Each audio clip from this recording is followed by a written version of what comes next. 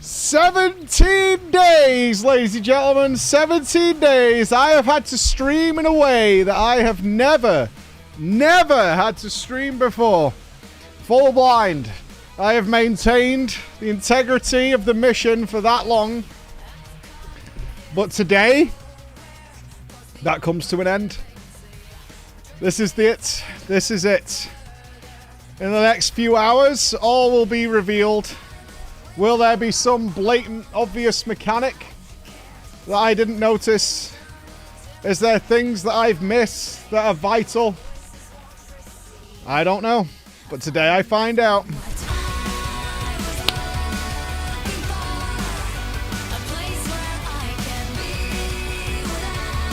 I'm nervous.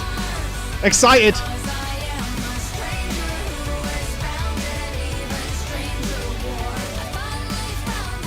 It's gonna be a hell of a day. I don't know if this is the last boss. In fact, I do know it's not the last boss. But I don't know if it's the last boss I can physically do. Because we saw, when we were browsing through the events, that there is another boss. Fat Alice. But I can't do that, seemingly, until Master Rank 99. And in the... Let's do an update here. 145 hours that we have put into this game. I am less than 50 on my Master Rank. So, my gut instinct, of course, that Fat Alice is some sort of super mega boss after you grinded your tits off for another fucking 150 hours or so that you could go and do because you're gimmicked to the tits and you've got all this kind of shit. I know that I'm basing it entirely off my weapon crafting screen, that there's only 2, I think, things remaining that we haven't seen. I assume one of them is Alan, and I would assume the other one is Fat Alice, to create some big juicy weapons of mass destruction or something like that. I can't tell from the armor, because that doesn't get revealed to us until we have like either a kill or a full set of things to maybe craft things with. But I can tell from the weapons question mark screen, that's what we have. It has been a hell of a journey. And right in front of me stands a dragon, which has been nothing short of perplexing, is the word I would use. Perplexing. And all over the weekend, my brain has been preoccupied with what do I know for sure? What don't I know? How does this work? There's gimmicks to it. But they're unclear. And I'm not sure. Etc, etc, etc. As more I delve into this fight, the more things get a little confusing as to how this thing works. Try to piece it together. I've had room-wide AoEs that do nothing to me. I've had room-wide AoEs that just kill me. I've had moments of being able to do things that I could not repeat. And I don't know how it happened the first time. Did I just get lucky? Did I not? I don't know. To be a little bit more specific, you can see my eyes are avoiding the chat right now, just in case. Just in case. I've become very good at, like, not looking at directly what people are saying. But I made a list in my head over the weekend of what do I know confirmed and what I don't know.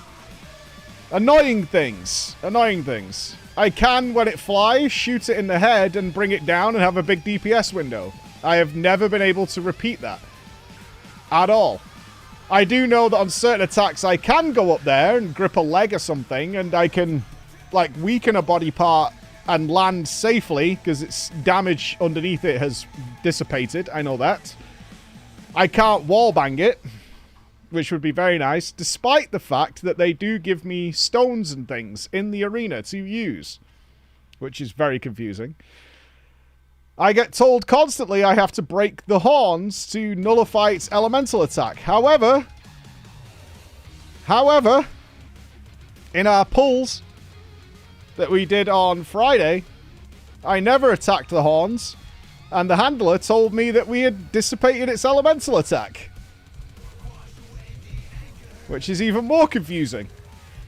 What does the horn actually do beyond disabling one of its types of attack, which just isn't that dangerous anyway?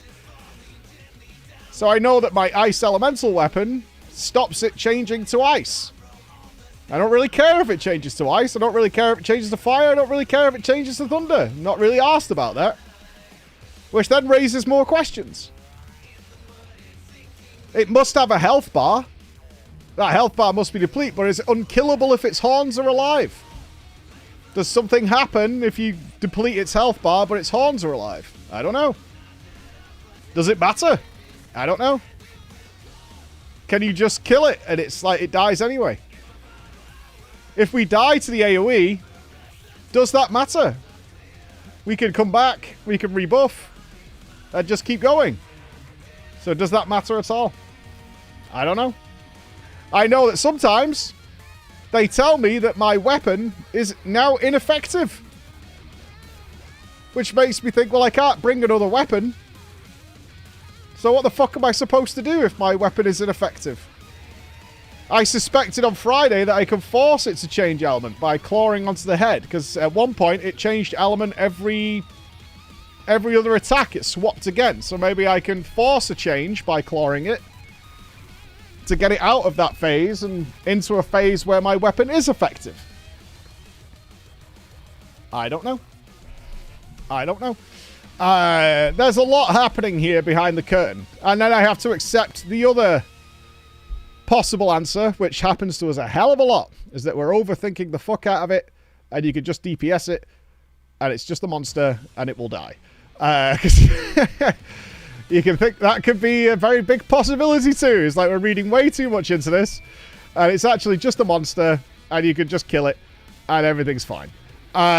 So I've been thinking, like, what is the game plan here? What is the game plan? What do I want to start with in these limited hours before all is revealed, and the curtain is pulled back, and the mysterious Wizard of Oz hiding behind the curtain, secrets are exposed? Am I going to be a cowardly lion?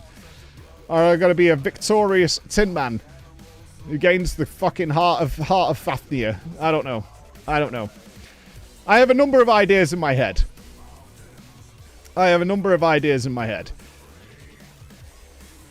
think what I want to do is probably stick with my elemental weapon for now, because the game heavily pushes that.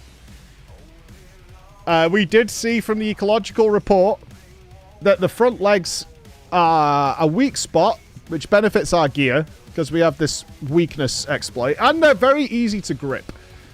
So what I'm hoping is a bit of better execution in terms of not getting hit by things left and right, is that we can get some opportunities to just sort of DPS Zerg the horns, instead of trying to focus on the horns. I spent a lot of pulls just trying to hit the head, which is awkward to say the least outside of certain attacks. Very awkward. Can be done, but very, very awkward. You have to be very precise about how many times you push the attack key before he then smacks you. I actually think I want to change my consumable setup a bit. One of the biggest down... Because it's a weird fight in that we're under some DPS pressure before the big AoE. Like, very clearly it wants you to destroy the horns before it does the big AoE. And the biggest downtime to DPS is actually healing. Especially if you're using potions, because they have a very long time. You have to run away, you have to wait for it to tick up, you have to dodge other attacks. That's a huge DPS down. So bringing materials so I can just craft max potions and have the instant heal is probably a good play rather than relying on potions of some description. And just trying to get a better general overall uptime. I think that's our plan here today. But either way, we are against the clock. We are against the clock, ladies and gentlemen. We are against the clock. So we're going to boot in. But that's where my head's at. That's where my head's at. That's how I think. So what will change? Let's say this. What will change after tonight? We will play ordinarily after this. We will look at, like, what the same way any human being would play a game like this, which is like, oh, okay, we got this boss. Let's have a look at some tips of how this actually works. What can we do? You know, we'll be able to do that, assuming there's something waiting for us after this. But we might take a vote on that as if like we'd really like to see this done blind without the tips. I assume tonight won't be revealing like, oh, okay, you have this boss coming up and this is how you do it. It's going to be more a case of like, this is what you missed. This is what you should check. So I don't know. We'll leave that to you guys to decide a little bit. I will be interested to find out whether there's some mechanic that I haven't seen. But yeah, do we get a build from like Monster Hunter Wowhead or whatever it might be? I assume if I Google like best Switch Axe build, there will be a whole website dedicated to it, or some tip on what is the optimal DPS combination to do. You know, something like that. It's like when it drops down, you should be pressing like Y, right trigger, blah, blah, blah, blah, blah. You should be doing that thing. Why we stash? Stash? Why stash? What's that, Chris? I can see you doing something. Why stash? Why are you stashing at me? Oh, be gone. Oh, I see. I wondered, like, oh, right. I thought the camera had frozen and I was just sort of glaring at you in some mysterious way. That's what I thought was happening. Chris is doing something to the stream, and I don't know what it is. Chris is up to something. I can see my stream being modified in some mysterious way over there. Nervous is the wrong word. I'm excited for tonight. I know I'm going to facepalm very, very hard. Like, huge facepalms. I obviously have a bank of questions I want answers to. Of things that I've kind of noticed and things like that. I think we can do this. I am no doubt capable. How much do I think I'm missing overall? I don't think I'm missing that much in terms of, like, basics. I don't think. I think I'm likely missing the nuance of how certain things interact with each other. Like, I have theories. I've talked about mounting monsters several times. I don't know how that works. Sometimes I can mount back to back. Sometimes I can't, which makes me think, you know, I've had like multiple theories of like you can do it once per environment. There's some sort of DR attached to it. I'm pretty confident in various back-end mechanics that I think work. I think I'm definitely correct on the knockdown and the stagger being independent back-end bars that fill up. And if they overlap, then it resets and starts again. Because we have had certain occasions where we've had knockdown and then it's immediately gone into a stun, which has immediately gone into a knockdown. Or whether this is just a gauge that keeps getting larger and larger and larger so you can't chain it back to back. I don't know. Something like that. I believe there's some very specific interaction between Claw and Enrage.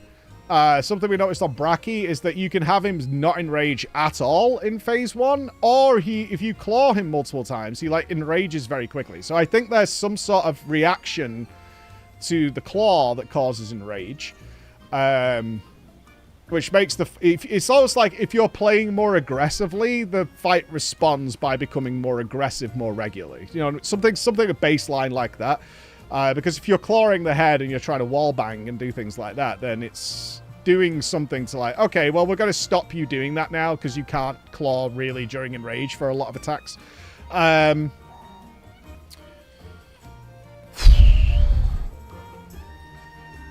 think that's the stuff I'm probably missing.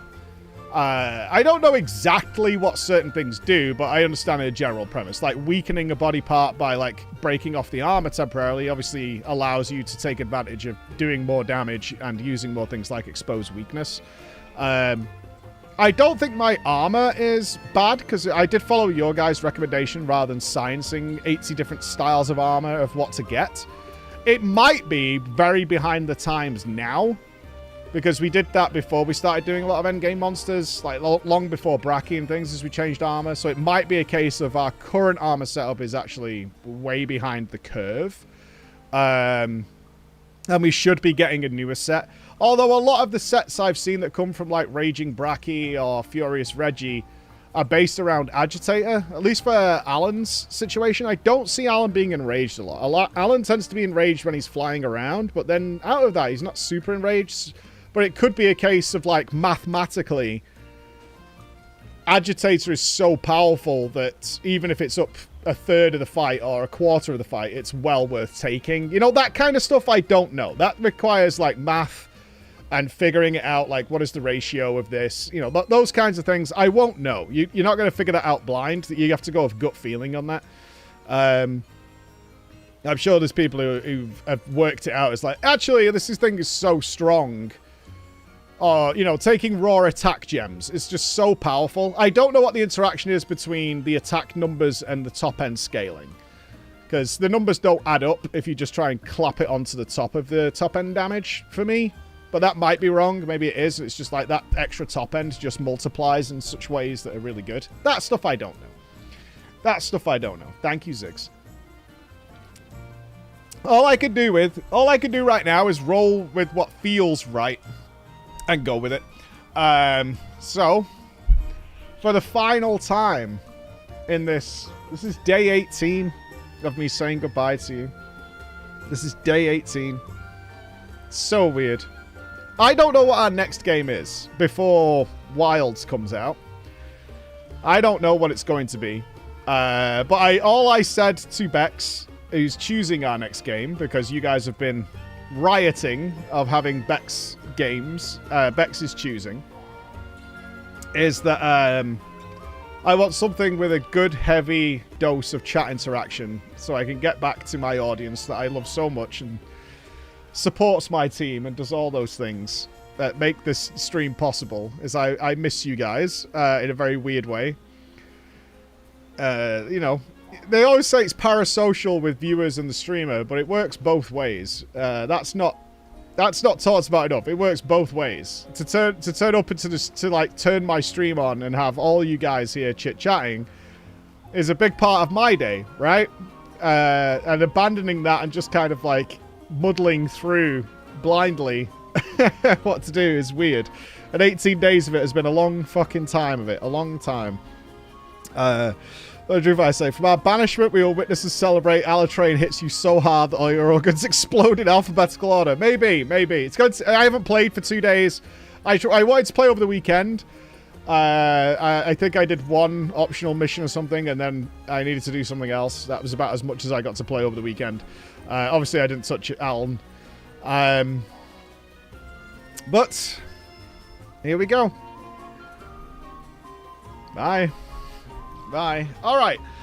First things first. Let's sort out our item situation here. All right. So we made. We're running out of consumables. What was our Alan setup? Is it this one? Is this our Alan setup? I think it is. No, that's got antidote in it. Which one was Alan? I don't know. I should have labeled these. Was it loadout 8? It might be, but we are down on consumables, which is kind of sad. I'll check the radial in a second. Well, we have hot drinks in here and cool drinks. No, this isn't our setup either. Oh, let's make a fresh one. Why not? We don't need antidotes. We don't need nullberries. We have ancient potions, mega potions, max potions. Right. We don't need traps, so they can go. What do we need? Flash bugs we want. We need dusts of life. Let's take those. Those are instant heals. Let's take them. We have demon drugs and armor skins, which probably need to be crafted more. We're not going to take normal potions. I think it's time at this point we don't bring normal potions. I need to know what max potions are made of. They are made of mega nutrients and mandragora. So we want to be bringing those. So let's bring mega nutrients. And mandragora is a shroomy shroom. Which is where? Is it one of these? It's like the brown one, right?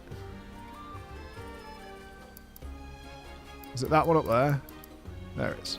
Alright, so now we could craft max potions while we're out there. We have all our power DPS buffs. Is there anything else I should bring with me?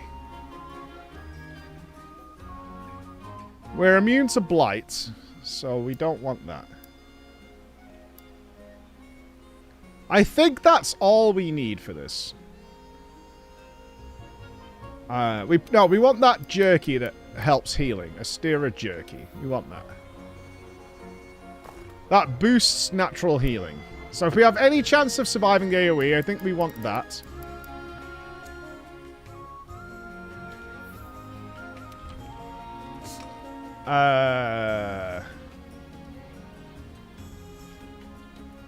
Right, loadouts. Let's save this here. Right, let's sort our radial out. Right, we'll drop... I'm happy with these mantles, kind of. I don't know whether I want to take a fireproof. Flash pod. Let me swap that to max potion. I'm going to have to get used to having that. Let's swap that to the jerky. So we don't have to sift through our menu to do this. Is it that one? There it is.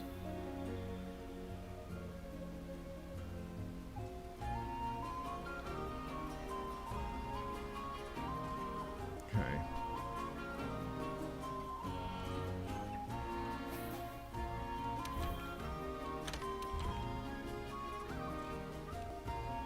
One thing I do want to ask that is how this works. Overwrite the radial Mantle loadout. Right, let's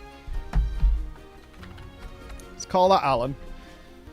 I think that's all we need. I think. We don't need to cure anything. We just need to heal.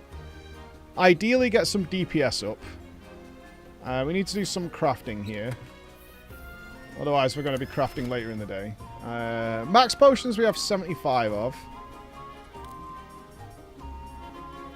We're low on catalysts.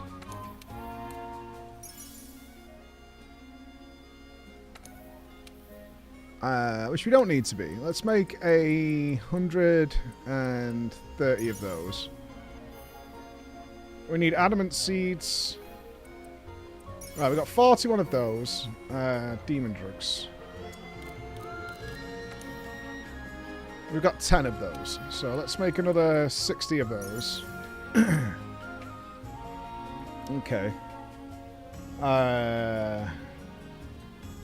Do we want dash juice? Maybe. I want to reduce as much downtime of having to heal and DPS as possible. I think that's what I want.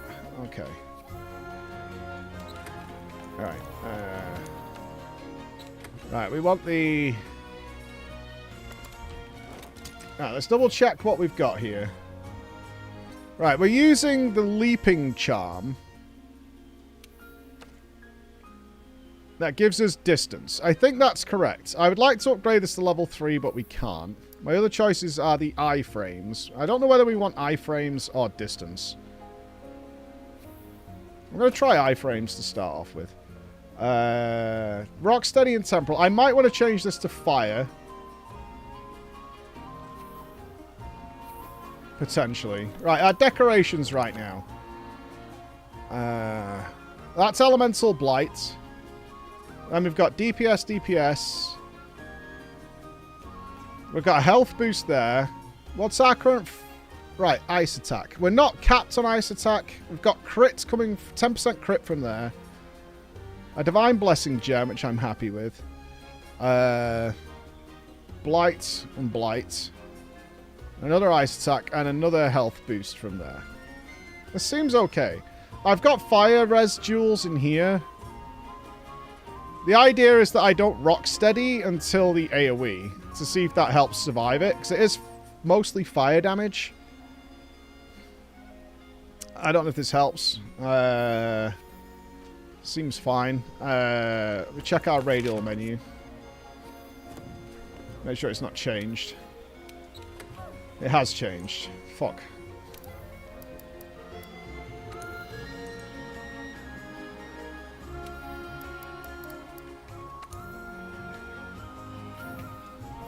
Okay, do that. We can get some stuff from the Steamworks. I noticed that was full when we got in. So let's do that.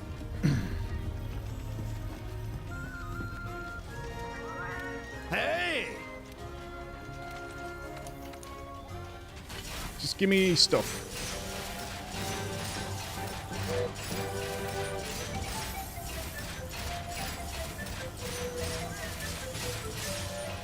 Oh, the machine's on fire! Oh, in a good way. Steam's building like crazy!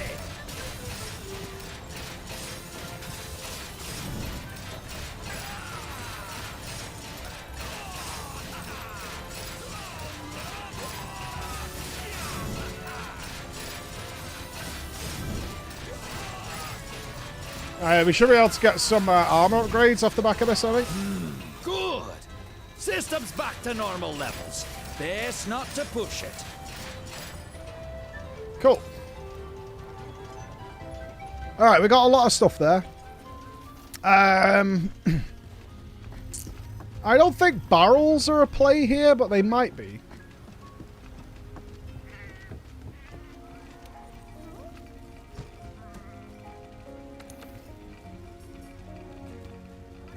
Feline black belt. There's nothing that's got to give us the food buff, right? The food lasting buff. So that's a daily buff. Okay. Let's go with attack then.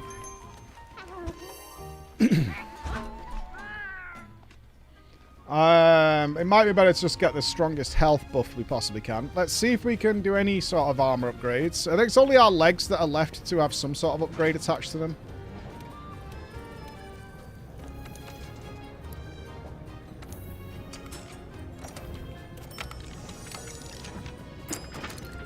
Okay, so they're nearly capped out as well. So we're about as strong as we can possibly be.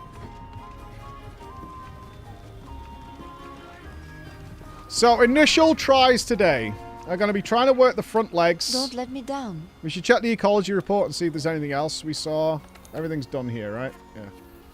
Alright. If there's more knowledge to acquire.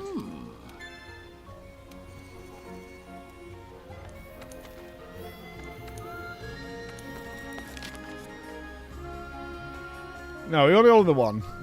You can mitigate the damage of Alatreon's powerful shockwave does by attacking it with an effective element. You can also use healing items during the shockwave, so get your dusts ready. That's it. So the front legs are considered a weak point. We can cut the tail off, which we've never tried, really. And his head is breakable, which we know we have to do to bleach the horns. Okay.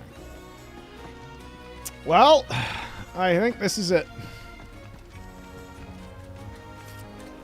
I think this is it. Let's check what we're building. We're doing Mandragora.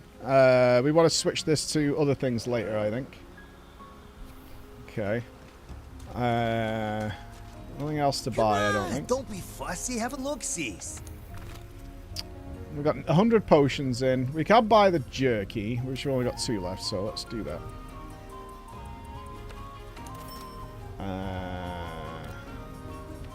Trap tools, we've got 72. We can't trap him anyway, so it's whatever. I think that's it. Whew. It's time. It's time. Let's get this started. Alright, first couple of pulls, we'll obviously be getting back into the swing. Oh, come on. Give me this. I also don't know if we're like only halfway or a quarter of the way through the fight. I have no judgment on how much HP our boy has. That's Alatreon? Well, we can't do that immediately. Incredible power. Tail? If that power isn't contained, it could be the end of us all. Weaken the tail. We think elemental weapons should be able to shut down Alatreon's powers. So non-elemental weapons won't be of much use, huh? Hunters, you got that? Okay, it needs to jump through that. Right, try not to use mega potions. If you keep an eye on those walks back horns, into it. you should be able to figure out which elements are effective. Yeah, we don't want to be, need to get used to using max potions.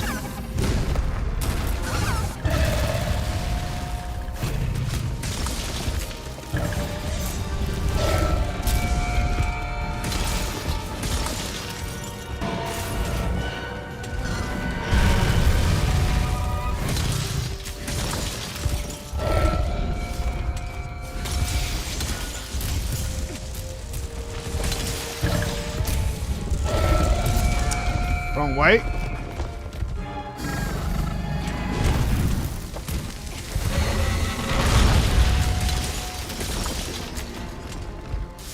Ah, I'm really bad at that one. Recognizing that's coming.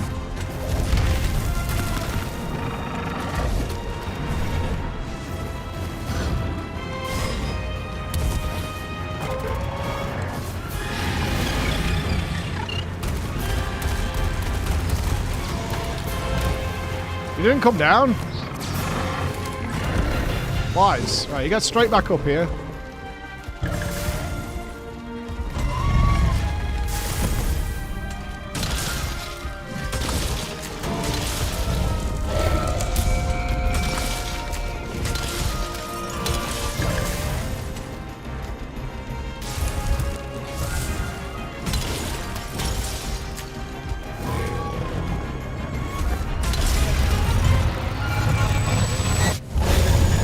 Something's happening to it.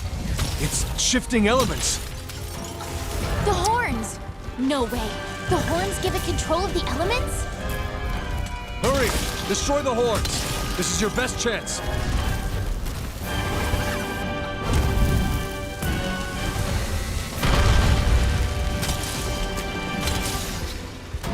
Swipe.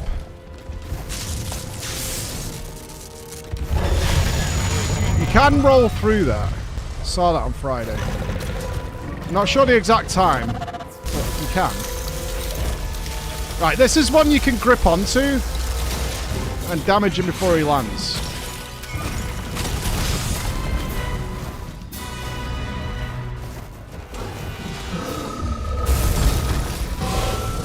Oh, what?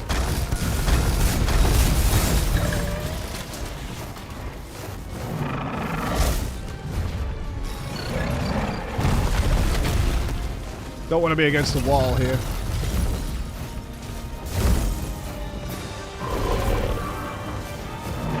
I don't think I can bring him down now.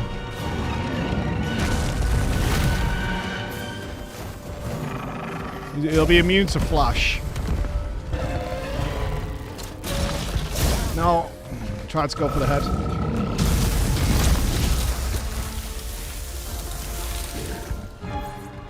I need to weaken this front leg again.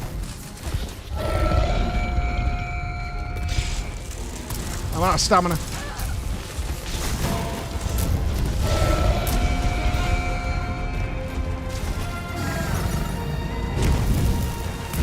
Yeah, this healing downtime is not acceptable.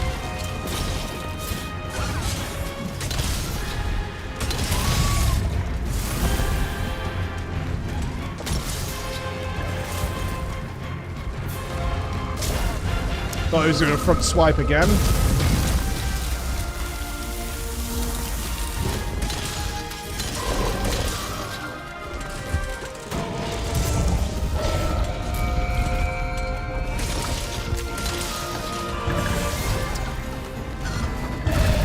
So bad at that swipe.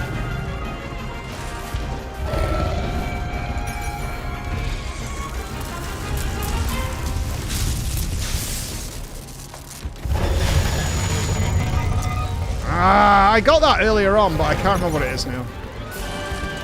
It's around then. It's around his crash down.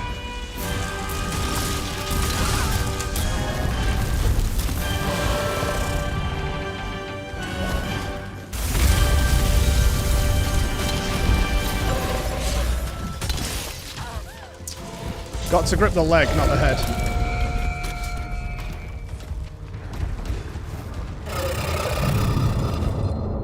Treyon's readying a big attack.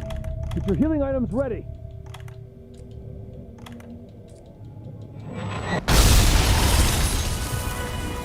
Okay, I tried to do bad things there.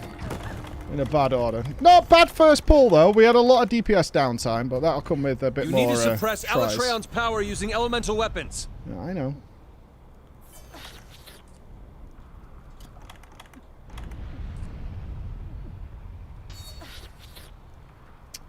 We're gonna have to ancient potion here.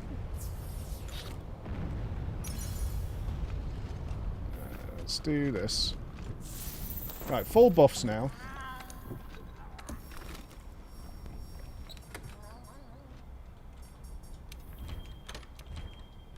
Alright, did that change my radial? No, it didn't. Okay. So I need to go radial right, radial bottom left during the AoE. I also put on the temporal mantle instead of the rock steady, which we didn't want to do.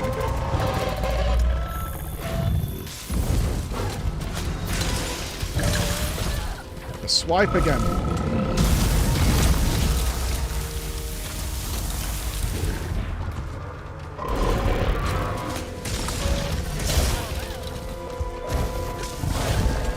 Oh, I should have one attack there.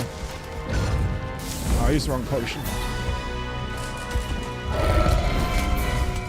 Ice element has no effect. Yeah, You I know. can't shut down Alatreon's power with that. Study the monster and find out which element is effective.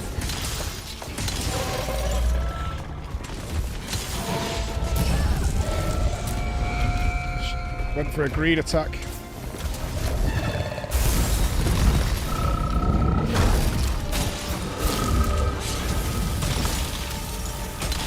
Maybe should have rock steadied there.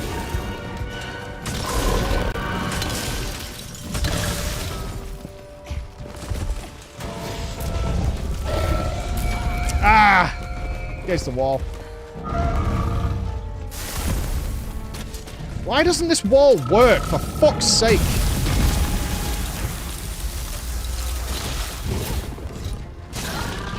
I mean, go into the... It did work! Why does that one work?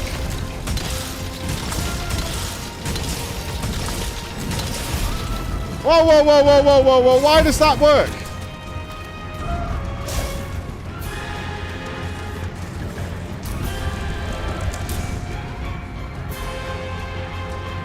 Is it these? Does it have to be one of these little mounds?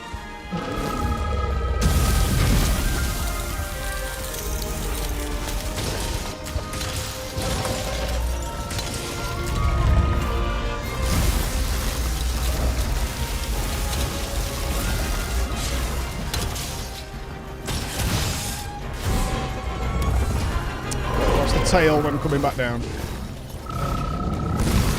Surely he can be flashed down again, though, right?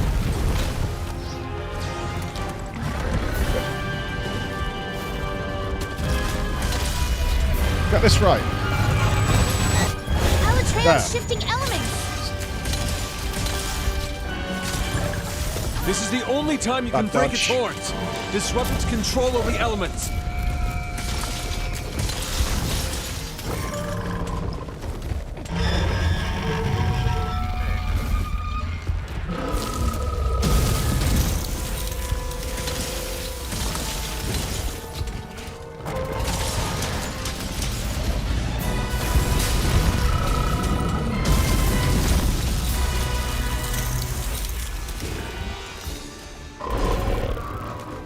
He is currently enraged.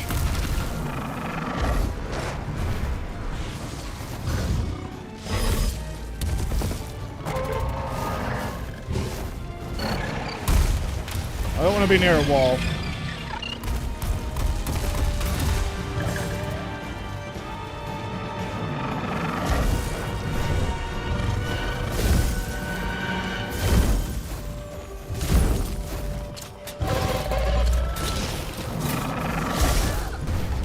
Never try and grip him, man. It's too dangerous.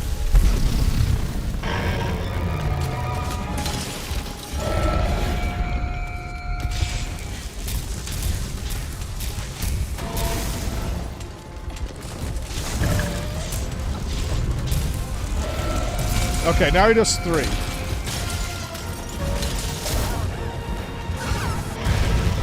Needs to be bearing that in mind. He does 3 lightnings on the floor now.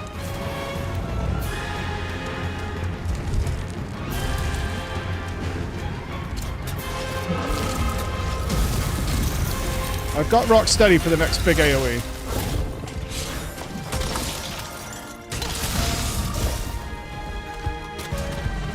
Yeah, I do not want to be near this wall. 1, 2, and 3.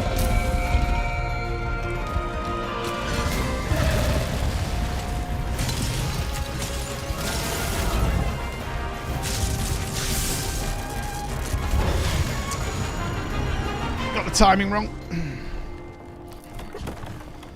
He's got to be due his next AoE soon. We haven't destroyed any of the horns. We can get him... we can wallbang him, but I'm not sure if it has to be into one of those, like, little mountain crevices things. That looks to be it. It looks to be, like, very specific areas that you can be hit into. Which makes sense. Why would they give us these stones? It was fucking bothering the shit out of me.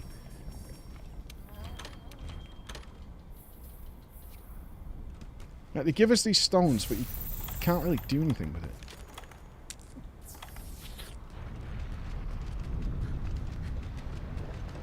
I don't feel like we've done anywhere near enough dam, though. Especially now, I think my ice element is, like, completely pointless during this phase now.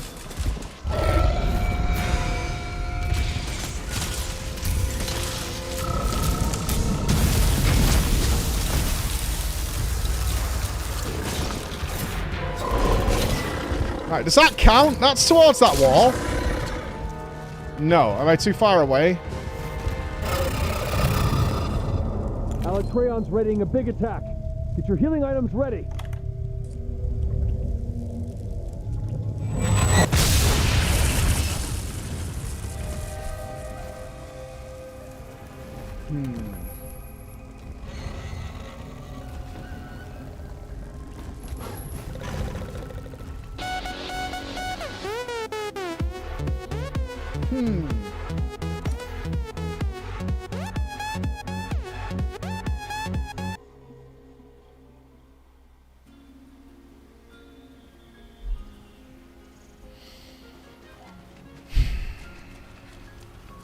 We got some knowledge. There are places we can wallbang him.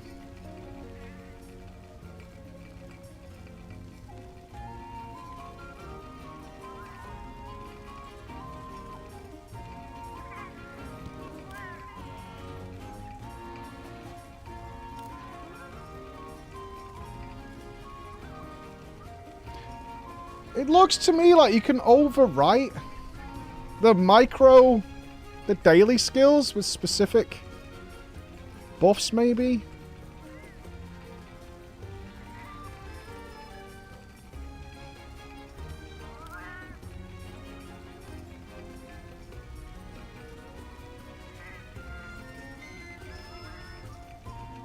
Like, that one gets Acrobat and Riser.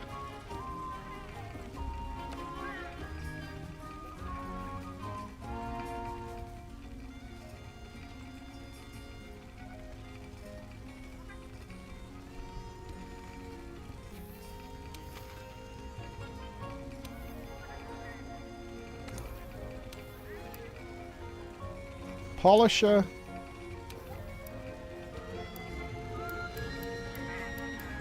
I can't remember what it's called, but I want the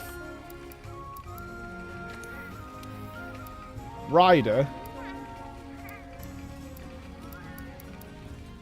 That goes back to Polisher.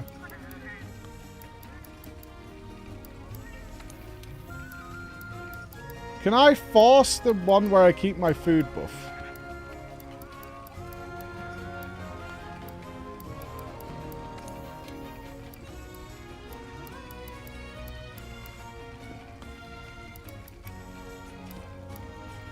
I'll be trying this all day. I think I just have to accept. Without Googling it, I don't know if I can. It looks like I can change whatever the cat buff is. But what I could change it to, I don't know. What's our opener here? Does it get stones while he does his initial thing?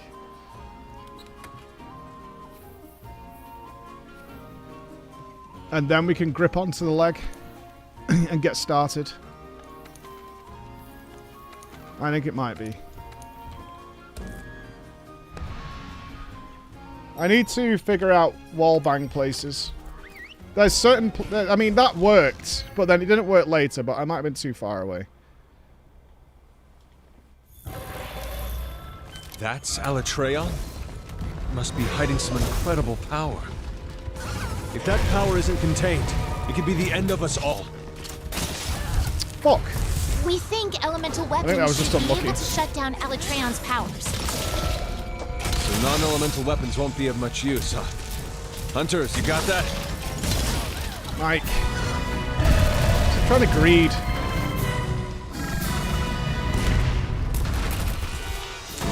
If you keep an eye on those horns, you should be able to figure out which elements are affected. Right, I should be able to wallbang here. He's right next to a wall.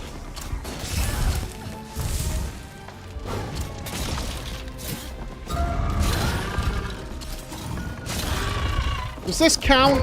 It's too far away, right? Fuck, man. It's like there. It's gotta be this.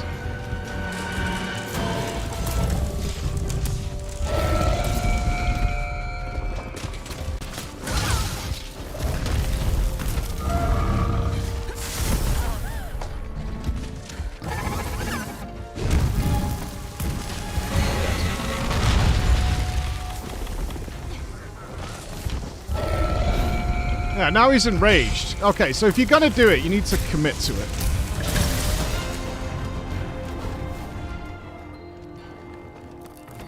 Yeah, if we're gonna do it, we have to commit to it. He's enraging if we don't do it. If we don't land it. Fair.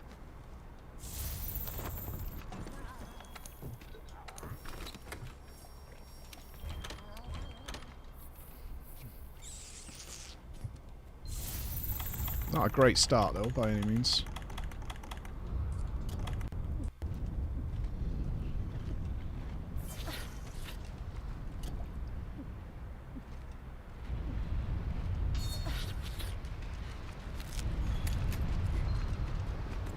So much damage downtime.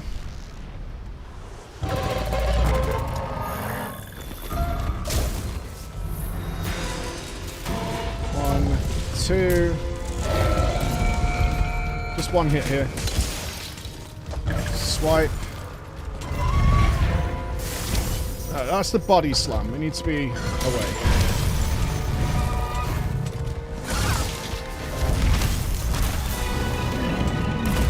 Been hit by every one of these attacks if it wasn't for the Temporal Mantle.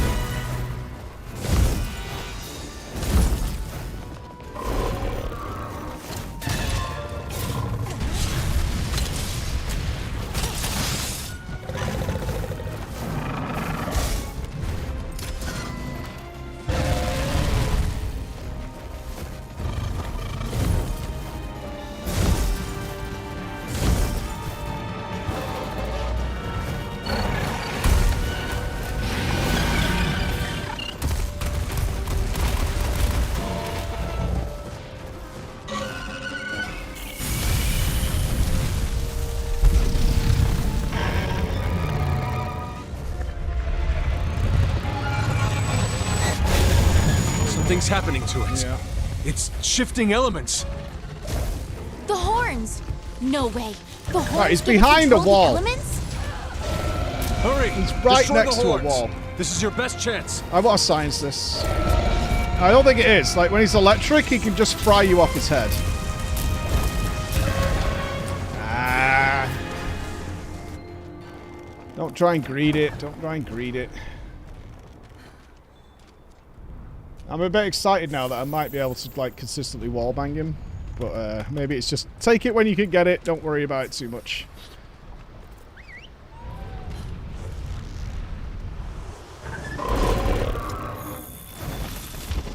Can't do it during electric. We know that. Swipe. Lightning. 2 lightnings.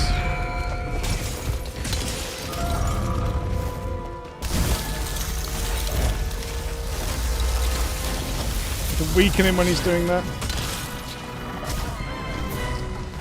Or not.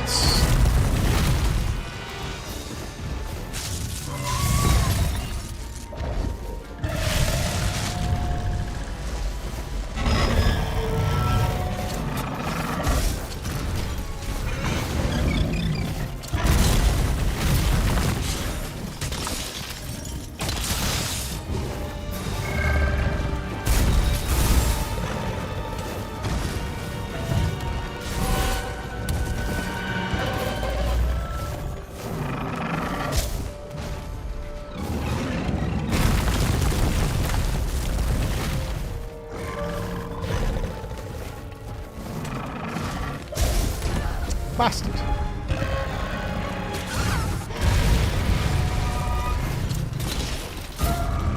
Oh, come on, man. He was right near a wall. Fuck you.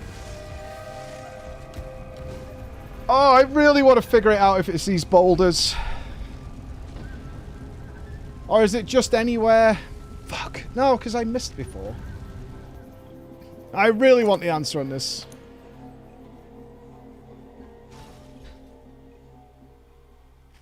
Fuck. There's something there that we can use.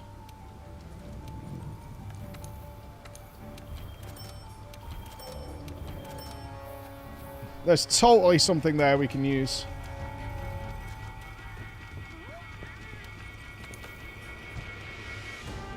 Feline foodie. That's the one, right? Yeah. All right. Okay, we got feline foodie. All right. All right. That means we're in for a sensible pull. Sensible pull. Or at least an attempt at one.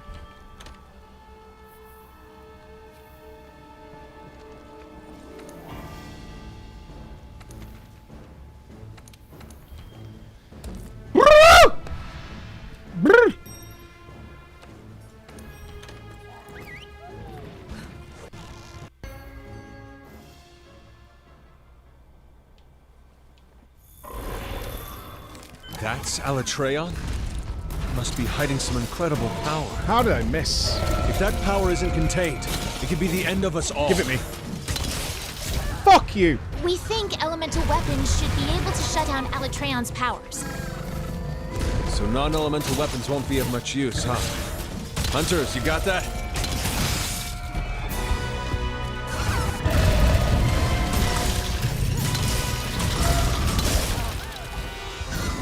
If you keep an eye on those horns, you should be able to figure out which elements are effective.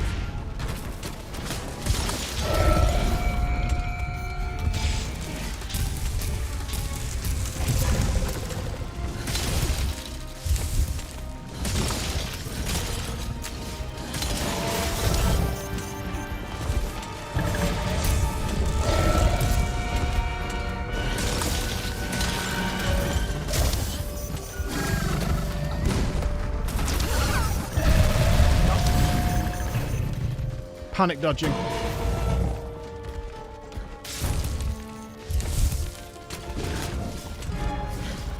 Swing and a miss. 1, 2.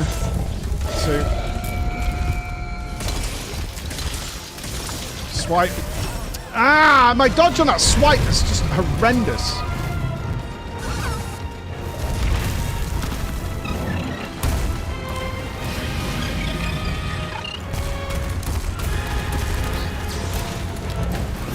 How?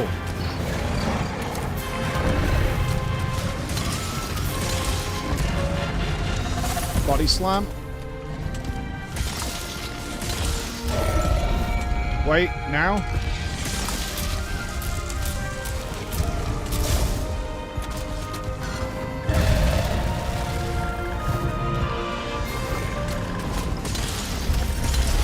Get this right.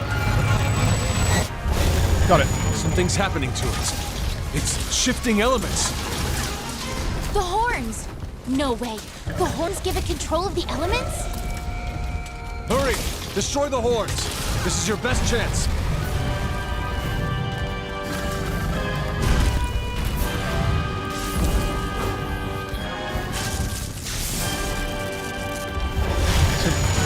That's too early. I think it's when its hands touch.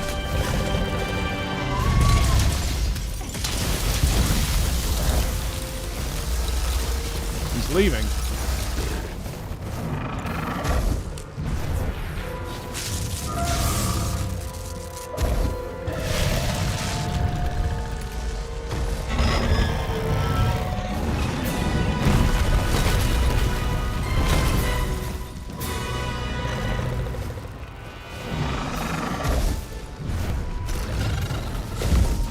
One, two.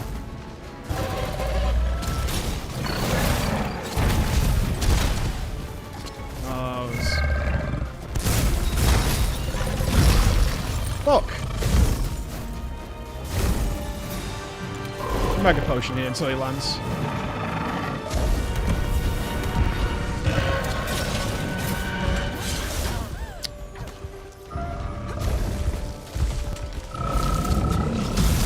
Oh, I'm dead.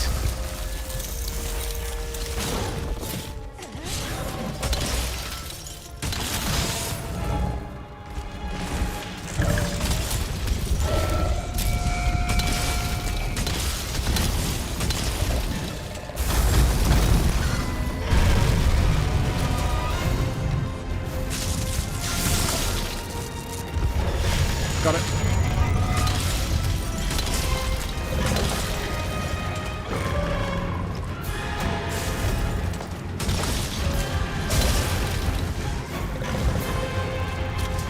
Tail.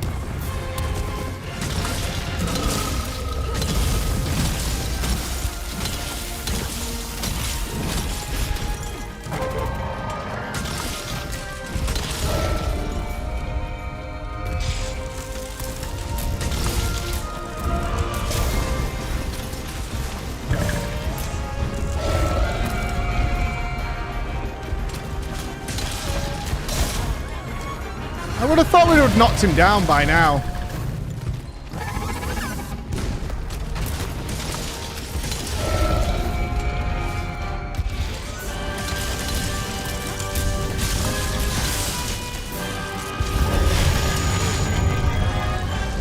You could do that roll really late.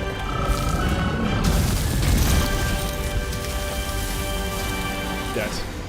Couldn't get out of that. I don't think our damage has been that bad. But it must be, right? We must need to push more damn than this. Okay.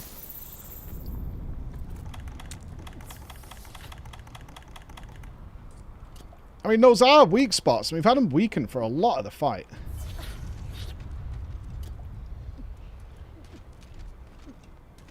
Huh.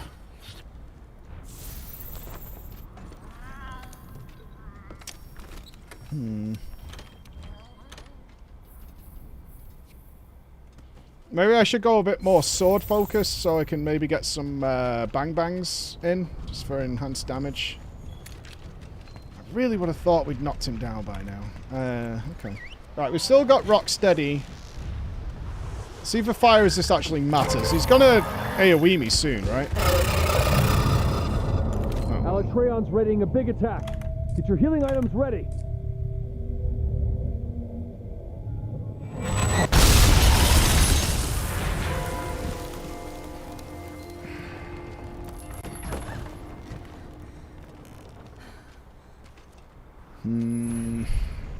You need to suppress Alatreon's power using elemental weapons. Yeah.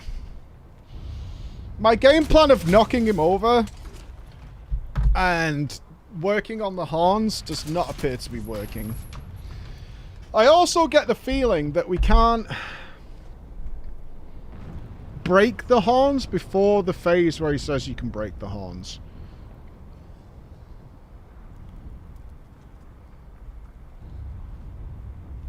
Hello, mate. Bit early for the attack of Bex, is it? If you get a food buff, I don't know if you want to call Emma. Oh, she's just come out of the hospital. Okay, yeah. Right, I'm just gonna call my wife.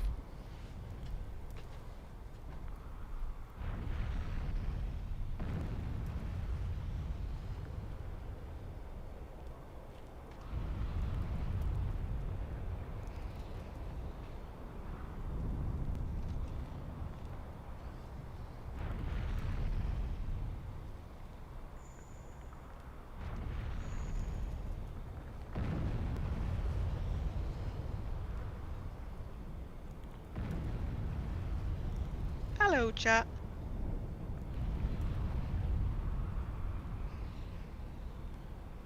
A joke?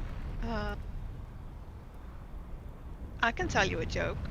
I was playing Monster Hunter Stories, and I killed a shark, and I thought, wow, I'm gonna get a shark egg. I'm gonna ride on a shark. And I got an egg, and I hatched it, and it was a dick. It was a red cave dick. That's what I got. Yep. The red Kezu. It made it worse that it was red. Yeah. So.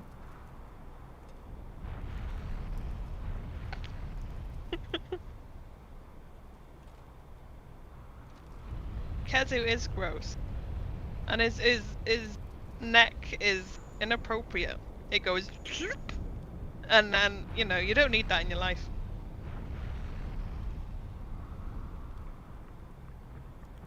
See, I've heard about the Kezu theme, but unfortunately, if you fight a Kezu in stories, you do actually get music, so...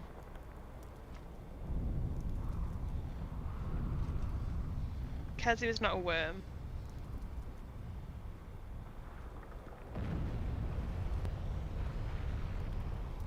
I don't want to see a Kezu figure. Yeah, it is! Cadontus. It is gross. Now imagine you were expecting a badass shark, and that's what you got.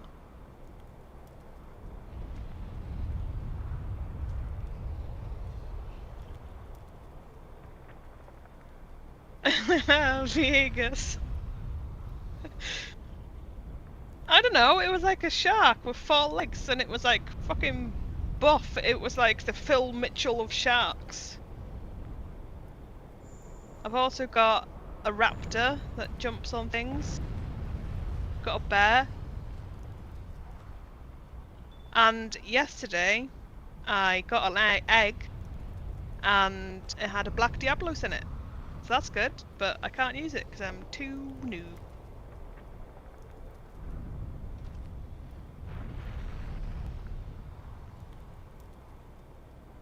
I know, right? It sounds good. And no, yeah, look at that. That you don't need that in your life. And the worst part is, the neck comes out. You know those turtles that have the fucked up necks that go? It does that. You're like, you're just minding your own business. And I called mine unfortunate. And so if I've got unfortunate out in battle, and he just goes. You don't need that.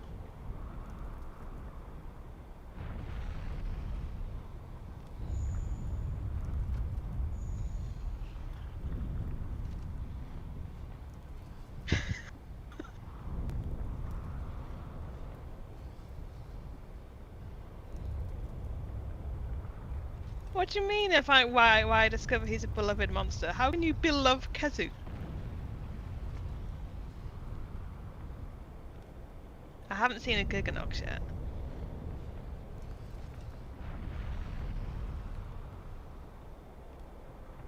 I have rode a Kezu, because I've got a Kezu, and he's called Unfortunate. And now I've got this stupid spider, and she's shit, but she can climb up vines or something. So, like, that's good. And I met this really rad guy, apparently. And he's like, yeah, I'm totally the baddest hunter. And all he does is, like, stand in his house and go like, yeah, I'm cool, bro.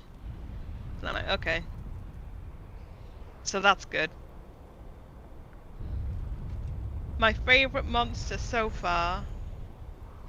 I like my bear because he's cute and he just eats honey. He just doesn't give a shit. He just, you know, just eats honey. My favourite monster I've seen so far, though, I have a soft spot for the Banbaro. I love the Banbaro. And also the Basil.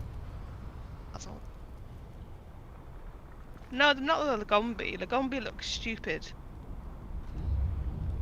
I called mine Kebanog, you know, after the Monty Python thing.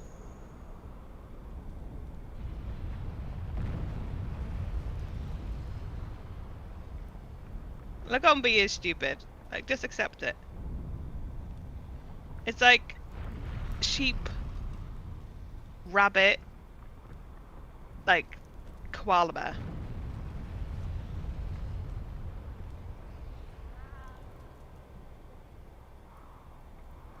Yes, it is. It's like a sheep, rabbit, koala bear.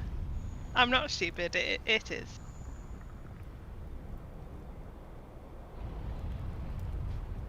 The Mad Pickle. I haven't seen a pickle yet. I don't think I'm very far in. I've got a Rathian, and I can equip a Rathian that I got from an egg, which is good because I think like 5 minutes before it, I found a Rathian in this new meadow place I went to, and I ran up to it and I was like, well, let's see if I could kill this pink Rathian. No, I could not. And then I went to a rare nest and I got one.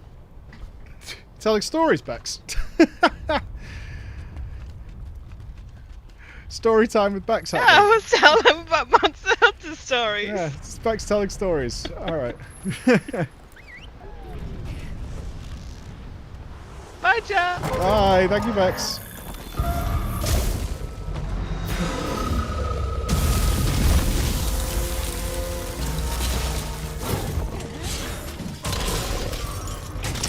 I am debating whether my leg attack strat ain't worth.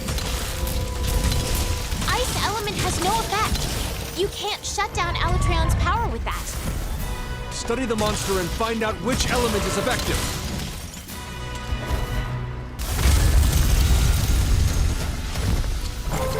Need to be faster on that one. He's gonna knock me down now, isn't he? Yeah, I just dodged something.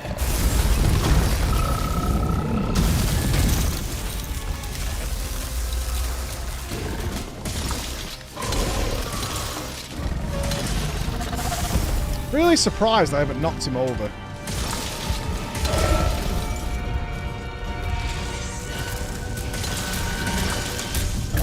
Swipe.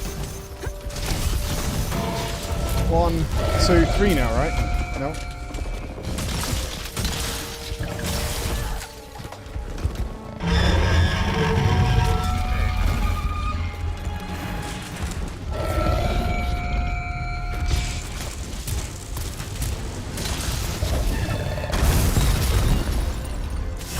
Swipe! Gotta be better at swipe.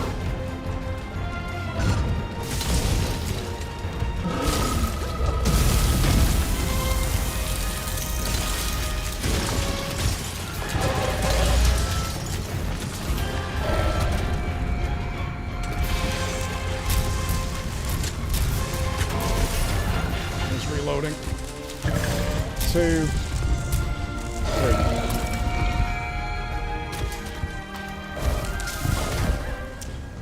Bad time.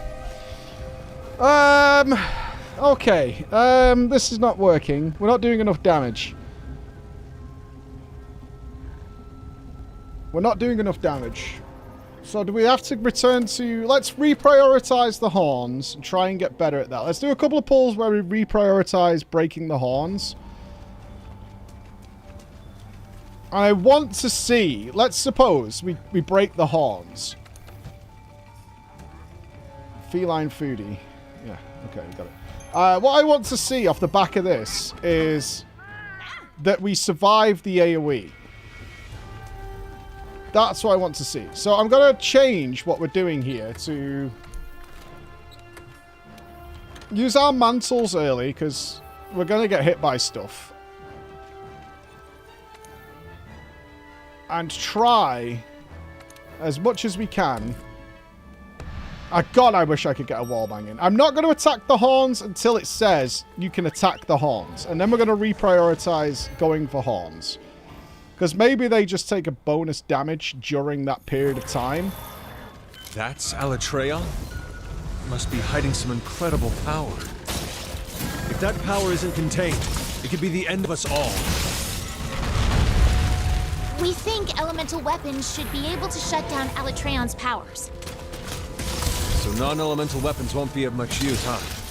Hunters, you got that?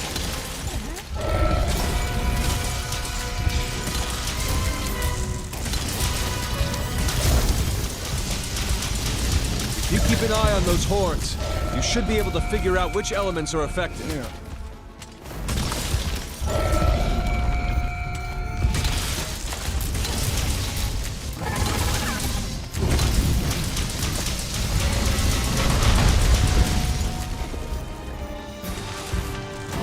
Oh, roll into the wall.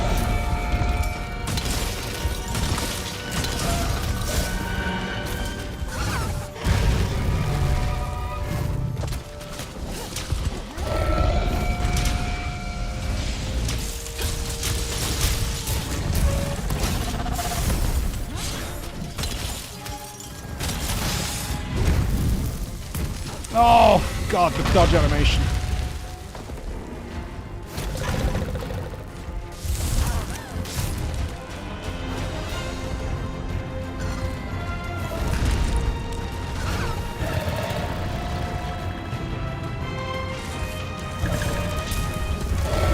He's near a wall.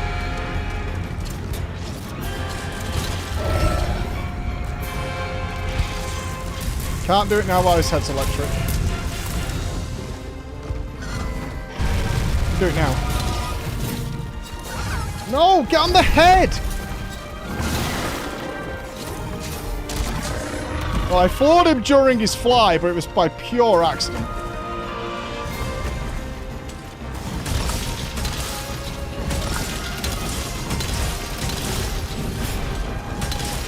Oh, we got some horn damage. 1, 2.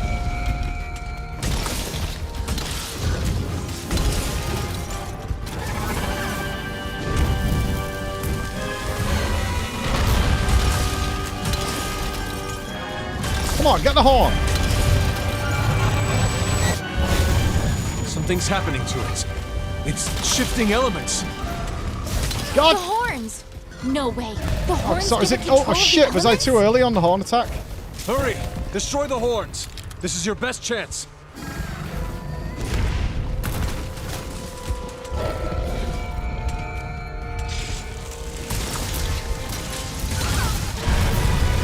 Greedy. Stunned and dead.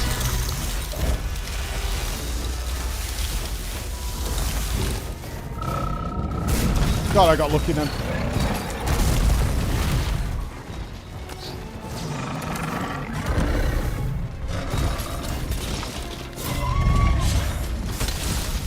No, gripping the head is so hard.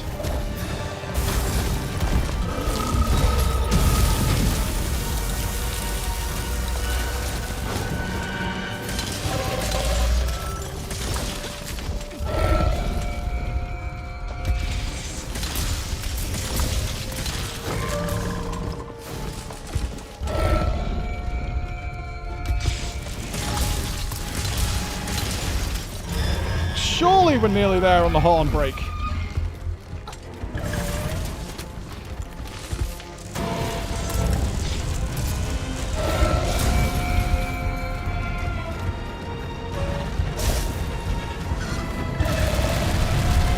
The horns are broken. It doesn't look like it can shift to ice active mode for now.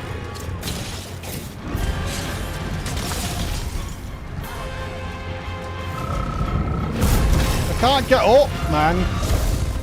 Fuck.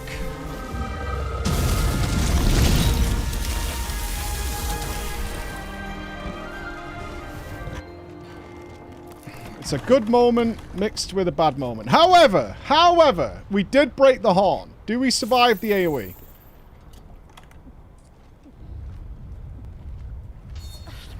Do we survive the AoE? That's the question.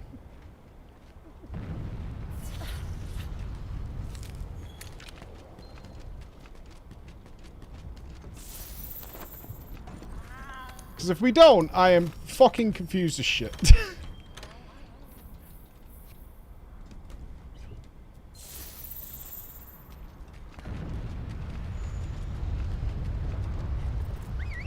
I'm gonna rock steady, jerky, and heal. It's any time now, surely.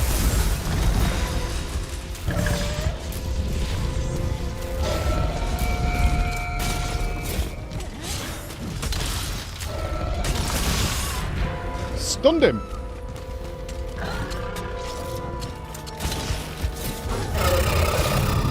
Fuck. Alatreon's readying a big attack. Rock steady. Get your healing items ready. Heal.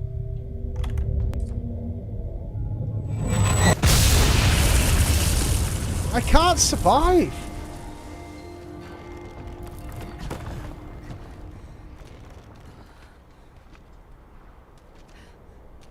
You need to suppress Alatreon's power using elemental weapons.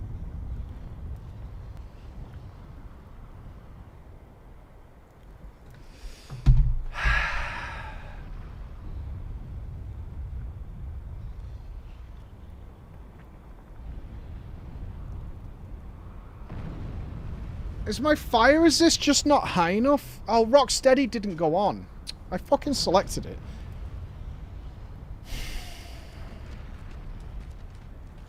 But if that's the case,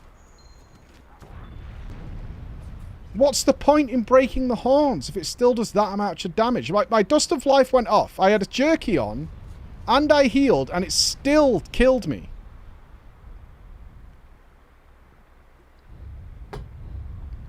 So what's the fucking big idea here?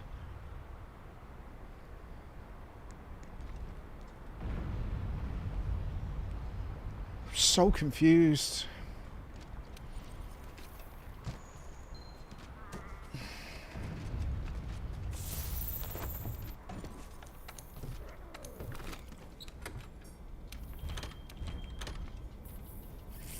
I used a jerky, I cast a heal, but it's still too much damage. What's my fire resist? 14. How did I get him to do the ice one previously? Because if he's nullified his ice, that should make it so the ice is...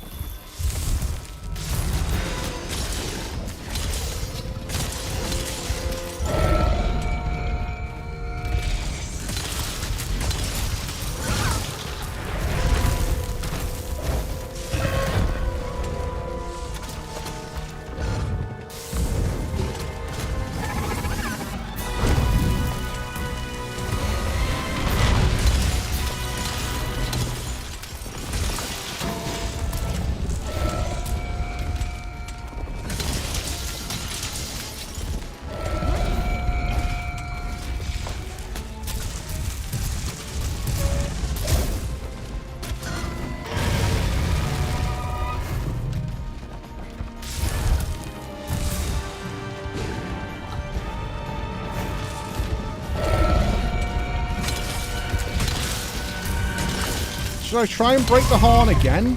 Body slam.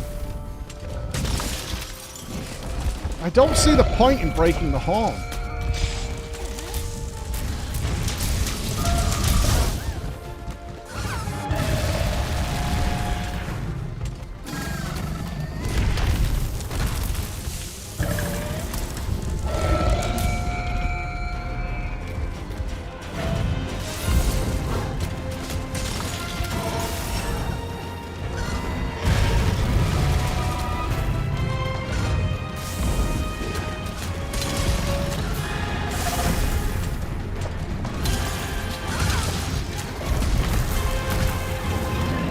Far enough. It's super bugging me.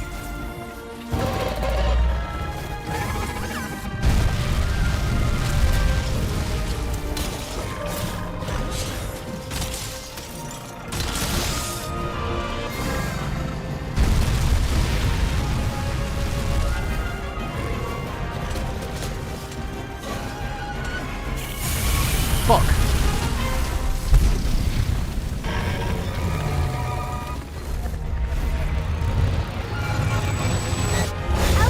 Shifting elements. Right, that's Thunder Phase when he's purple.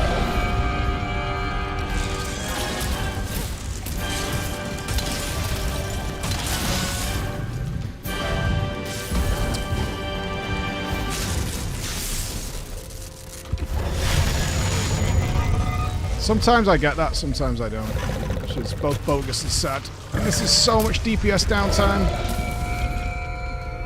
Mega Potions are dog shit. Not worth.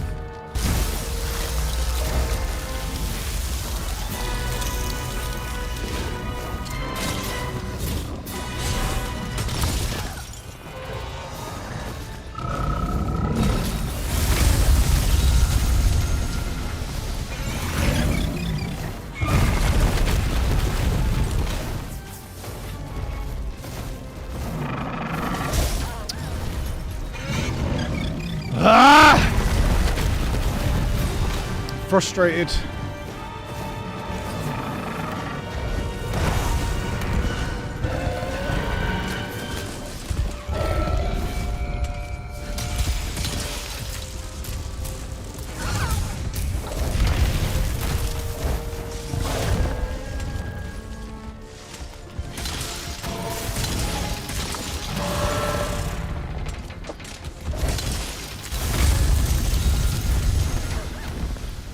Needs to be going up faster there when he does that.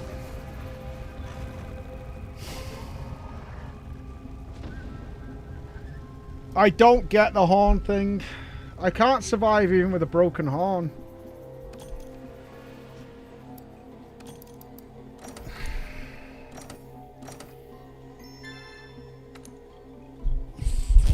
What am I missing? I'm missing something. We're supposed to be able to survive there. Is it just flat fire resist? Well, I have 2 fire resist gems in my Rocksteady, and the Rocksteady didn't go off. I need to see that happen. I need to see whether this actually works.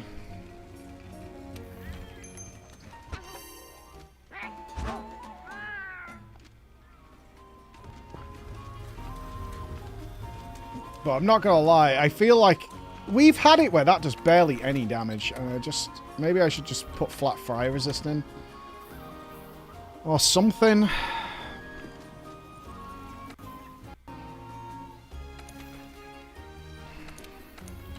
Fuck.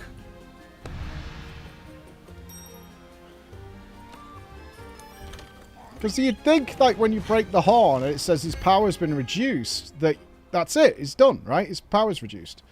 But that's not the case. That's Alatreon? Must be hiding some incredible power. Could do this that here power during isn't electric. contained. It could be the end of us all. We think elemental weapons should be able to shut down Alatreon's powers. Mr. Warner here. So non-elemental weapons won't be of much use, huh? 2, Hunters, you got that? 2, 3.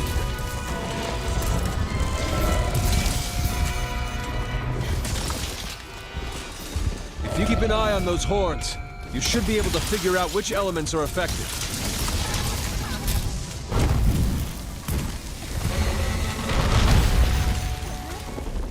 Went in a bit early.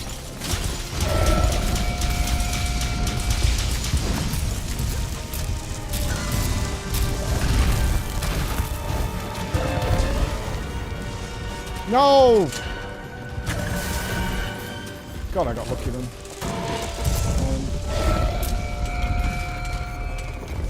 Too far away.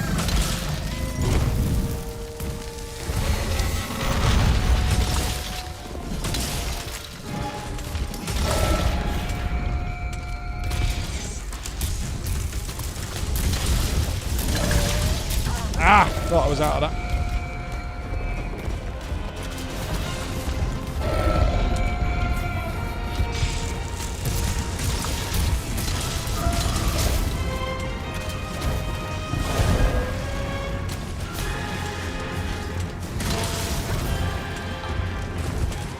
One, 2.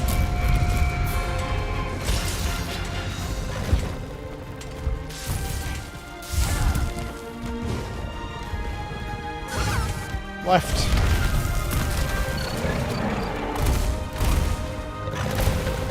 Is he staying up?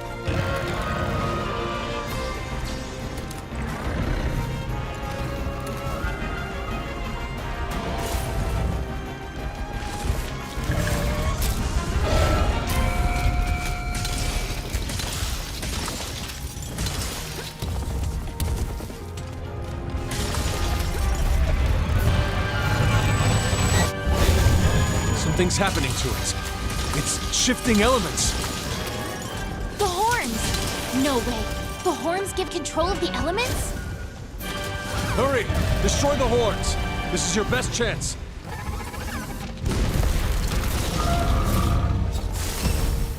That had to have been close. Oh, get up, man! God, one fucking mispress.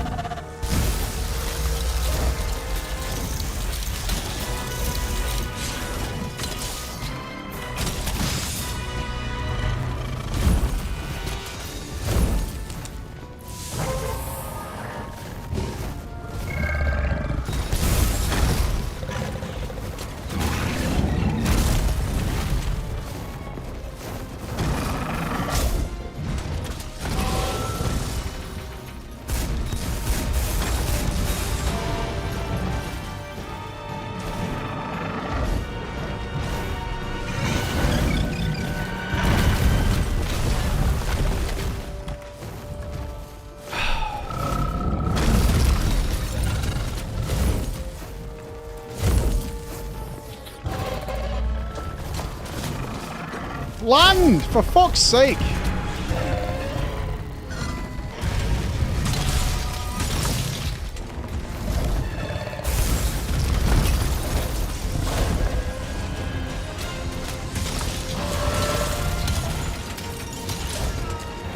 Really?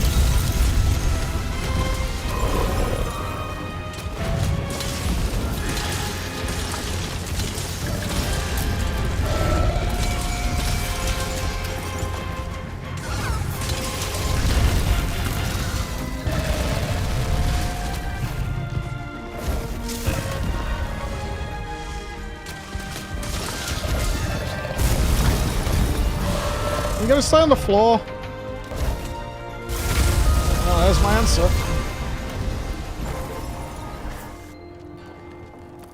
Ah!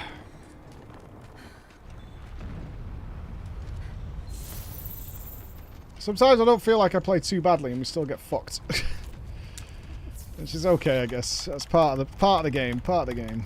That's alright.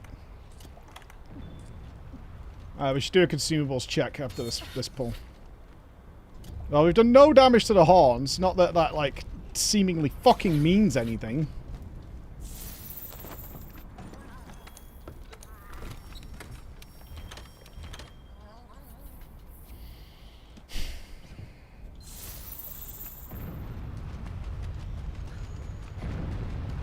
I assume he's going straight into Kebabalicious mode as soon as I land. It's gotta be close.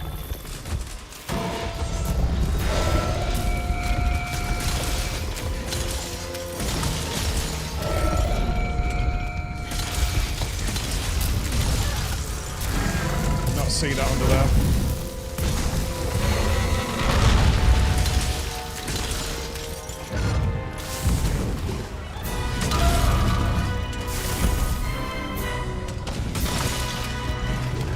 Go.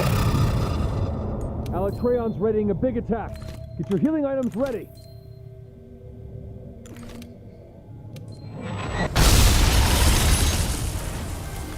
Well, okay, so what we can say for sure is if we break the Horn of Ice, it forces him to do fire. You need to suppress. But it doesn't seem to using reduce the elemental power weapons. of fire. It just makes him do the fire one. So we must have to boost our fire resist. That's got to be the solution. It's as simple as that. It's like you break the horn, that stops him doing the ice attack. So then we can predict it's going to be fire and we can act accordingly based on that fact. Right? That's got to be all it is. It's nothing more, nothing... I don't know why that's better, other than we have some fire resist.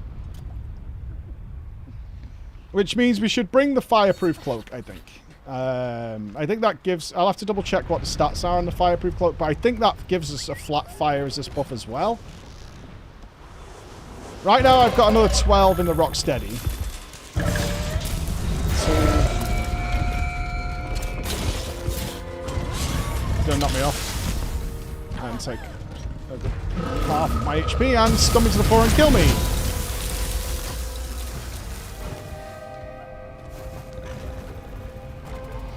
That was my fault. I clutched too late. Okay. Let's check what the fireproof cloak does. With an aim to do this correctly, where we break the ice, we nullify ice, we force it into fire. Because I'm not sure if the fireproof cloak actually gives us flat fire resist.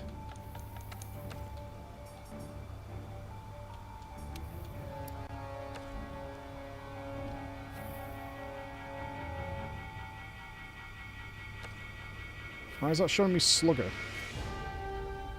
Reduces fire damage, nullifies fire blight and blast blight, and prevents damage from hot environments. So it does reduce fire damage.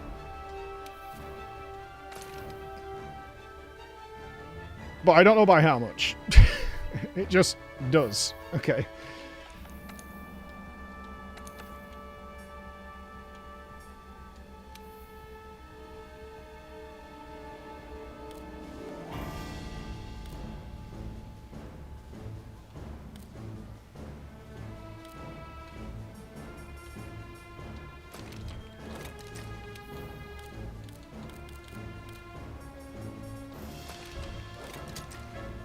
Alright, that'll give us another 12.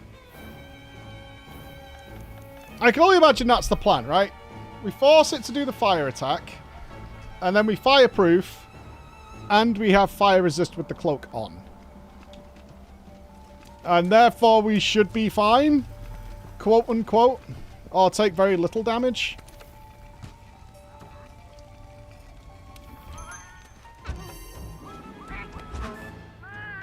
In theory, that's what works. I think we do go for the horns after they say go for the horns. That's something else we should science. Can we just, like, go for the horns immediately, get it out of the way? It's done, because I assume we want to break the horns before the next attack. Both horns. So it's... I think the fight proceeds as this. This is what I think. Phase 1. Break the horns, prevents the ice, forces the fire attack. You're built to survive that. And then in the next phase, we repeat that. And then maybe he has to die before that. Because I don't know what happens after that. Because he can't exactly grow a third horn. Unless he regenerates his horns. Which he could also do. We've seen them regenerate. Something. Phase 3, phase 4, something. That's my guess. That's Alatreon? Must be hiding some incredible power. If that power isn't contained, it could be the end of us all. Dude, that throwdown is We brutal. think elemental weapons should be able to shut down Alatreon's powers. So non-elemental weapons won't be of much use. Huh? Right, electric, we can do Huntress, it. you got that? I was saying that. We were going to science whether we could break the horns earlier. That's what I was going to science.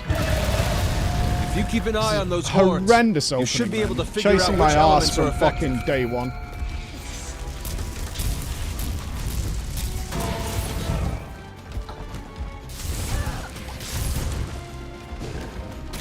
I've done nothing. I've done absolutely fucking nothing.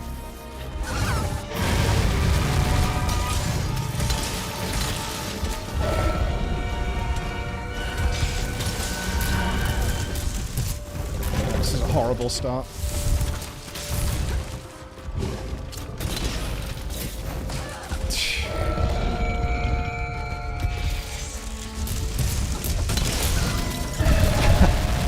I swear to God, there are some tries here where you just feel so helpless. And it's all your mistakes, like, I totally see that, but...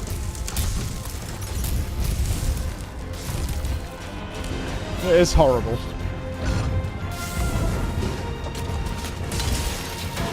Come on.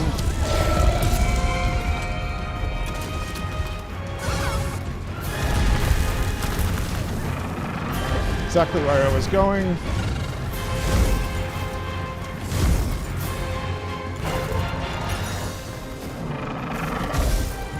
Just chomp those max potions, man.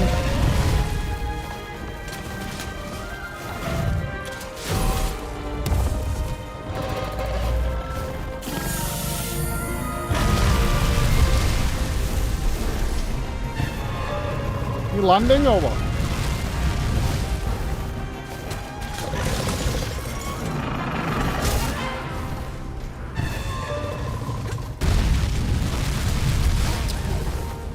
Oh, I was underneath him enough for that.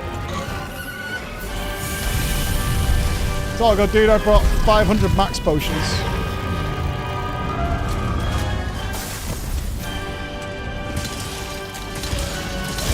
A good quality 0 DPS pull. The best kind.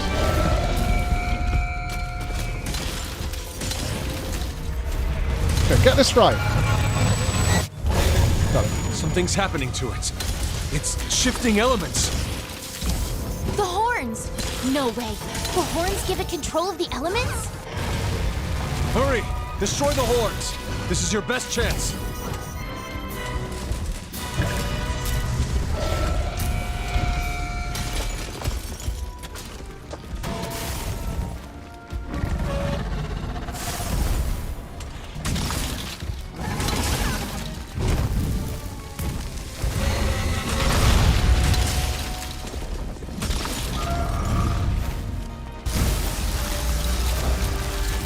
How do you miss there?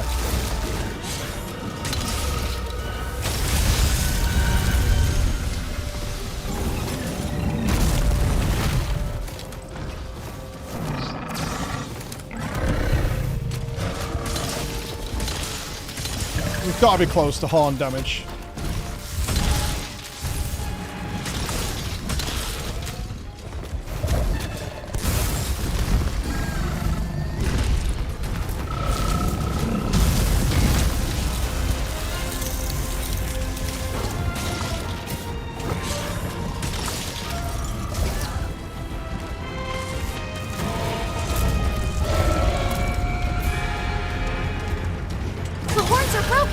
Okay. It doesn't look like it can shift to ice Right, active mode for now. that's all I care about. Do the AoE.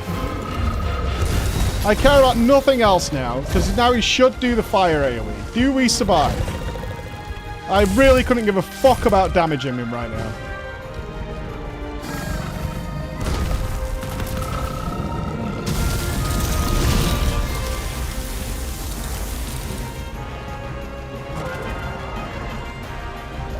I'm not even gonna fucking bother.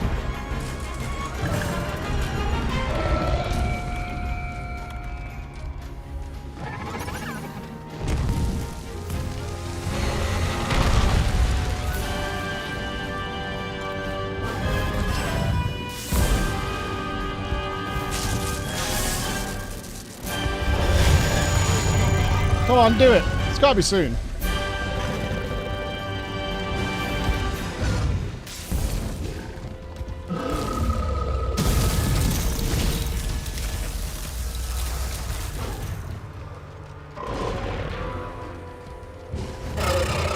Here we go. Right, we've activated fire, Hysteria Jerky.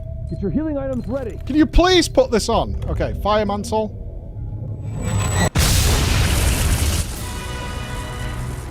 Elemental weapons.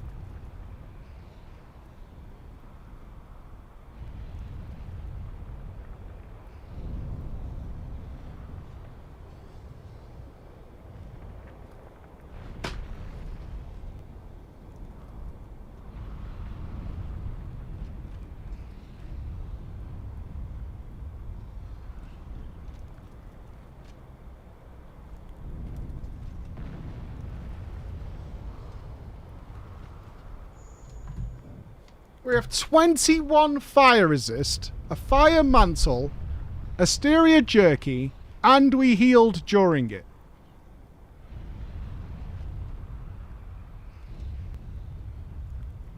And it isn't enough. And the horn was broken. So what in the fuck is going on here?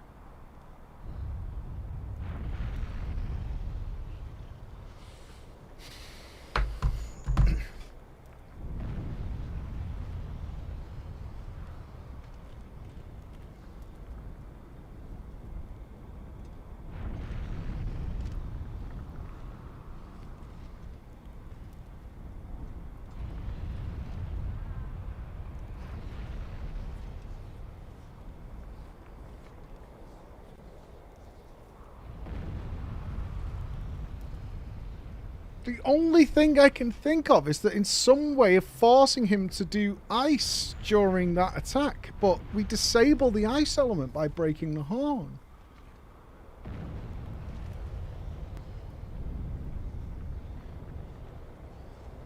So what else is there?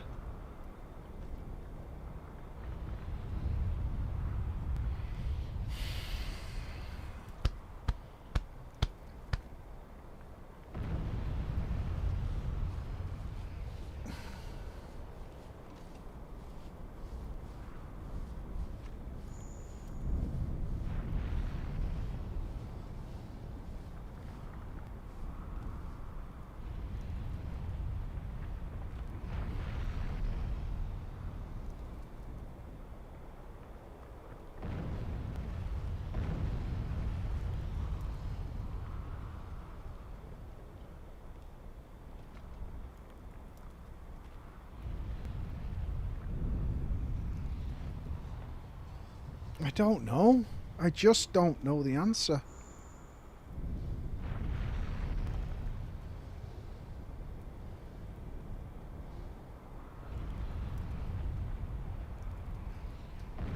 I mean, as far as I know from everything else in the game, 21 is not a low amount of fire resist. His power should be weakened then. we've got to think this through, dudes. We've got to think this through. The only alternative is somehow forcing him to do an ice attack during that phase. So, let's science. Can we force an element change? Because I have had him swap elements a lot.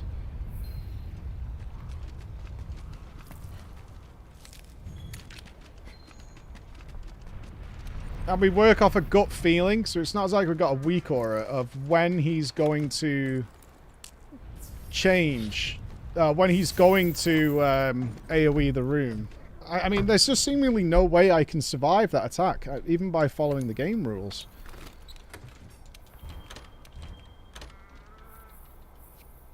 What should be our strategy here? We should try and break the horn again for the second one, and try and force him to swap. I think the way he got him to swap elements last time was by gripping the head. Now, was that just coincidence? Or what? I don't fucking know. I have no idea.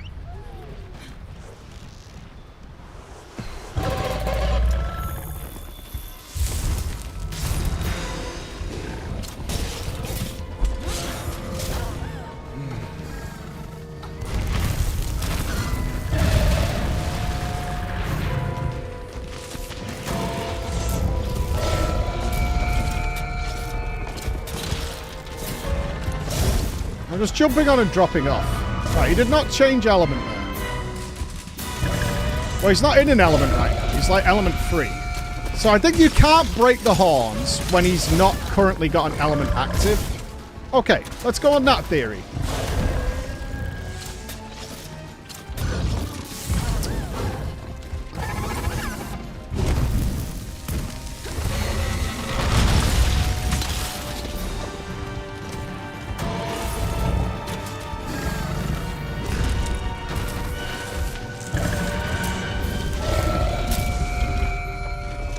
Yeah, see, he's just a normal dragon right now.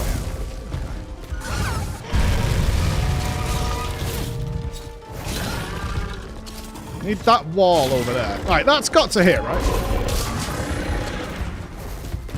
No, okay. Right, he's still not in an element.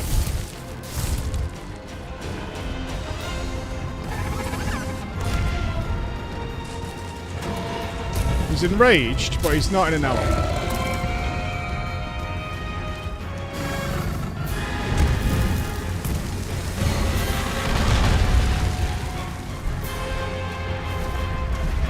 Right, now he's getting an element. Alatreon's shifting Right, so he's thunder now, right? So what if I jump off and jump back off? Does he change?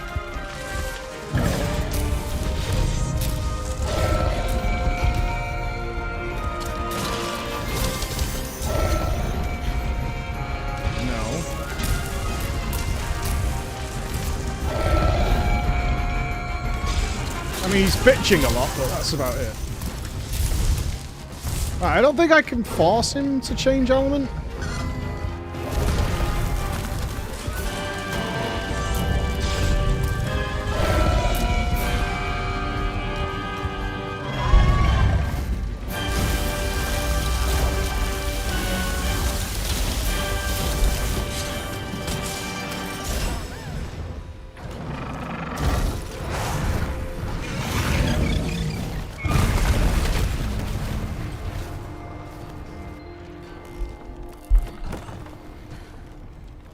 I'm just trying to science here. I'm trying to figure things out.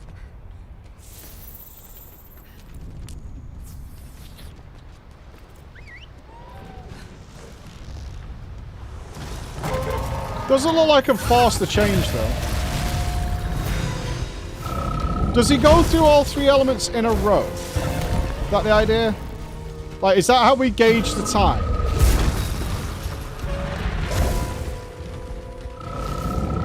Right, this is not thunder, this is frost element. Right, so it goes blue. Thunder he just has all the time.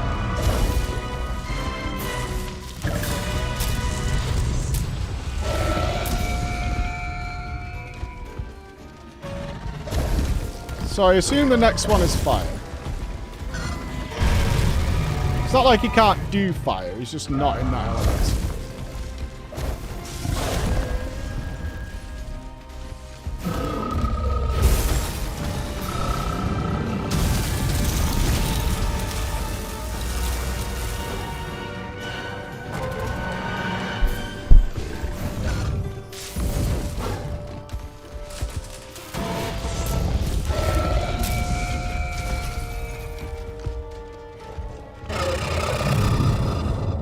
Alatreon's readying a big attack. Get your Interesting. healing items ready.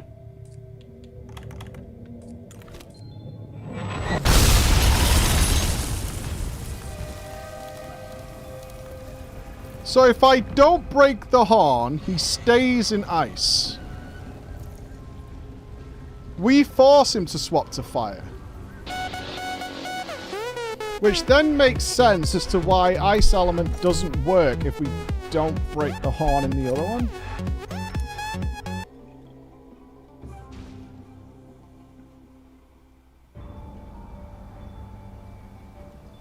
How do I survive the fire then? If I can't do it with fire cloak and healing and stuff. My only other alternative idea is that it requires a lot more healing in general, and it's not about resist. Is it about just having ticking healing, like I would get from a health booster? So it's just spritzing me with healing. Could that be the angle we're going for? Although it just says use Dust of Life and shit. Like, the way it makes it out in the journal is I should just not take a lot of damage from it.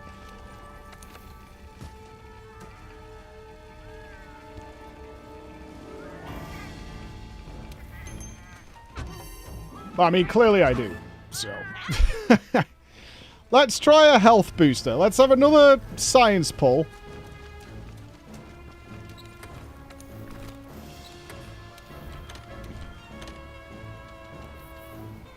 We were going to do a crafting check, weren't we? How you doing?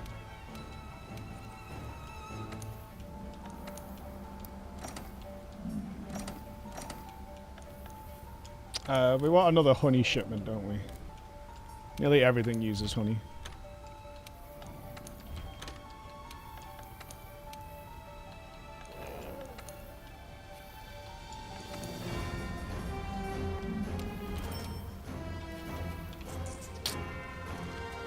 I'm missing something glaring. I'm missing something glaring.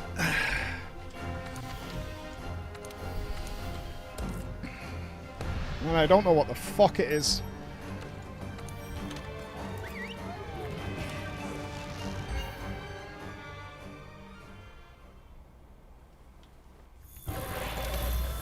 That's Alatreon? Must be hiding some incredible power. If that power isn't contained, it could be the end of us all. We think elemental weapons should be able to shut down Alatreon's powers. So non-elemental weapons won't be of much use, huh? Hunters, got that?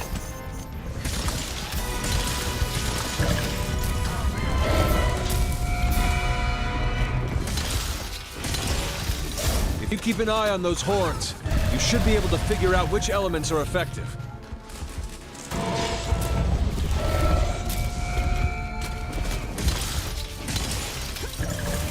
Oh, come on.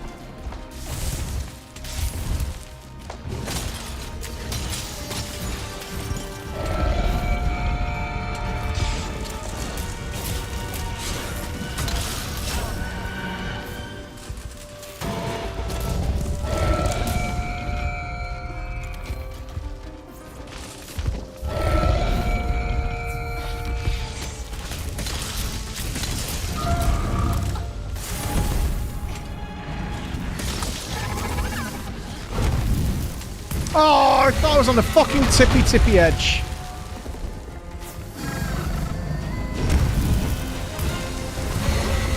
Can't move. Can't move.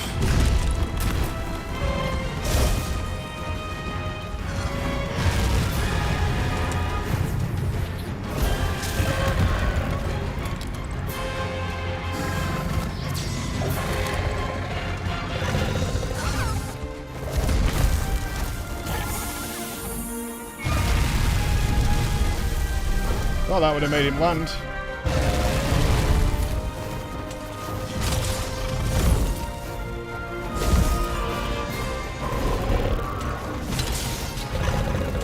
Gonna burn the floor. No.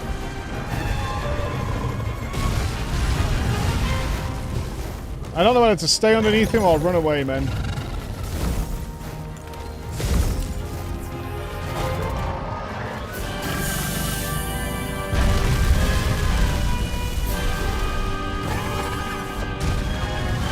Are you landing at any point, dude?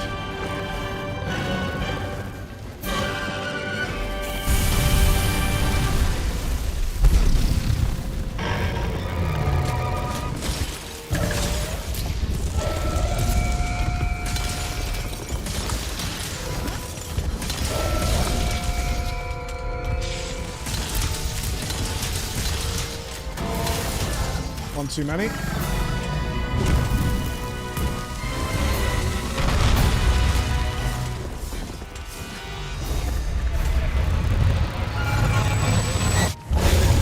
Something's happening to us. Okay, now we need to go for the horns. Shifting elements. The horns! No way. The horns give it control of the elements? Bad time for an attack. Hurry! Destroy the horns. This is your best chance.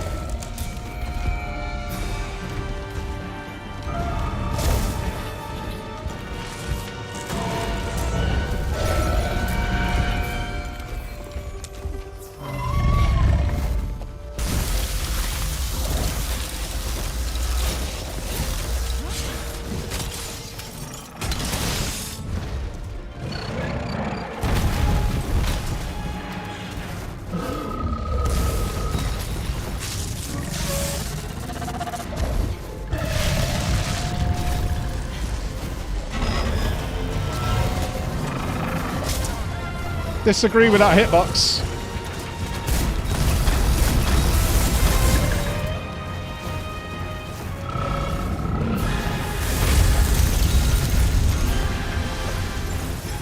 Are we landing or what, dude? Come on, man.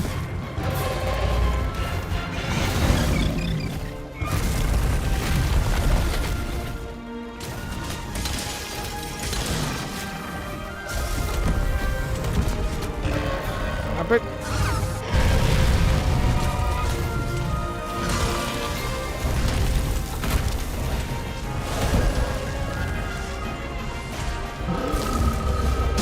Dude, I can't get out of anything.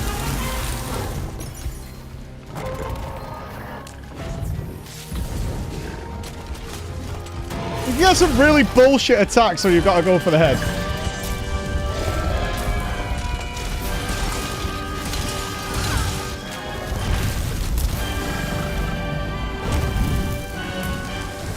Oh, fuck off! I'm dead. It's just a shit pull. Shit pull from the start. I don't feel like I've had any uptime on the head.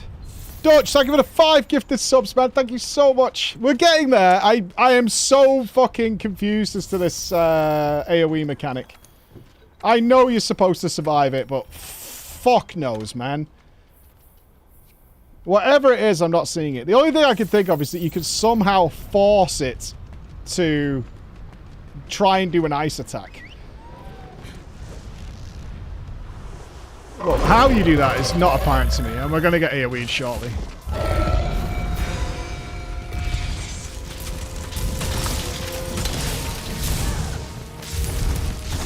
I've got no time to break these horns now.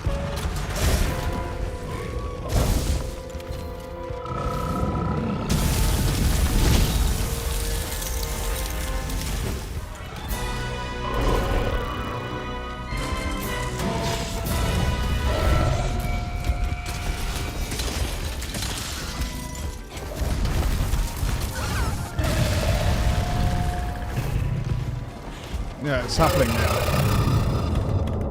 Treyon's readying a Jerky. big attack. Get your healing items ready. Health booster.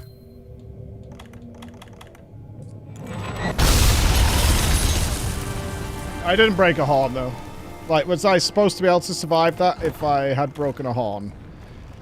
I see the health booster do 1-2 ticks. You need to suppress Alatreon's power using elemental weapons. Yeah, I know. I just couldn't break those fucking horns then. I haven't science whether I could break the horns from the start of the fight, though, and just call that segment of the fight done early. This is why I got pissed off on Friday. I was like trying to play by the rules, and the rules don't seem to make any sense.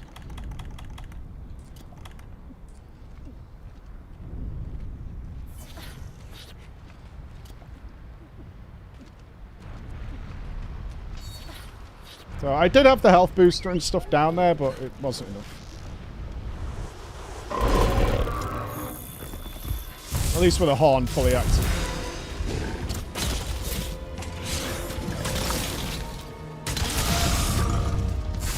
I guess our focus now should just on head damage.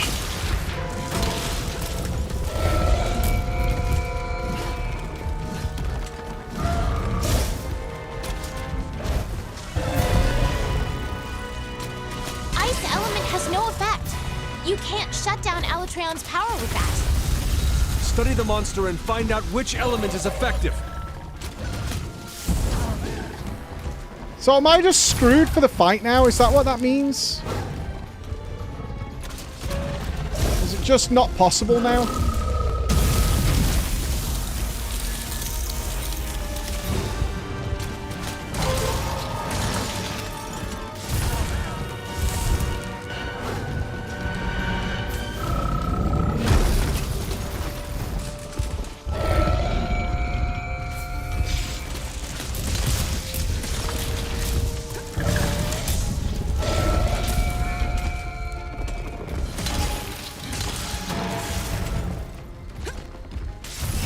Ah, I fucking hate that sweep. Its hitbox is so weird.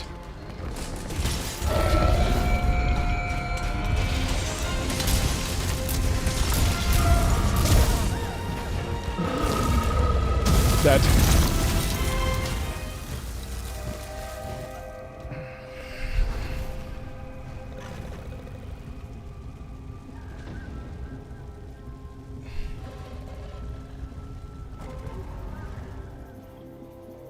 If we go with the idea the fire mantle doesn't work.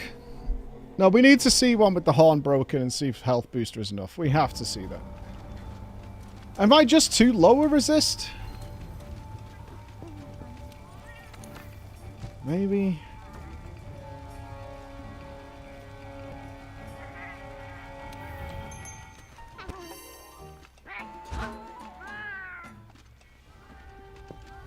Why can't I see the answer to this?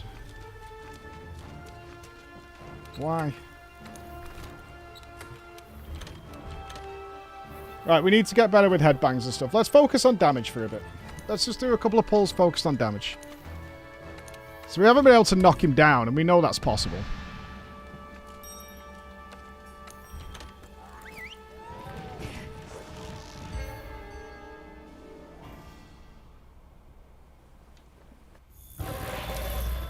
That's Alatreon? Must be hiding some incredible power. If that power isn't contained, it could be the end of us all. We think elemental weapons should be able to shut down Alatreon's powers. So non-elemental weapons won't be of much use, huh? Hunters, you got that?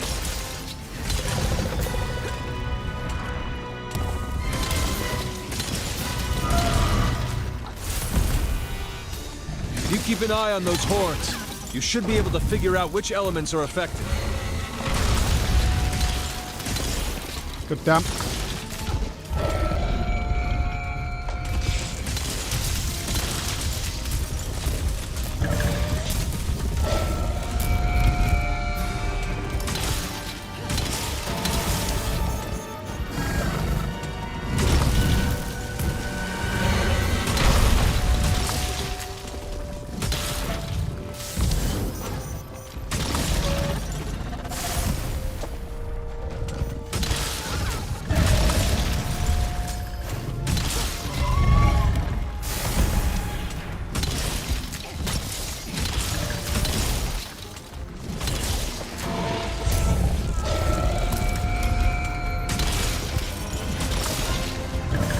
Gotta be close. If our head is destroyable now, we've got to be pretty close.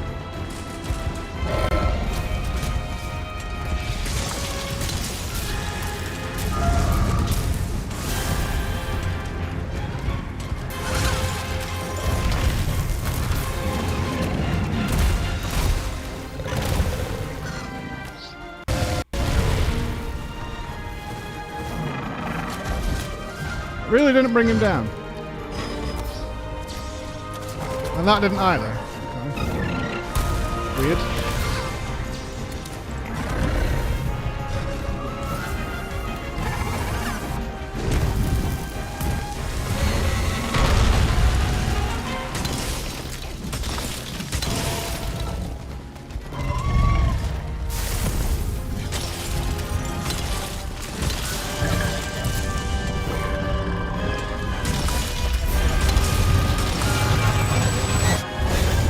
Something's happening to it.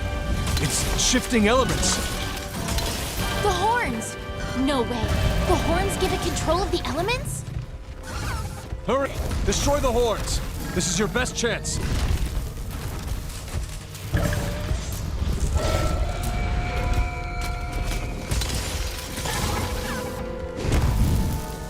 No, man, I was on the edge. Fuck you.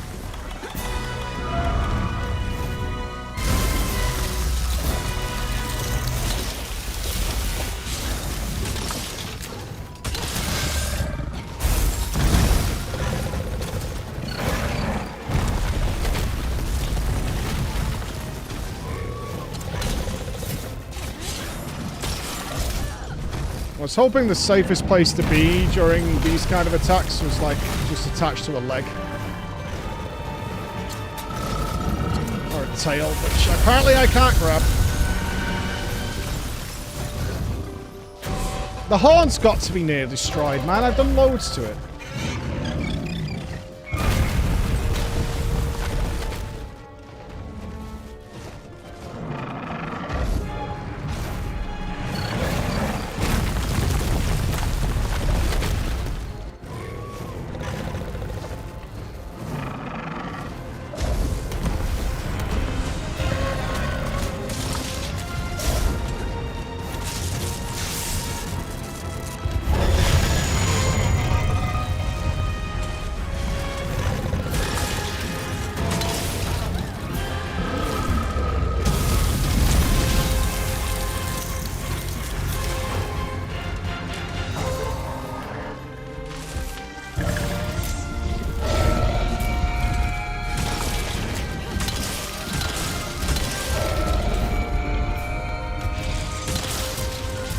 Come on.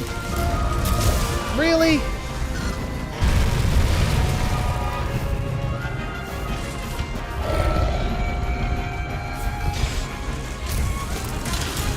The horns are broken.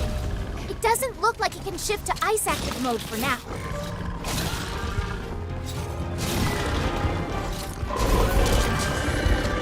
It's right next to the wall, man.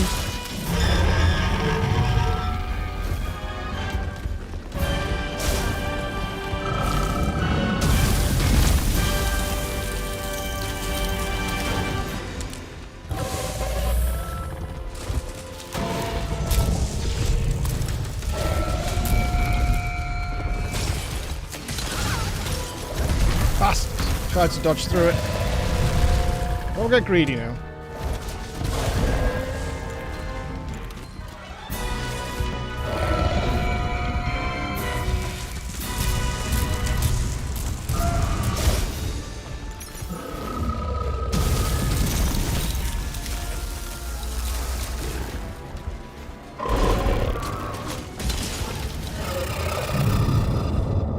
Alatreon's readying a big attack. Get your Health healing booster items ready. down.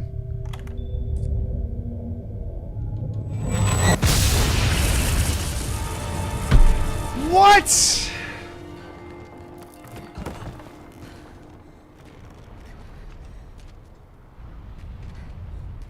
You need to suppress Alatreon's power using elemental weapons. What the fuck is this mechanic? That's all, folks.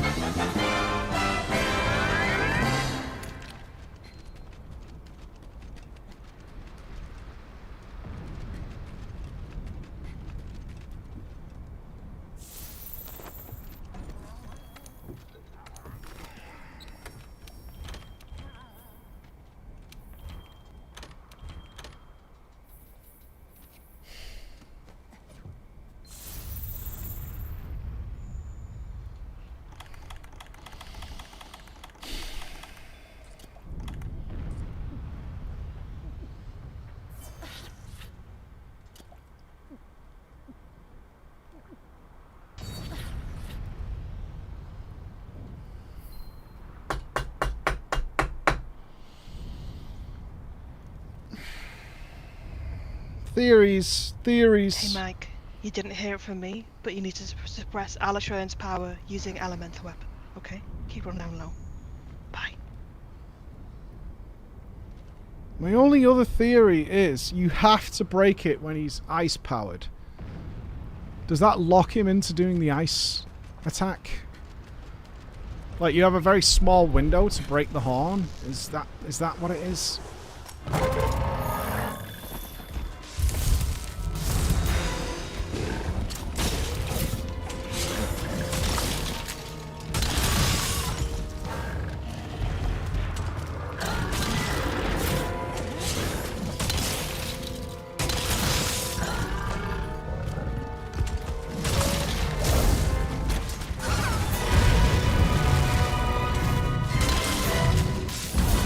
Wait. 1, 2, we're on 3 yet.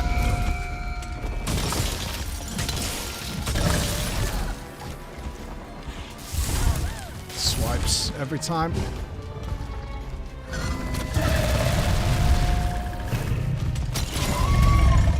Pretty convinced there's no way of mounting him.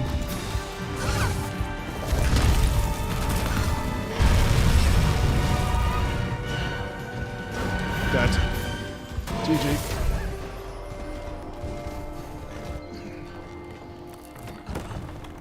All falls apart real fucking quick when it wants to. I can't wrap my head around it. It can't just be more flat health, right? And the reason I say that is that tick takes a third of my health a chunk.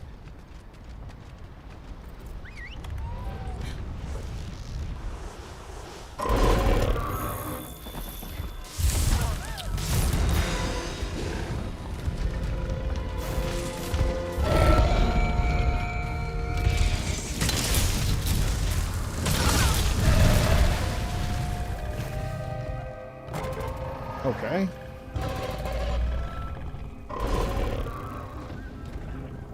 That was a bit excessive. I'm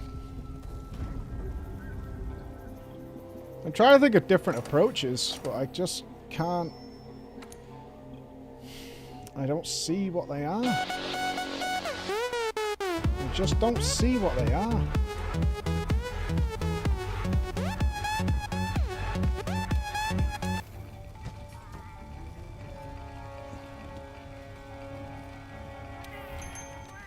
I mean, maybe I just need to sort of give up on trying to survive that. I just don't see what else I can do. I've tried health boosters. I've tried a fire res cloak. I've spammed heals during it. And I still don't survive. And the only other thing I could think of is, like, when he goes into ice phase, you have to break it then. But I think that's what caused him to swap to fire in the first place. Like, he can't go into ice, so he changes to fire.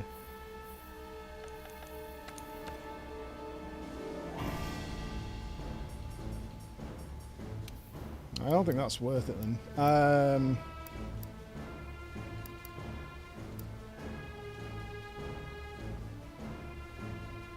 Let's try and introduce just healing downtime for a hot second.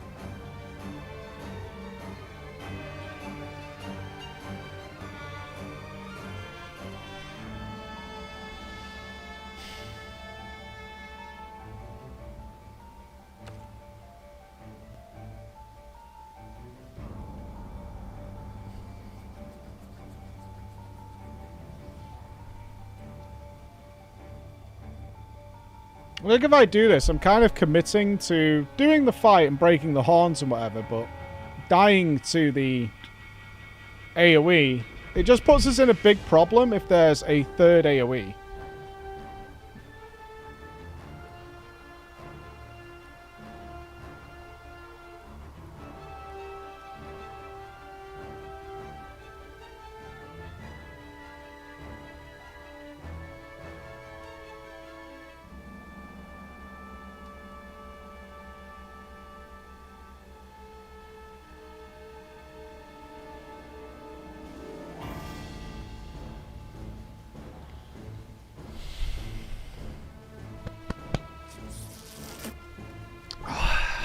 What is the answer? We haven't got any further research, have we? I'm cold. I'm shivering a bit.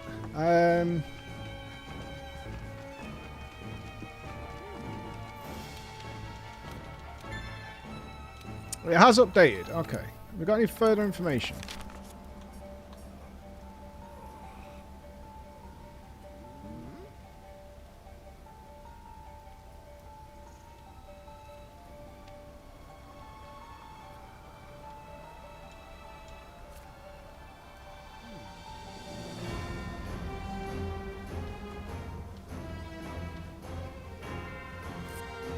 So ice is effective when fire is active. Ice is completely nullified when he's fire active.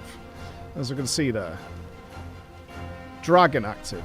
Dragon active is neither here nor there.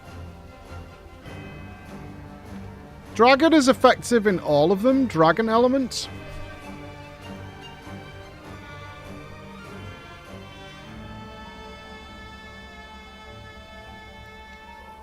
You can be affected by all ailments, but I don't think I've seen my cat paralyze it or anything.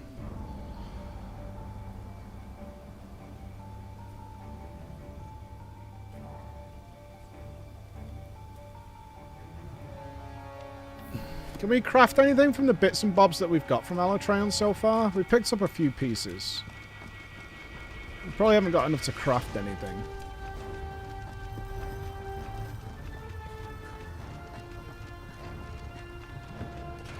Oh!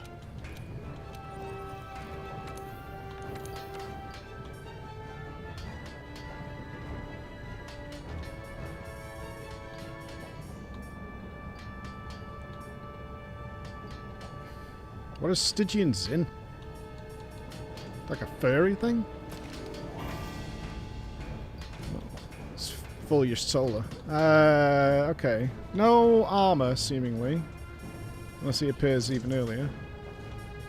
Neil, he won't be that far back, will he? Is there a weapon?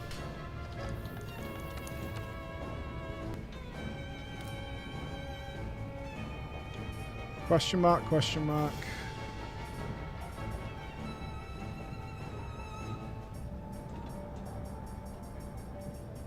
Alatreon's weapon. Okay, so we can see his weapon. Which makes a... some sort of dragon weapon. Which makes sense, considering he's somewhat vulnerable to dragon weapons each time. The Dark Switch Axe.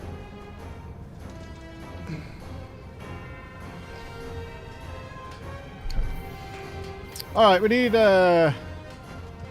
There is something I'd like to try, but I think it'll happen over the next few times, is whether or not we can break the horn specifically during his ice weakened phase, or his ice phase, and see whether that forces the ice AoE to go off. Seemingly we've only had that happen when we've not broken a horn. So I think we do force the fire one. I seemingly cannot survive that fire attack though. Am I possibly too far away from the core of it? Am I taking multiple ticks of it when if I was close to him, I wouldn't take that many ticks? Is that a thing? Should I... I'm running away from it like a room wide, but perhaps that's not what we're supposed to do. Perhaps we're supposed to be like pretty close. Maybe that's the thing.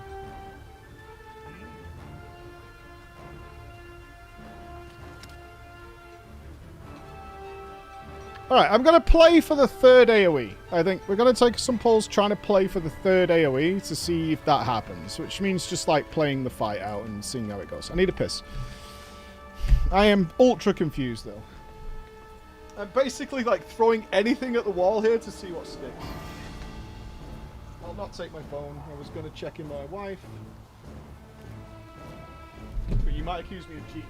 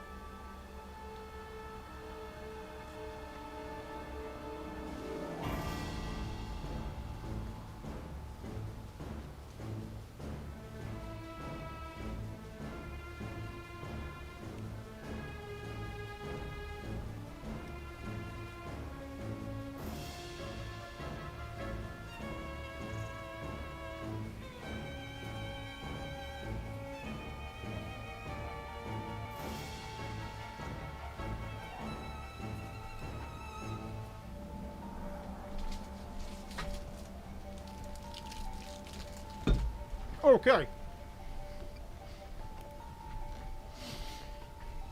I think we're stopped. I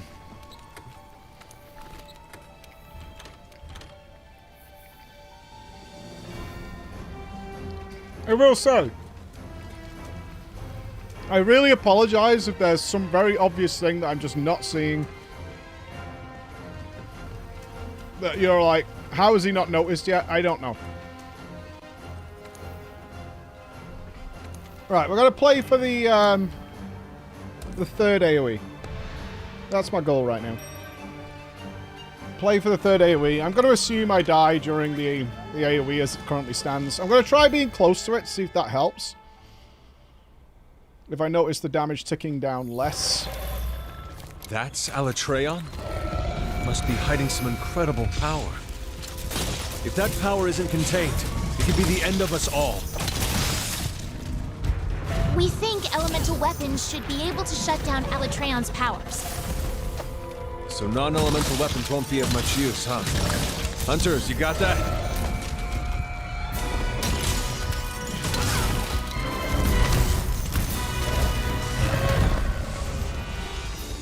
If you keep an eye on those horns, you should be able to figure out which elements are effective.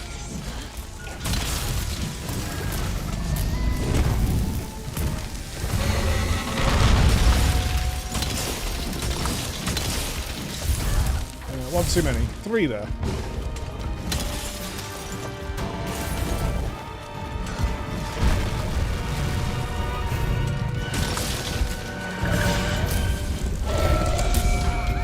Fuck.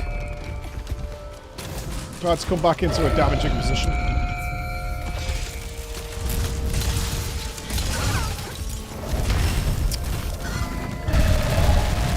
I might need another evade extender. I shouldn't be getting hit by that.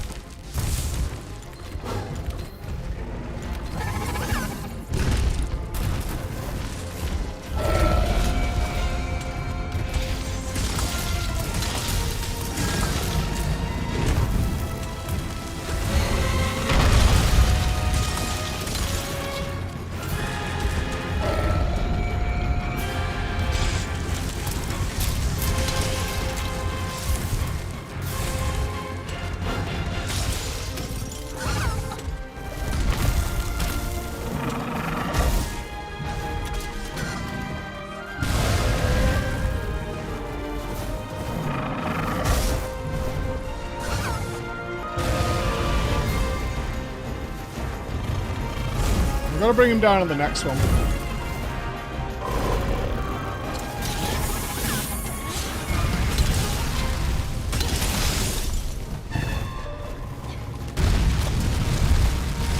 Oh, come on! I was right underneath you, dude.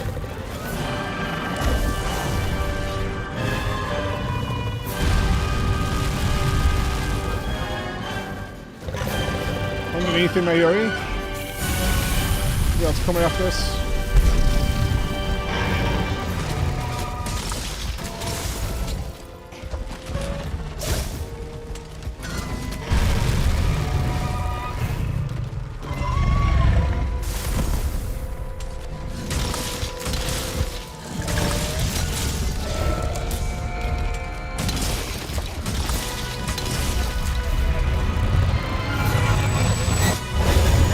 Something's happening to it.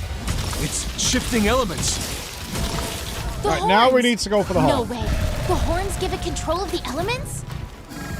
Hurry! Destroy the horns! This is your best chance.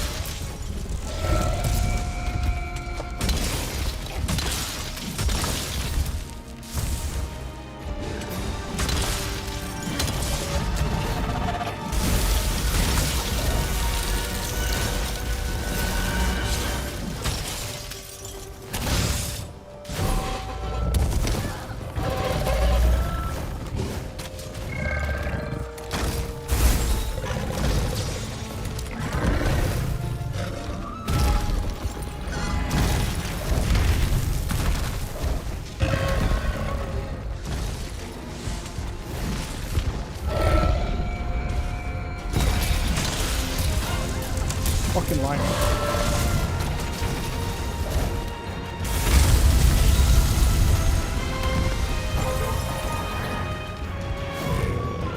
See what he does.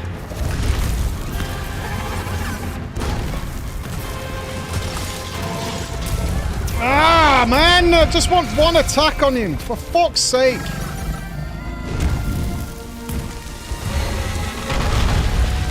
God, healing costs so much damage.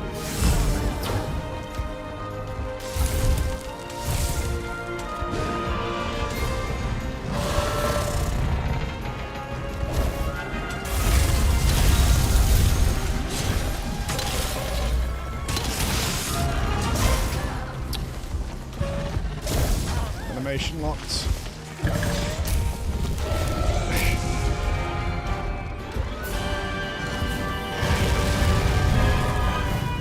Chasing my ass.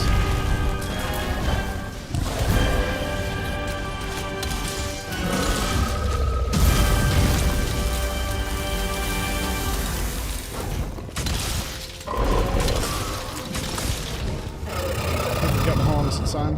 Alatreon's Alright, ready. get for big close. attack. Get your healing items ready.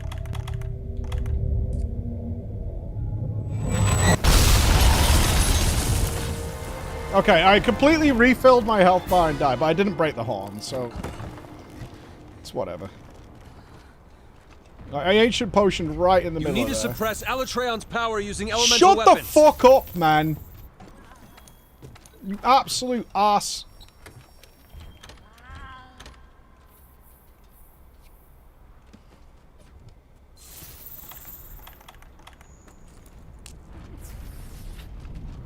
Yeah, zero chance to out-heal that.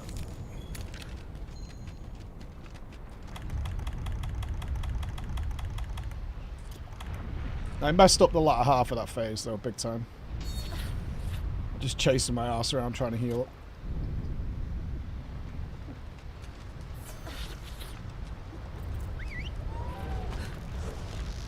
Now that's AoE 1, so we're still not out of what I want to figure out here.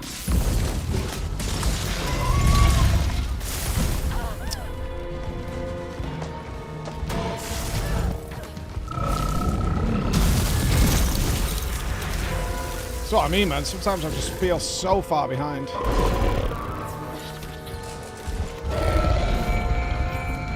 Now he's going to tell me my ice element doesn't work, which is always a fun message.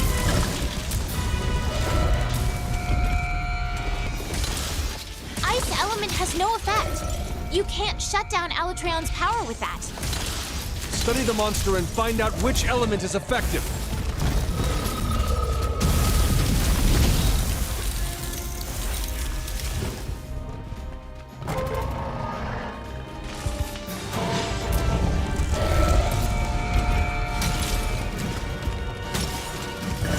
I need better overall positioning on hitting.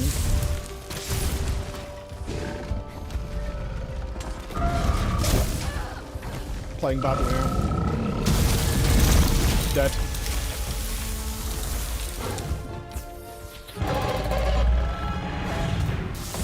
For fuck's sake.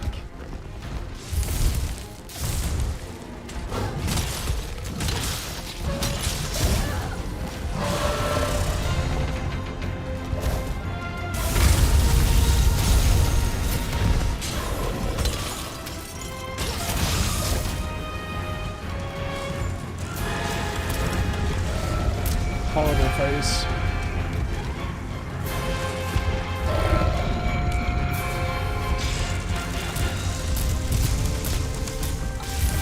Oh, that swipe, dude.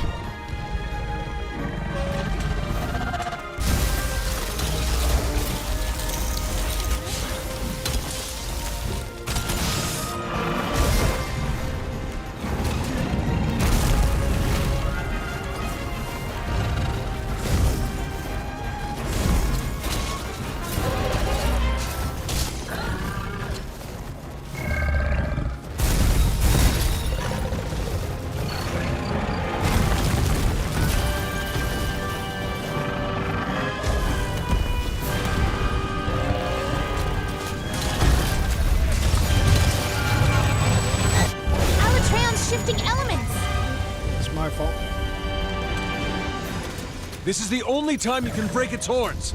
Disrupted control over the elements.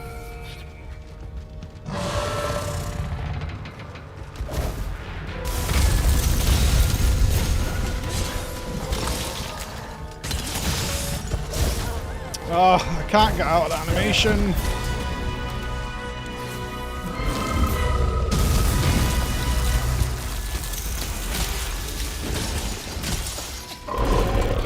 It's gonna leap.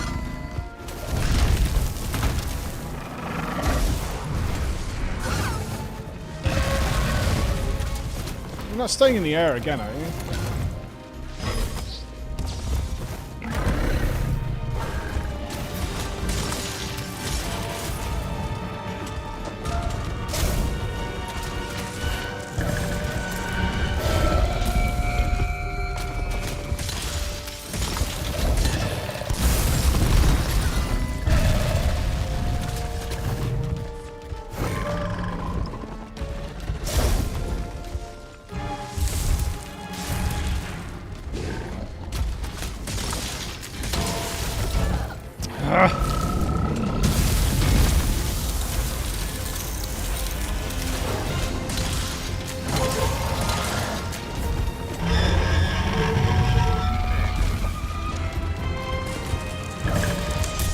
Wrong way.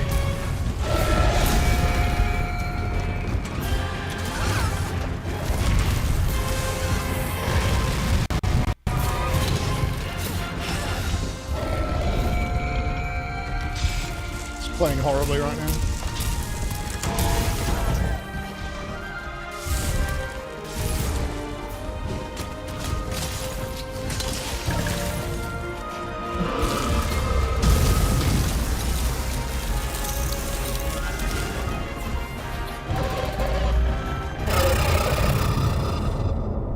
Alatreon's ready. Right, there's AoE 2. Get your healing items ready.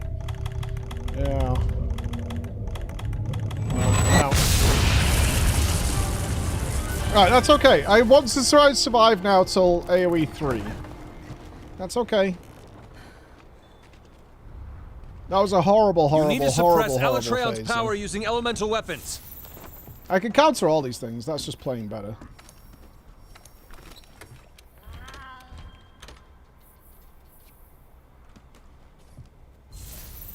Once you lose the rhythm of the fight, fuck, it's hard to get back into.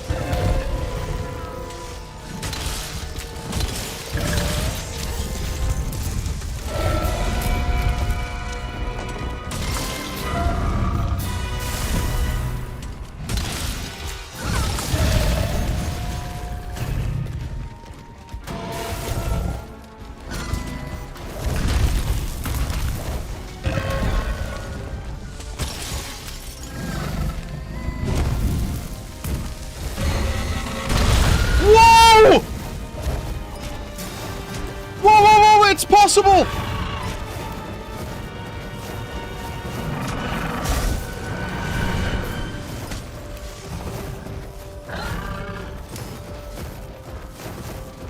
Although doing something with it is not easy.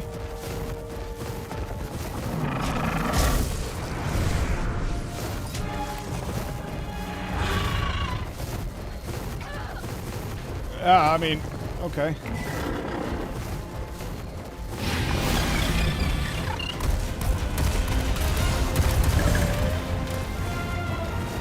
It's just permanently trying to throw it. So you can mount him, but you seemingly can't do shit while you're up there.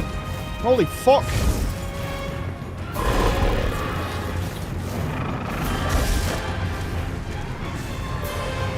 It's like wall banging. It's in the same vein as wall banging. It's like it's there, but there's a kiss cursed element to it.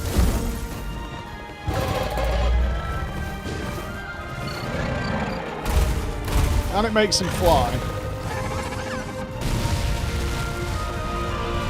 Right, there's a wall here, dude. Come on. It is possible, though. You can mount him.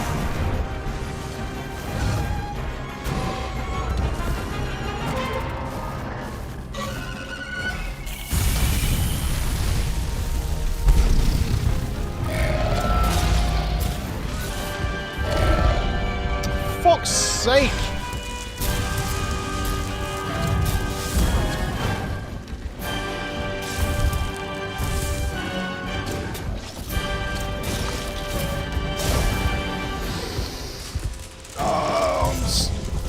Remember what we're playing for? We're playing for the AoE. I tried to bait him over to a wall so I could do something with that, but fuck me. I'm dead.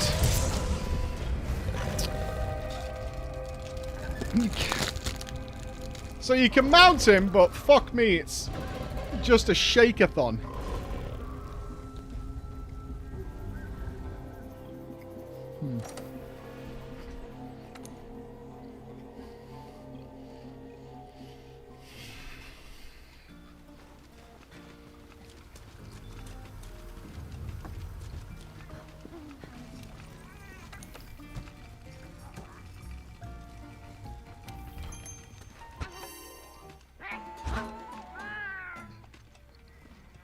Strategy remains the same. Let's see if we can see the third AoE. I want to know if that's a hardened rage or... Oh, what are we out of? Ancient potions? We have to meld them. I don't think we can craft them. We can. Only 4 though.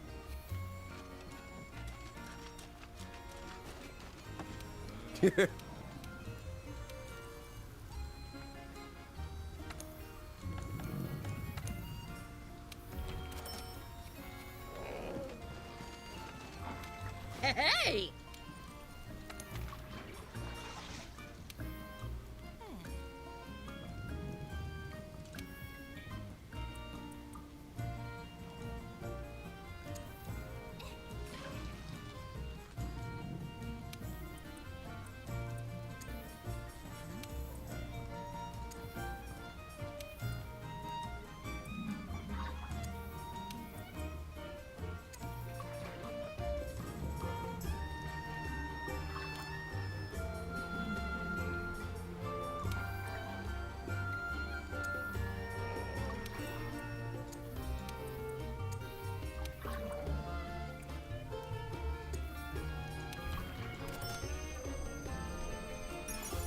No idea if we'll need that stuff later, but whatever.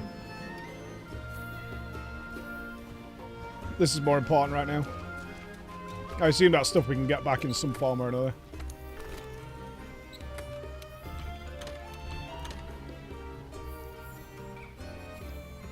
Oh, this fight is racking my head. Maybe I should stop thinking about it so much and just go for what I can do.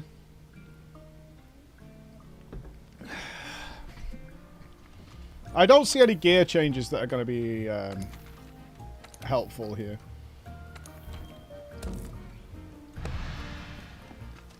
Let me do my raid leader approach for a bit. Still going for the third AoE to see what happens. Alright, grab stones. Temple cloak onto the opener. Must be hiding some incredible power. I can capitalize here. If that power isn't contained, it could be the end of us all.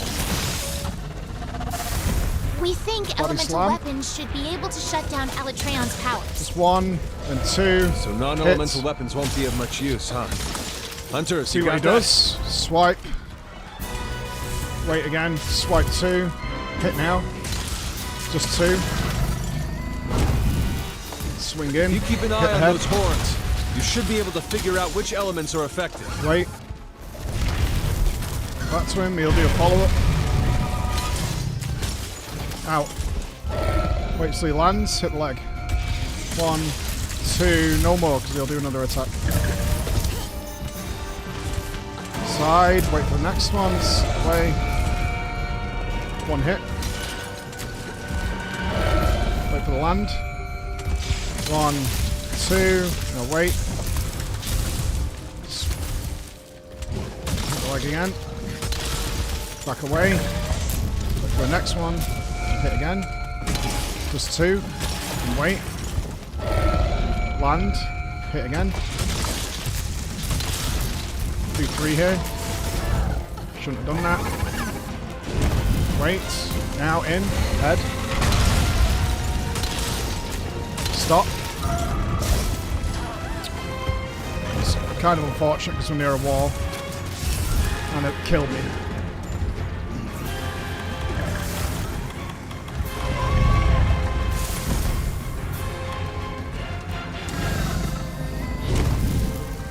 In. Head. Stop. Watch the fire breath or follow up. Try and weaken a leg or a wing. No. Mega potion here because we have time. We'll wait for him to land now. Flash the next one.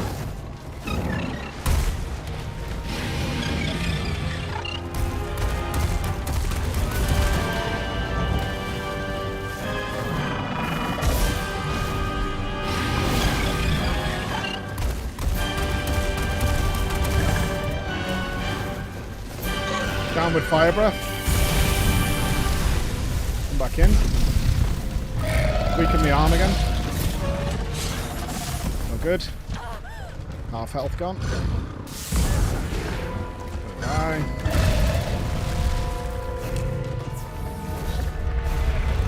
Mental change. In. Something's happening to it. It's shifting elements. The horns! No way. 2. The horns give it control of the elements? Hurry! Destroy the horns! This is your best chance. 1, 2. Need to break the head. Too early.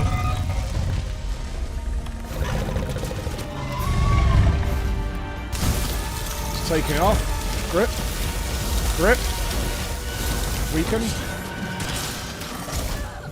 Went too late. Dead.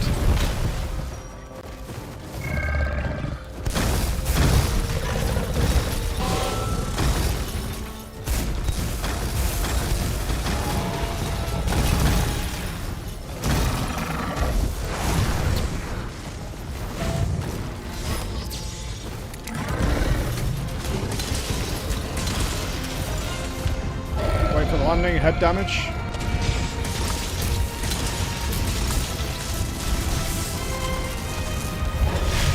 Roll it. Head. Vitality mantle here. Go up.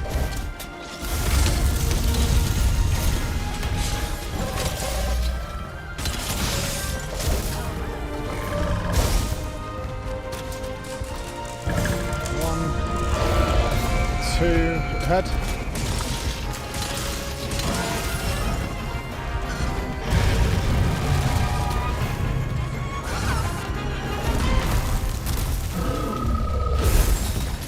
One hit. The horns are broken. Good. It doesn't look like it can shift to ice active mode for now. I can't swap. Yeah, it took too long trying to swap to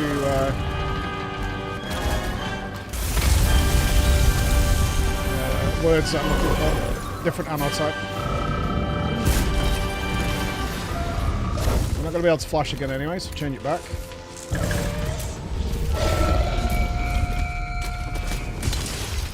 Head down. Roll in. Get a head down. Roll out. Caught on the wall.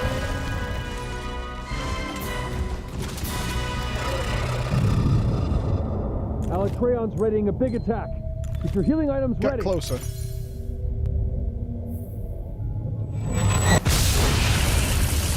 No, max potion can't save me there. My max potion went up in the middle of the attack and still didn't stop it. So, okay, AoE You 1. need to suppress Alatreon's power using elemental Right, weapons. dude, but that's, like, not working. I totally saw the Mega Potion go off midway through that and nothing. So, I don't know what your fucking story is, pal, but it's pissing me off.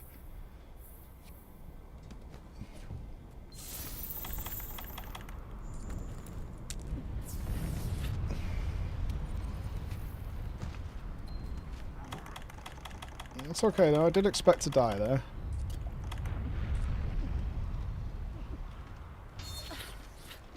Right, weaken the front leg again, and we have to wait for the elemental phase before we can potentially break the horn again. From what I'm gathering, I'm pretty confident in this, is that we cannot break the horn outside of that phase. So we wait, see what he does. Right, he's slammed already. We should be able to get this off. No, he slammed again. Never mind. Dead.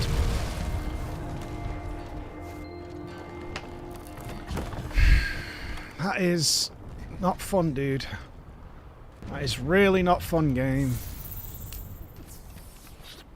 It's really, really not fun.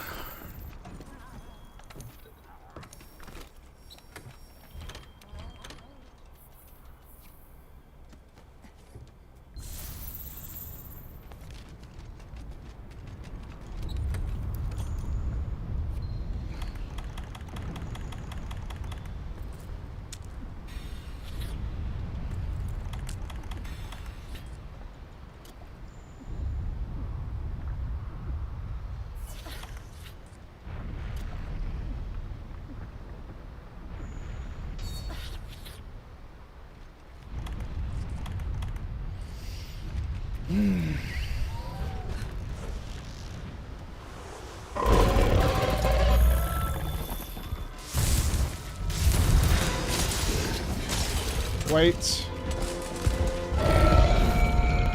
Attack. Chill now. Where's the lightning? Come on.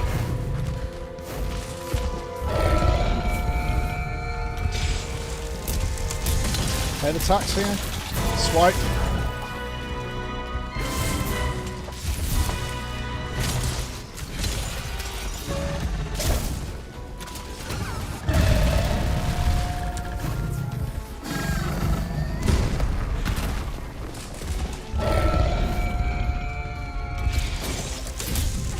Should be okay here.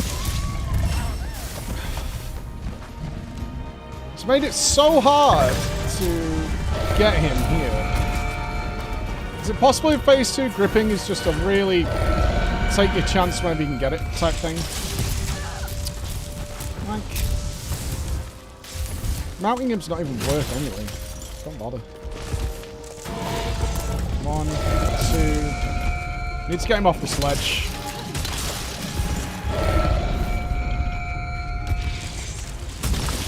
Watch the floor. He also does follow-ups here.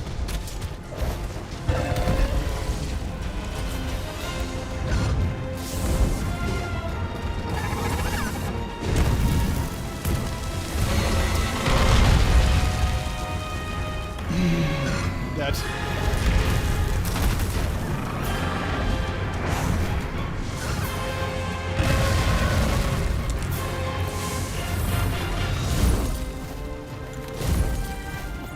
The fact that AoE suggests Dusts of Life and Dusts of Life just don't do that much is really upsetting.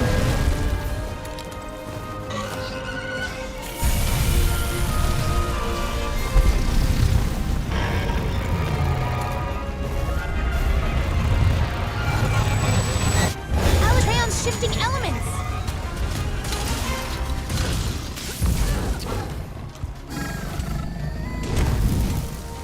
Oh, dude, come on! Give me a break! I feel like everything goes weird in this phase. I know it doesn't, but it fucking feels that way.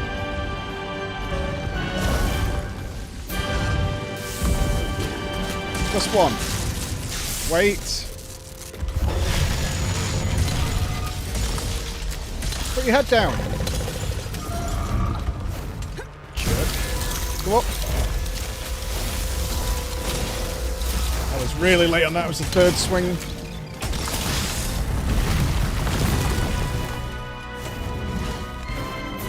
You're not staying up, are you?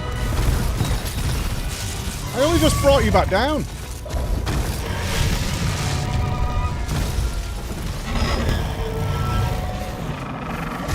Oh, pawn DPS time is just non-existent when he's doing this.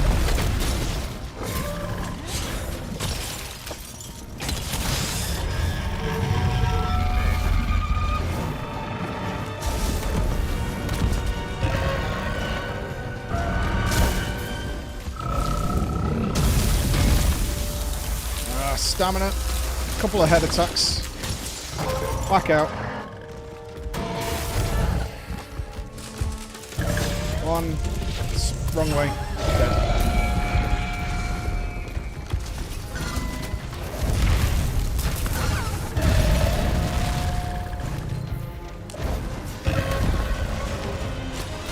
One, two.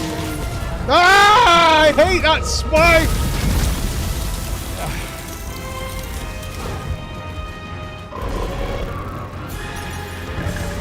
Not going to be able to destroy the horn in time.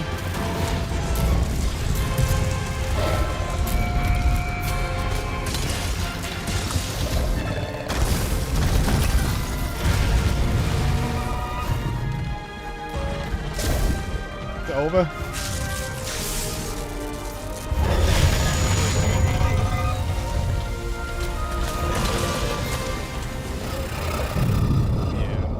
Alatreon's readying a big attack. I can see that. I think this is my last one, right?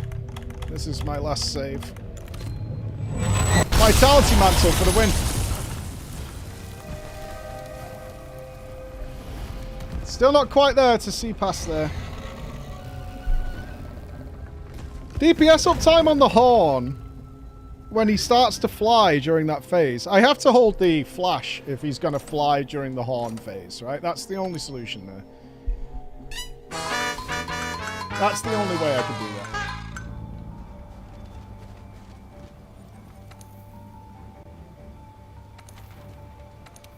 Doing it outside of a horn DPS window is not worth. So let's make sure we do that.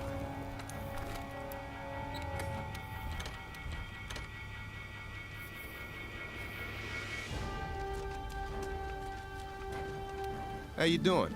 How you doing? Hey, what are you doing? I'm here from the Argosy. You want some barrels, huh? You want some fucking prescription meds? I got all the things you need, buddy. Come talk to your guy. We sort it out, huh? Me and you. I'll take that for the bonus HP.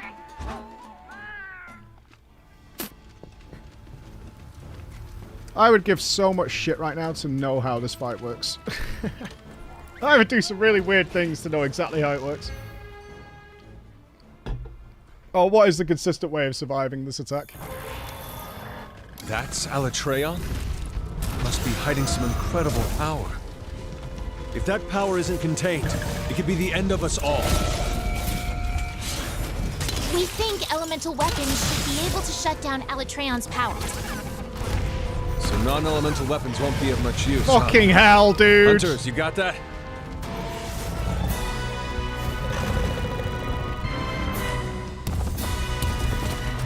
Talk about a horrible opener, boss. If you keep an eye on those horns, you should be able to figure out which elements are affected. No! Get in there!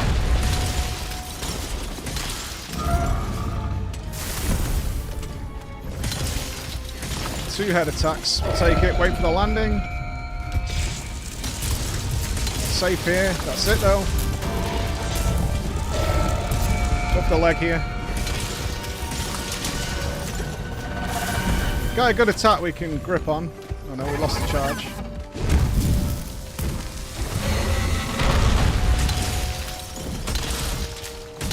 That's it. No more. Wait for the leg.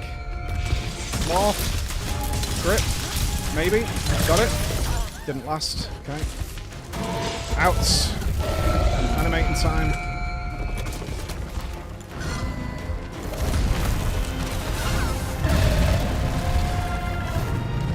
See what he's doing. Wait. Not yet. 1, 2. Now. Nope. Dead.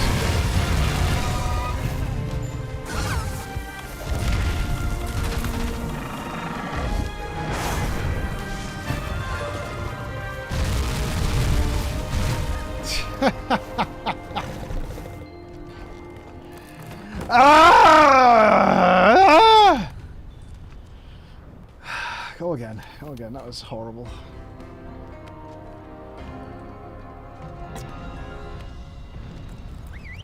How have we not knocked him down yet, man? Is that our damage must be incredibly low. I wonder if the ground lightning is not like all the way up. I mean, it's lightning. It's got to be, right? I've had many ZSD bang bangs. Not that time. It's kind of dubious what caused him to just do the rear up, where he's guaranteed to knock you off. I wonder if I could jump off if I see that coming. Can I just, like, stop doing what I'm doing and get off if he's doing that?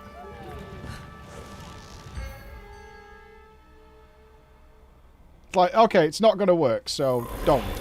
Right? Do you know that? That's Alatreon? That's Alatreon. Must be hiding some incredible power. Yeah. If that power isn't contained, it could be the end of us all. We think elemental weapons should be able to shut down Alatreon's powers. Alright, this is safe. So non-elemental weapons won't be of much use, huh? The tail. Hunters, you got that? This is a good window for a couple of attacks.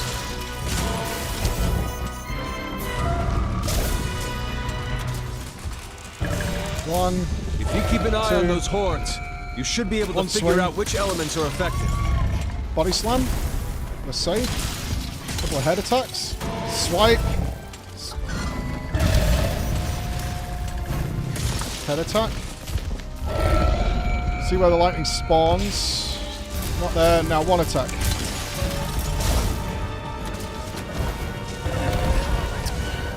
Disagree. Use this. Go. 1, 2. Could have gone for a third. 1, 2. Go for the landing head. Slightly too close. Dead.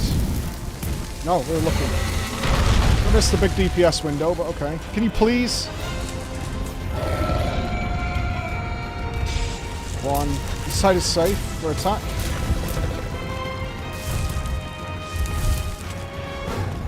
Still not weaken the legs. We weaken the wings. I'm not sure how I did that, but I did. Use... No, can't use that one. 1, 2. Attack now. Just 2. Back out.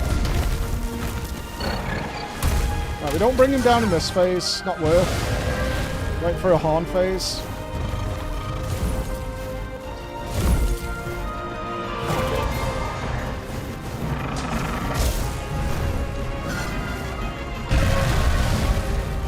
We're doing weakening his front leg here.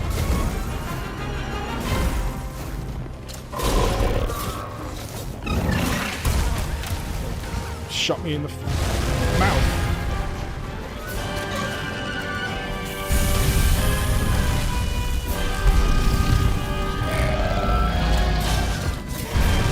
This is fine. Besides the follow-up. Can't do much about that. Dodge. Gotta run back so I can Mega Potion here. Okay. Something's Now we can work the head. It's shifting elements. The horns! Use this. No way. The Head. horns give it control of the elements? Hurry! Destroy the horns. This is your See best where the lightning chance. spawns. Head is not safe. Leg here. Back away. Watch the follow-up.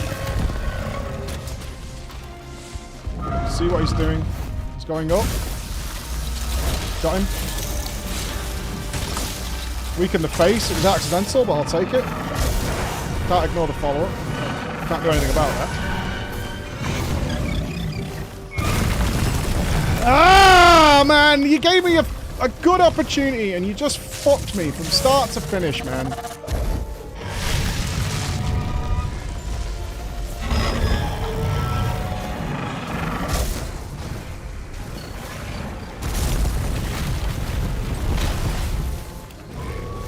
It's also supposed to flash him here. This is the horn phase.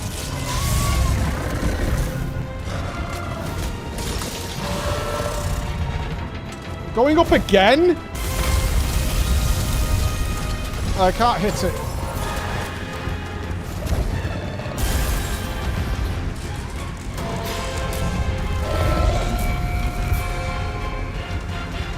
I can't swing here. I don't know what he's doing.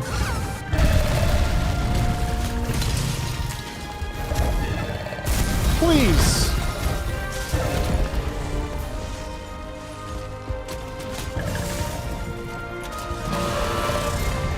It's going up again.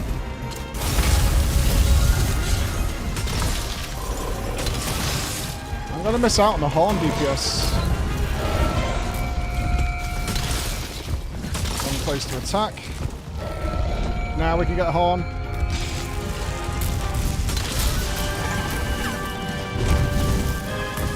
Oh! It's over, right?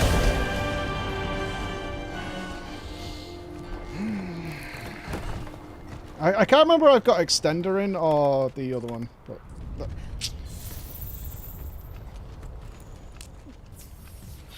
brutal. He's gone away Iwimi now. I can't do anything about it. There's no time left to DPS this horn.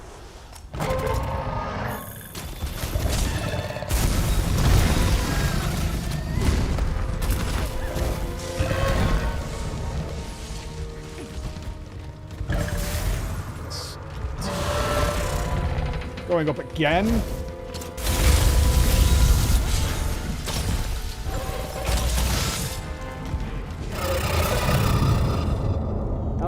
Electrons readying a big attack. Get your healing items ready.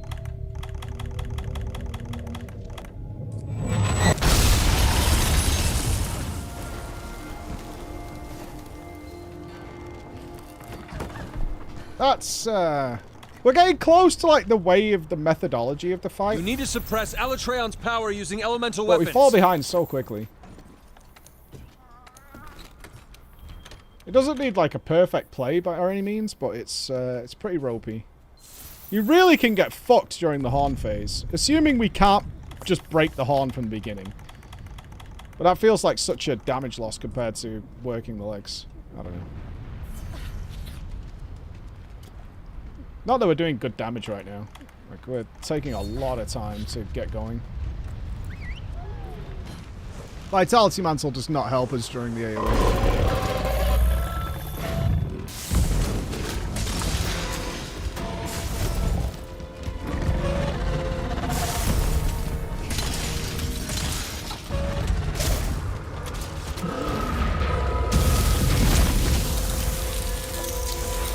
Just one here. No.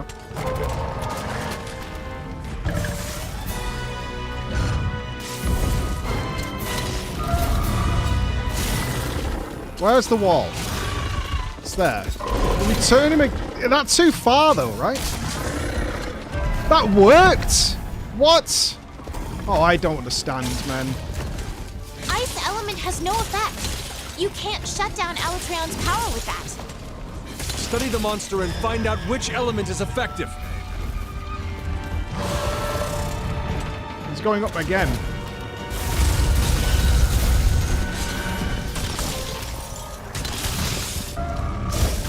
Yeah, that's too risky. I just get hit every time. I wonder if I just hold on, you know? And just drop off. Instead of using it as a weaken, do I just hold on to him while he does it and then just drop back down?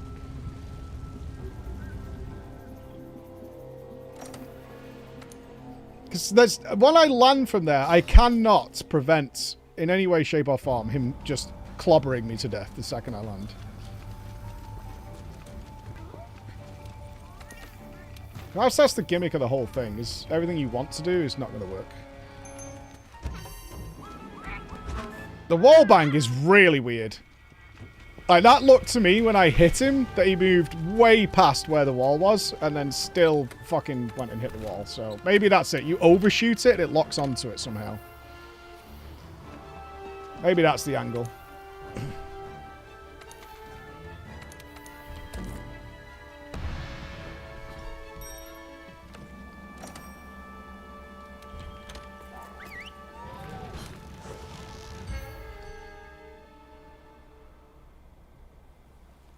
Which if it is, and that's consistent. That's Alatreon. Must be hiding some incredible power. If that power isn't contained, it could be the end of us all. Fuck you. We think elemental weapons should be able to shut down Alatreon's powers. So non-elemental weapons won't be of much use, huh? Hunters, you got that? I get stuck on a ledge. I get that.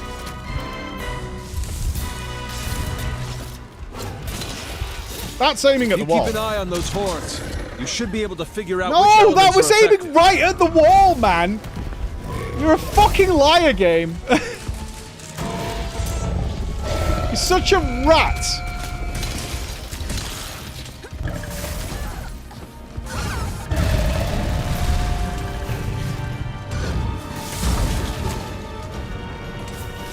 I'm getting pissed off. Don't get pissed off. I am getting pissed off. I'm well pissed off.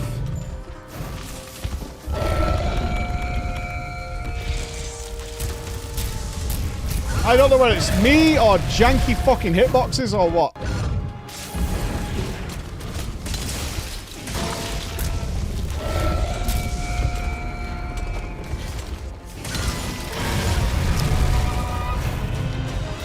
Right, I need to change my neck. Like, I'm getting,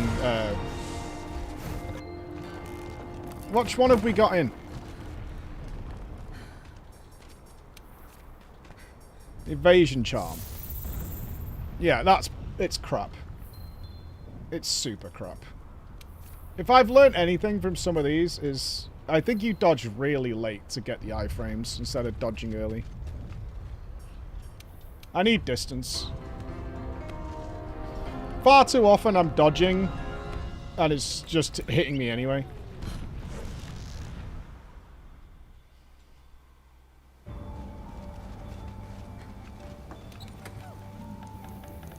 I do not believe in the neck. I think if you stack the neck, you know, all the way to 5, maybe it's better.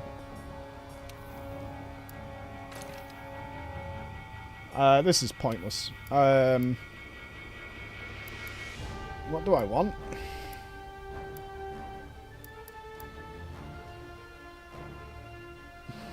Do we go Rocksteady just for some damn?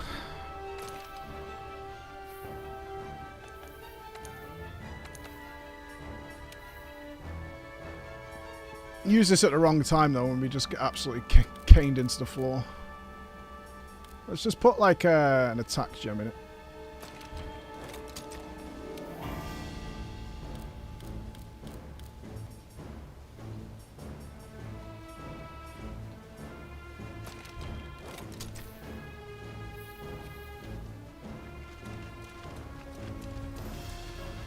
Way too many times I'm mid-dodge and still getting hit. Like, I just don't dig on it.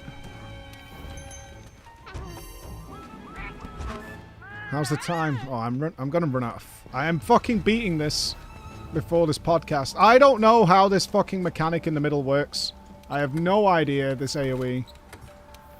If I survive it, I survive it. If I don't, I don't. I'll try healing through it, but whatever it is, I don't give a fuck. It's weird, and I don't know what happens.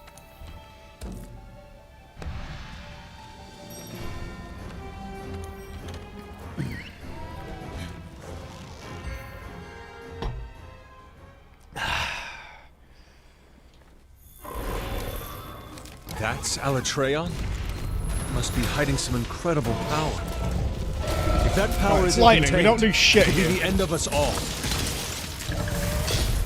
We think elemental weapons should be able to shut down Alatreon powers. Get some head dam. So non-elemental One, weapons won't be of much use, huh? 2. Let's roll Hunters, away. you got that? Can't do much here. He's attacking the cat. Use it. 1, 2. Let's roll away. Keep an eye on those horns. You should be able to figure out which elements are effective. Body slam. Bit of head dam. Use this. Go in. Head. Head. Don't get greedy.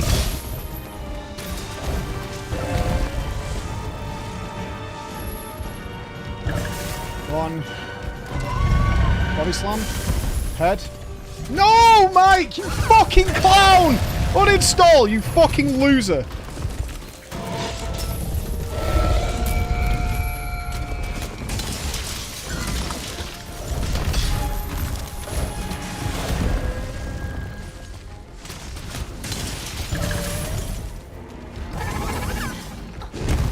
Use it.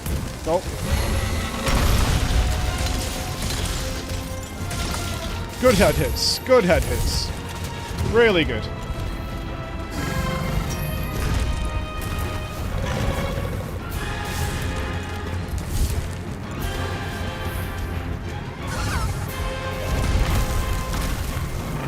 Alright, we're not bothered with this flight. Don't care. Don't care. Scratch your nose. It's itchy. The next one during the actual horn phase.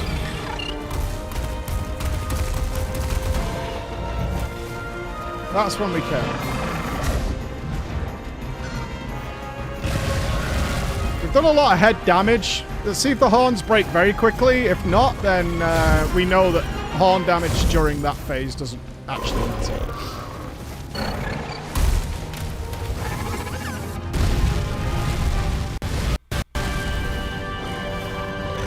Downward fire, please.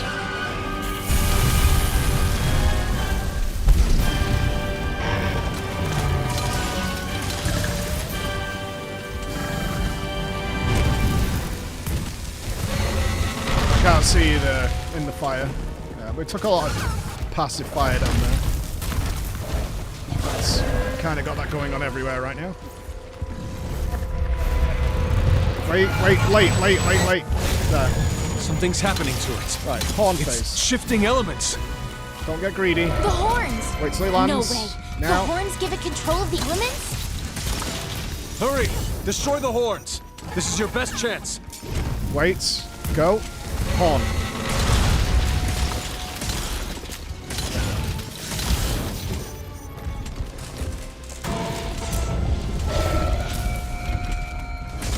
We need to attack the horns. Don't waste time. Wait for him to land. Now. Not dead.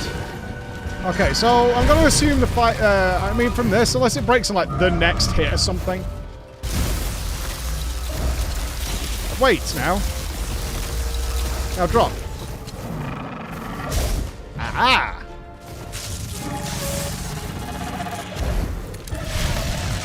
I mean, it was better, but it still didn't save us. We need to get him down now, because it's the horn phase.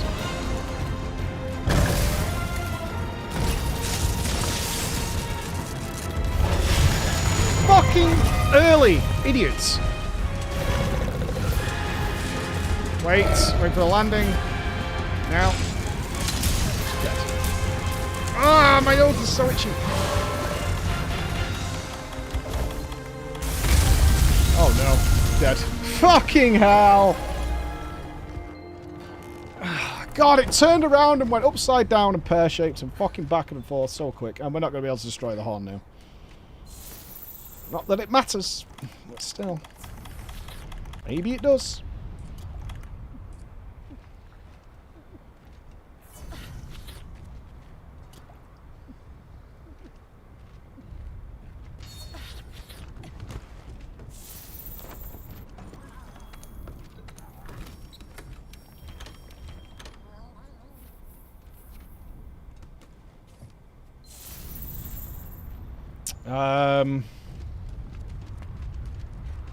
Yeah, okay. There's a chance we can kill the horn in time. I don't think he'll do immediate AoE, but maybe. It's rearing up. Wait to see where the electricity is. It's under him. Now he can go. The horns are broken. Okay, we got It it. doesn't look like it can shift to ice active mode for now. Right, but... Stop me now. Okay, when I break a horn, I think I have an opportunity to attack the head. Wait to see where the electricity is. There's none near him. We're going to get bad ones. Way too early. Way too early. We can dodge through that, but we have to do it later.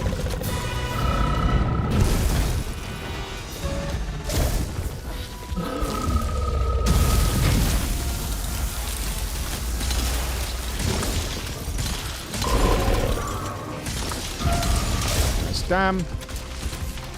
1, 2.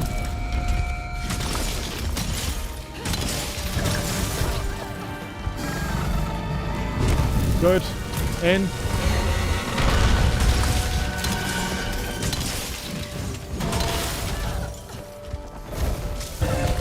Ah, I can't get up. Get up, please. I'm stunned.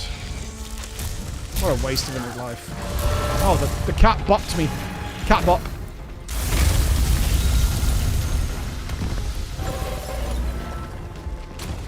Alright, here we go. Right.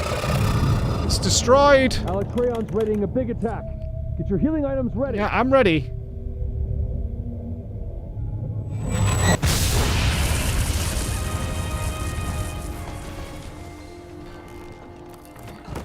It's not distance-based. It's not based on distance. You need to suppress Alatreon's power using elemental weapons. It's not based on distance. I kind of feel like I have to live in a world where that can just kills me. Like, the horn is down.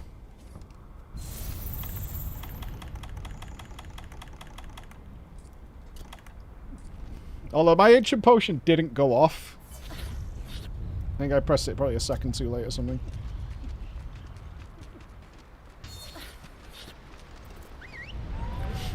Why is my nose so itchy? Hmm. 1, 2, is this 3 now? Shouldn't have done that, he's gonna knock me off. Yep. Oh, come on, the chain reaction.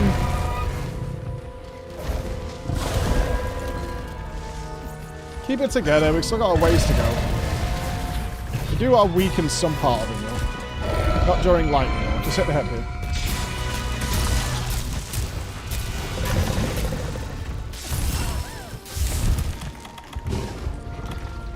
Stunned. Oh my god, was that a clutch cat save? I should have been dead. Just one. 1, 2.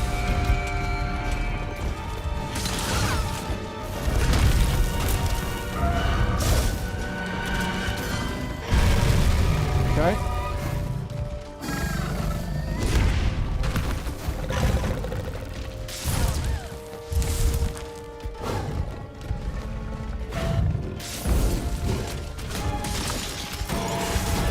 Fuck you with that attack.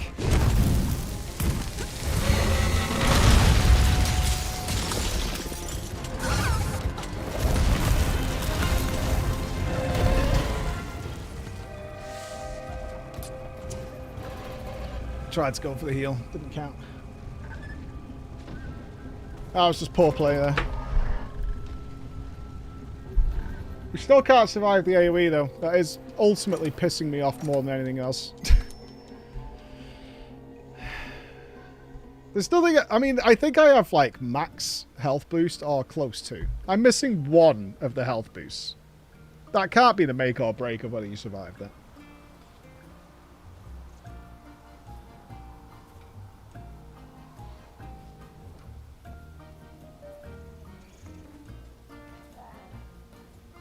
I do feel better with the evade jump.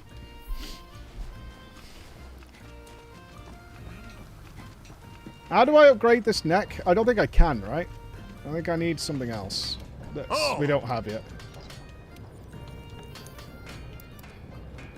Yeah, it's question mark to upgrade it. Okay.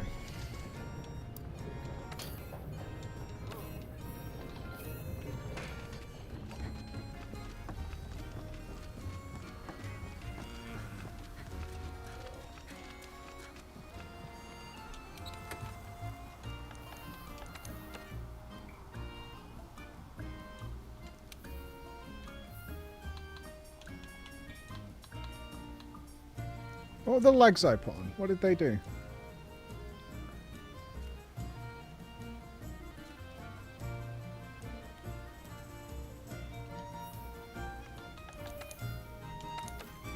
Oh, I'm taking for too much damage for that. Am I all too far in on ice attacks?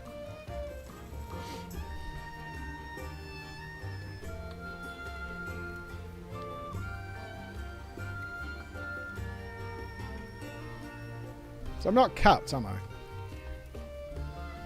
No, I'm one off.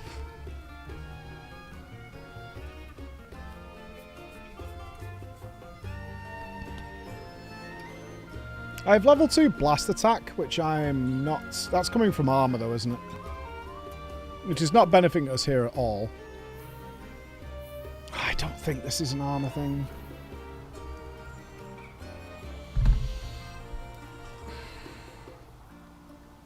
Come on, brain. Why can't we survive this AoE if we do what we're told?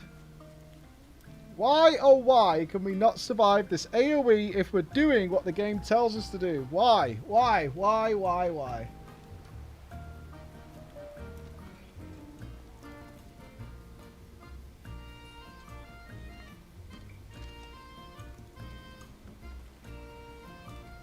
We can't take 2 weapons. And we don't have a weapon that, like, changes element or some shit, do we? Right, there's not something stupid like, well, if you take... That's why I thought about taking a non-elemental weapon, like the blast weapon.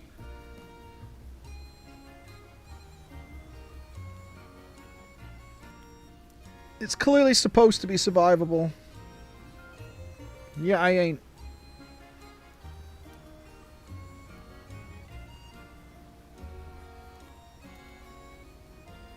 I have survived it once when it ice attacked me, and it did nothing. It barely tickled me. So what was different then? I feel like I'm smashing my face into a wall that's not going anywhere, you know what I mean? It's not why I'm dying like wiping, but it's still frustrating.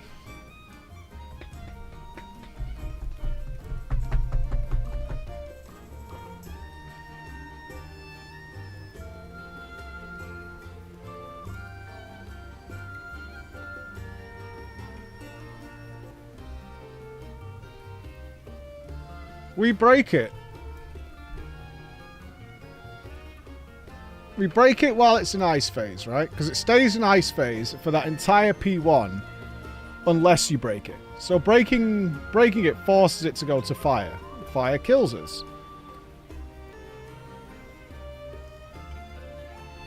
If we use the fire weapon, that'd just change it to ice though, right? But is the ice less damaging? I'm not trying to shift blame on you guys who pushed to get this icy weapon. Because I don't think that's fair. Like, it's a bait weapon. I don't think that's the case. I don't think that's the case. I don't think you would lead me down that road.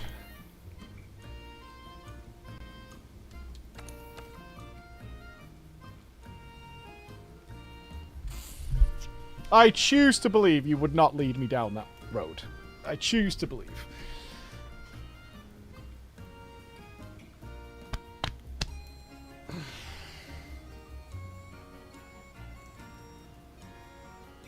We have died to it with 21 fire resist and a fireproof cloak on, so I don't think we can boost those numbers anymore. I don't think.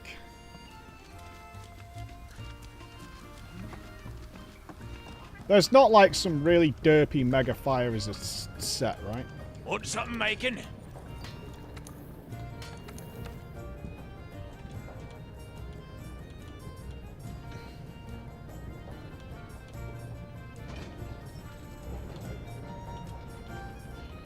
Raging Bracky is 3, 6, 9, 12. That would be 15 flat with the Raging Bracky set. Zin's not. Rajanga's just lower.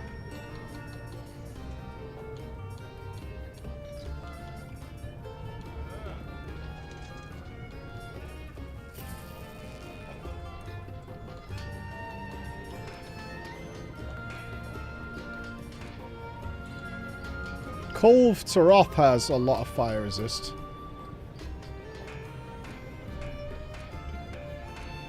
4, 8, 12, 16. There's 20. But his set bonuses are fucking trash.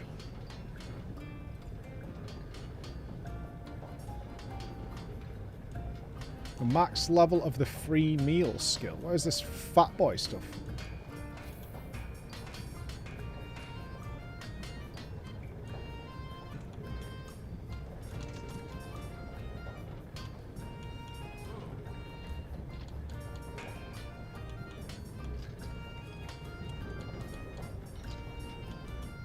No, I don't think this is it.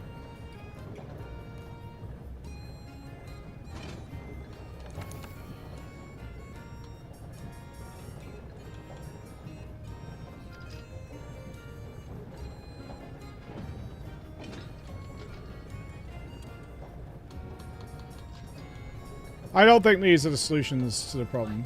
Yeah, Chris. I don't know if I want it. To just do a VOD review of the time where you Yeah, I've survived it once.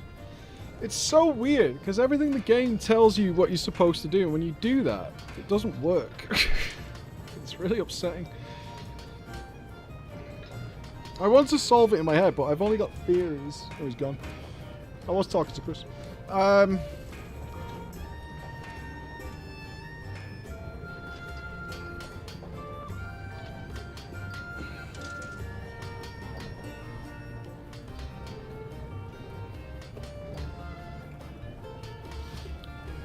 Do you know what I want to do? I want to try the other one.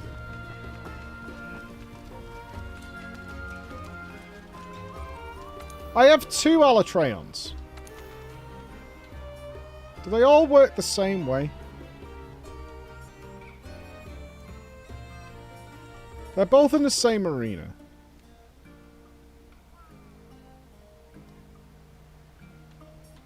If they both work the same... The reason I want to do this, if these both work the same way, right?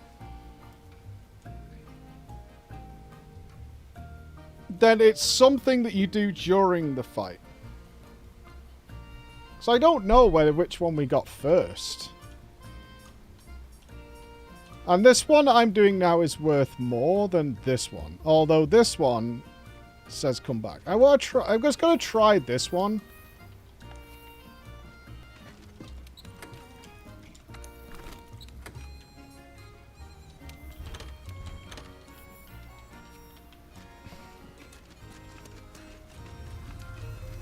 I just want to eliminate anything weird. Like, there's something I did during the fight that changed it. In some way.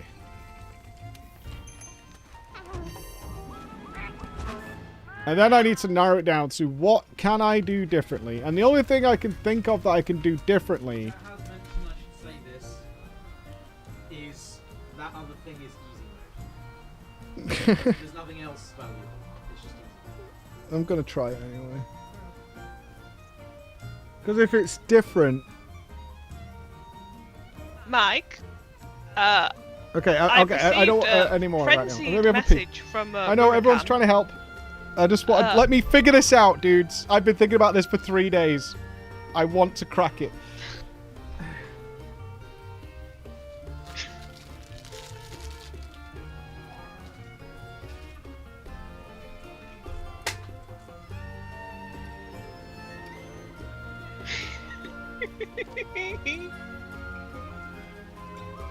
It's okay, chat.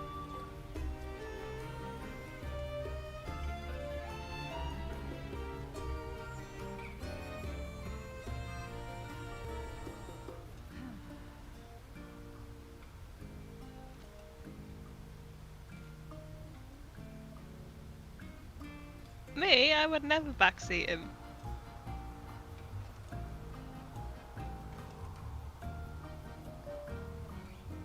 A story? You want a story? I don't have any stuff.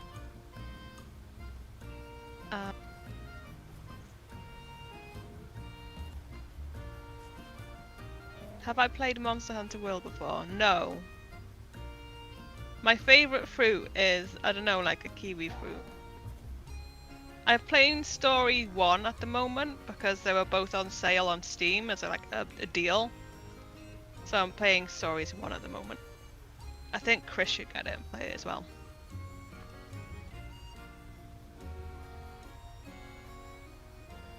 You don't eat the kiwi with the skin. What the f is wrong with you?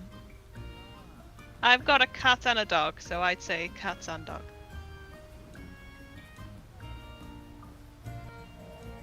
I don't know why I'm talking to you. I'm supposed to be doing a script.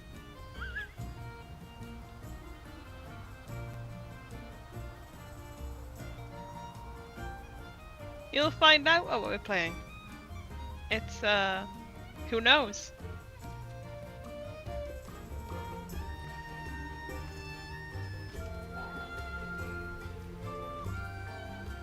That's true, Mike has no script. No, it's a script for a video. Well, not a script, it's a research. Chris, help!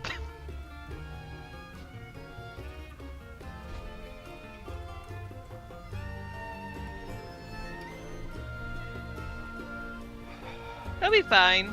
He's just, if you've not seen Mike before, okay, this is how he... Stop telling me stories. ...likes playing games. It is! I'm having a good time! I've got a puzzle to solve. I'm frustrated, but that frustration is remedied by finding the solution. Bye! Bye. I'm just going to science this. I want to know what goes on here.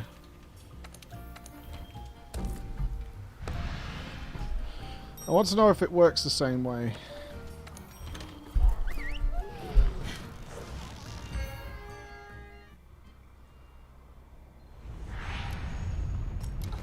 No, it doesn't.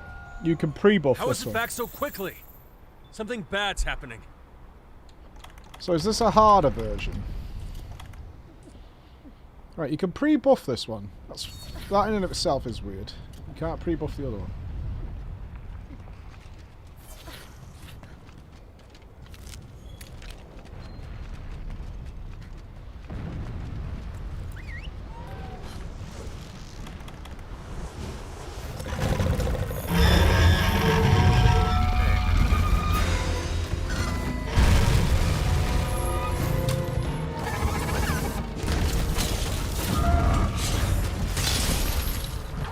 So you can't even stay attached with the Rocksteady Mantle. Interesting.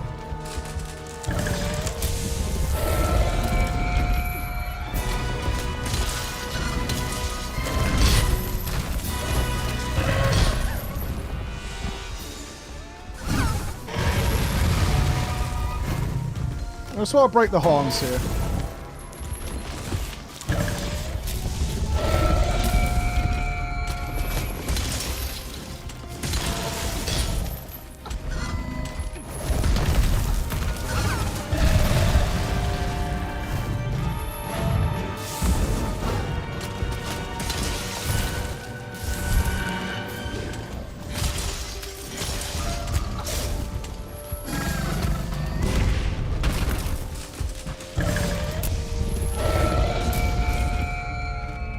This one seems more aggressive, but that could be random with him.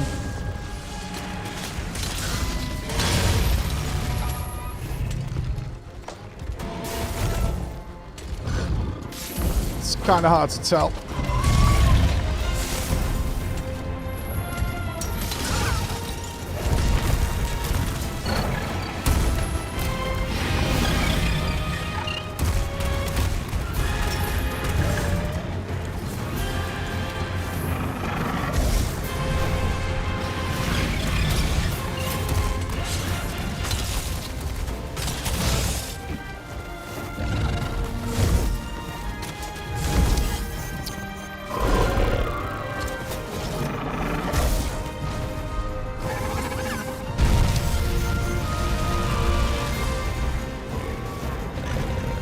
I don't want to flash him here anyway.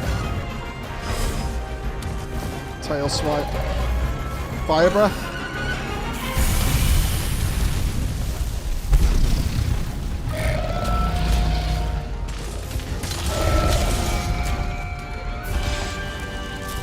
There's none underneath him.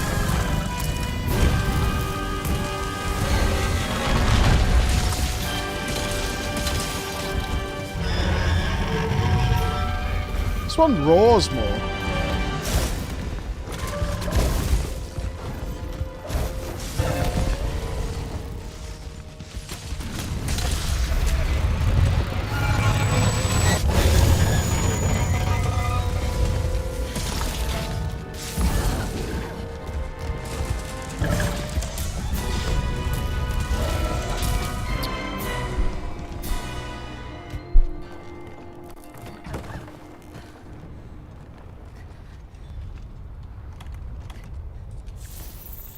I really thought I'd be fine there, but okay.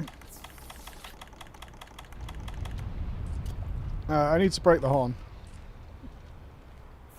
I'm just wondering if my main thing is it this one that does the ice one? Do you know what I mean? Like, does one do the fire attack and one does the frost one?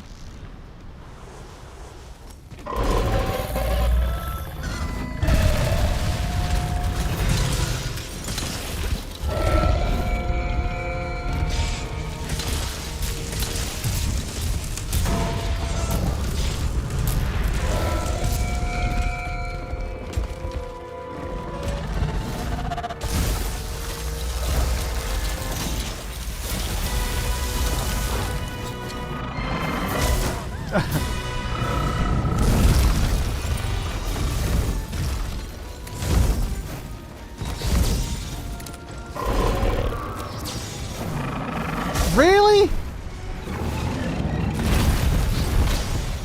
Come on, man.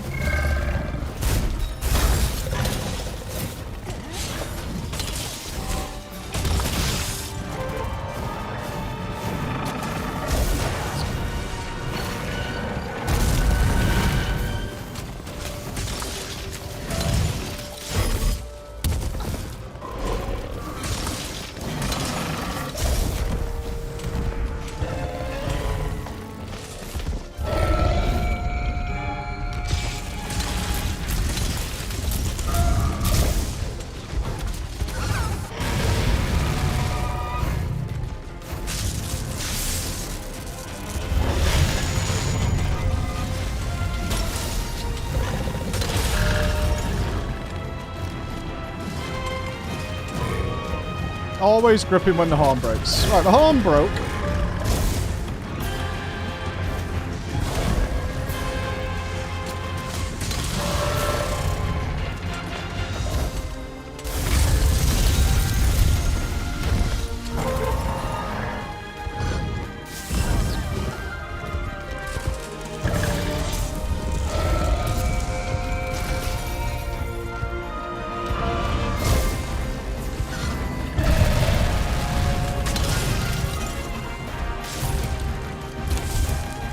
God knows how the head mount works.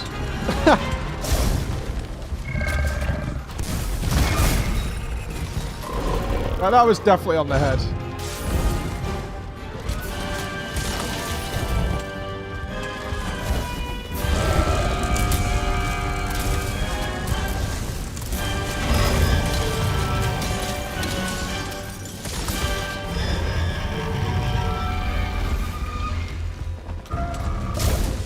It's gotta be time for the AoE soon.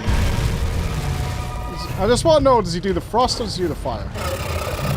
Oh, he does fire. Okay.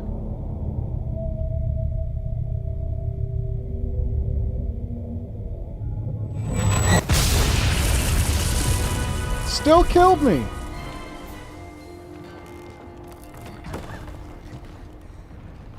That I don't fucking know, man.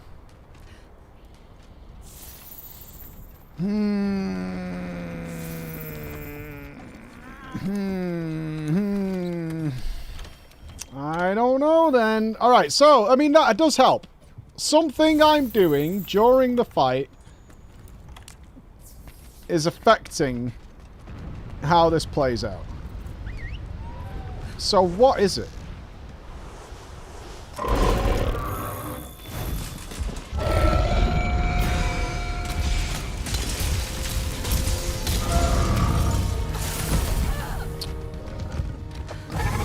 Dead.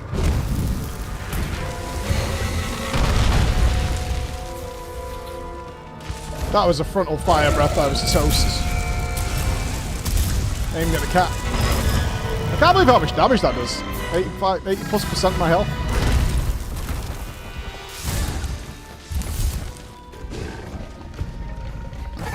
Dead. Ha! He went over the top of me. Well.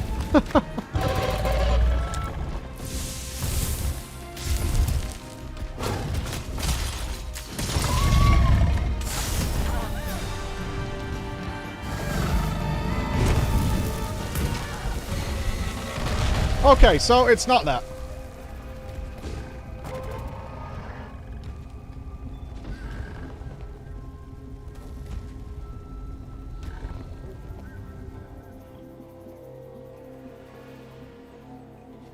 So what is it?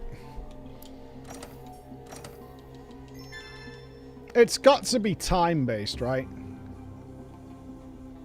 It's got to be during a specific phase. There has to be a way to force him into ice for the AoE after you've broken the horn. There has to be.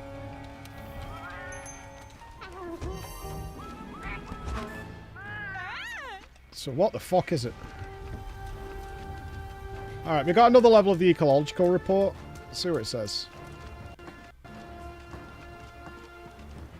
Hey Tom! You're nearly at the 100, hey brother!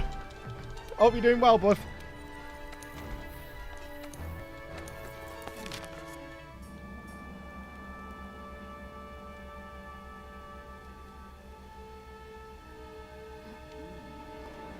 You can mitigate the damage of Alatreon's powerful shockwave by attacking it with an effective element. You can also use healing items during the shockwaves to get your Dusts of Lives ready. Yeah, that's not changed.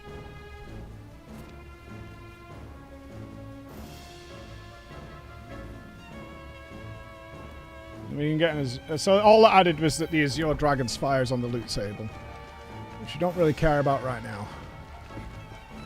Huh. How you doing? It's got to be time.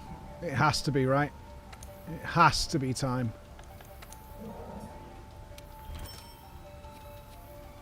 It's got to be based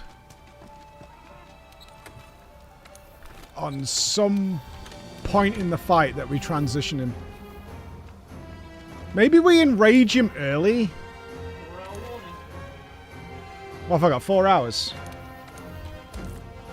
I would hate... My worst case scenario here is that somehow we kill it without figuring this out. That would be the most horrific thing I could think of happening. That's Alatreon? Must be hiding some incredible power. If that power isn't contained, it could be the end of us all. We think elemental weapons should be able to shut down Alatreon's powers. So non-elemental weapons won't be of much use, huh? Hunters, you got that?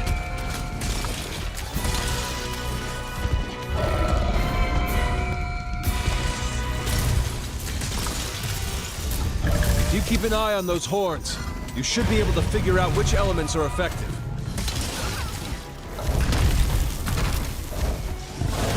Ah! I feel like we dodged the right way there, but the game says no.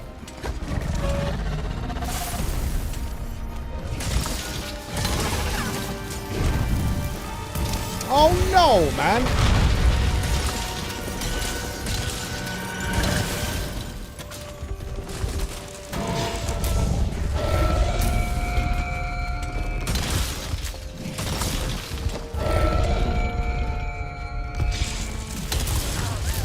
Agreed.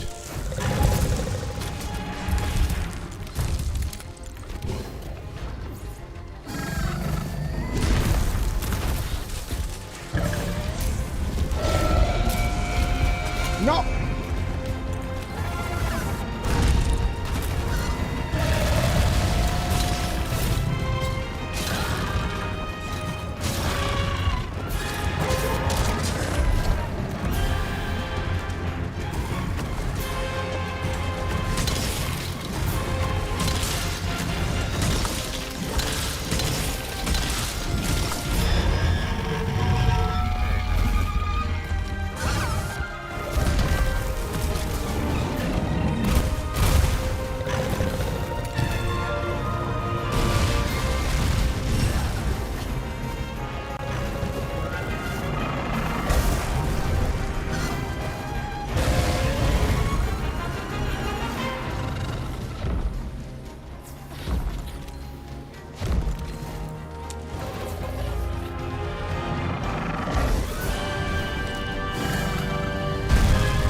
Fuck you!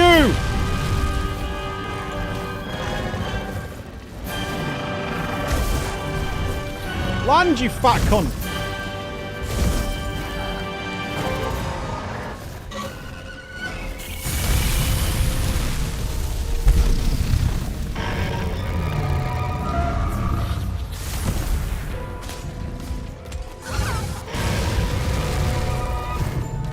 No, more could not have gone wrong during that. Something's happening to it. Right, It's horn attack. shifting elements. The horns! No way. The horns give it control of the elements? Hurry! Destroy the horns! This is your best chance. I cannot believe the chain of events that can go wrong here. It's absolutely absurd.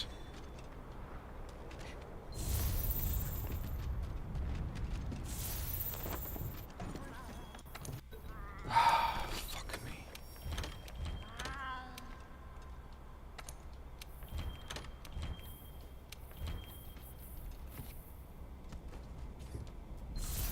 You can get just turbo fucked. Buff up, buff up, buff up. Don't rush him.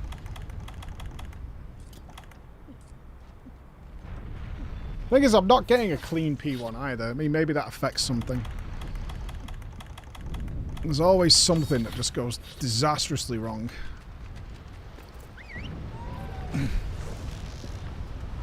Okay, horn damage I don't think matters outside of this phase.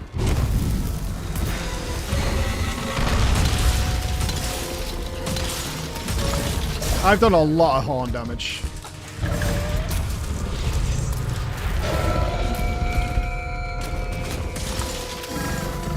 Ah! No, no, no. Can't get up off the floor fast enough. I also had some indecision there as to where I was supposed to go. Let's restart this one.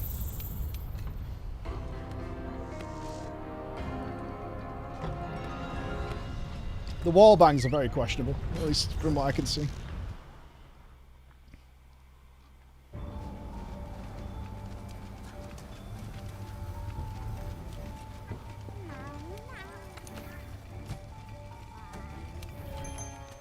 I wonder what the overall RNG of attacks is, in terms of there are some that are just infinitely easier to work with than other ones, and you can back-to-back them as well.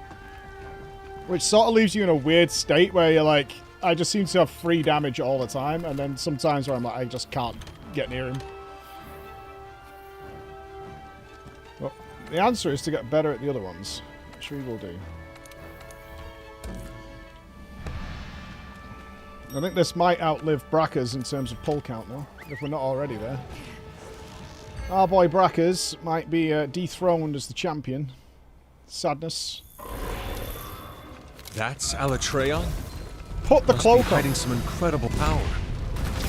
If that power isn't contained, it could be the end of us all. We think elemental weapons should be able to shut down Alatreon's powers. So non-elemental weapons won't be of much use, huh? Hunters, you got that?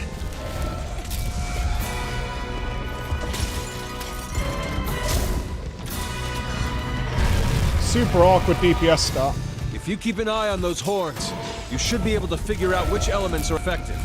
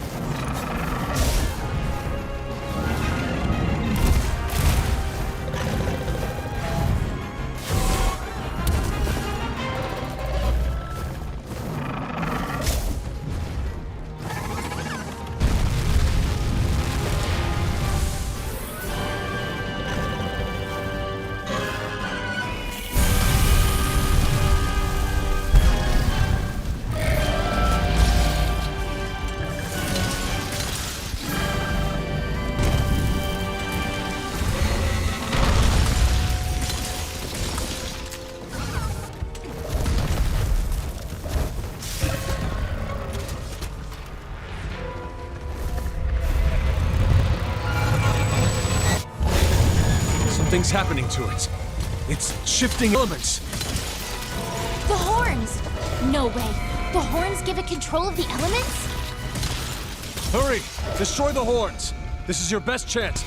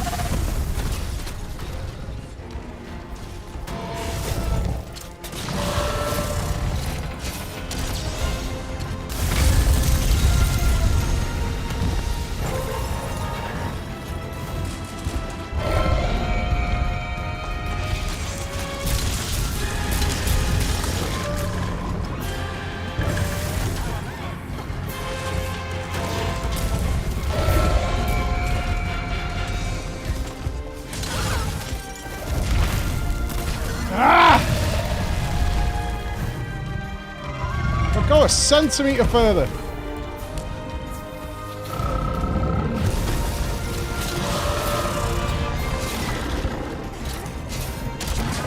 The horns are broken. It doesn't look like it can shift to ice active mode for now.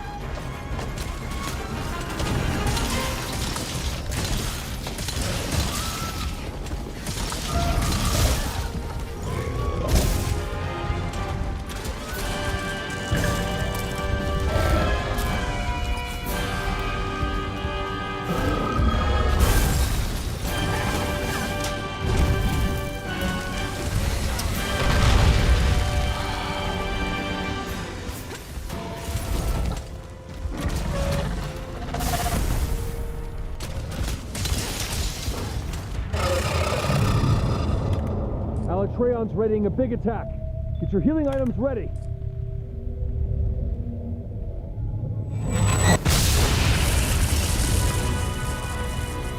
That was a stereo jerky and a max potion. I saw my health bar completely refill and then drain again. So that is definitely a count out. You need to suppress Alatreon's power using elemental weapons. You are a piece of shit, guy. You are an absolute piece of shit. You are the ultimate piece of shit, actually.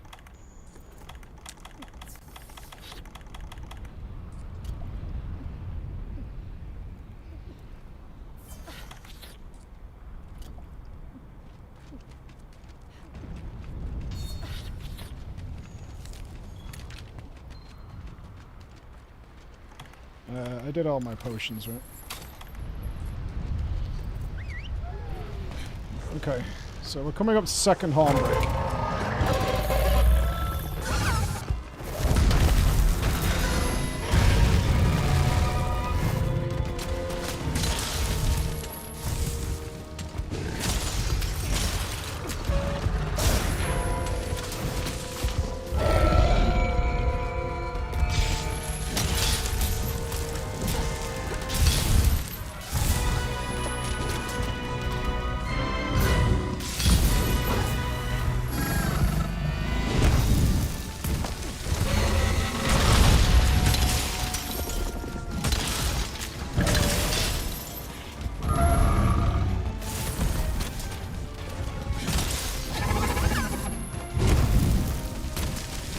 Good DPS window. Healing is fine though.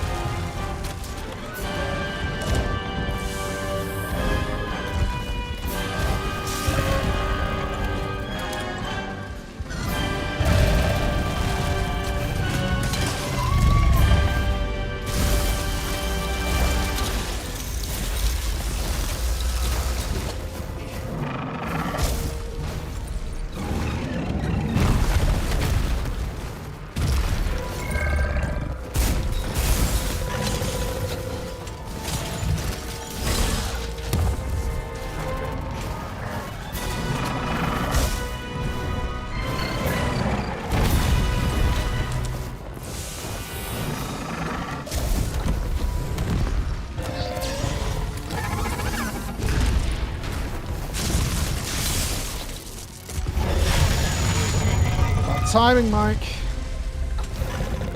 I'm missing all my windows.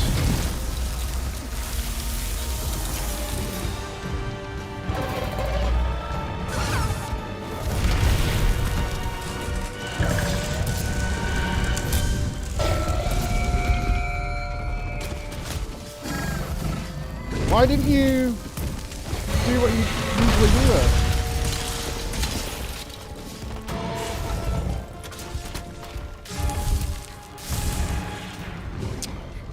Caught on the legs.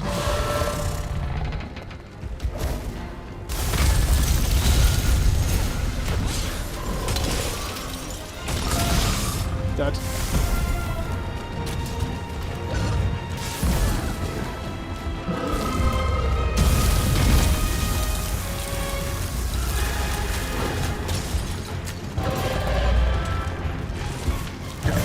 No, I'm caught on the leg again. Stupid shit. Alright, well, this is our scheduled death. Waiting a big attack. Get your healing items ready. Fuck that, I'm DPSing.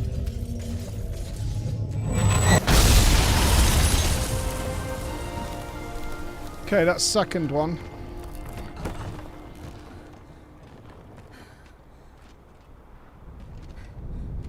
You need to suppress Alatreon's power using elemental weapons. Whatever you say, Chief. Whatever nonsense you're talking, that's fine. Can we get a food buff at all? Maybe?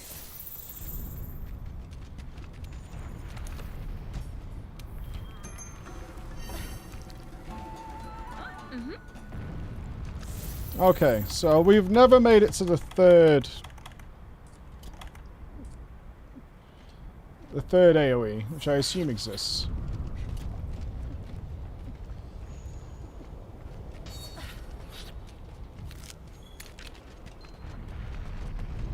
Be nice to see it, but I don't think we've got any lifelines left on this pull.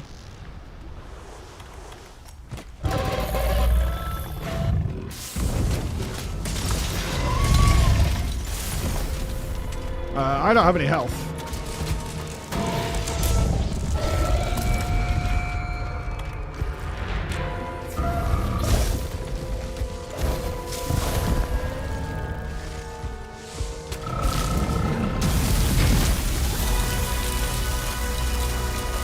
You can weaken the head during that. I won't be able to do it now, but I should be using that breath to weaken the head.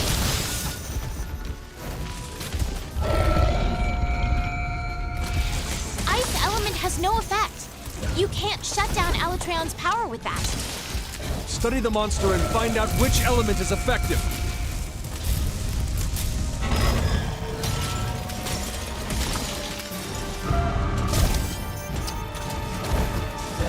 I'm dodging there, dude.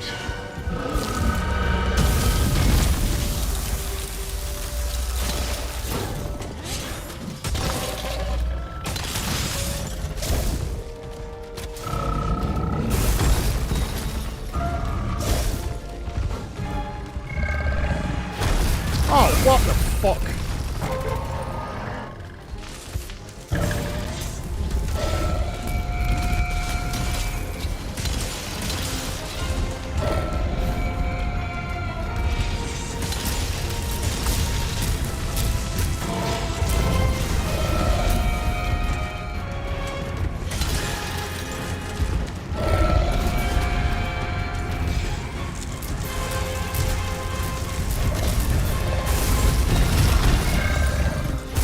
See where he went then.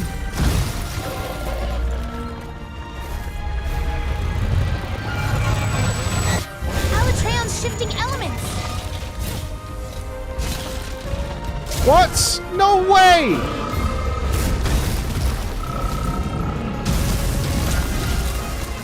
Already started another animation.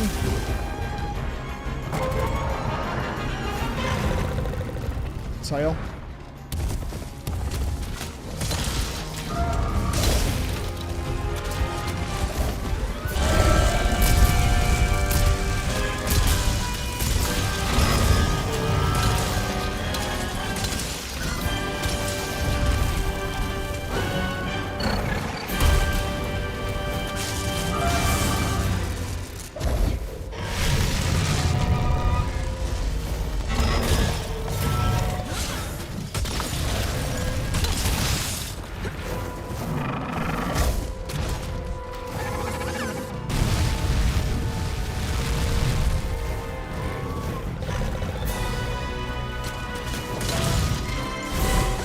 tail.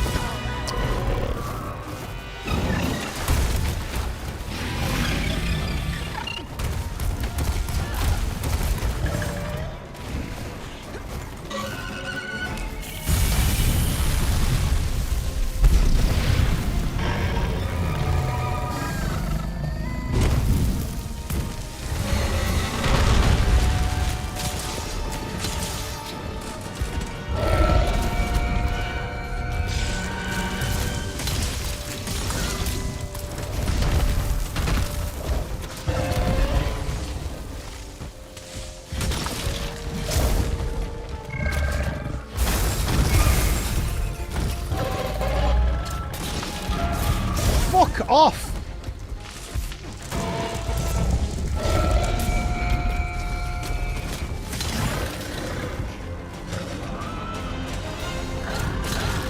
It's behind him. The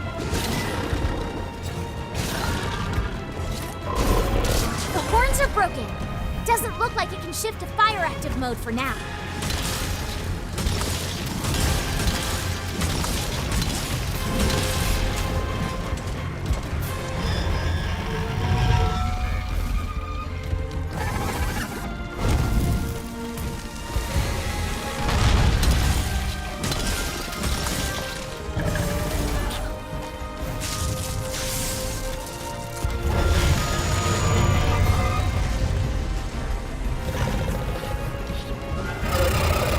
Third AoE. Alatreon's readying a big attack.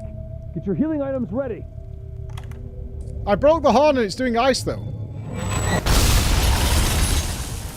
Didn't stop it.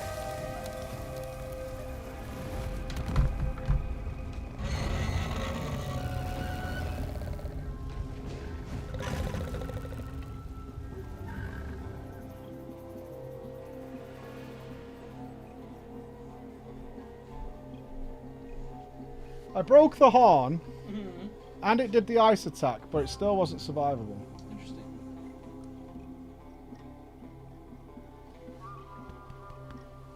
I either got to the third AoE.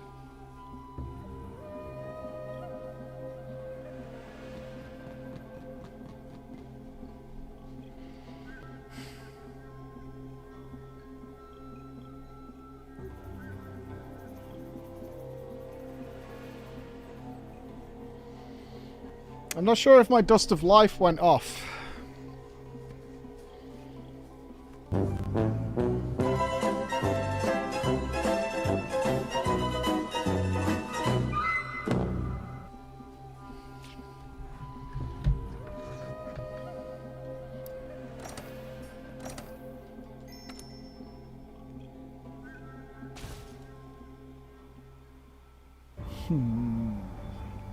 I don't know if my Dust of Life went off then. I didn't see my health refill. He still ticked for an extremely large amount of damage though. Well, I definitely broke the horn in that phase. That definitely happened. And it did the ice attack.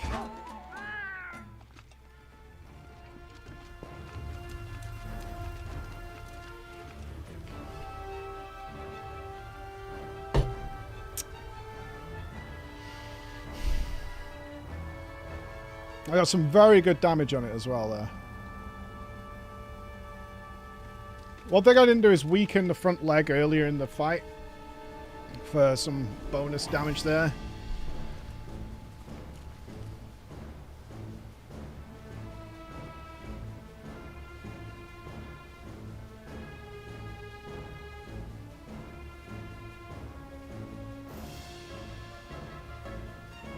I'm not sure what else I can do.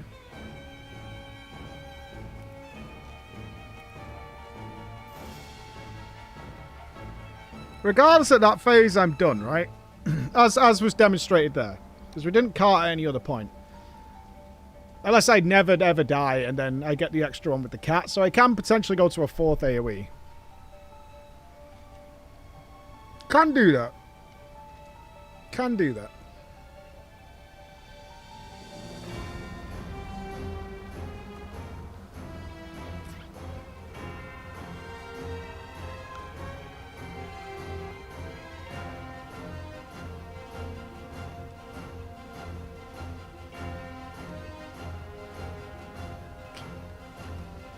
I just can't think of what else to do.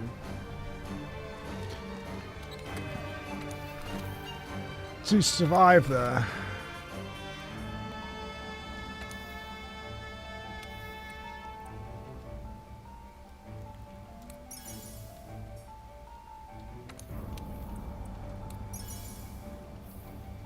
We need better bugs. How you doing?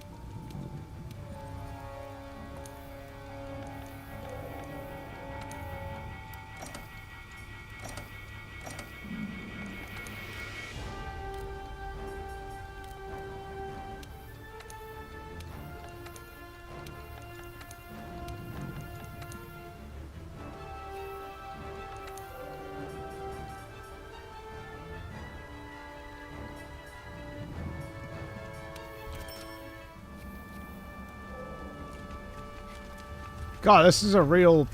I mean, there's only... I mean, it's basic game stuff. It can only be resistance at this point, right? That's all it can be. It can only be resistance to that element. It has to be that. So why isn't that working?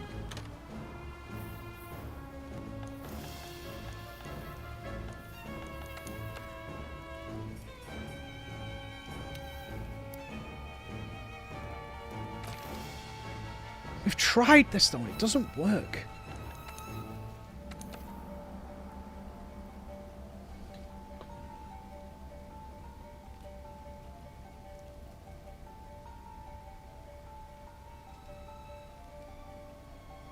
I wish I could see the values of what resist does.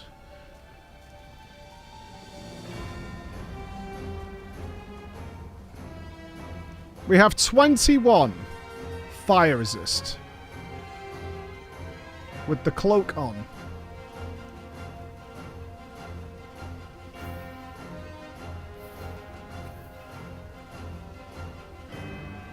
And even then when it did the ice attack, I still died even after taking the horn down. So what is it, man? Why did it do ice attack then?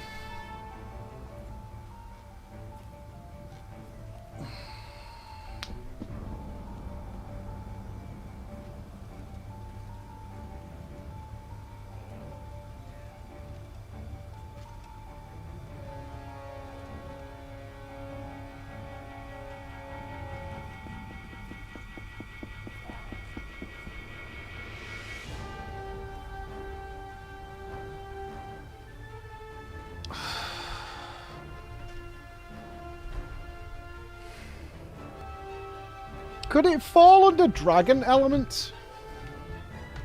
That would be too stupid, right? It's dealing with fire and ice. It'd be too stupid if it's like, well, technically it's dragon element. Do you know what I mean? Like, something really stupid like that. Where it's like, yeah, it's frost and fire, but it's a dragon, so it's actually dragon element. Can I even get resist to dragon? I can. I have 6 dragon resist. Is there dragon resist jewels?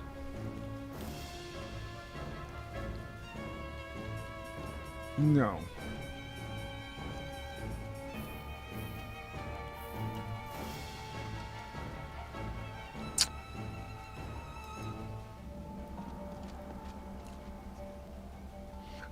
We could definitely still push a lot more damage though. Like, we still haven't knocked him over without a wallbang.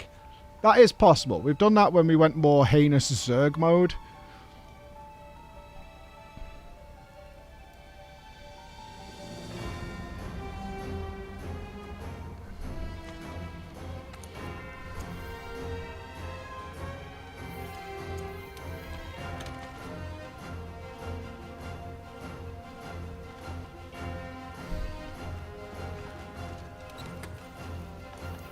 I'm trying to... I'm like looking at this. I feel like, you know, when you go back to the fridge after you checked it 10 minutes ago to see if there's something there you want to eat.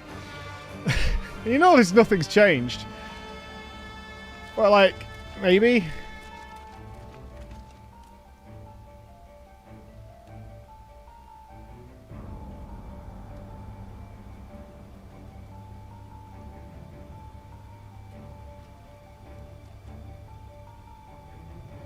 Come on, brain. The answers are here. This shouldn't be this complicated. Use elemental weapons, nullifies the attack, use healing hope items when he's up in the air. So why is that not working for me? Why? I don't think it's just amount of HP. Like, I'm missing out on like 20 HP or something.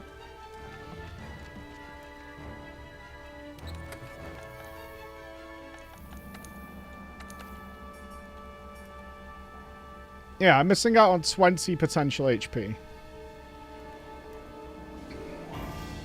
I mean, could that be the make or break here?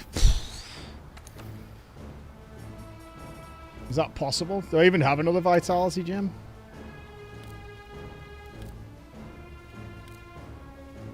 No, I don't.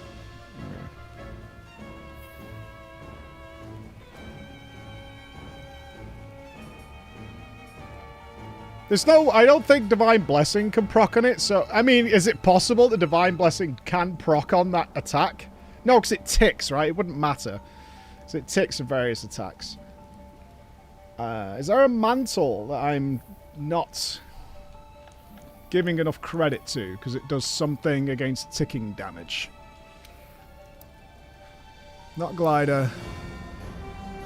That's luring. Those is things to drop.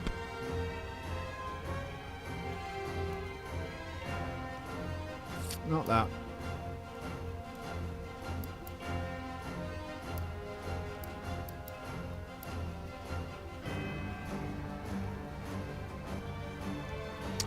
Reduces dragon damage, nullifies dragon blight, and powers up your weapon's dragon properties.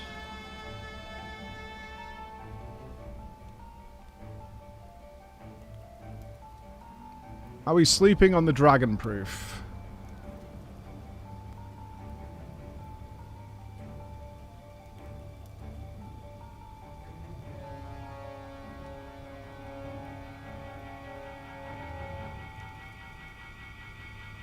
That might be worth a try. That might be worth a try.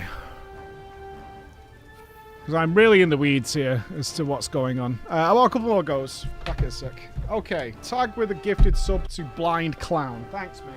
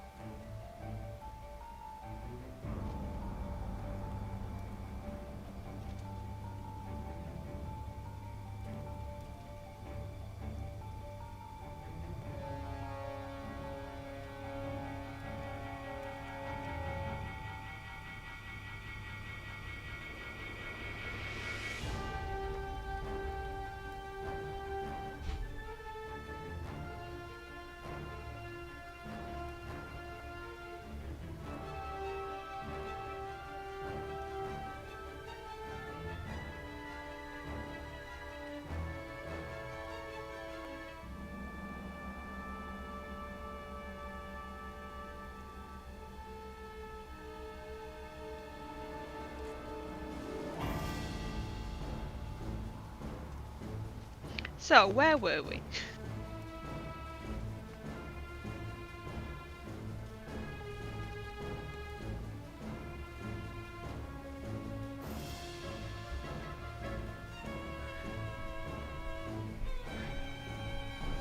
I like it when I go to the back door for a piss.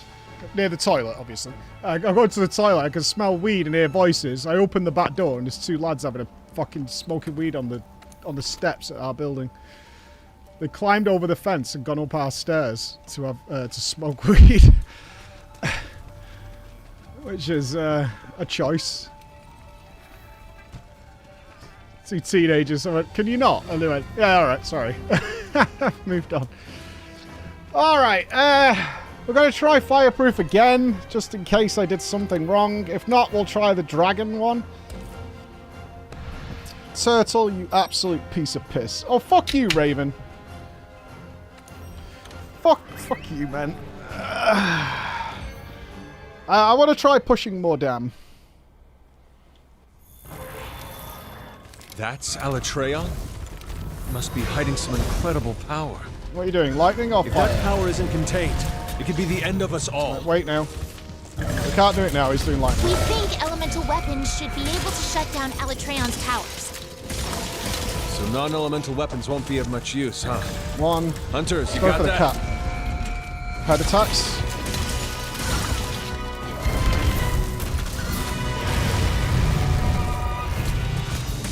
If you keep an eye on those hordes, you should be able to figure out which elements are effective. Dodge.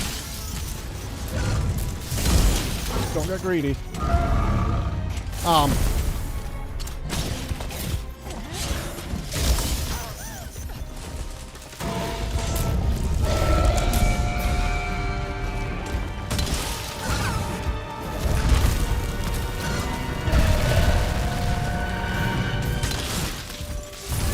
Fucking swipe every time.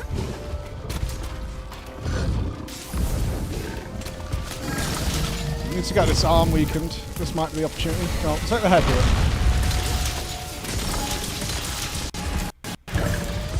Ah, I went too early on the dodge. I can get a wall bang here. Not now, I can't.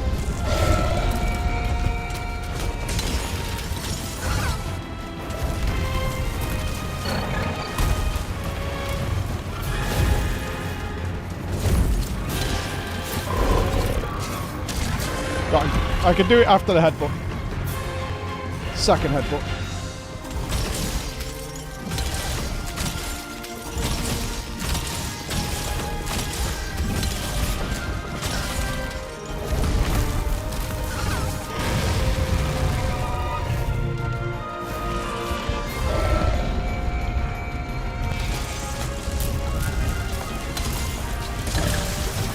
Fucking swipe.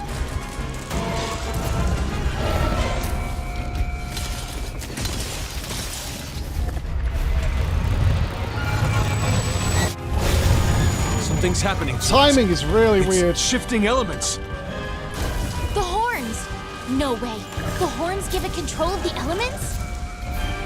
Hurry! Destroy the horns. Horn time. This is your best chance.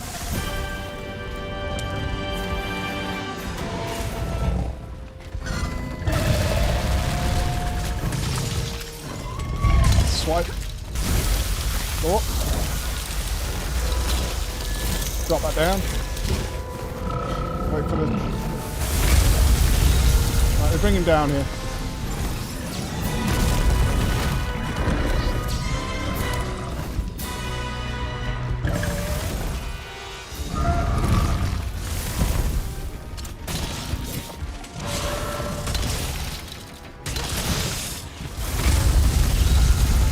Got the weaken. Wait, now. Dodge. Wrong way.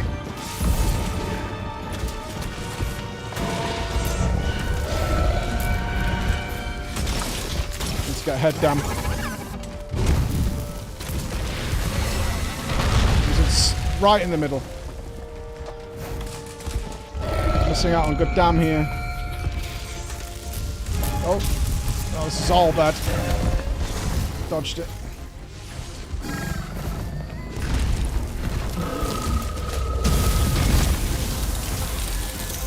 Need to get head damage, Mike.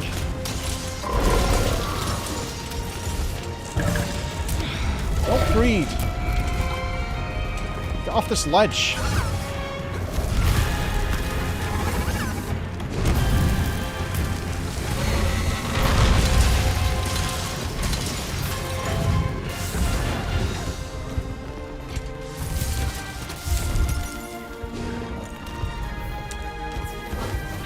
Have I missed the window already? Fuck, man. Alatreon's readying a big attack. Get your healing items ready. Damn, that came fast.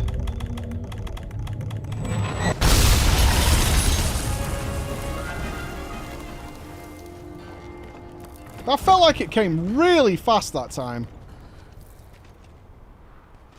You need to suppress Alatreon's power using elemental weapons. You are full of shit. Fuck off.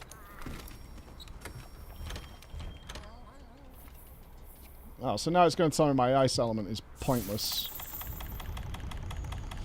Yeah. My mistake there was having to look down at my thingy.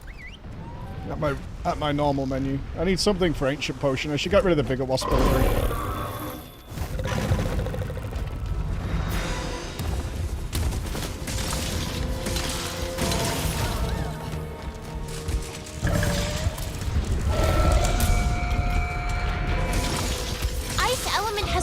I know. You can't shut down Alatreon's power with that. Study the monster and find out which element is effective.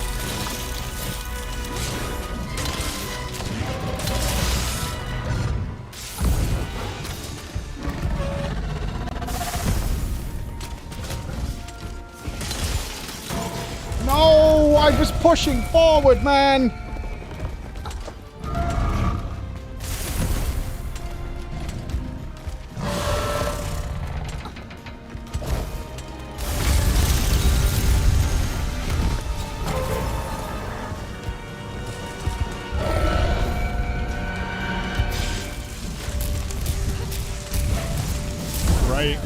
Fucking awesome. Have you tried just not hitting him at all? Maybe peace is the way forward.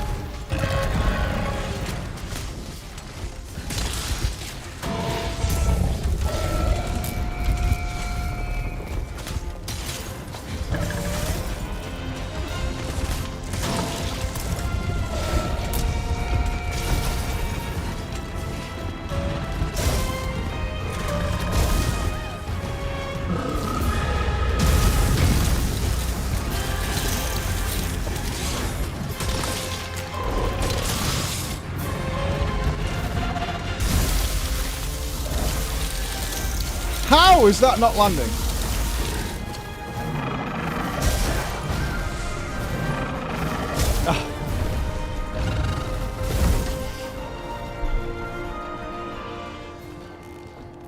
It's bad pulls all around. Bad pull all around. Bad pull all around, dude.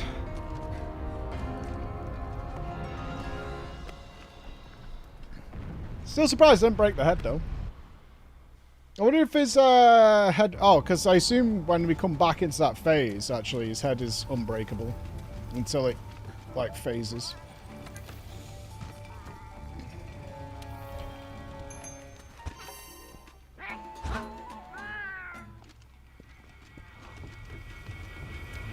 And because we didn't break the horn, I didn't get to test the fireproof, and so on and so forth.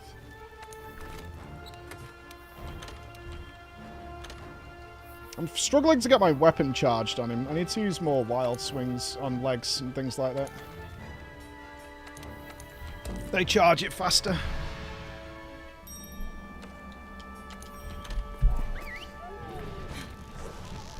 How are we doing on time? Fuck, man, I'm running out of time. That's Alatreon?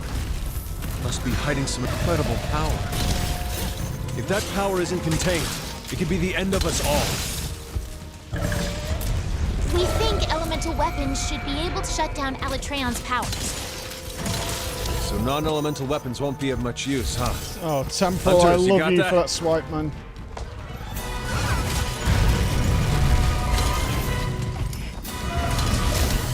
I don't know what's happening. If you keep an eye on those horns, you should be able to figure out which elements are affected.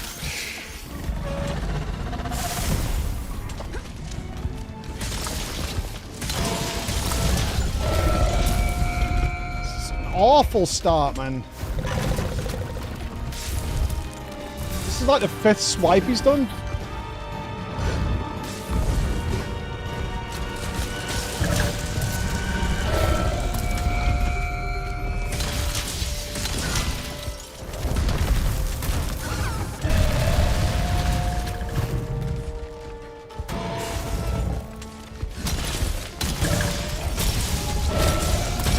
Can't see. Why did I go between his legs? No, get up! Get up! Get up!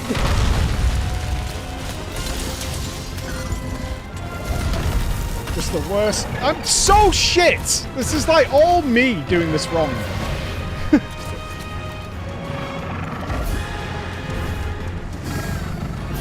And I lost my charge.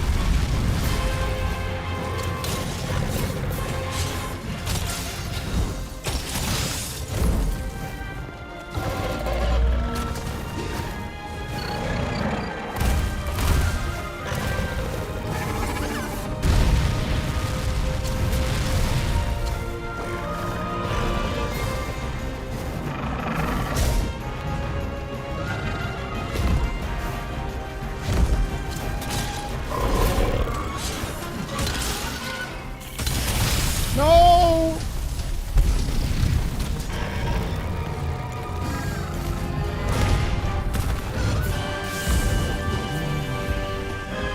Yeah, I'm just. This is just bad play.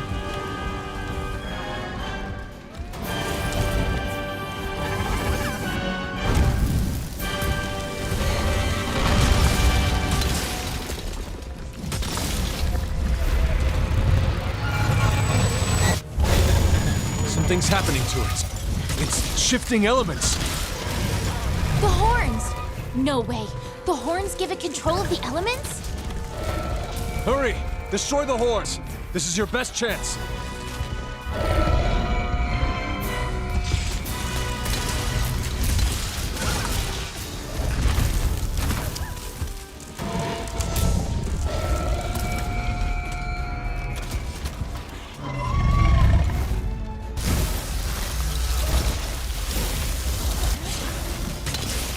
I'm gonna die off the back of this.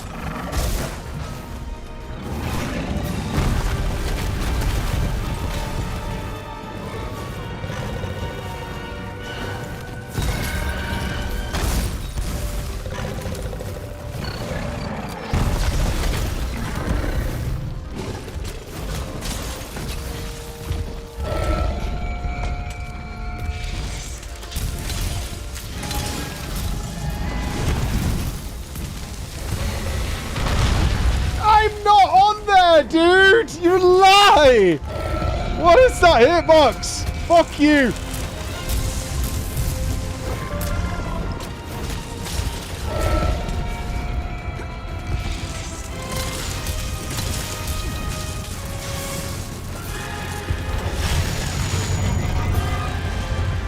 I still haven't quite got the timing right there. Fuck off. Every attack I've failed there. Fucking shit. Absolute horse shit.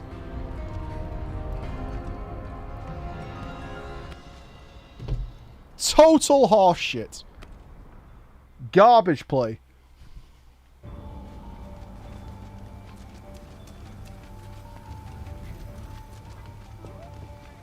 Fucking trash.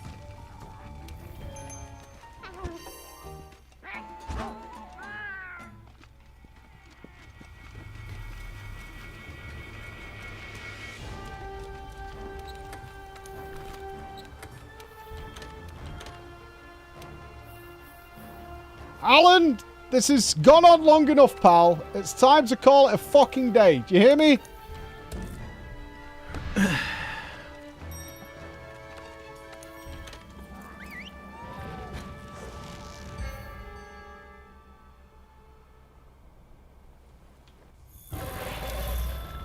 that's Alatreon? Must be hiding some incredible power. Alright, use the If that fireproof. power isn't contained, it could be the end of us all. We think elemental weapons should be able to shut down Alatreon's powers. So non-elemental weapons won't be of much use, huh? Hunters, you got that? Shit.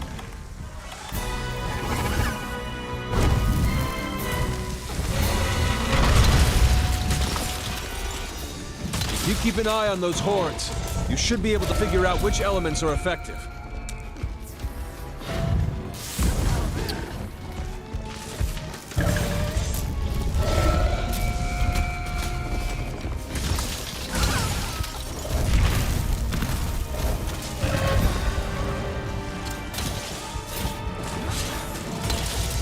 Yeah, okay, they gotta go all the way up the set. You can get the head there, I think. Please let me control my character.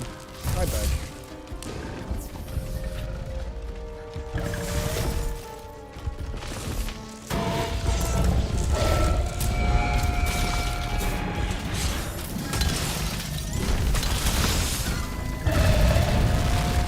I think that's because he attacked the cat. I don't think that's consistent.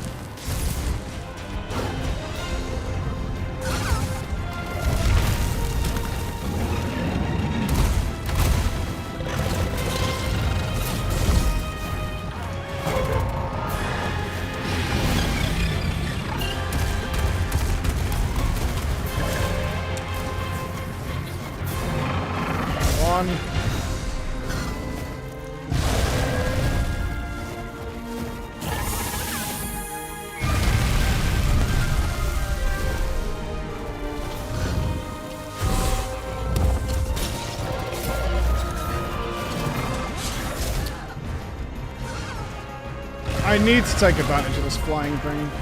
There's just so much potential damage lost.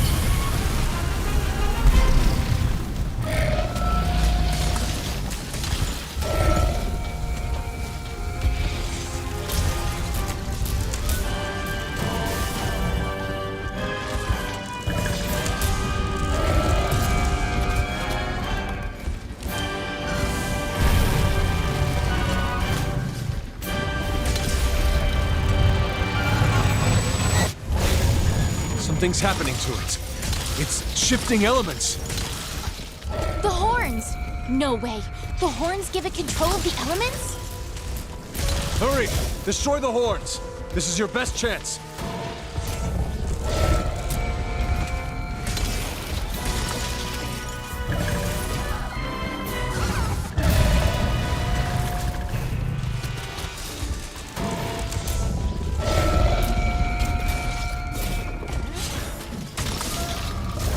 I should change his direction there.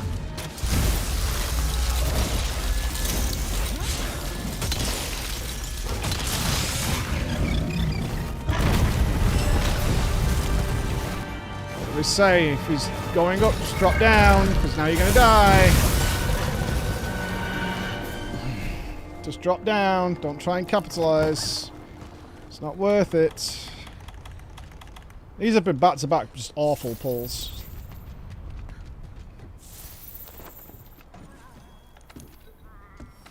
I'm getting, that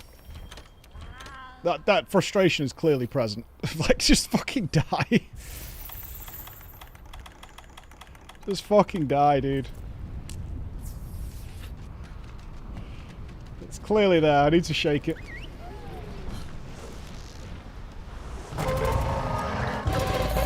I feel like a really intense pressure when it's...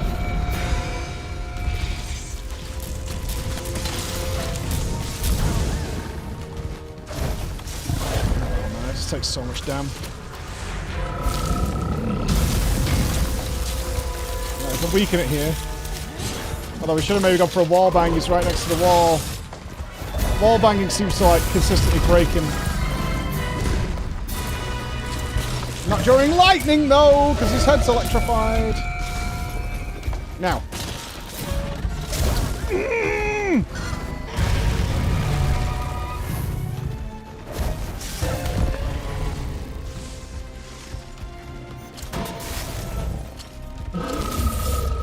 Now. need a different wall. That one, right? Maybe, kind of? No, it's to the left of it.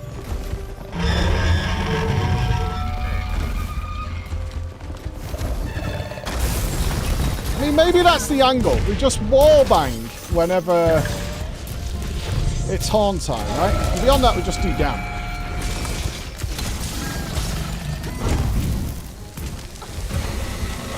Blocked.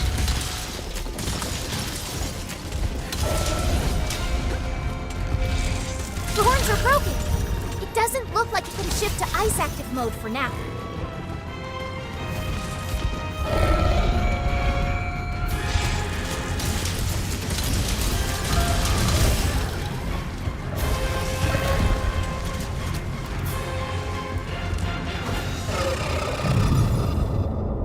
Crayon's readying a big attack. Get your healing items ready. 3, 2, 1.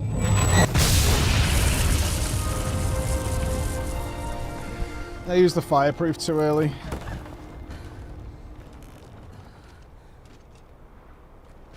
You need to suppress Alatreon's power using elemental weapons. Yeah. Yeah. I'm gonna try that next time. When it's that, I'm going for the wallbang as a priority and see if that just fucking shatters the horn and I can just go about my day doing damn. Working on legs and whatever. He seems to have pretty consistently broken his horns whenever we wallbang him.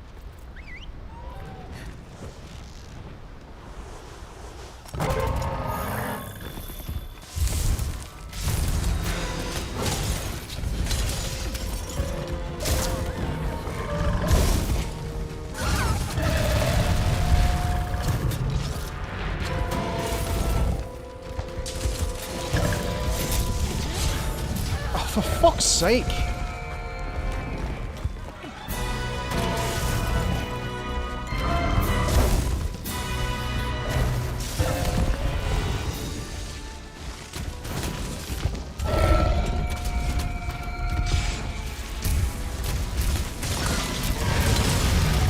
I mean, you flinched and just eradicated.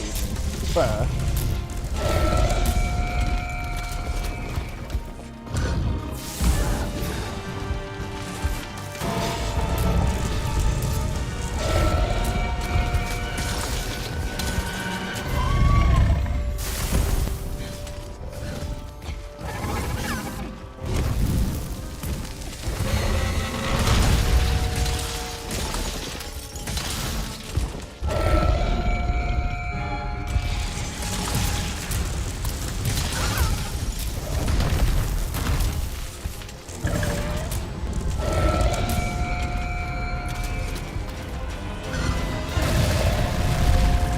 No!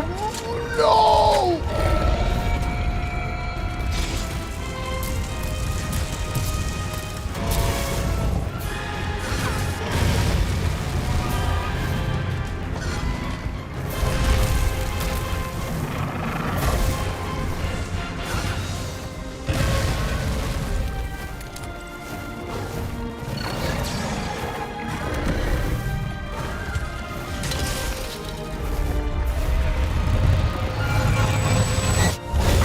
Shifting elements.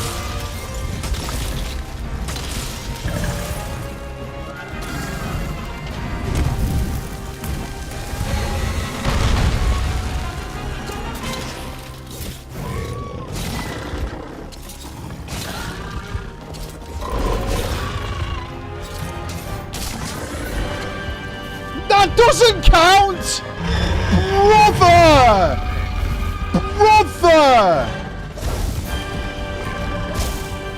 Brother of mine!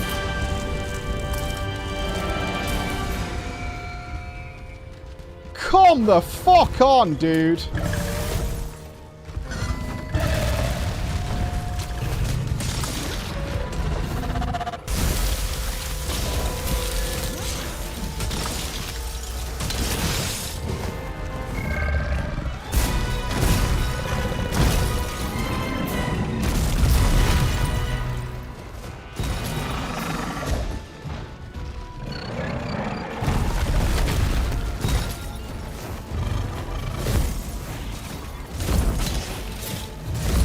He did 3.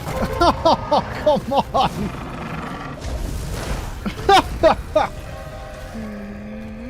Ah!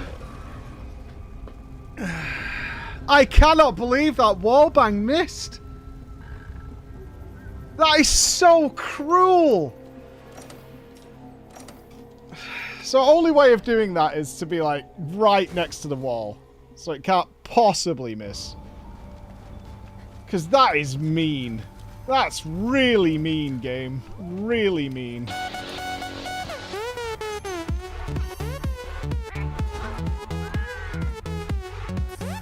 Son of a bitch. Well, it is what it is. I mean, that kind of backs up that it's probably pretty consistent in breaking his horns if you can smash him into the wall.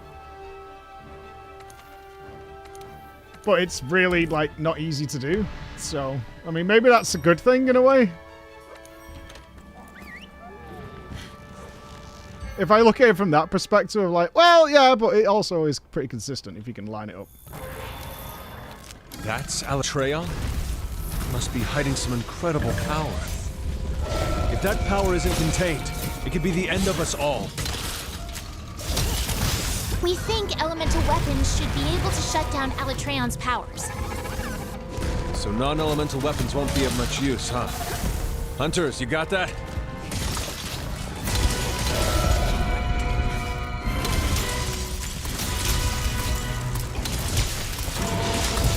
You keep an eye on those horns. You should be able to figure out which elements are effective.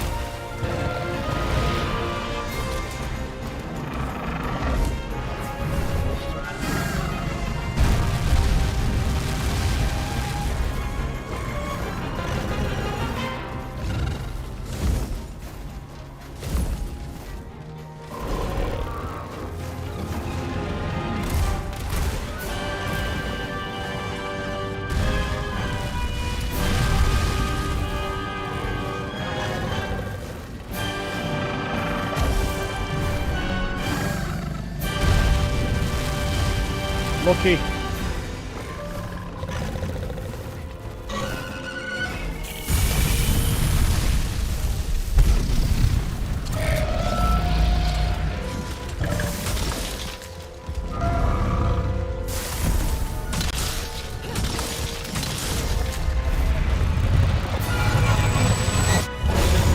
Something's happening to it. It's shifting elements. The We want the wall horns! bang. No way. The horns give it control of the elements? Hurry! Destroy the horns! No! This is your best chance! Fuck off!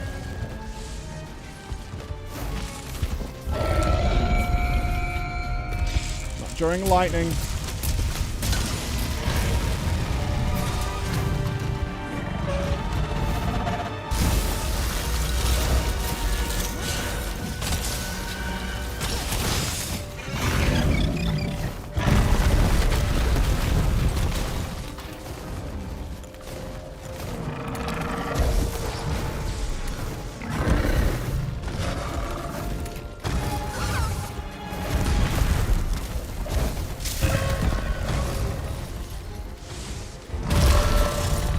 Don't go up again.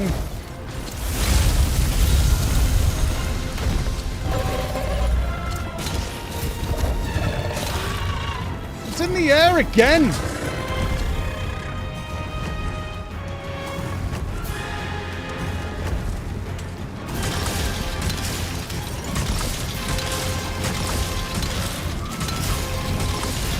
That didn't break.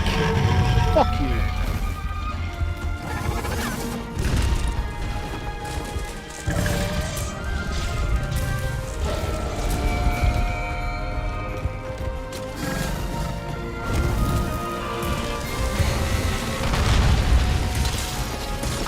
The horns are broken. God. It doesn't look like it can shift to ice active mode for now. I've still got fireproof in hand. Oh, for fuck's sake! Stop!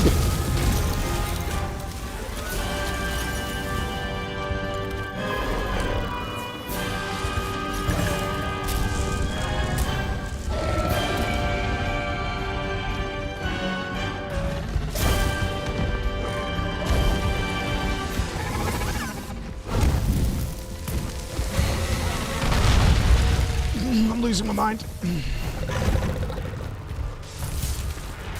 No. No, don't put it on! Okay, it's not the end of the world. Right, fireproof cloak is on. Get your healing items ready.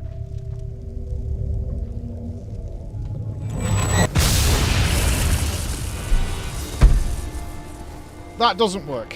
Okay, fireproof cloak plus a max potion does not work. You need to suppress Alatreon's power using elemental weapons. The max potion didn't go off even though he was mid-drink. I don't know why. I must have to do it way earlier. I do it as the sound starts coming up, but that's clearly not correct.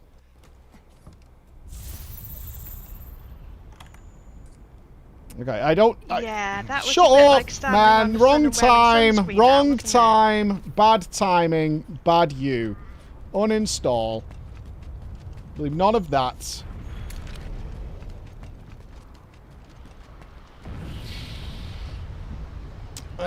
Okay. Very aggressive. Well, let's see you play with those kind of comments. We'll see one day, eh? A bit of retaliation your way. How's that? Shame you're not very aggressive to the boss. Mm-hmm.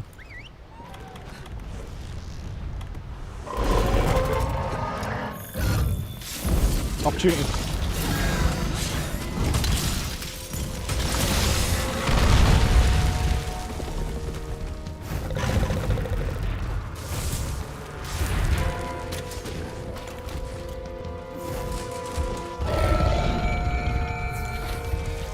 It's taking too long.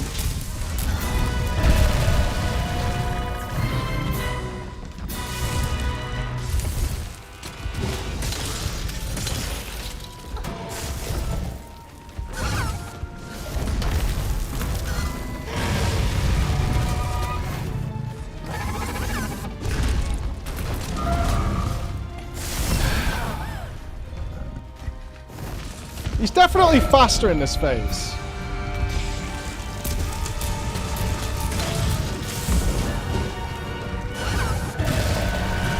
Right, the windows you have in phase 1 just don't work here.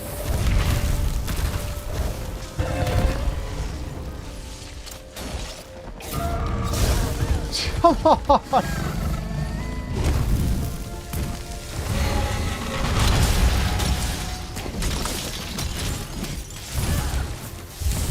There's a wall right here, man, and I want this wall. Dead, though.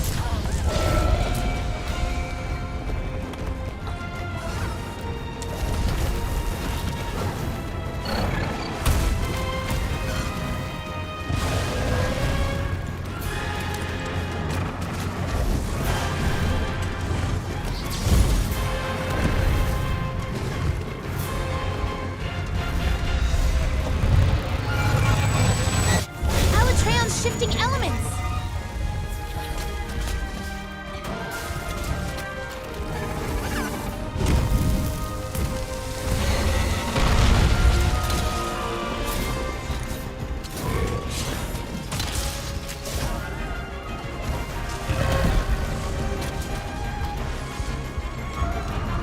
Oh, come on, toenail!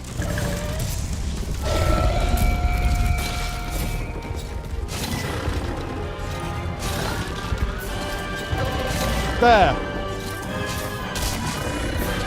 The horns are broken. Thank God. It doesn't look like it can shift to ice active mode for now.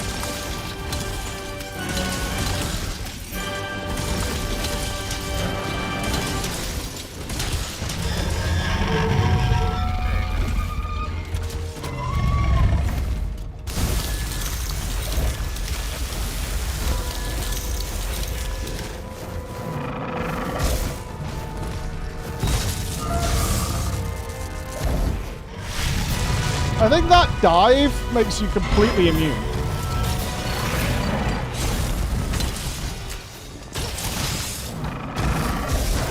But that doesn't stop that animation. Fuck off!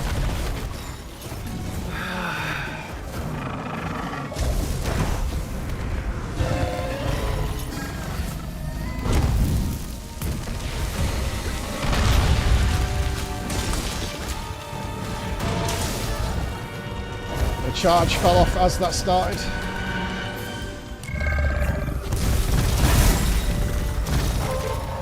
I'm getting well pissed off.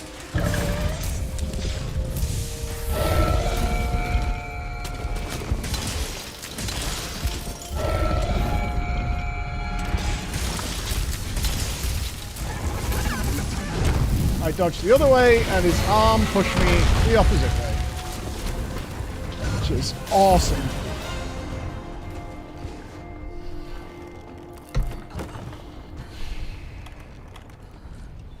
Horns are broken, though. The horns are broken. They have done that already. I have one death left, which will be the next AoE, because I can't survive it. Don't know why I'm banking my fireproof. That doesn't do anything.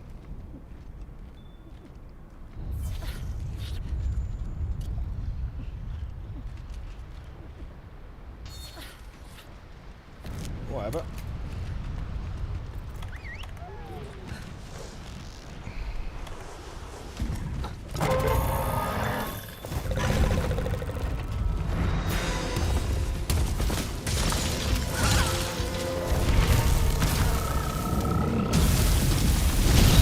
Dead.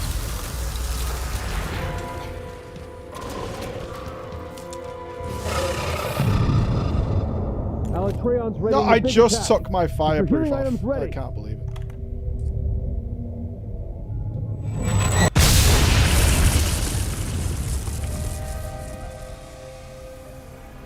My instinct was to tuck the fireproof on, but I'd put it on by accident before. I still didn't get the heal off though. Is max potion just too long?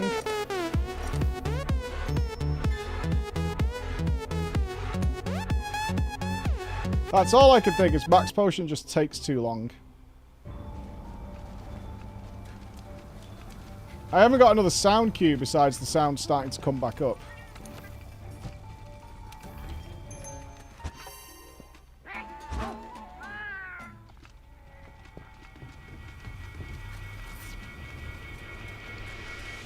The only thing I need to do is to stop getting caught in these endless loops of danger.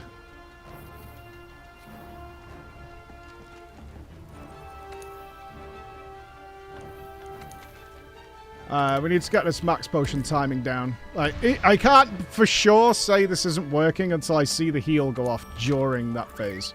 So if it takes that long to go off, we can do it pretty early. I think. We can do it pretty early. That's Alatreon? Must be Please! some incredible power. If that power isn't contained, it could be the end of us all. We think elemental weapons should be able to shut down Alatreon's powers. So non-elemental weapons won't be of much use, huh? Hunters, you got that?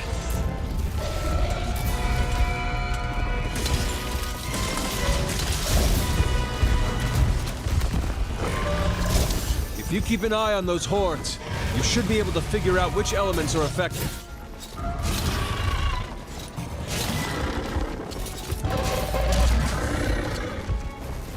Is that not a wall there? No, it was the wall over there. Wrong wall.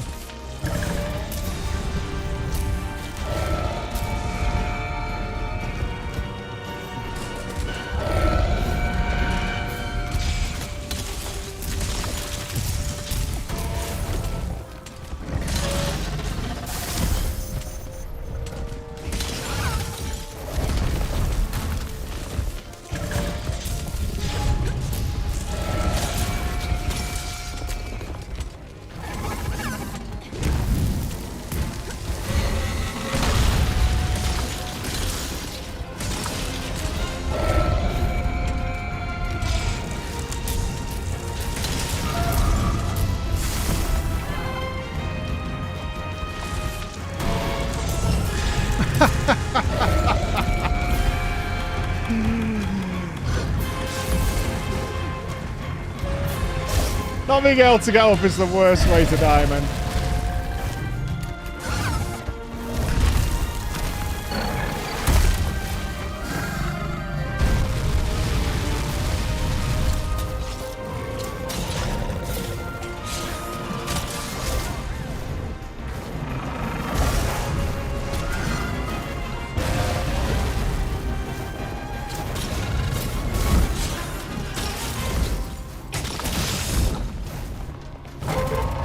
AoE fire breath.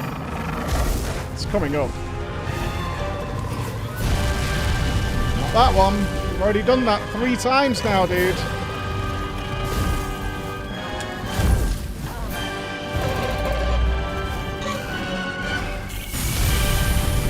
You stayed up there an awful long time, brother.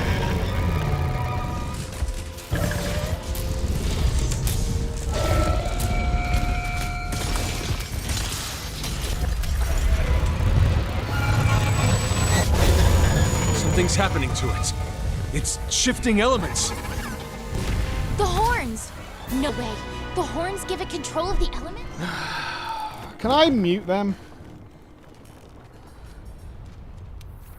It's killing my soul listening to them fucking idiots.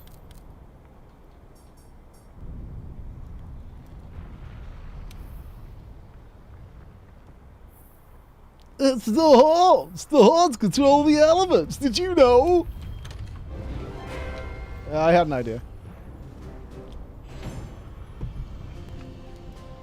I wonder if we're only halfway through its HP. I'm feeling that because we're supposed to be surviving these AoEs in the middle.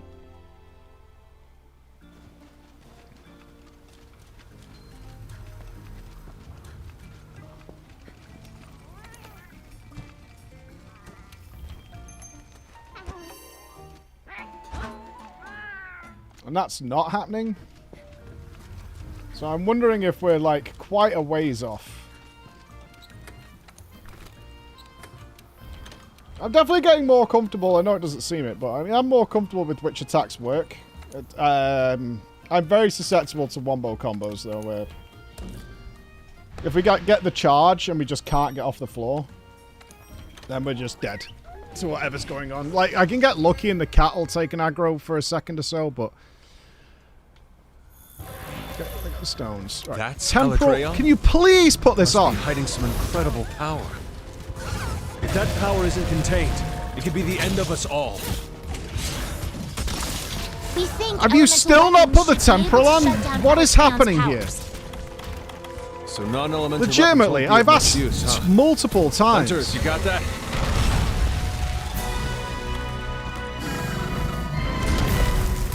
Thank you. If you keep an eye on those horns, you should be able to figure out which elements are affected. You can't miss this one. It's right here. Come on.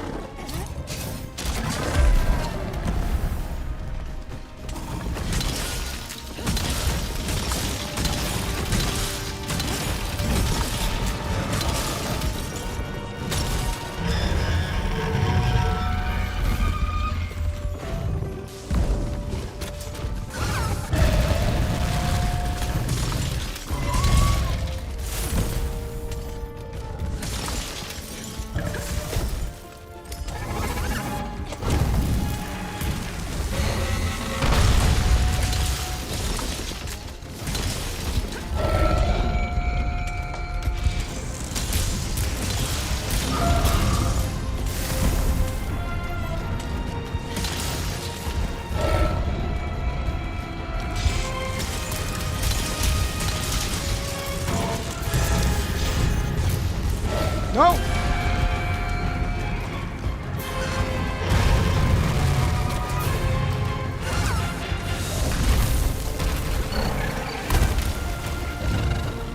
Right, use this to get some stones.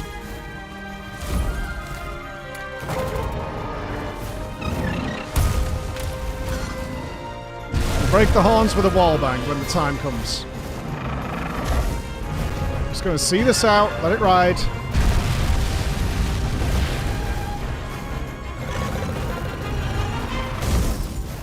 Two, three.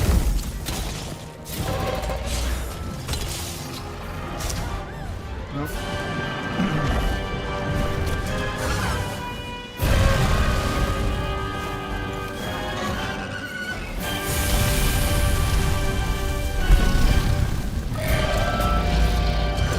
They all missed! No! Game! Do me a fucking favor, dude!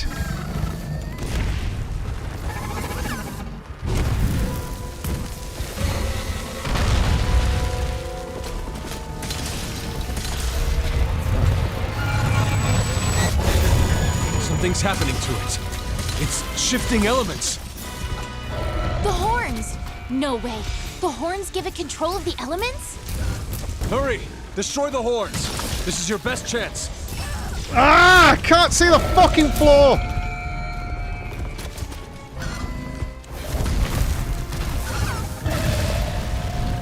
Where's the wall? It's over there.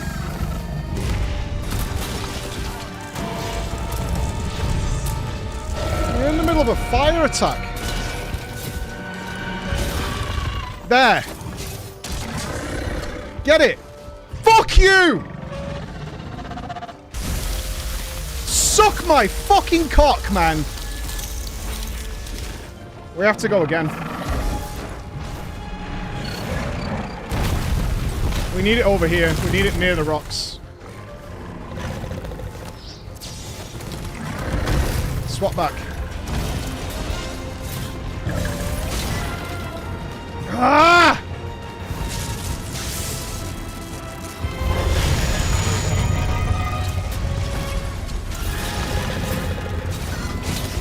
What? Please, game! You didn't turn! Are you trolling right now or what? Is this just hard trolling at this point?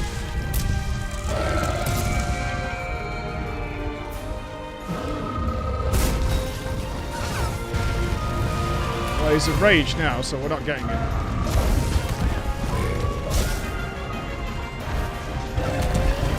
I've missed so much fucking head DPS.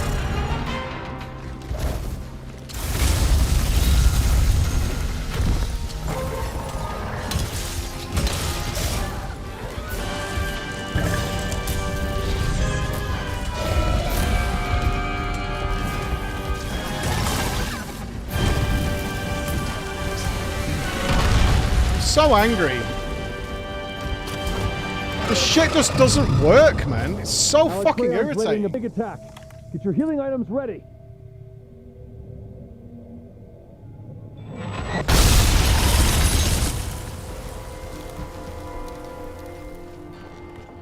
I couldn't change his direction, but he still went off on the wall bang.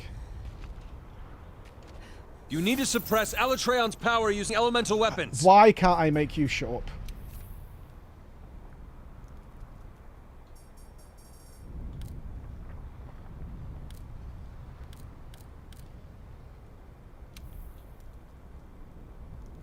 Go away, for the love of God.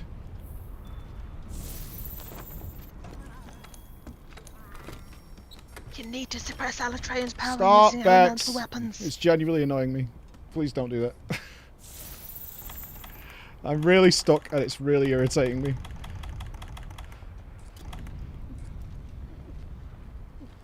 I cannot see why they've made some of this so obnoxious. It's pissing me off.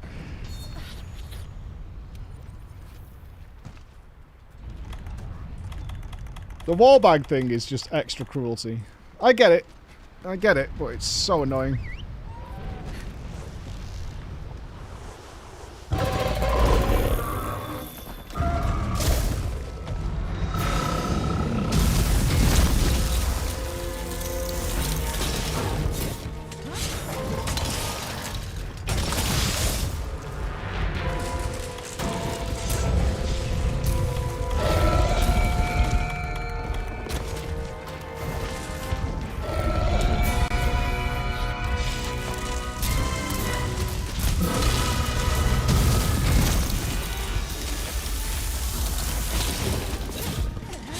Too late, maybe? Close. Oh, thank God they've shut up.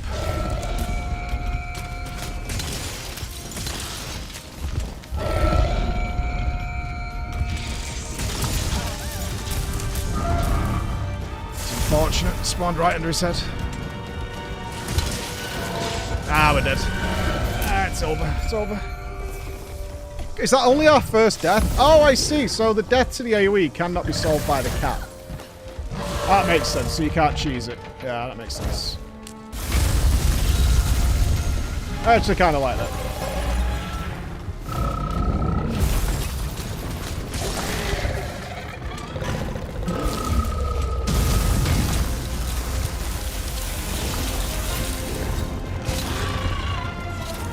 Don't tell me that doesn't hit. I don't believe you.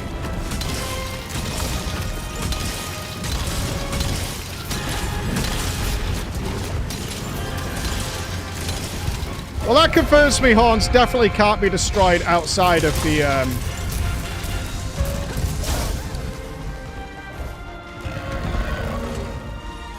outside of the actual appropriate phase.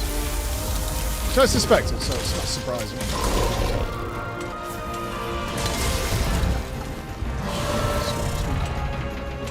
We're going up, are we? Whee!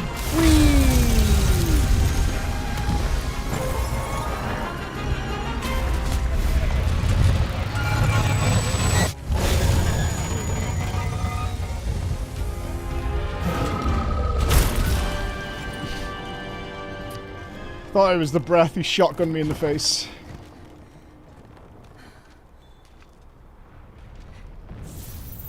Not sure there's any way of dodging that. Let's just do this. Let's try for fuck anyway. We need to change mantles, I think. No, because we still haven't had it. Wait, how early do I need to press this max potion? Like as soon as he takes off? Maybe?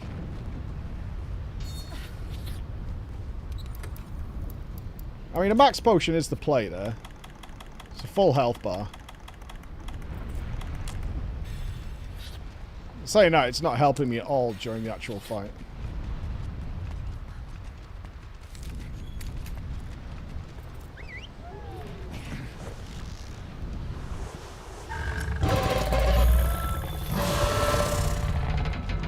Going up! Up, up, and away!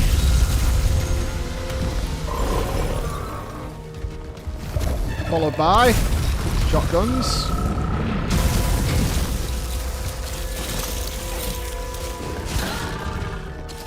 That looks good to me. Enraged. Of course you did! Oh, fucking course you did!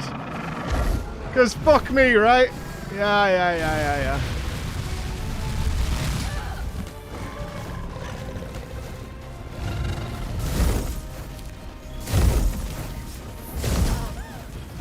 Temperamental got annoyed by the ledge. We must all pause for the ledge.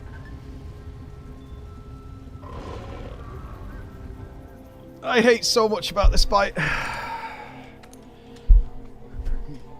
hate a lot about it.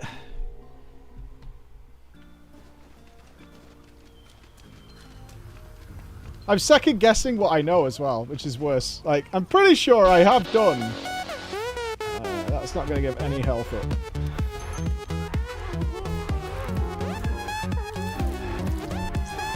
I'm pretty sure I have done a full fireproof cloak with full health bar heal and still died.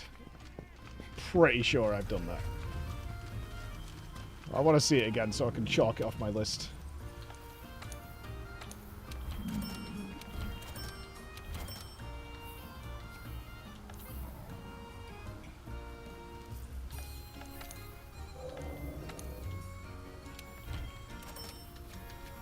Let's keep the bugs coming. I am chewing because... Okay, I did want to change...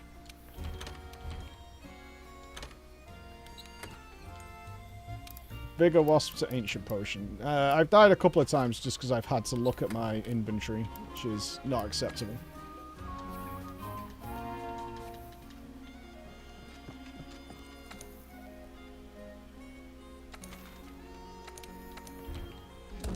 Come on, let's get a big solid pull.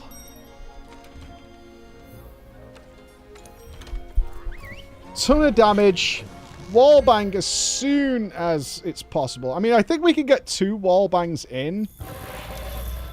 Right, please put on the temporal cloak. Thank you. Took a while. What we got there?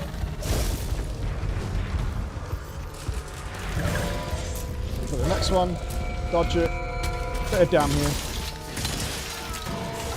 This is not good wall bang coming. Let's try to snipe it.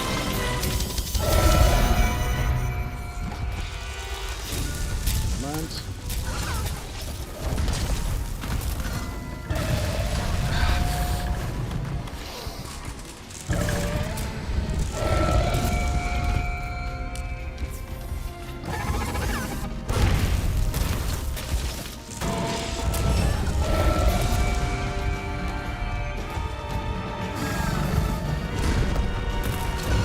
Fuck off, man! I am doing it, whether you like it or not. You're going at that wall right there, now. I don't give a shit.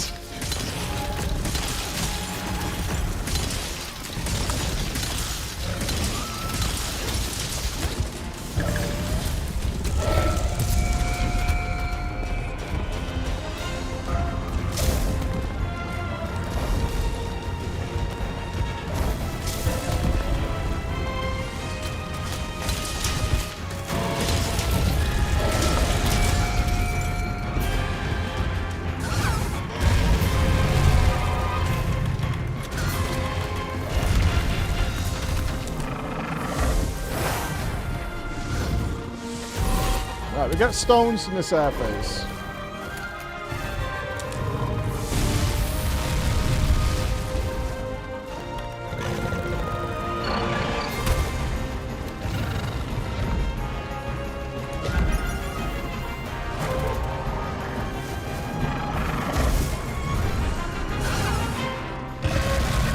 Wait for him to land.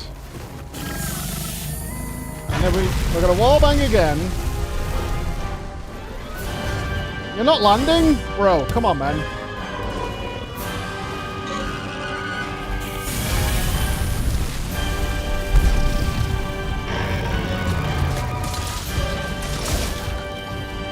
I only have a 1 after the fire. Just 1. Just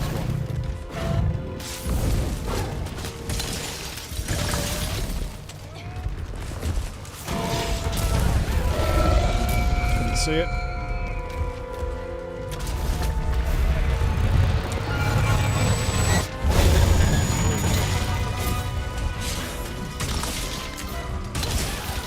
Got it. Right, I need him near a wall. Here, come over here. Come on, you fuck. Come on.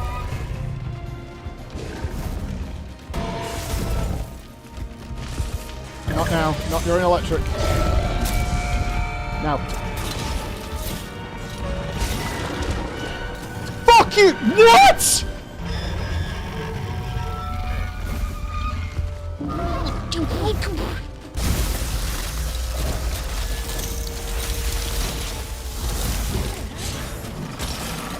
He enraged the second I... Alright, we can't do the earlier wall bang then. Okay. Alright, if that's the way it's gotta be, that's the fucking way it's gotta be. Alright.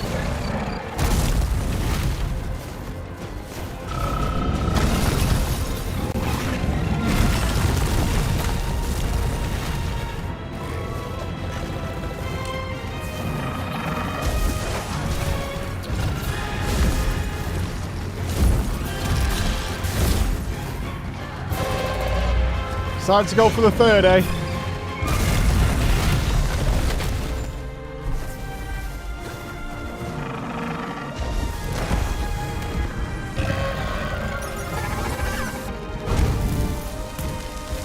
All this DPS time. And he's still in rage, so we can't wall bang.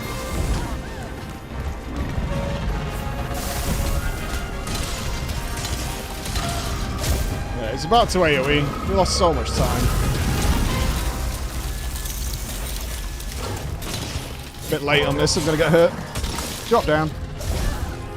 Okay, I can't drop down if I've committed to an attack. 3 here. Yeah.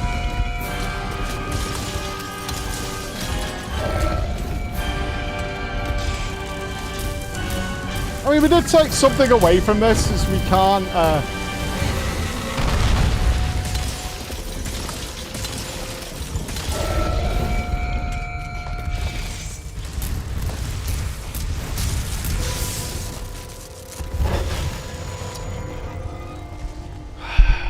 touch too close. We can't do the wallbang earlier in the fight. Like, it's just, we need to save the ability to him to go straight into enrage until later. So clearly that's what's happening there. If you'll only accept 1 wallbang, probably per phase. So we need to use that later on.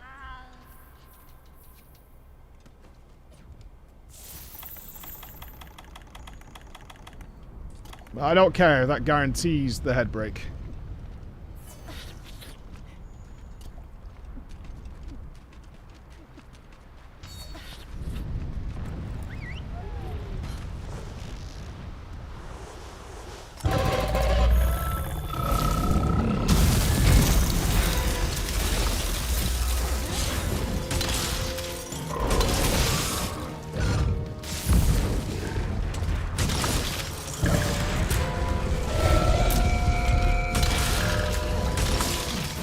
Got the harm break before the AoE, so and we got fireproof available. This will be the test, right?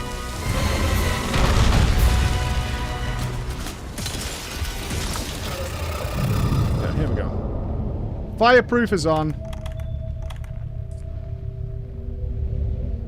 It takes off. We take it now. Dead.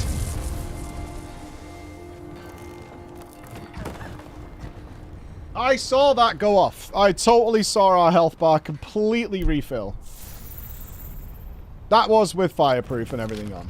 Okay. Huh.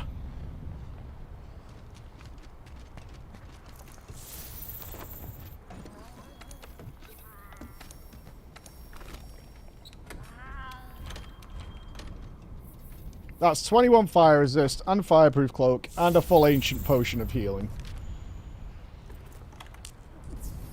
And we don't survive with a head break. Some shit this fight. Some shit. I could definitely chalk that up though. That's confirmed. So the only thing that's left is somehow you get him to do the ice attack.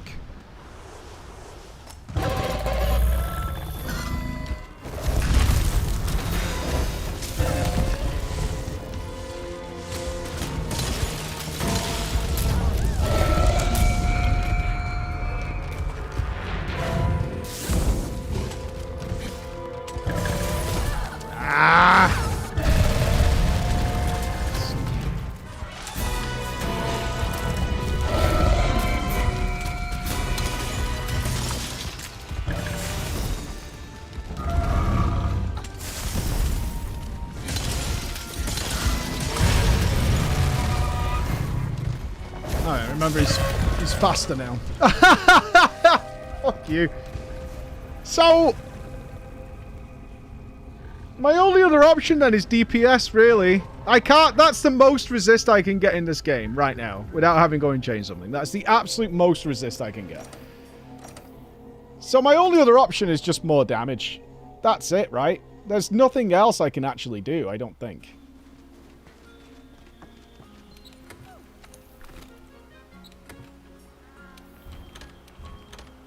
Which I would guess is Rocksteady. Just to DPS through some of this damage. Like, that's all that's left, I think, to do, is just more damage. We can't possibly block. Or heal through the damage he does. So it just has to be DPS. It has to be. We just have to send full damage all the time. We can only head break. We're going for the head break in the second phase. We're going to lack HP here. Even though I don't know, I honestly have no idea why we are breaking these horns. Because it's seemingly unsurvivable even with breaking them. It makes no difference from what I can tell.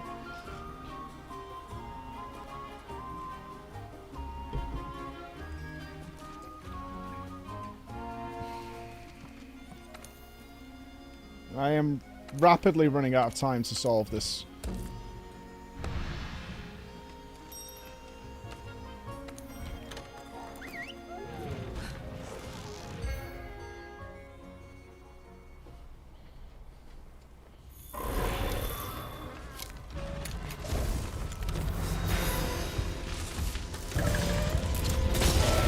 We can do this here.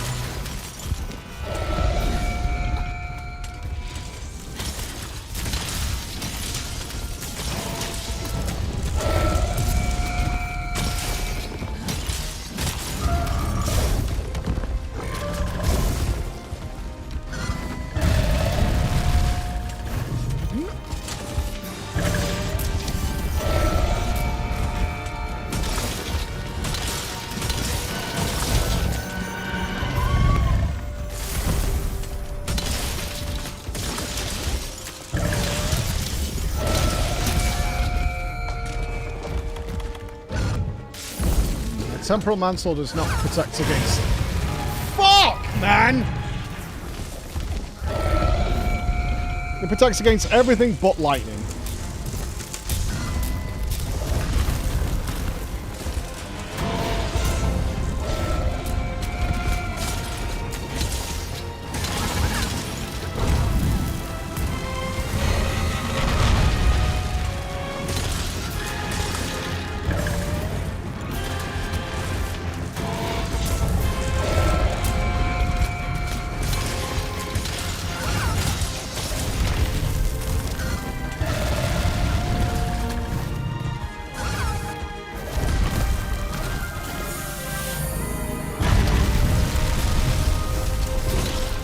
You did that immediately? What the fuck? You never do that immediately.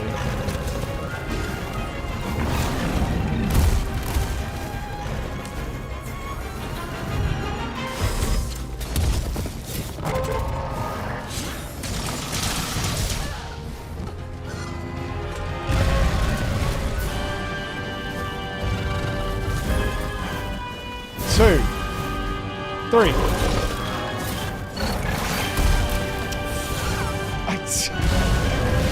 I timed that so well.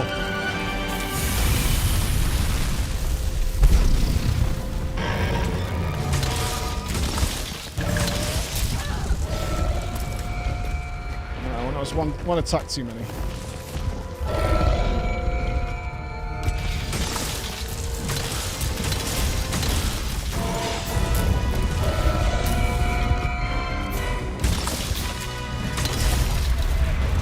Land it. That is fucking really close to when you can dodge that. It's like as his foot lands, I'm dead.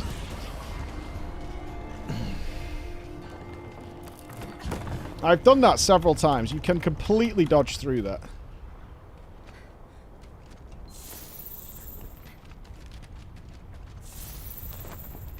It's very close to when his foot lands.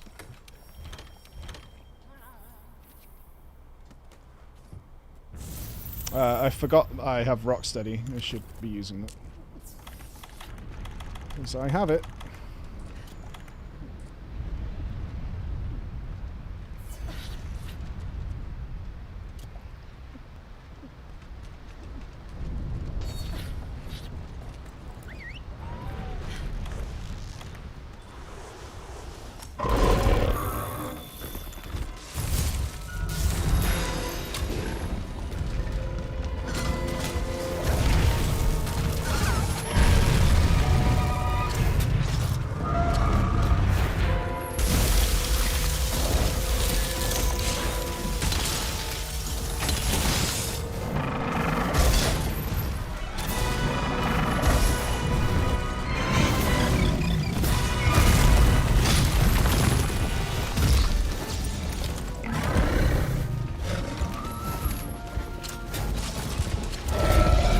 lightning.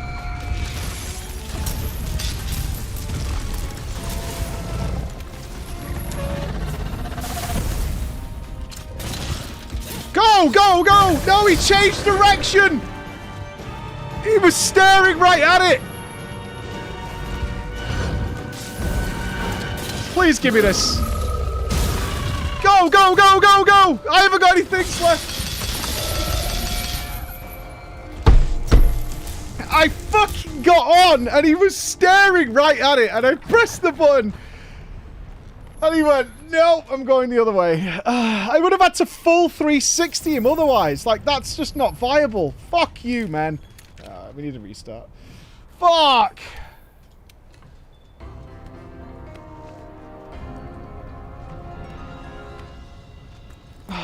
When I clinched on, he was staring right at it. By the time I pressed the button, he turned around. Son of a bitch. Son of a fucking bitch. Bastard.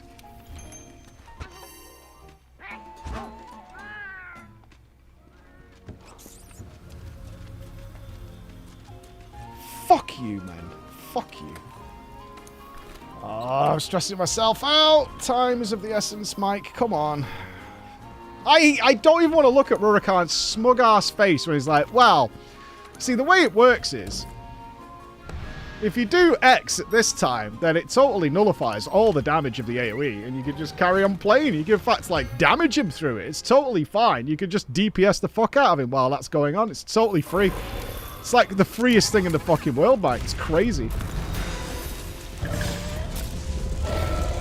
This actually isn't bad. I should dodge if he charges. Which I did. Right, work the leg. Just a couple. Just a couple!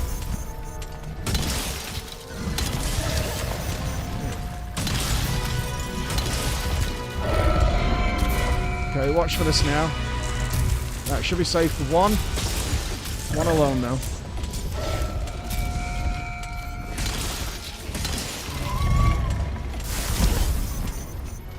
Disagree with that a bit. Safe here. 2-3. That was targeted at the cat. That was kind of annoying.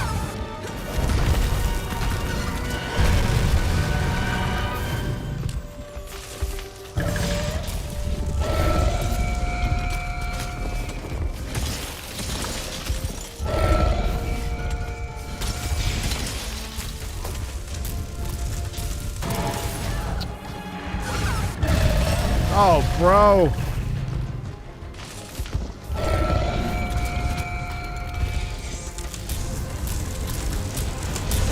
Not here.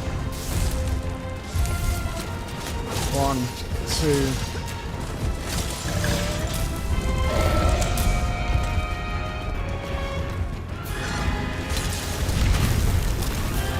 Flame breath.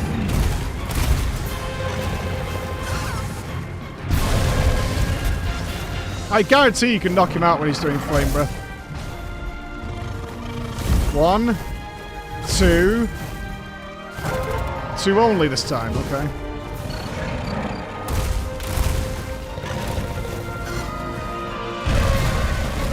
Elemental phase is coming up.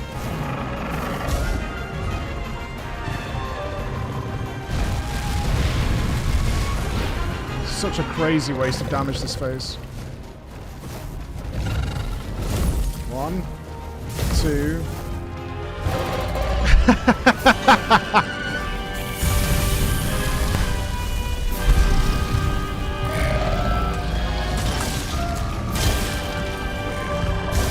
I did tell myself only one attack after that breath. I forgot my own rules. Charge. Yeah, sweet.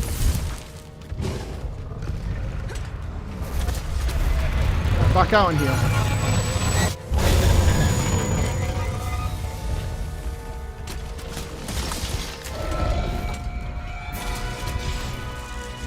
Not here, not here. Here. And again. Go, go, go. That's got to... Thank God. Didn't break the horn. Interesting.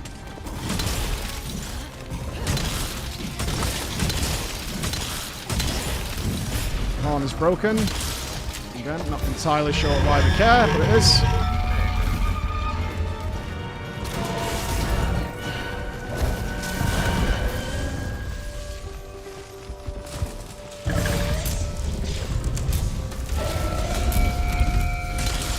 Need to weaken him again. This is the time.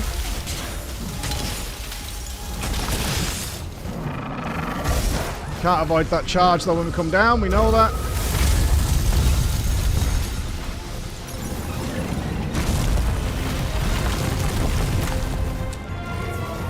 We can flash him down here. Let me grab the stones first.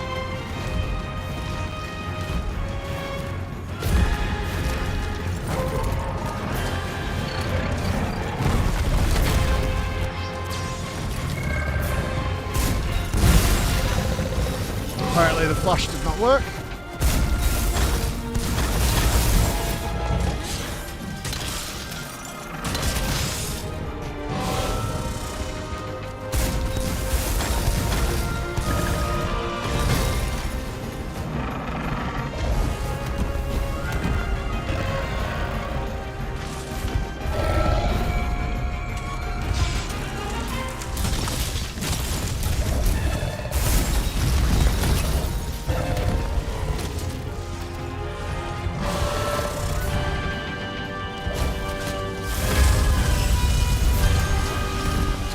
Really missed.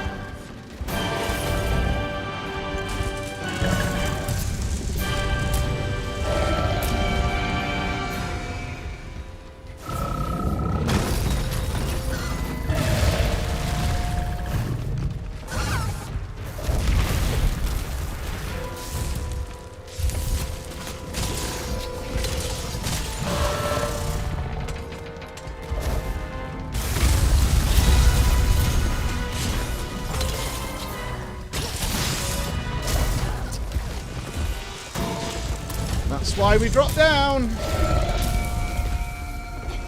That's exactly why we don't try and DPS that.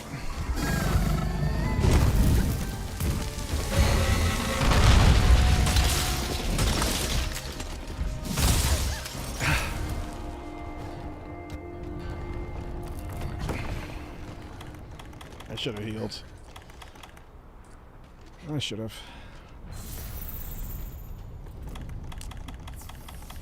Very hard not to attack during that phase, but it's usually such freedom. But not if he follows it up with a swipe. You're always going to take that opportunity. You're always going to do it.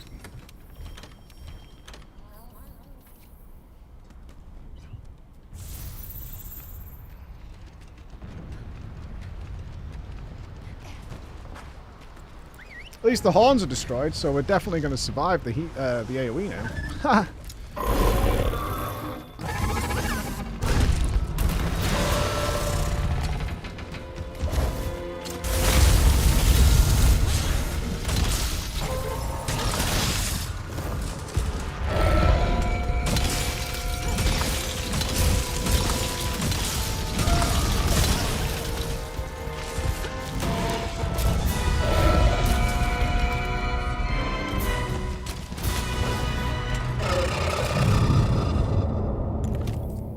Why am I even trying to survive this?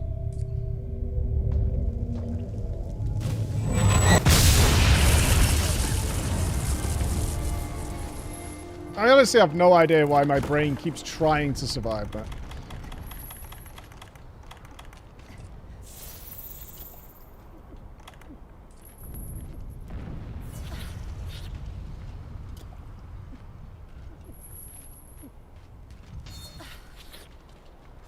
Is there a way of me causing fire damage with like, some other method or technique?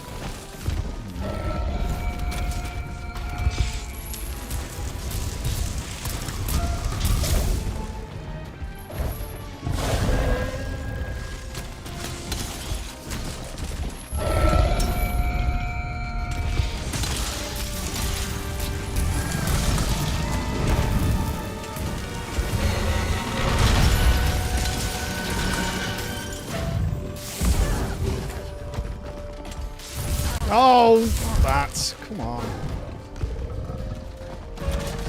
That attack really wouldn't be too bad if it didn't hit so fucking hard. Right, he hasn't elemental phase yet. We're not going to try a wallbang yet.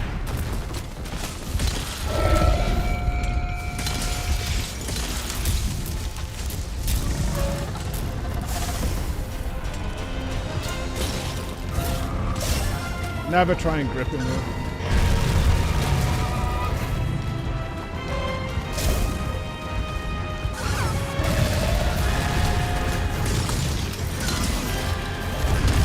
Oh!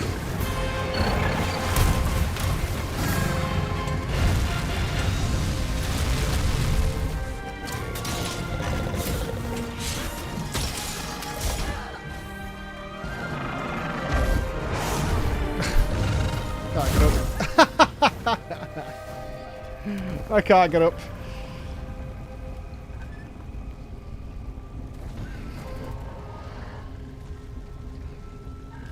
I really do want to ask you guys, is there something I really do want the answers to why I'm missing. What I'm missing to survive this, because it should be. The game tells you it should be. And besides not breaking the horn, I don't know what it is. But I'm not actually asking, but I am on the verge of like Googling it big time, because whatever it is driving me fucking nuts. Like, actually fucking crazy. I can't see what it is.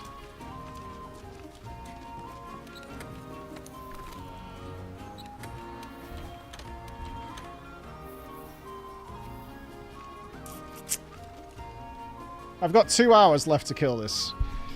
What do I want to have happen?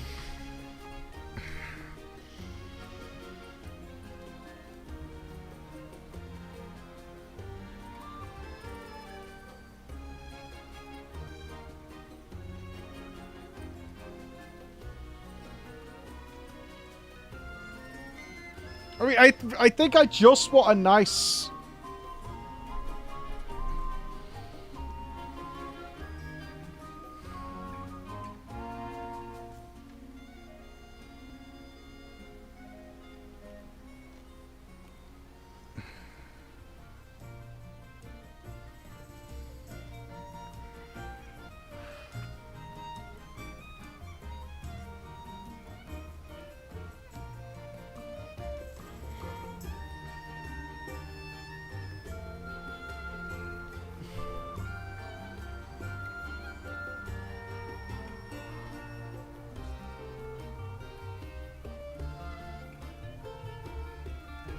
I'm thinking.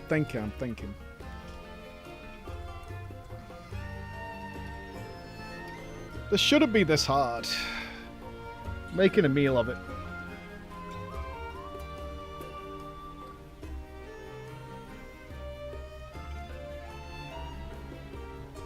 Think about Brackers. When we got stuck on Brackers, what did I change? I was a bit more patient with Brackers. I used time to my advantage. I don't think I have that advantage here. I think it's a certain amount of AoEs that are going to go off, and by that point we simply cannot survive. So we have a DPS check. We could break the horns pretty reliably by using wall bangs. Reasonably reliably, depending on the locations of the walls. So in that case, what if I choose the back legs as a DPS target? Or just the legs in general. I just don't bother with the head pretty much at all, unless it's like a very, clear opportunity. So like the fire, the concentric circle fire. Something along those lines.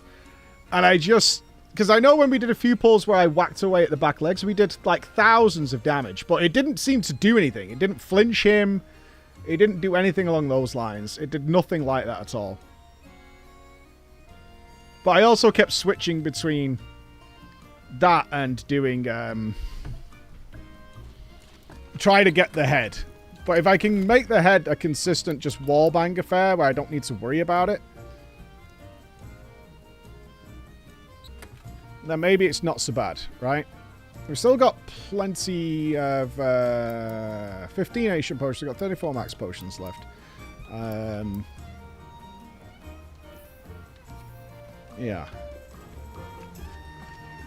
And one more stretch of my legs, and then I think I'm gonna go for that approach. I'm gonna try and maybe just work a different body part for more consistent uptime, because our uptime is terrible. Our uptime is atrocious. So I can put full combos into different parts of his body. When he's in elemental phase, that's when we do a wall bang and we do like a full fucking blitz on the head, which should break the head, and we don't need to worry about it. Once again, I don't really know why we're breaking the head, because it doesn't seem to solve anything, but it is what it is, I suppose.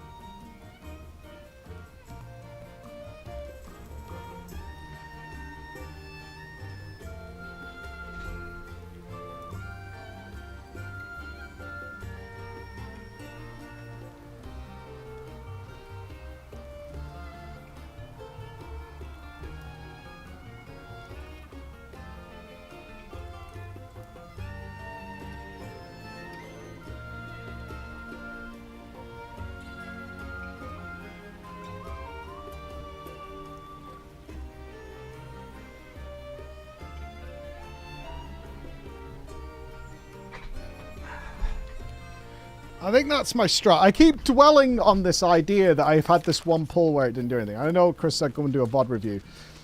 But I'm kind of in the mindset of, well, what could I have done? And my mindset is, do you have to break the horns quite late into the fight when he's in ice phase so he doesn't have chance to swap to fire or something like that? But I think I have to accept I'm not going to survive it.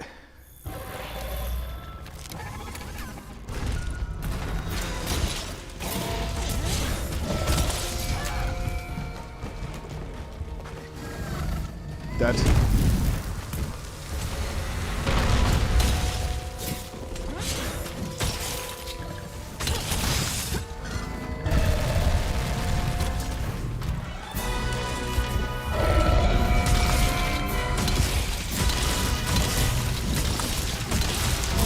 Oh, I think it's like a 3x multiplier on the front legs.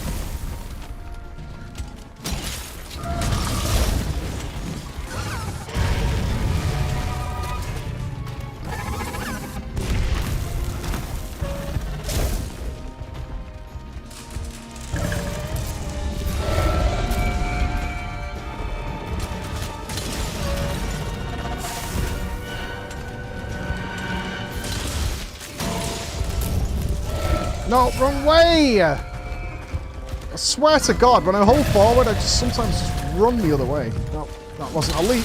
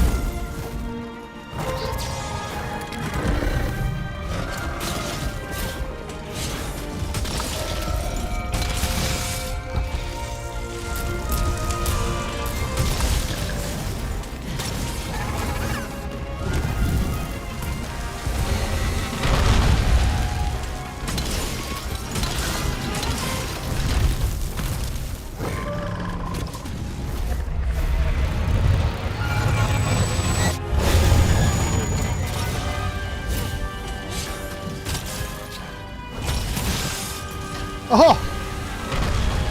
Kobe!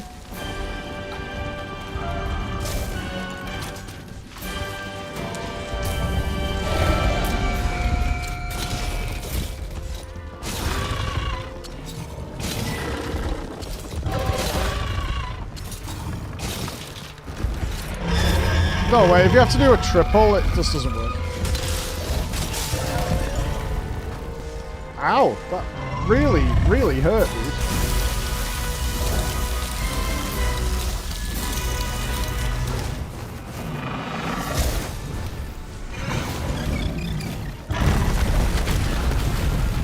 Just trying to be underneath him.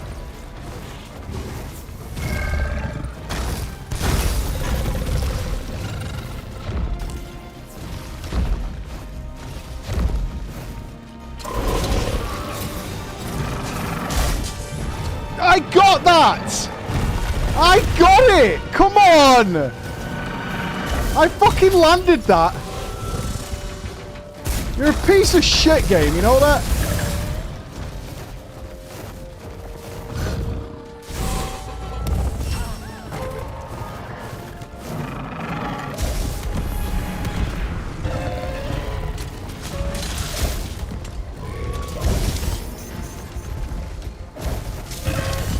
Okay.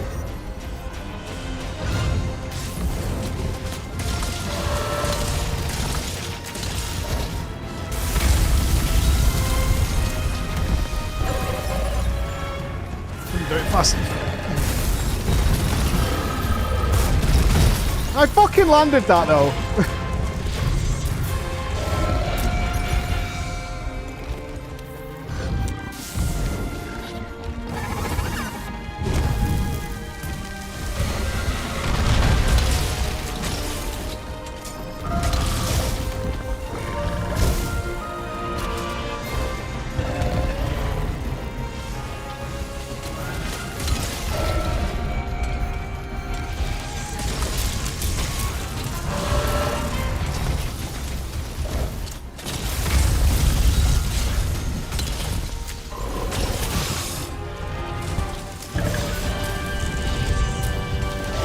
Oh, the three.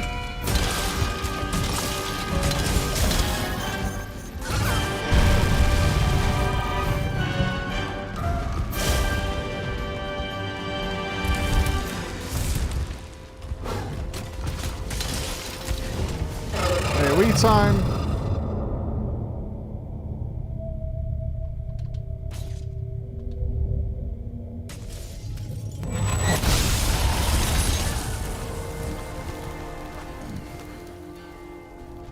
I mean, I'm just using that for a weaken. I can't survive it. I might as well do something. I can't believe that. I totally landed that air shot. Right after the fucking headbutt. I totally landed it, you fucker.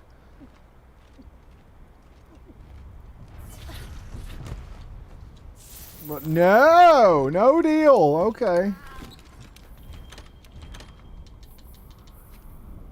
My only concern now is because I didn't break the horns, because I had to do a full 360 fucking spin, is that my weapon is now effectively useless.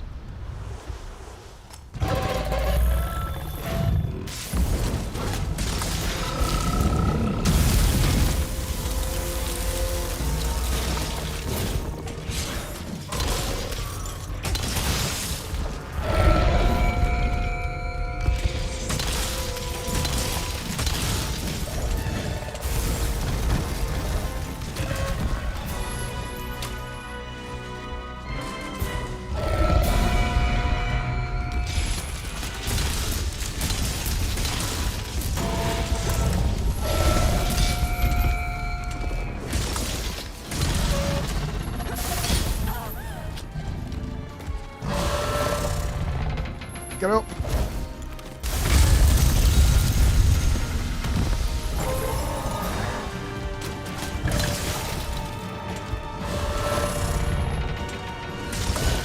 Again?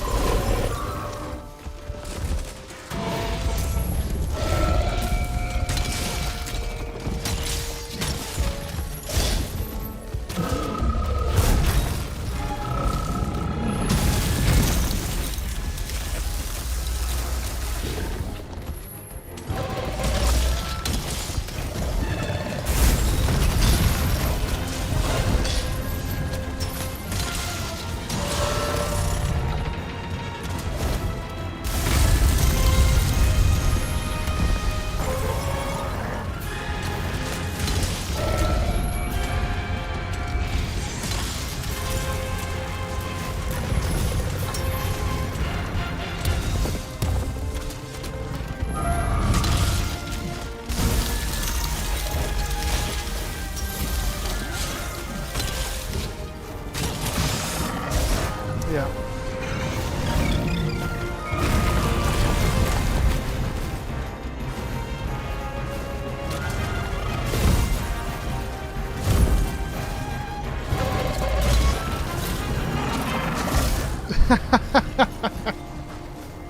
You kind of got to guess. Is he doing 2 or is he 3? If he's 2, you can then go for it. But if it's 3, then not so much. Sometimes you get a little lucky there. I don't know if there's a tell that it's going to be 2 or 3 or not. But, I mean, obviously I'm not seeing which one it is. But there's not enough time once you see the roar to be like, ah, okay, it's 2, I can go. That's not going to... That ain't gonna work. That ain't gonna work.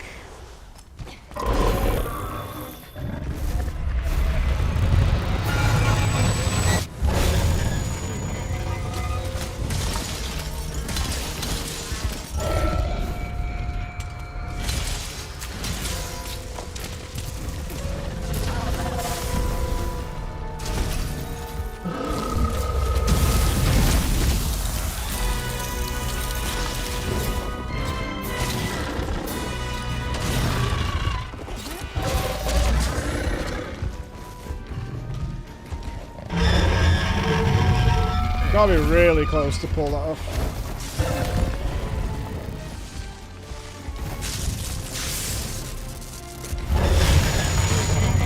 Flies!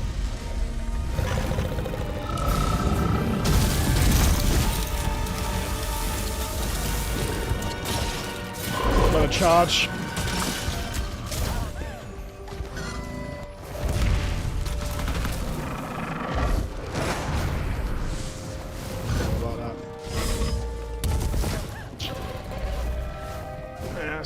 I'm not sure we're even doing more damage this way.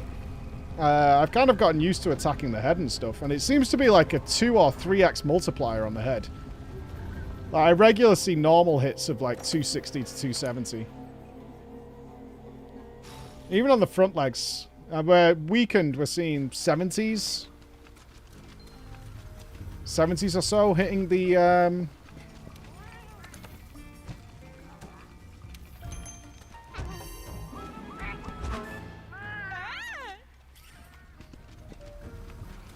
I'm not seeing the sort of damage bonus I'd be looking for from uptime. It's like we have to do like 3x amount of uptime to equal. I don't know, I feel a little lost.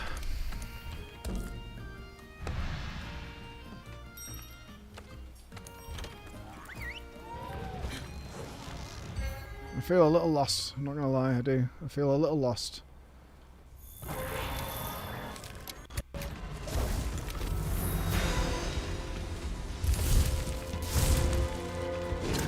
I think we can weaken here.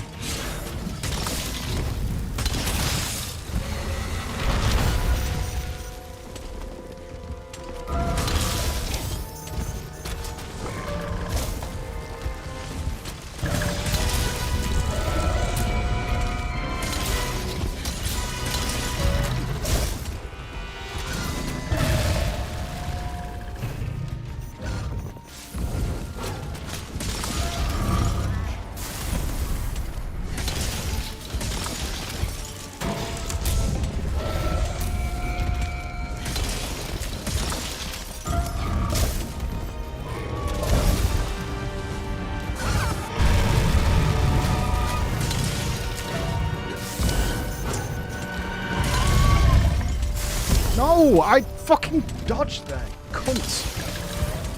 I'm losing my temporal mantles to shit.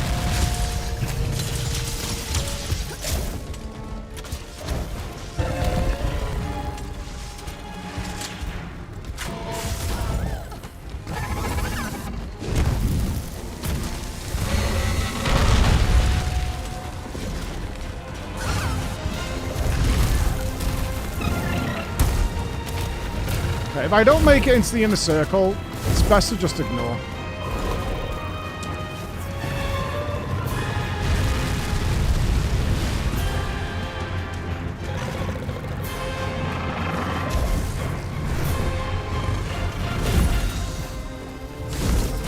3.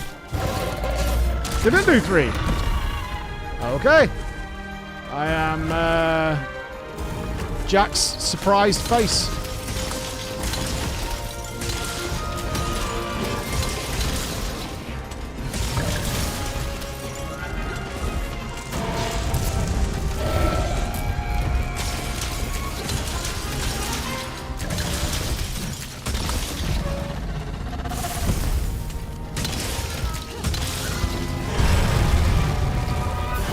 Too many.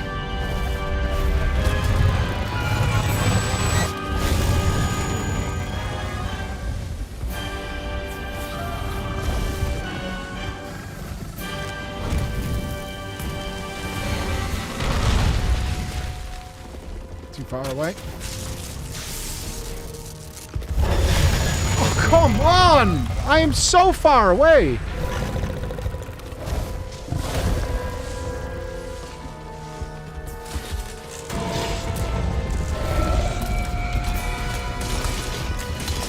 We want the wall bang. We need to be near a wall. Let's go over here.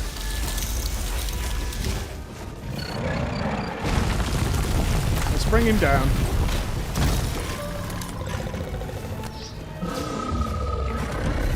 Swap back. Swap back.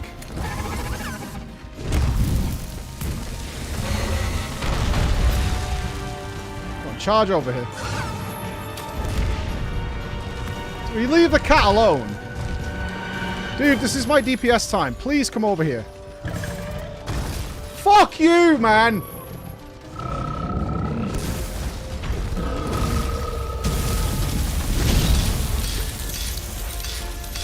Hilarious.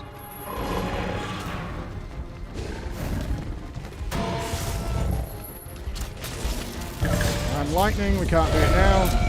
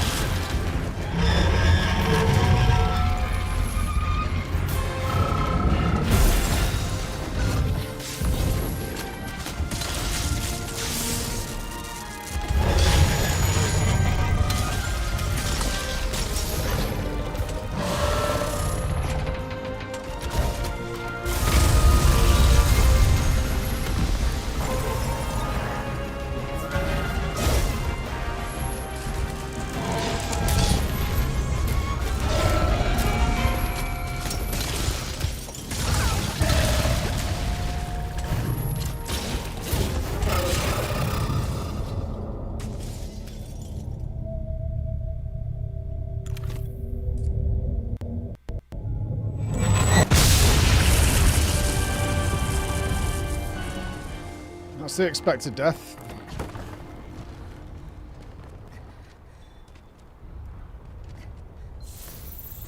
So far, we're on pace, I think.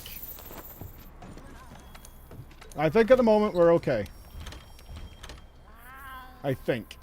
That could be woefully incorrect, but as we know, I'm not expecting to survive the other bit.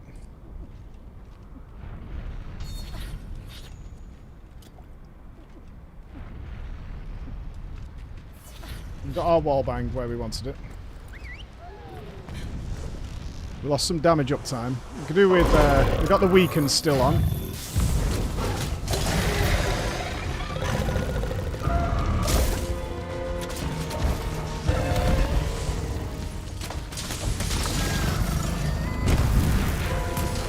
Couldn't get out in time. Got a second swing. Cost me there.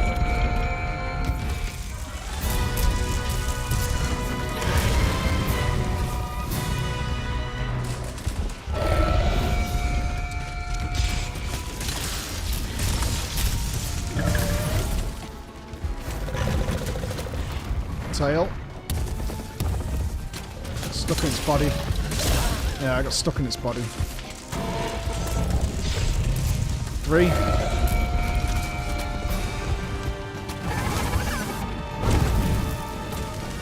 Don't go in.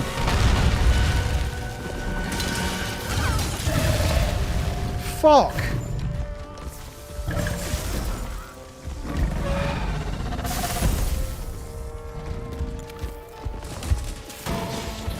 Oh, come on. Playing catch up, man.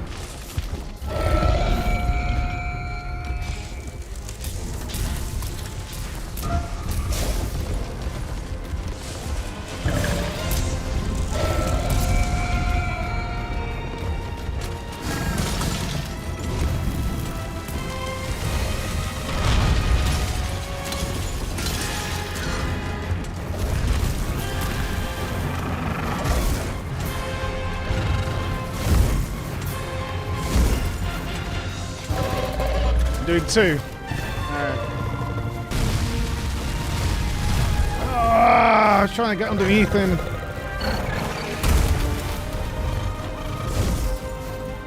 Two, 3. Why do you never do 3 if I don't attack you? It's clearly a response to doing the attack.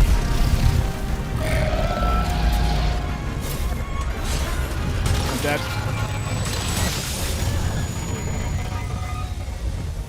Okay, we're in wallbang country.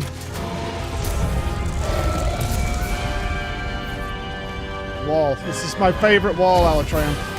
I love this fucking wall. Dude! I'm stunned.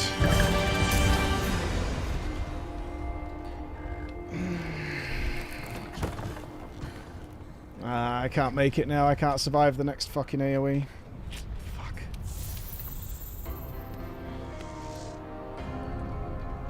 Ragdolled like a complete son of a bitch. I tried to take him to my favourite wall.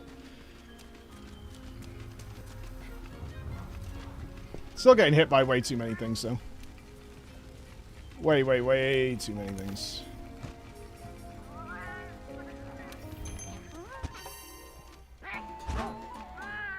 Yeah, if you look at the damage numbers coming off him, though, doesn't seem that bad attacking the head and the front leg.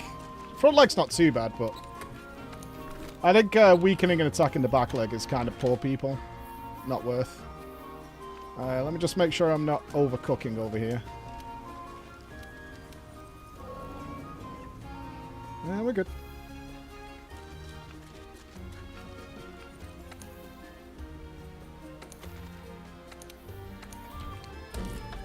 I can guarantee when I find out what it is that I'm missing, I'm going to lose my mind about it, so.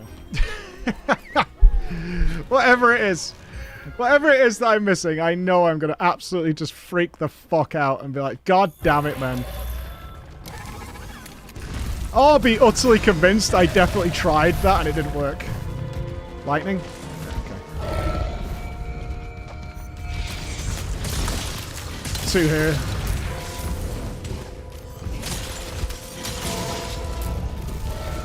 Dodge the other way. Bad one.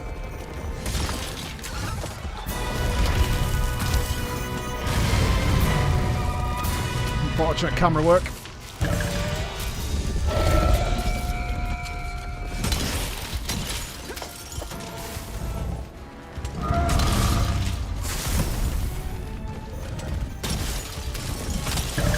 One, 2.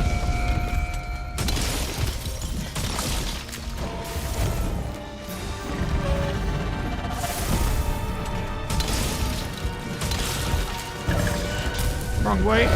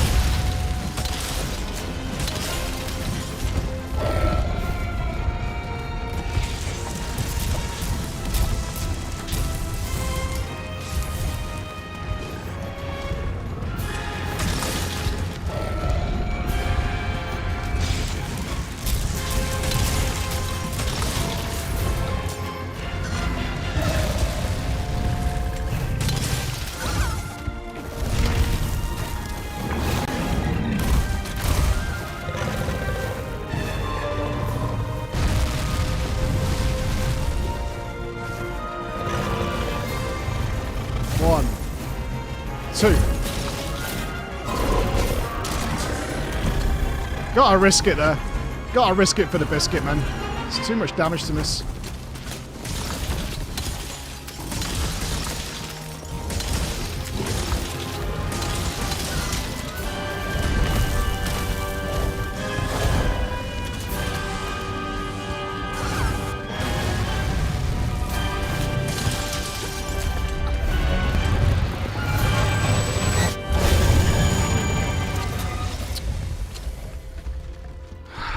That miss.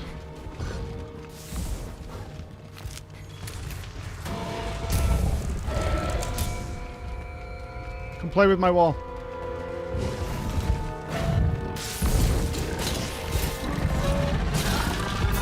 Not gonna work. Why did you fall down? Stab her!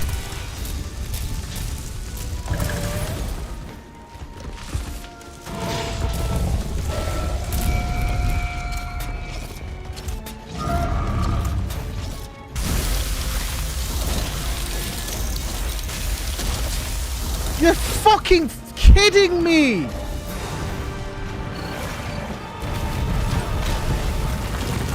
I'm so fed up with this shit, man.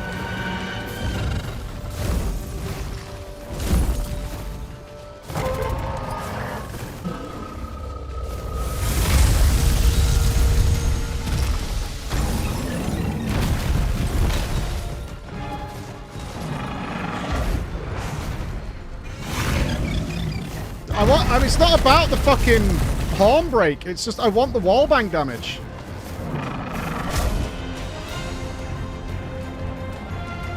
It's too much damage. It's like 1,000 plus the weakened.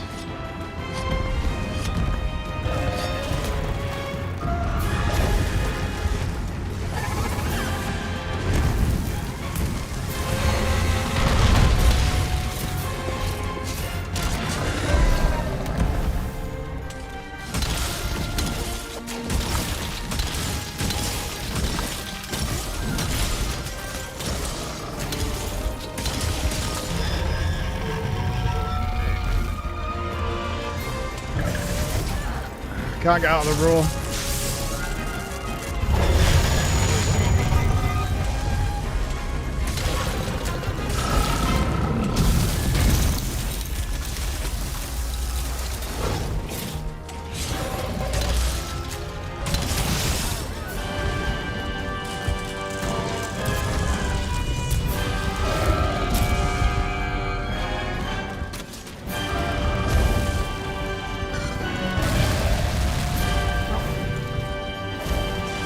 I want a mega potion.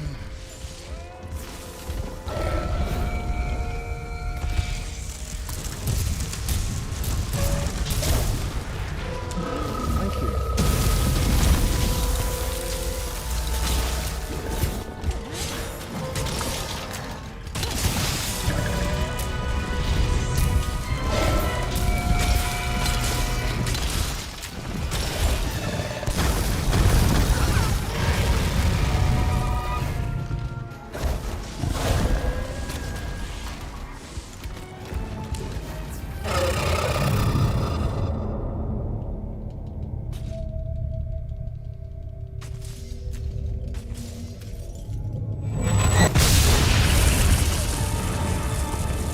Okay. Not too bad. Not too bad.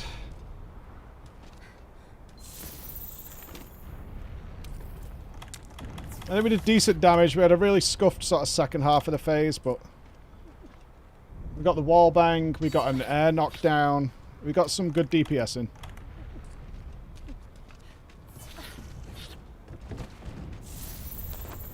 We got some weakens on him.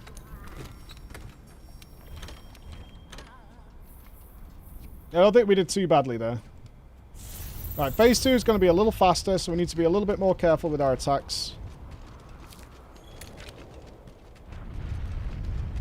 I still think we... I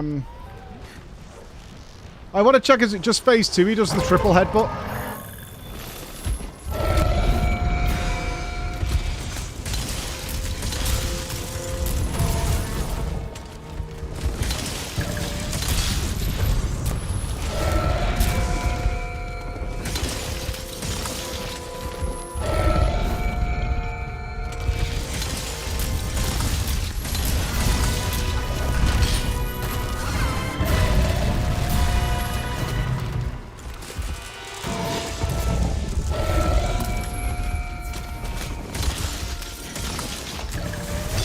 Here, no fat lady chunk.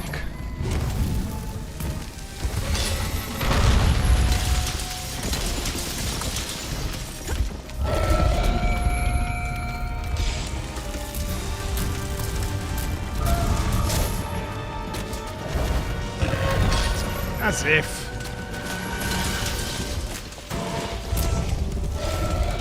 I can't see.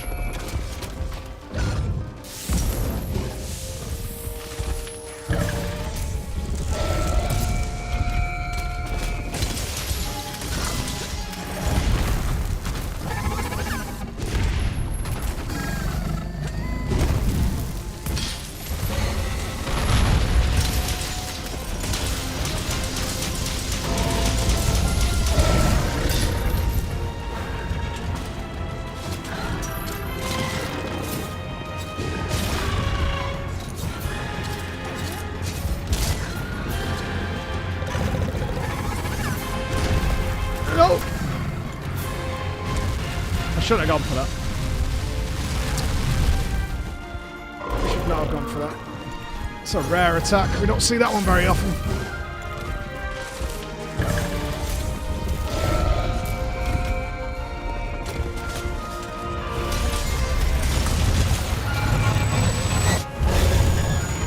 Got the roll.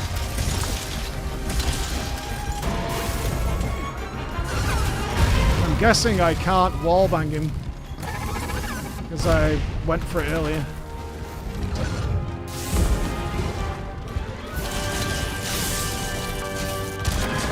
Got it!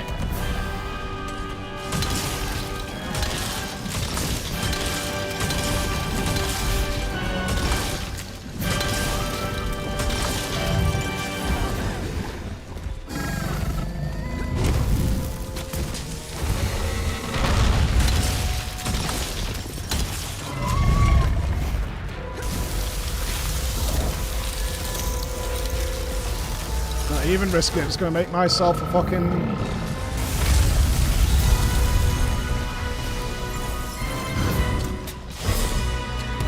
Did we go? Oh, fuck!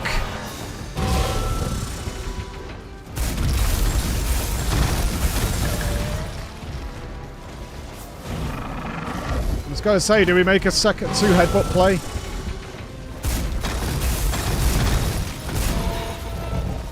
Do I flash him here? No, he's down. Swap back. Who knows, an opportunity might present itself. He's using legs. Oh, what? You can't grip him while he's using tail?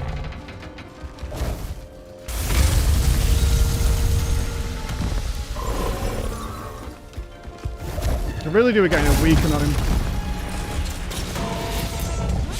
Not on the wing, though. Like, what the fuck, man?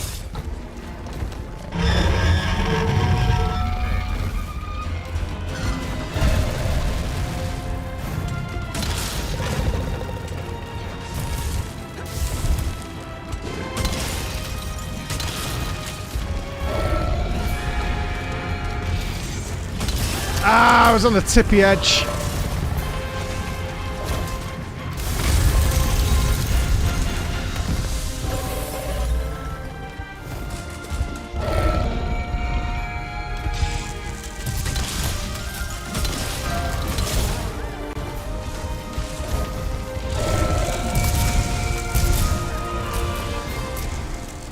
That's such a waste. That was a very easy thing to avoid. That is such a waste. I had so much time to avoid that. I mean, I did roll out of it, but obviously not enough. Alright, we've broken both horns. We're going to die to the next day of Wii, which I don't think is our last one. It might be. I'm not sure. I think from this point out, it's just damage. I think we just need to do damage. Assuming I could have a cart for the very next one. I think I do. I think we just need to do damn.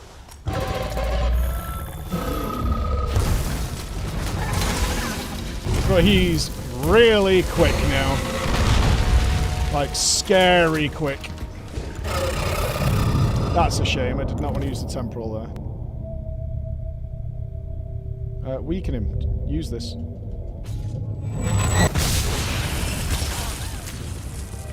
No, that was the last death. Fuck!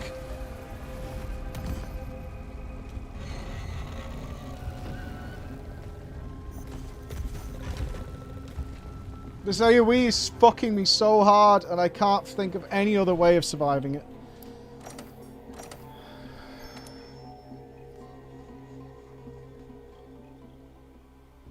This AoE is cooking me so fucking hard.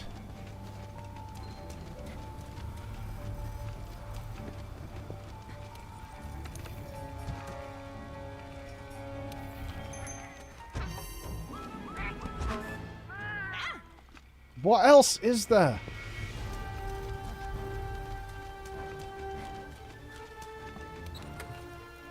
What else is there to do?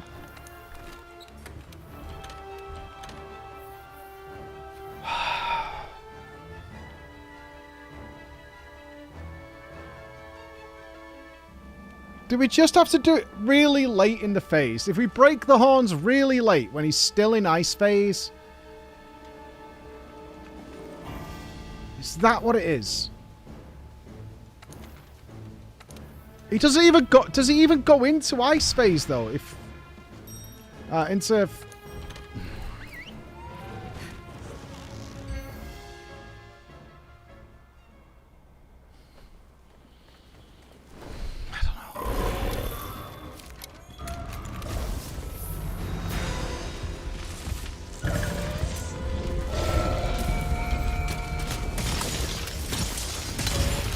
You charged Thunder, but you didn't do anything. Oh, come on.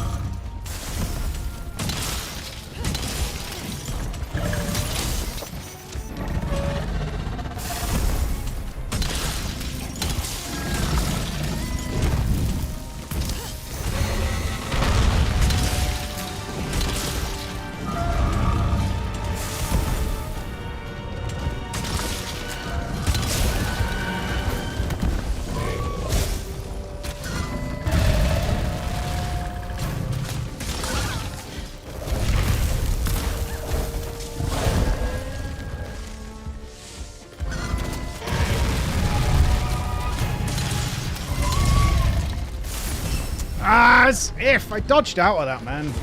I'm dead. Fuck! Hate dying when I've dodged through it. I hate even more when I can't move my character and die twice. Right, that still doesn't change the plan, though. The plan here is to break the horns really late into the phase. Like, super late. That's the plan right here, to see if it forces him to do ice. And we've disabled ice in some way, so it doesn't do anything, and we're GG's, and, like, we're all merry, and it's like Christmas morning. It's so good. Gotta be dancing around the maypole, because the whole thing is, he swaps his element, and then we do it.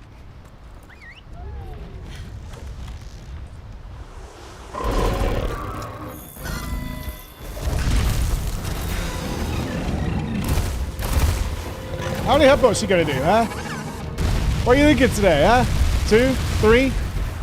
Huh? What are you thinking? 1, no. 1. 2. Missed his head. Gotta die. Gotta get it immediately after.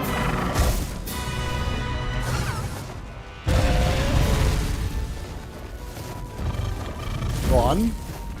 2. Right? Good lad. We're going for some tail action. Alright. It's alright.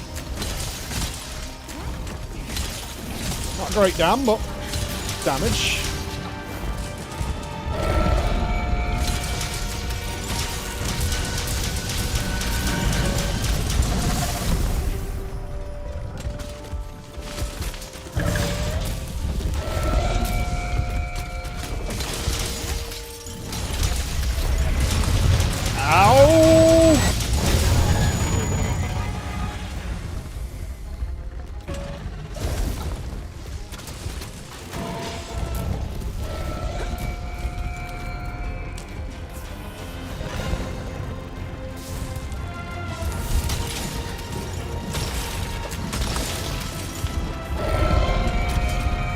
I'd love to mount him again.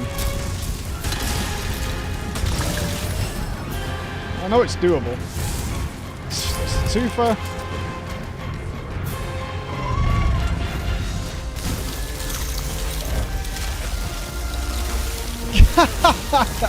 I really hate when that's like staring right at him and doesn't grip him.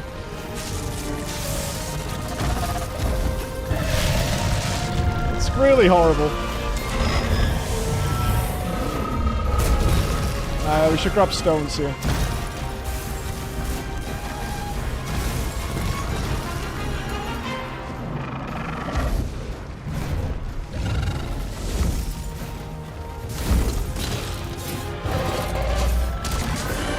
Got it twice.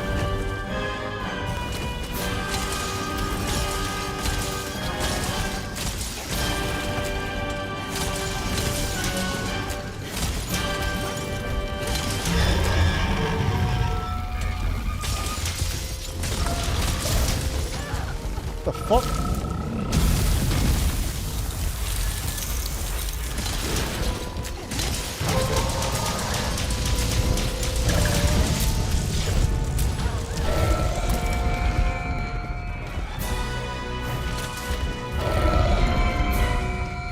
Right, how late into this phase do we leave this?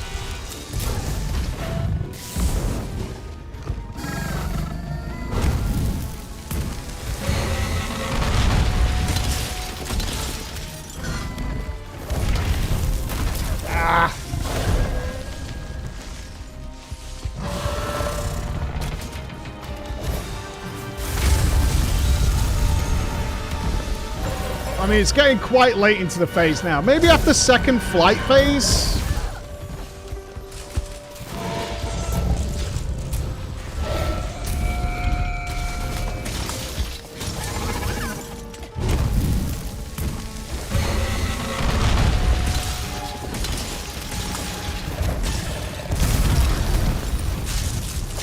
I'm dead. I can't go. I somehow didn't take damage from that. I'm still stunned, though. I'm still stunned. Right, it's got to be now, right? If we're doing this late, it's got to be now. We need some rocky rocks.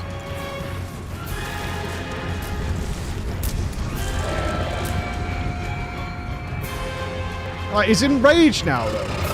Ah, a touch too late. A touch too late.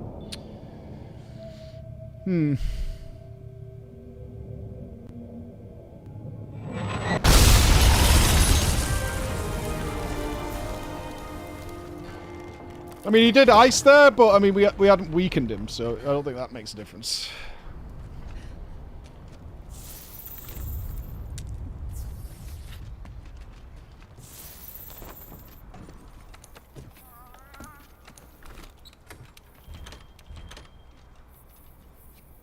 Is there a way of applying, like, can you do... There's no way of disabling both the elements, right? And so he doesn't do anything? That's not what it's pointing at. Like, you could do, like, say, a barrel, which technically does fire damage or something, and that will, like, shut down frost and fire. Something along those lines.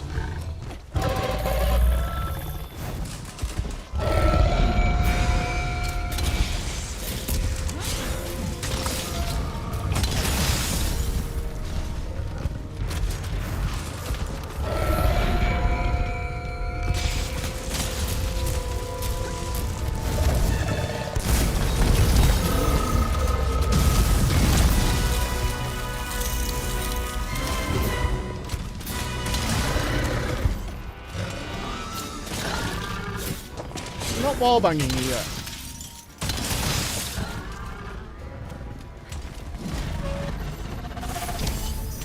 Flies. Up and away!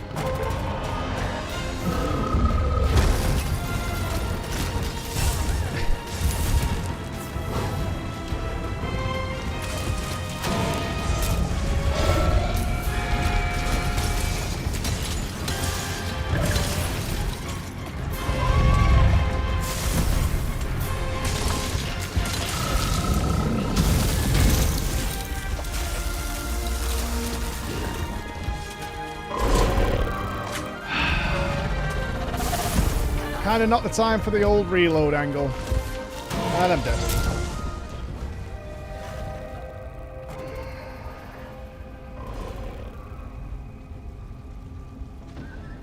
I don't know. I've got 1 hour left. In the final hour.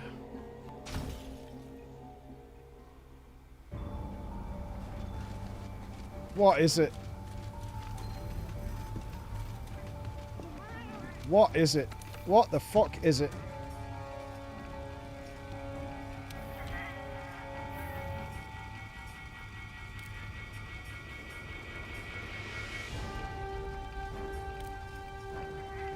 Okay, I get my buff up for... Okay, this is the best buff we can have. We have food buffs for the whole event. What is it?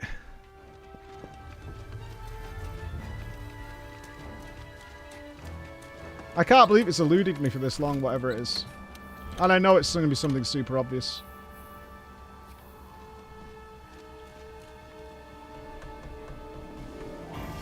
The thing that's really bugging me is I can't think of a single reason we should not be surviving after the horn is broken and we've done what we need to do.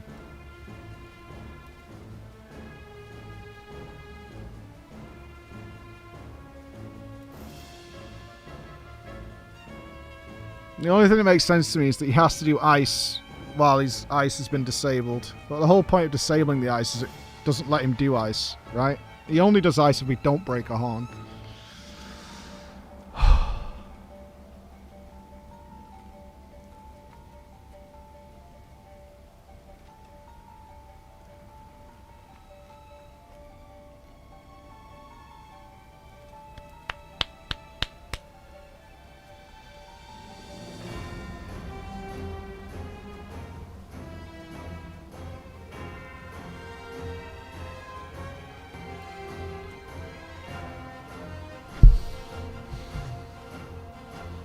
I want a DPS potion for a wall bang.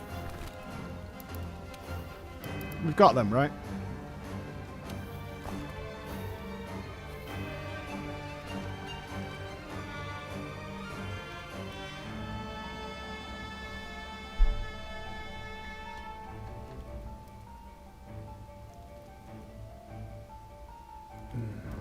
Give me 1 minute. Trust, I'm not taking my phone, it's here.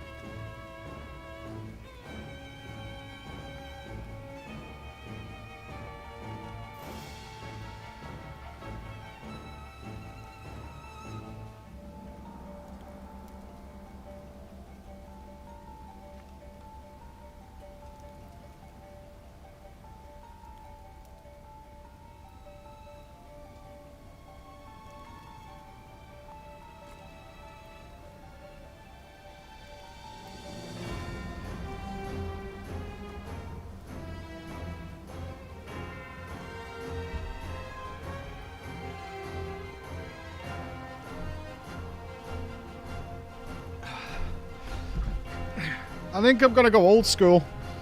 I'm getting a stopwatch. I'm going old school. I'm getting a stopwatch. I'm stopwatching. I want to know when he phases. I think it's timed, so you can't use a you can't use a cloak at the start and then use another one then. I'm stopwatching it.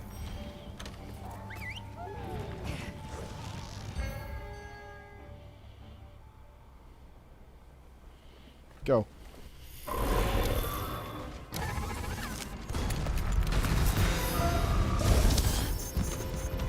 Rough start. You got a lag here.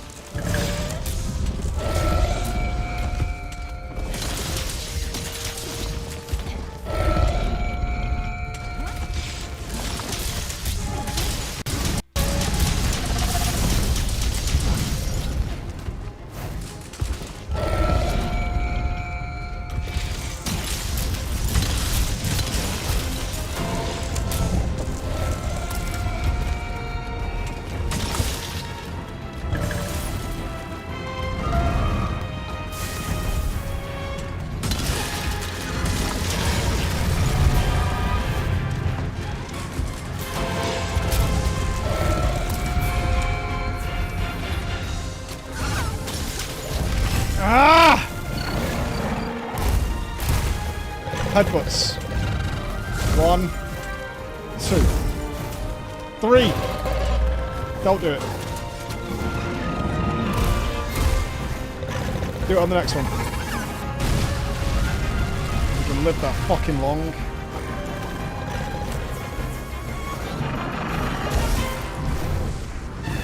Make another.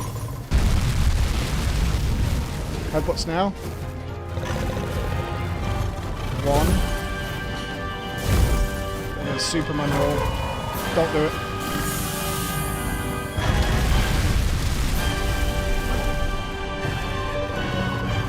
Still going? What?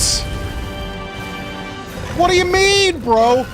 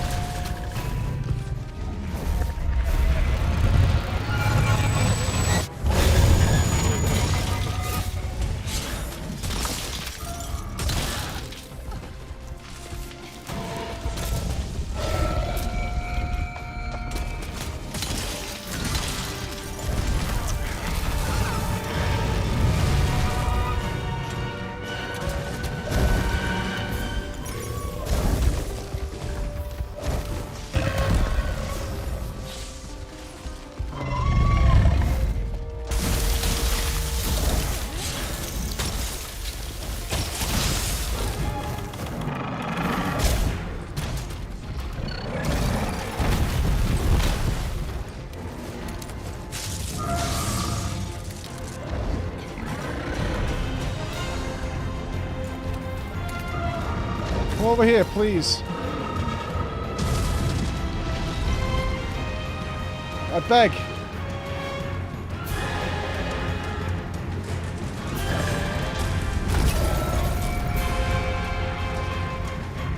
Come on!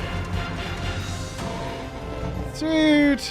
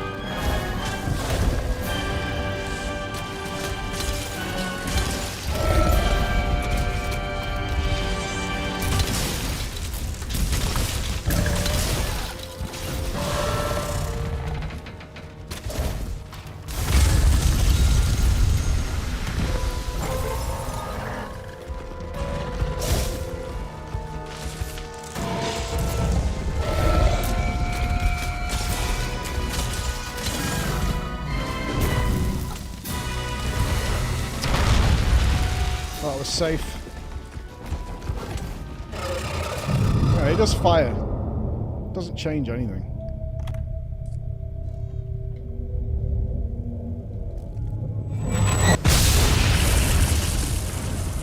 Alright, that was at 550.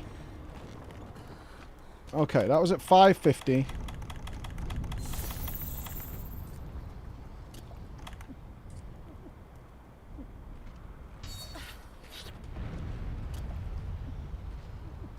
So, next one's at 11 minutes.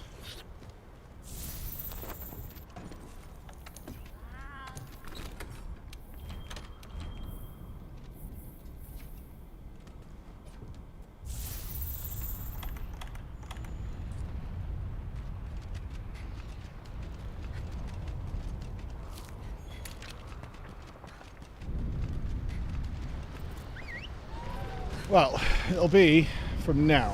Okay, 5:50 from now.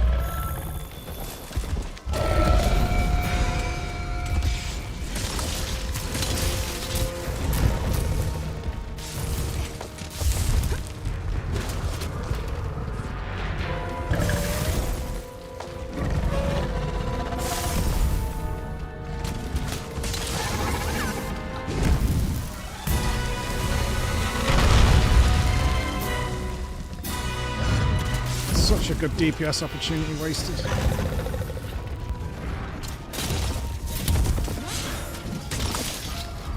Oh, come on, that was mid-tail swing. Why does that take so long?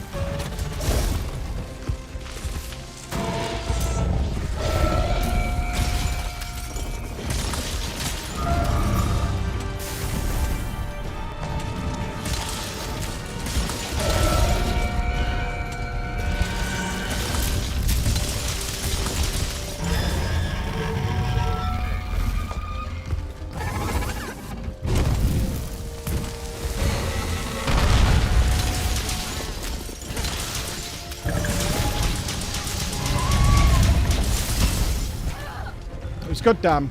I think it was worth. Unless I can't go.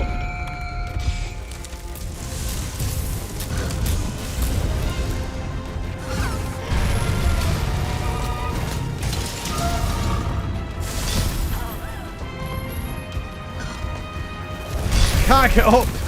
Dude, I just can't get off the floor. It's too punishing for one attack, dude. It's way too much. It's way too much for one attack to result in that, man. It's so fucking cruel.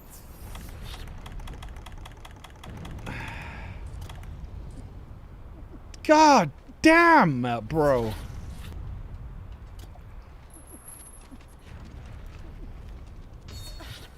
It's so mean.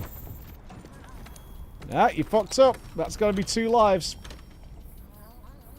Hand them over. Come on.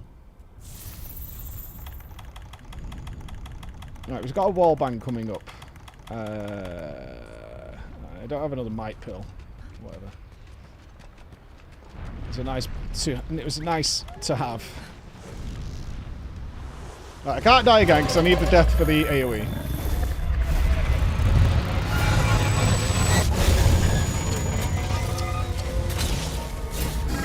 Let's put me behind. Right, we're in wall break country. So we're near a wall. Barboy will come near us. Okay. He's very excited.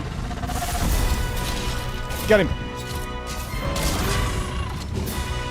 Woo!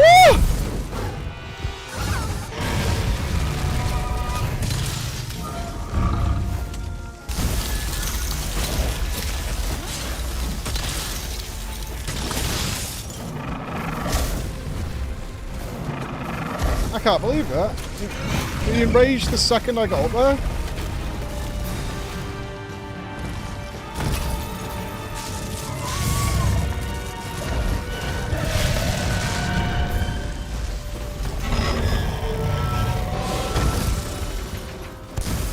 He doesn't do headbutts here, I mean, he's just getting down.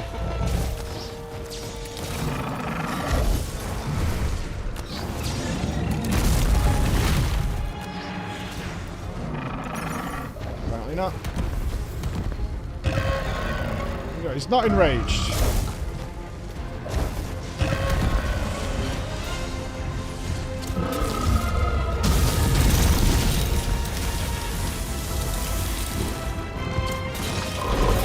That's the wall. Go.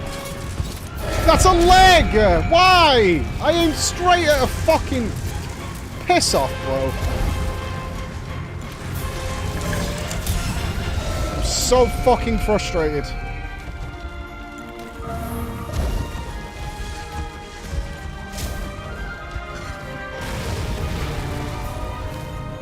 We still need this wall bang. After this. Are we near a wall?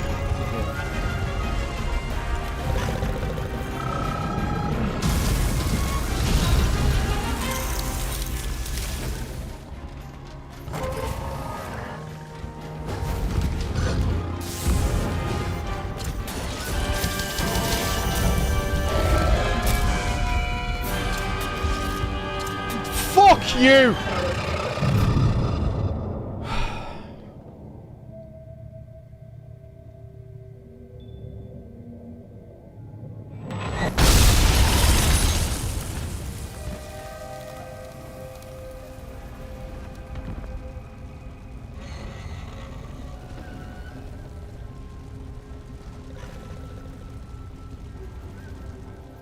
Piece of shit, man.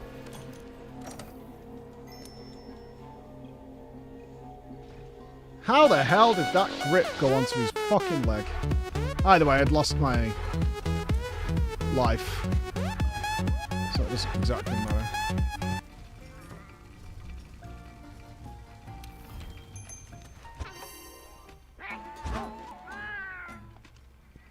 I feel like we just can't do this. This is how I feel. Without figuring this out. I just don't see a way.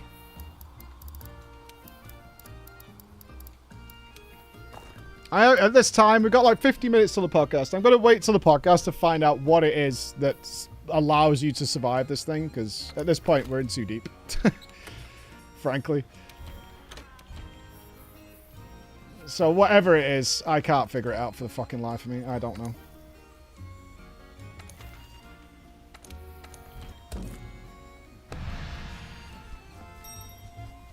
Fuck knows what it is. I think I'll take one try after this with the bonus HP. Like, one extra bonus health. Like, is it just that?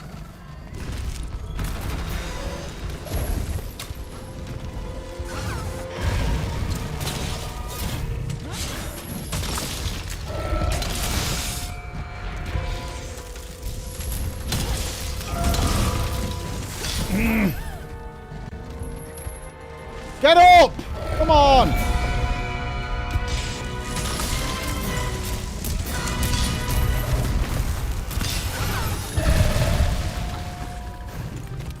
Horrible opener.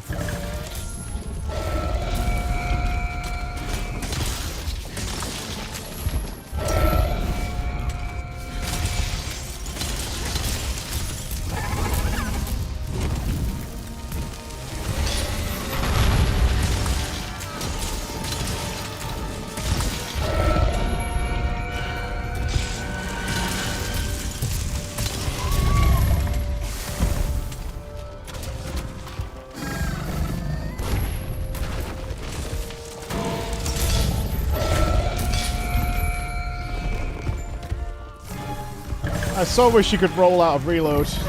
Like, yeah, I fucked up, let me out of it.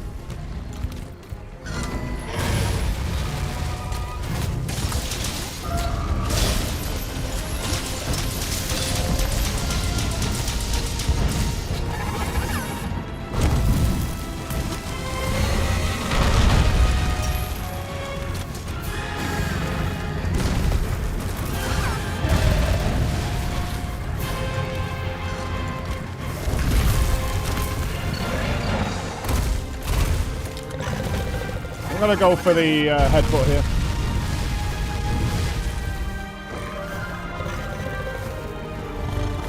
One, two, Didn't get the head.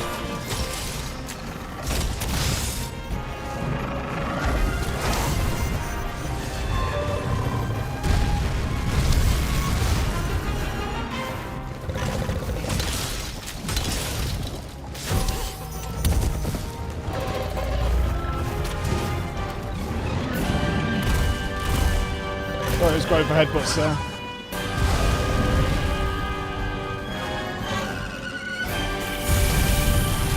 Is this the end, or are you going to stay up there? Coming down. Okay.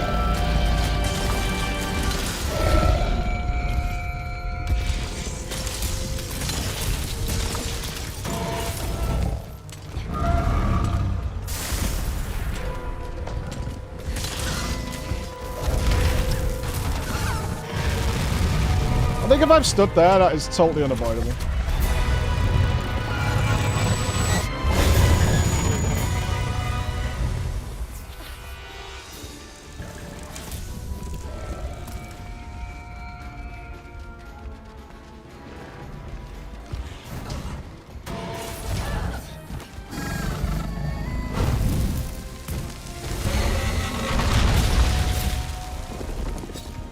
No!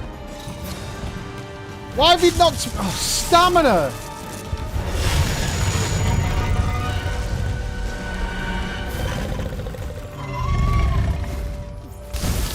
Horrendous pull.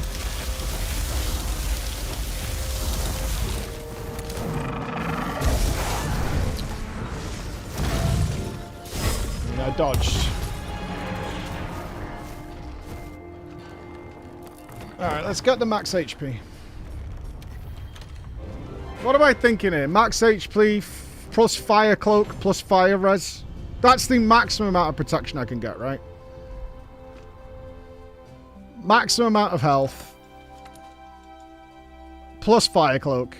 Plus fire resist gems. I need to create one, don't I?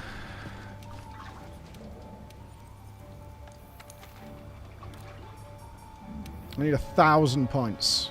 How the fuck do I get 1,000 points?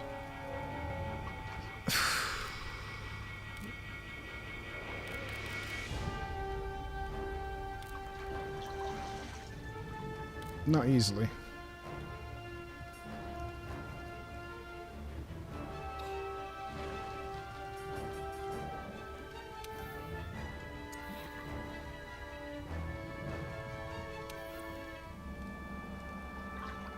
Wait, that makes 3.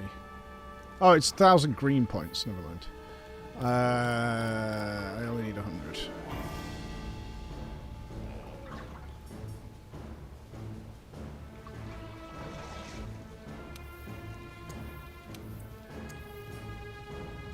Agitator might want. Probably not going to use that.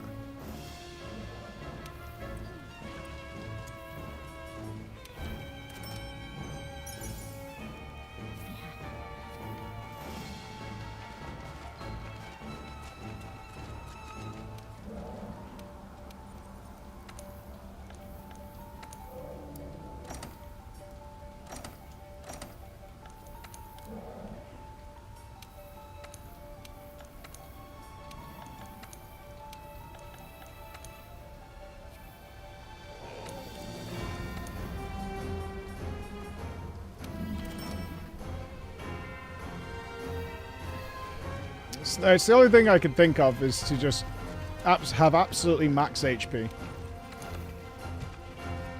Right, so that gives me plus 50, which is the most I can get from food.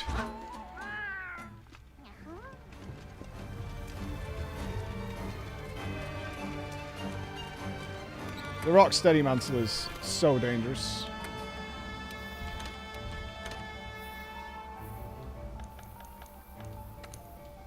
Alright, let's swap a 1 DPS jewel for a vitality. Right, we're capped now on HP. Yes, we have the most health. Let's swap the Rocksteady for fire. I believe that has fire res jewels in it. Okay. Yeah.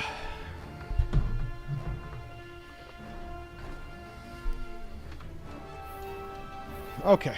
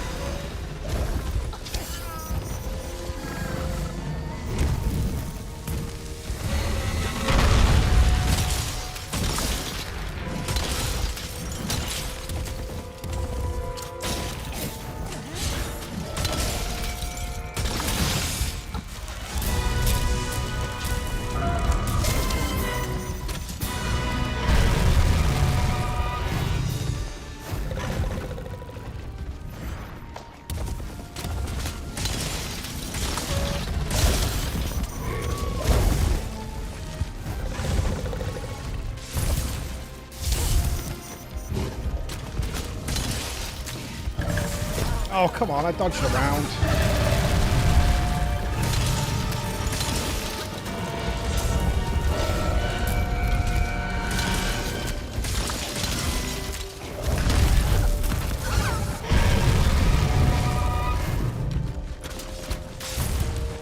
That plus swipe catch me way too often.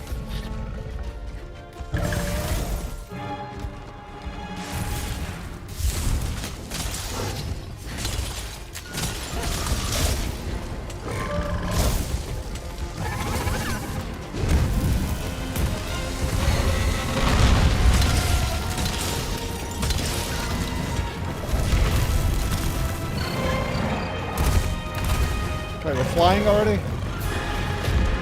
My stopwatch doesn't work, so if we go back to camp, it sort of resets the timer.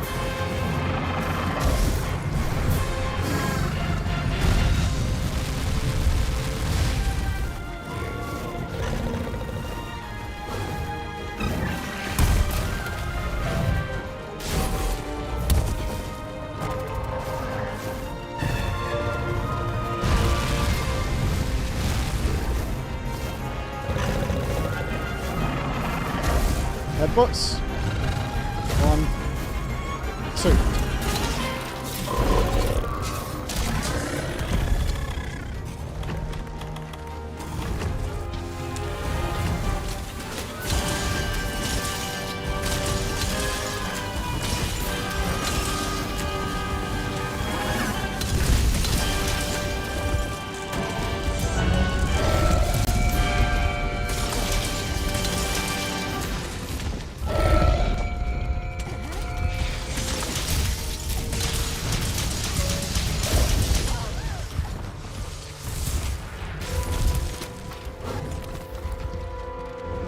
Flash pod.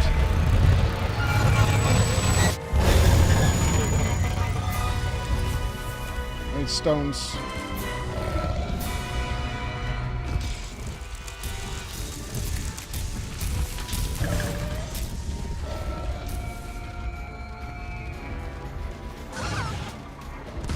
Don't go on the cat now!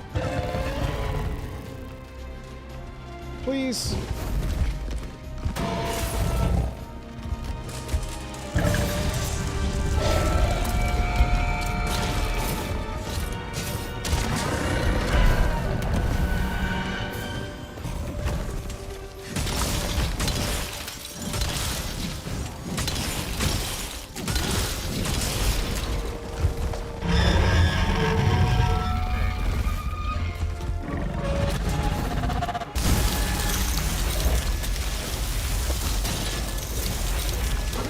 This isn't the ground AoE one. I think we're okay here. Oh, is he just generally flying? Okay. It's getting down. Or not. Why aren't you coming down? I haven't flashed you before.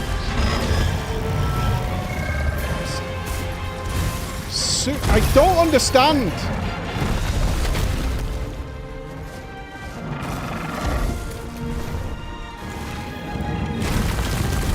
Very annoying. I don't get it.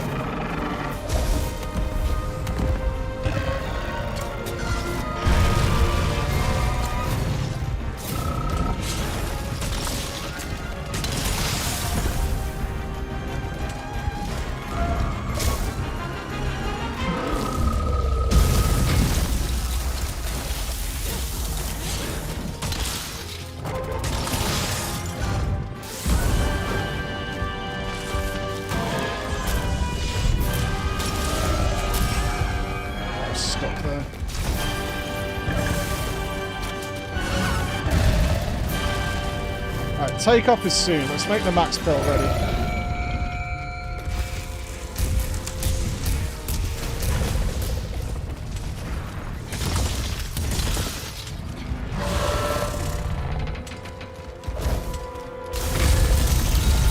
Please!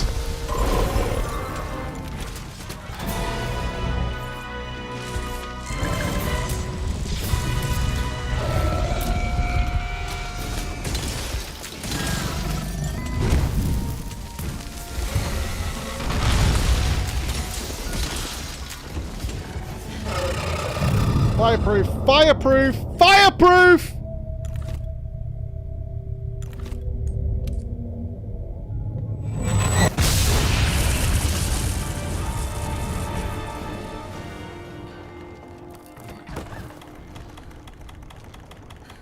Didn't go off. I just...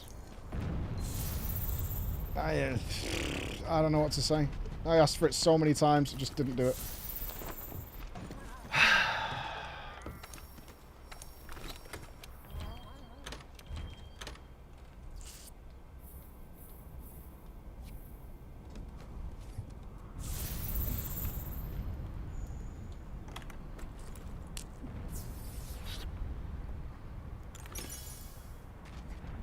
Few things that happened there I just don't understand. Like why Flash didn't bring him down when he was flying. Even though it has every other time. Like does it share a cooldown with a wallbang or something? I just can't figure it out. Why the nuances of this fight. He was clearly looking at the Flash. There was no way he wasn't. And I don't know what goes on the radio menu sometimes. I think I'm just trying to click it too fast and it just doesn't work.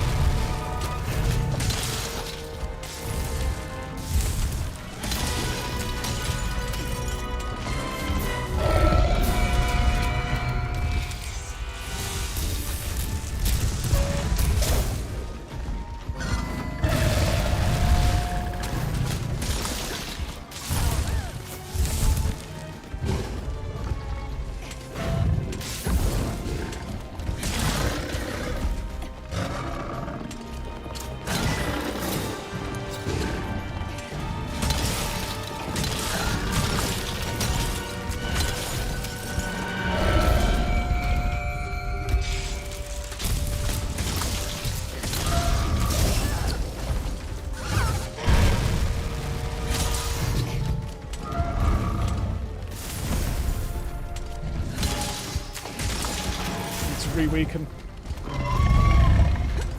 Now.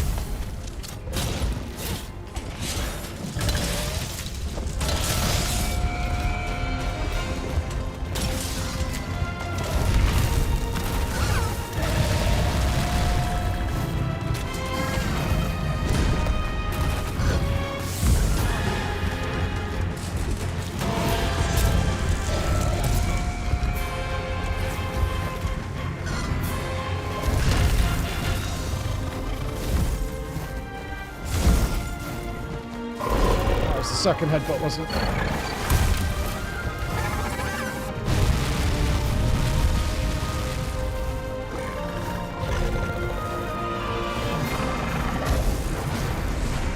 Tail.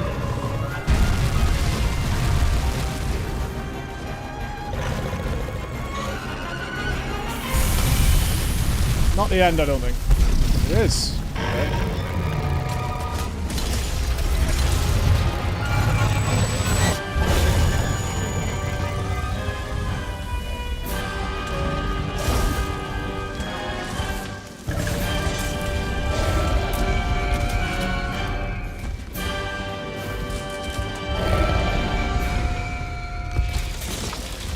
Time. I thought he was doing the one where he like doesn't charge.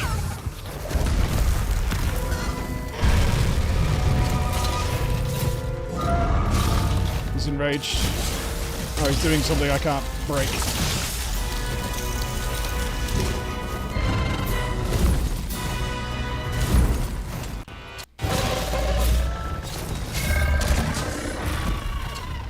Horns are broken.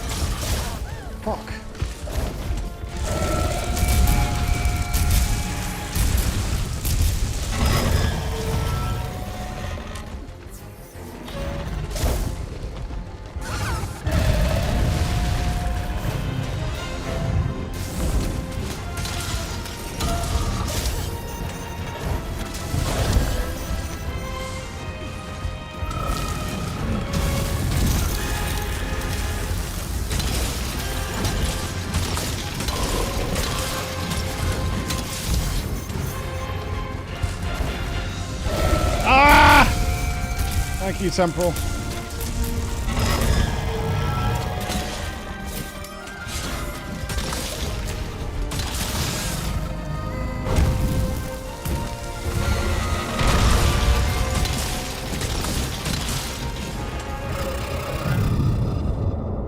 Fireproof on. Put it on.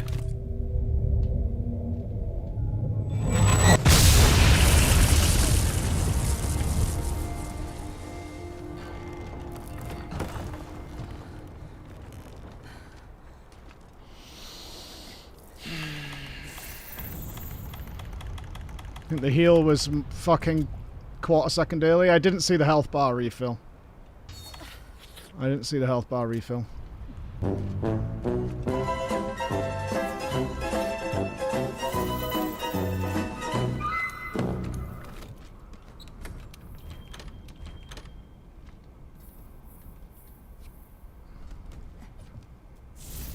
It's hard to tell because it goes off like during the... You can't wait for the sound cue, which is really irritating.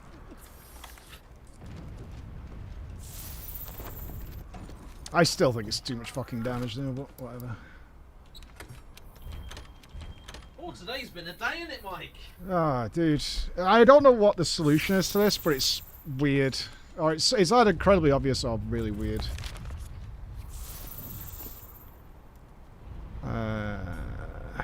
I want to, on the chance it works, fill up on those.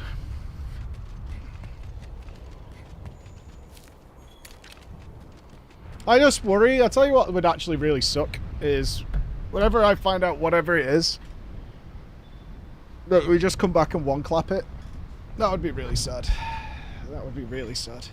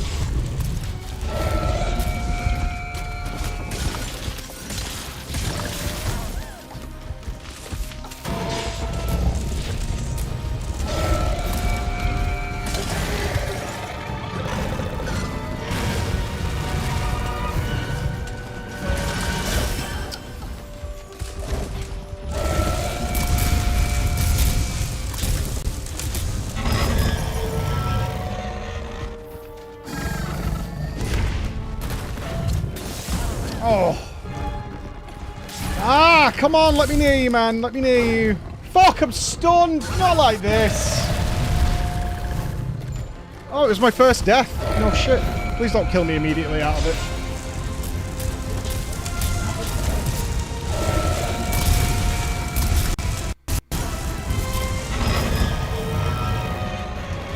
This damage is extreme.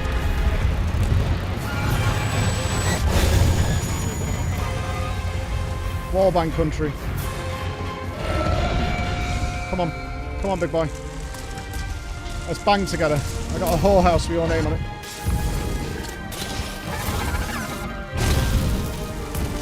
Turn! He's enraged.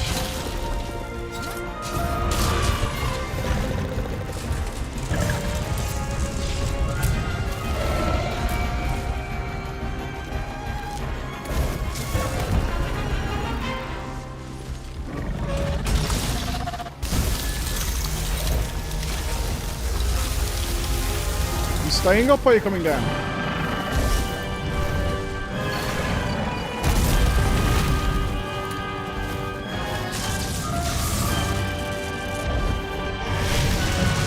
I guess it's because he's enraged, he can't be flashed down.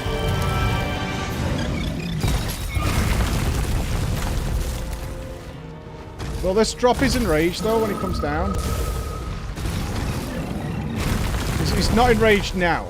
Okay.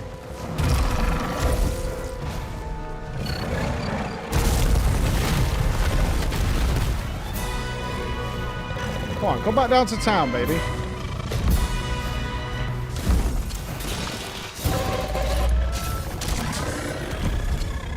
Could I be further fucking way here?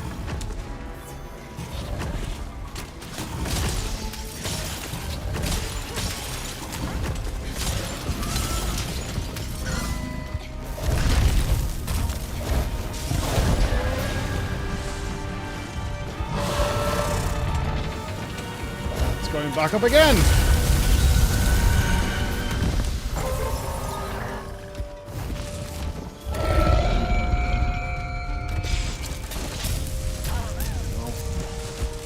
Really want this wall bang.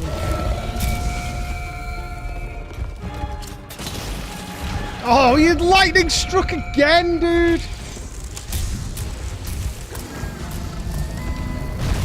This is fucking ridiculous.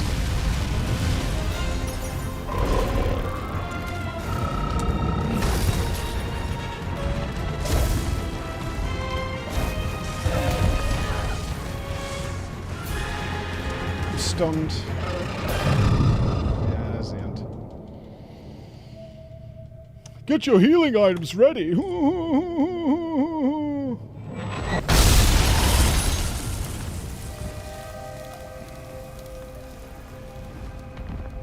Clutch 1, enraged the second I landed him. De-enraged and lightning struck every time the fucking clutch landed on him.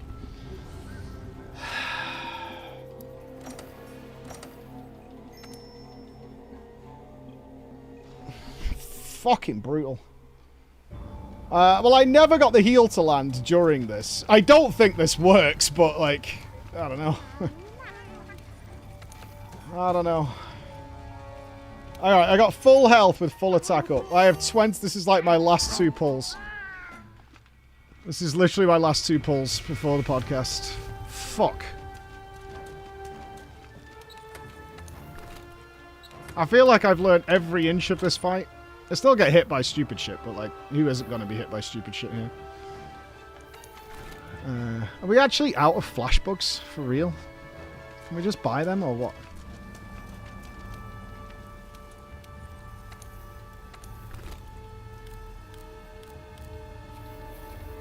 Whatever.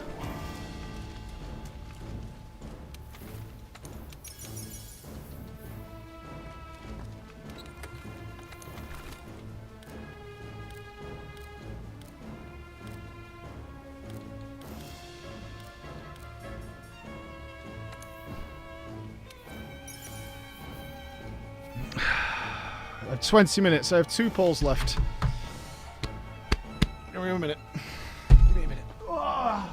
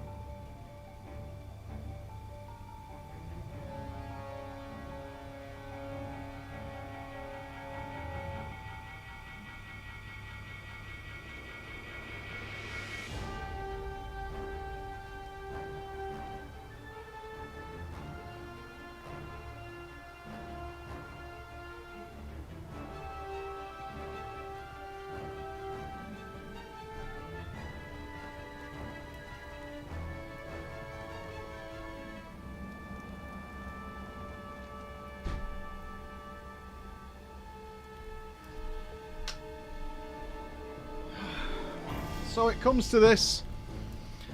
The final war.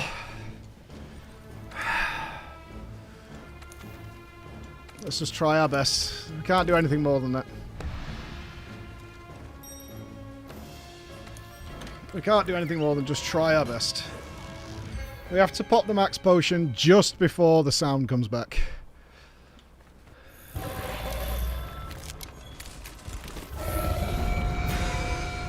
Interesting start.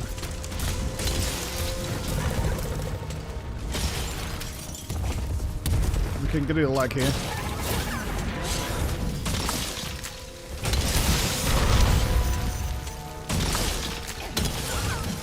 Dodge back.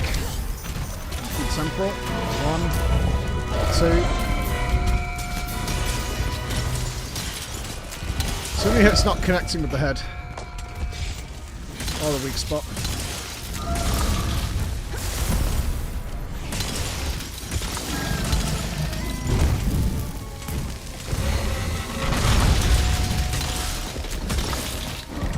One too many.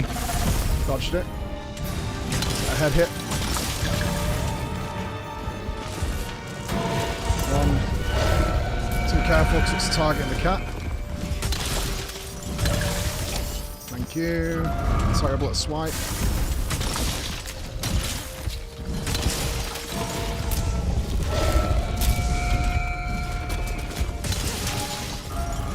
Missed. Stop.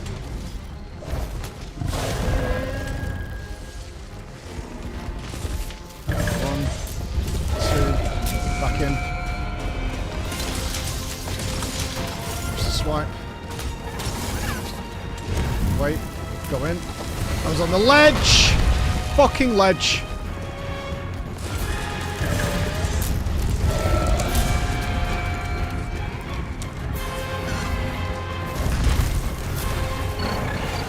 Wait for the headbutts.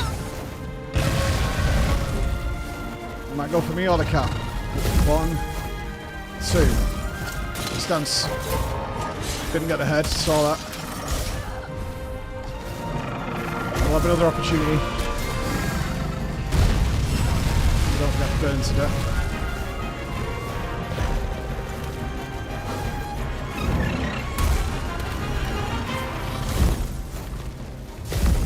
On the cat. No, I'm not going for it on the cat. No, ain't no way. It's gonna land anyway.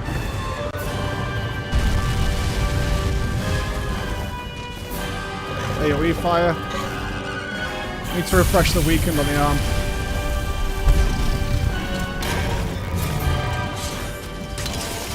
Didn't get it.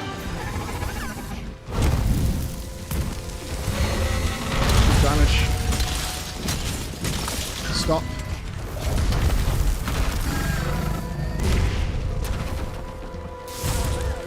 Swipe. Every time. Can't take that swipe down, Mike.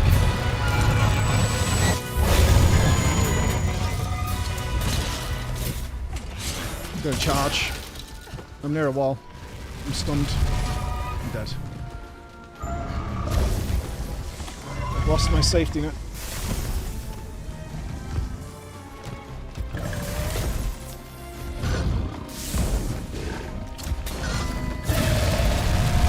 No. I need to do a full 180. Get him. I don't think it's on target. It is.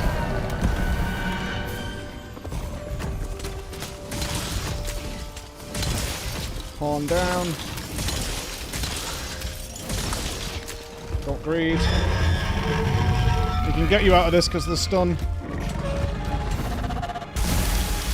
It's taking off. We need stones.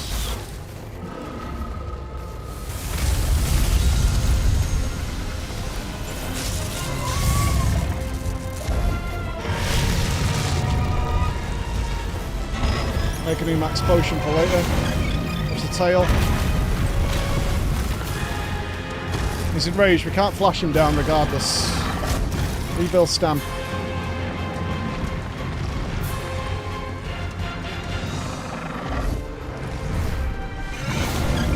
Watch the tail.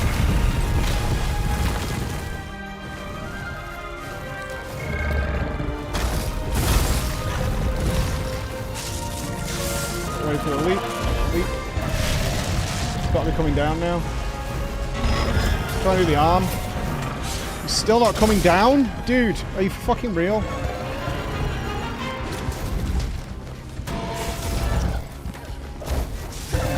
This is a lot, dude.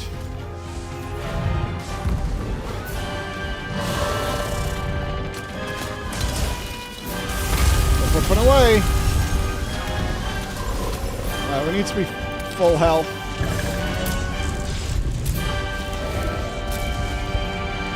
Put a fireproof on. Got radialed. Might still be on for the AoE.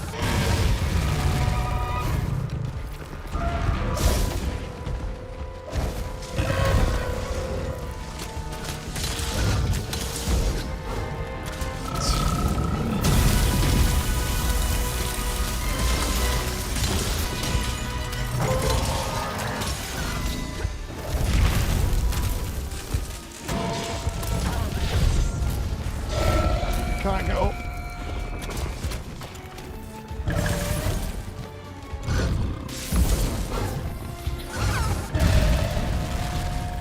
Make another!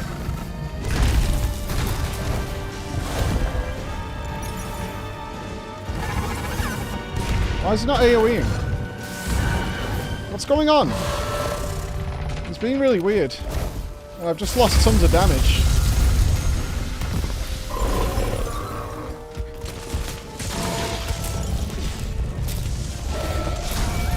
Fucking just hurting myself and I'm waiting for the fucking AoE. Here it is.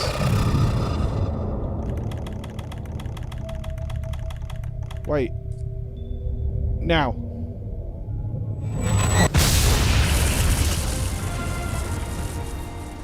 Slightly later than that. Ever so slightly later. Fuck, that kills me so quick. When they say you should be using healing potions, the timing is crazy tight. It's like bizarrely tight. I have to throw everything in this. I lost so much damn there because he wasn't going into the AoE. I don't know why he wouldn't go into the AoE. Usually does it way sooner than that. Well, we're running out of tries, so I'm taking fresh fucking ancient potion with me.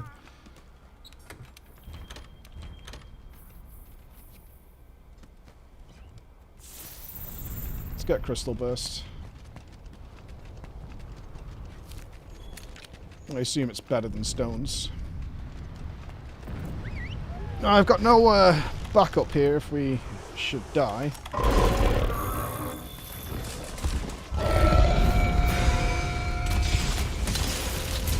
It's gonna be a late one.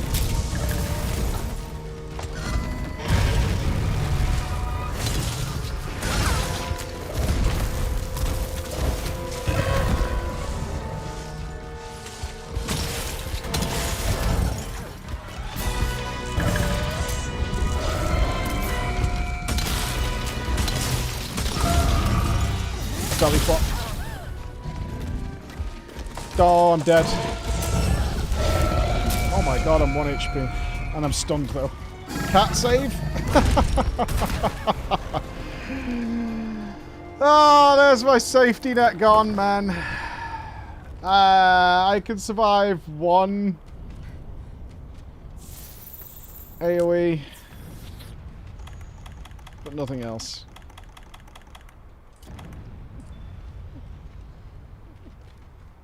Combo womboed into the fucking ground.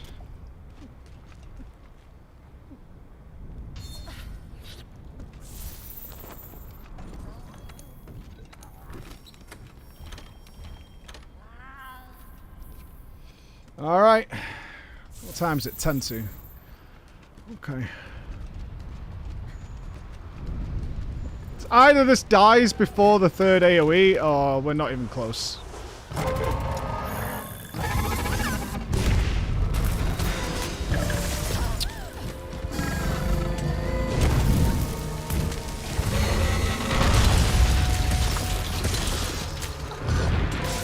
Oh, come on.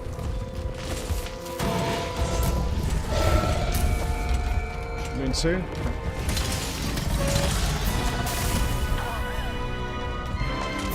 I'm dead.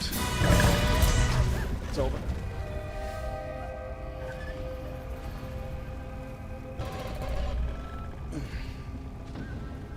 I think I'm spamming too quickly though. So I'm pulling like away from where the body slam's gonna be.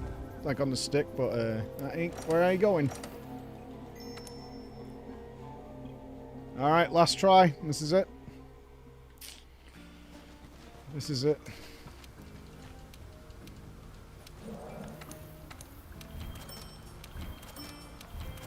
So prepare your spoilers for all things, not just this boss. Just the whole things I've missed, because it's coming. It's coming. It's only going to give me plus 10 HP. Alright. So we go with this one. We go for max health.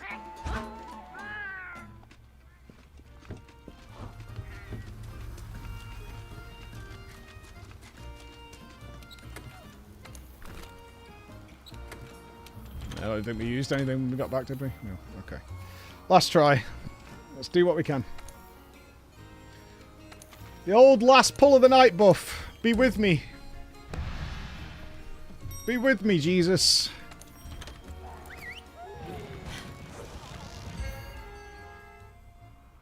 Last pull of the night.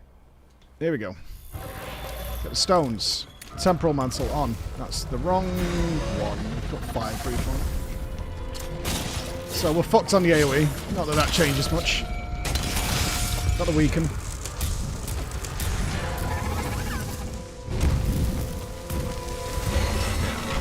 I'm calling this one. I'm not having my safety net there. Ain't no way. Ain't no way. Scuffed pull. Scuffed pull. Go again.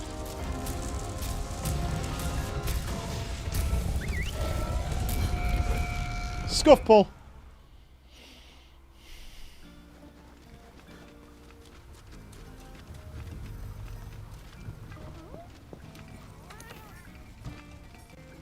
Plus 30. No, I want the full HP.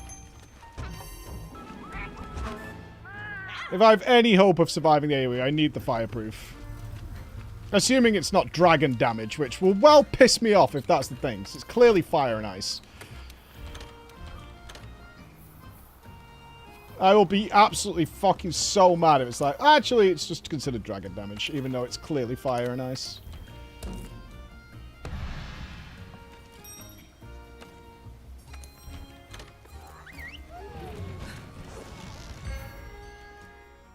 Come on, Mikey.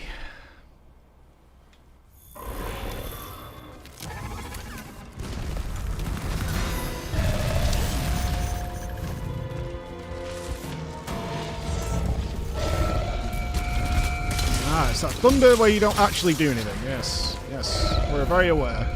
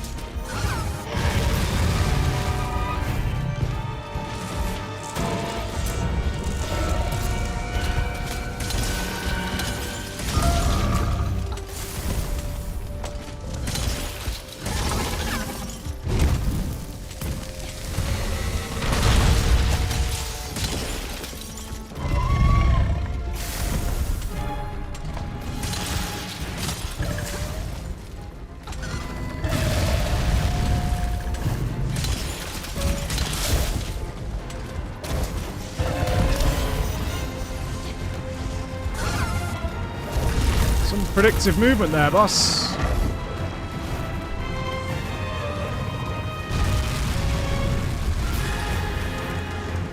Headbutts. 1, 2. Drop, drop, drop. I got the weaken.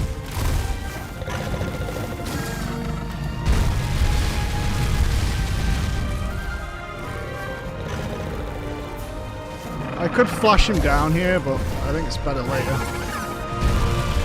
He's not always enraged in the next one.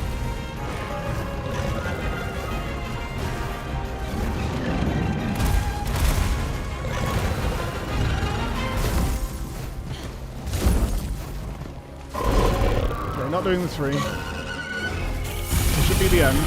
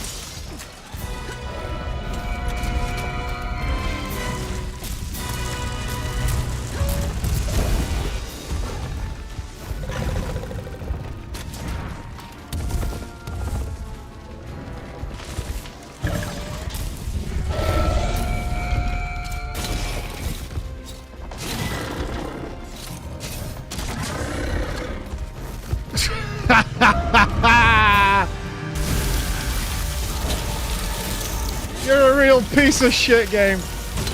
You're a real piece of shit sometimes. You're a total piece of shit. You know that? You're a real piece of shit.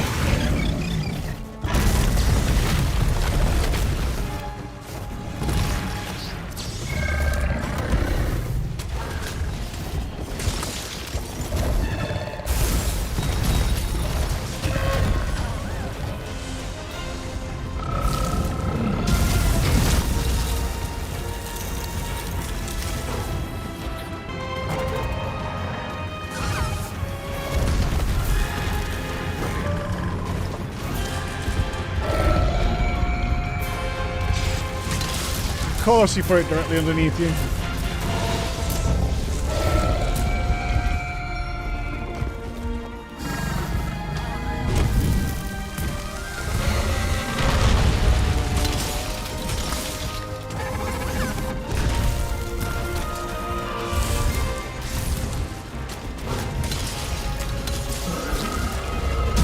No chance of me destroying the horns there.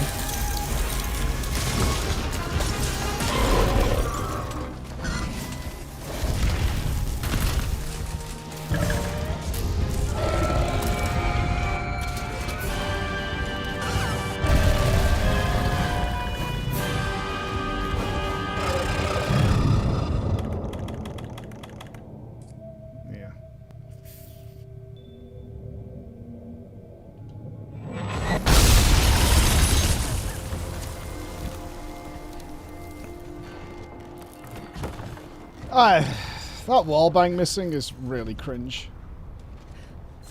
Like, super cringe.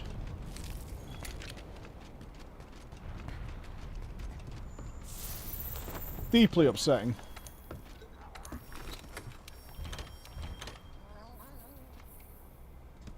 I wonder if it would have hit if I'd done it where it first was and not there. Possibly. Well, let's go. We're taking everything we can.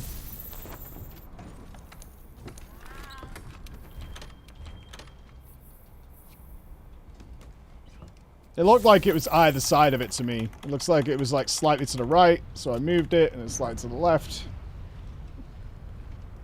Who knows?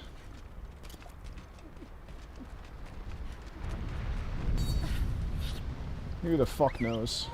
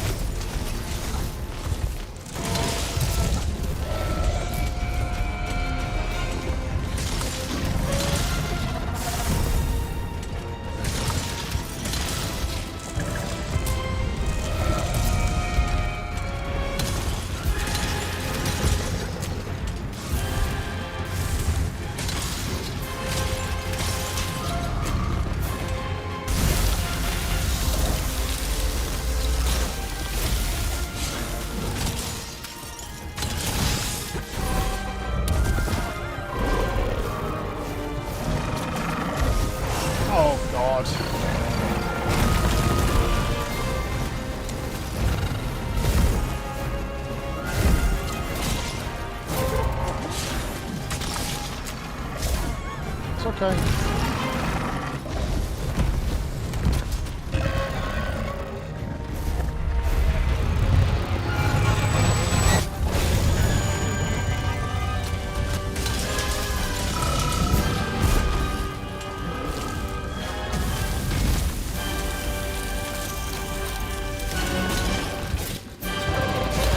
Sniper shot. I didn't expect that to hit.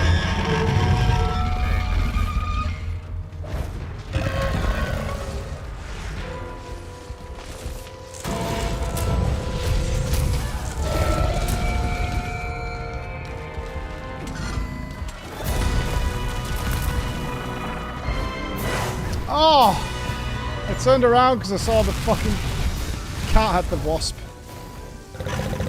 It's Jova. It's going so well. Yeah. Alright, we're done. We can't possibly survive.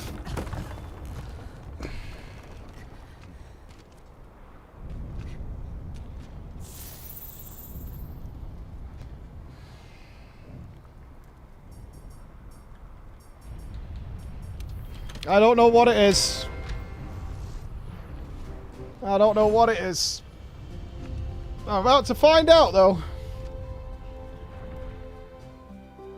That is a crazy punishing fight for even the simplest of errors.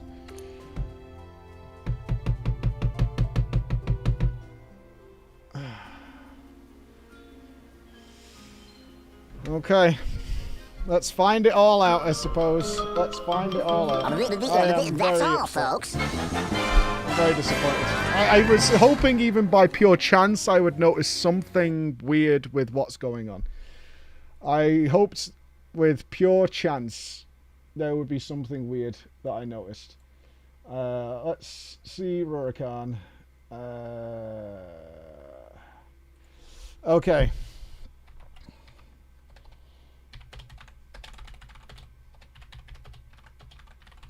Are you ready to do this? I would like a Red Bull. Don't be moaning about Madge late. Let's set the call up. And then I can grab a Red Bull. Okay, the call is happening. Here we go.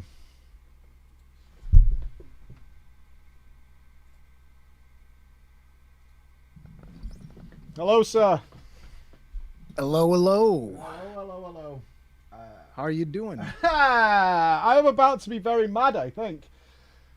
Why? I think I'm about Why would you be mad? I think I'm about to be understand. very, very pissed off. I don't understand why this would be the case. I was actually saying in chat, I wish you would do something else before the I have podcast nothing to get else. your mind Yeah, off I it. have nothing else. This is it. You have nothing. I have nothing else. I literally do not have anything else to do other than this, other than re-kill shit I've already done. It's the last thing.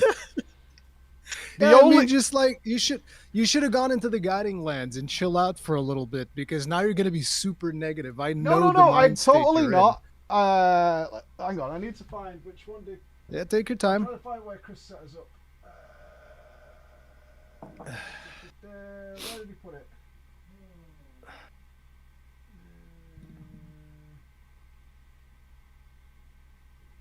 Did you call it something weird, Chris?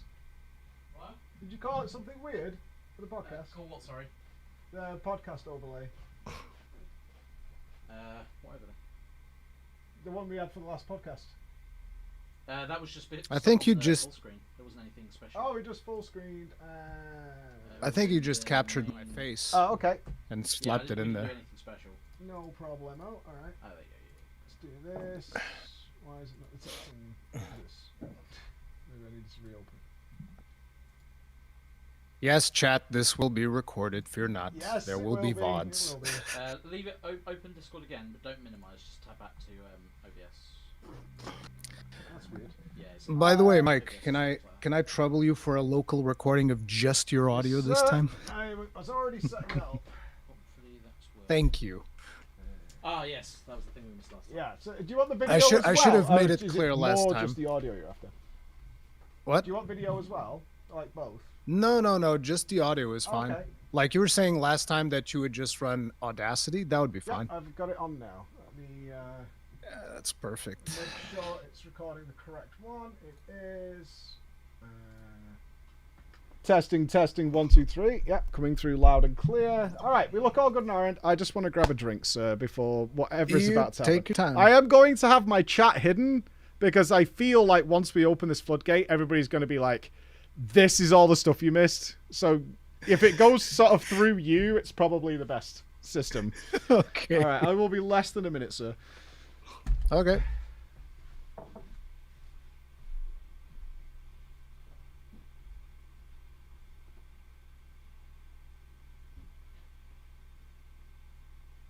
I'm in control now, chat. What do you have to say for yourselves? Rory can be our filter. I'm gonna have the chat closed, by the way, when I do the podcast, because otherwise my ADHD brain will just be looking at you guys the whole time. Shields up. Oh my god, so many people saying shields up. Thank you. We got Iron Breakers in chat? Hell yeah. Save us, Lord Rory. I don't think I can save you guys as much as you expect. Audio is out of sync a bit. Yeah, that's the nature of doing it this way. If you want audio in sync, you have to come watch my version of the podcast. That's what you get. No, I don't know how they set it up. I do remember that I watched his VOD last time and it was a little bit out of sync as well. It might just be because of their 2 PC setup or something. Uricon, tell him to watch a Switch X guide. I think a lot of you guys just want Mike to play optimal, and I want you guys to remember one thing that is very important. The reason this journey was as magical as it was is because of the fact that Mike didn't know what he was doing. You guys ever realize that?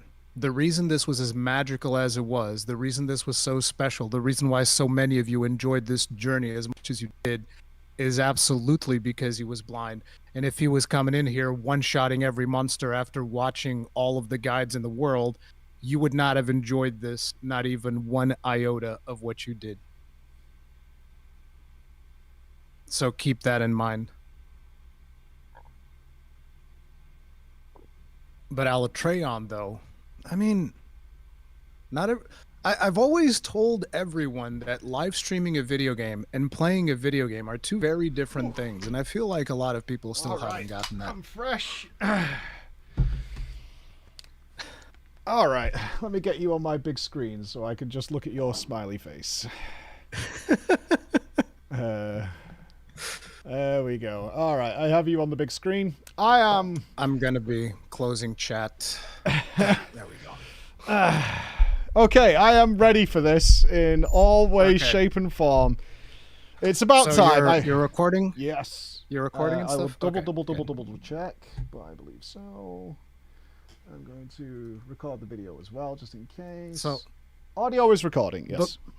Before we get started, I did want to drop a little bit of trivia that I forgot from last time. You remember we were talking about George Vanus, and I told you that there was an even more egregious video that he uploaded onto YouTube that you hadn't seen. Yes. And I got that stuck in my mind ever since we did the podcast because I was like, oh, I ended up never telling him. He uploaded his wife's C-section.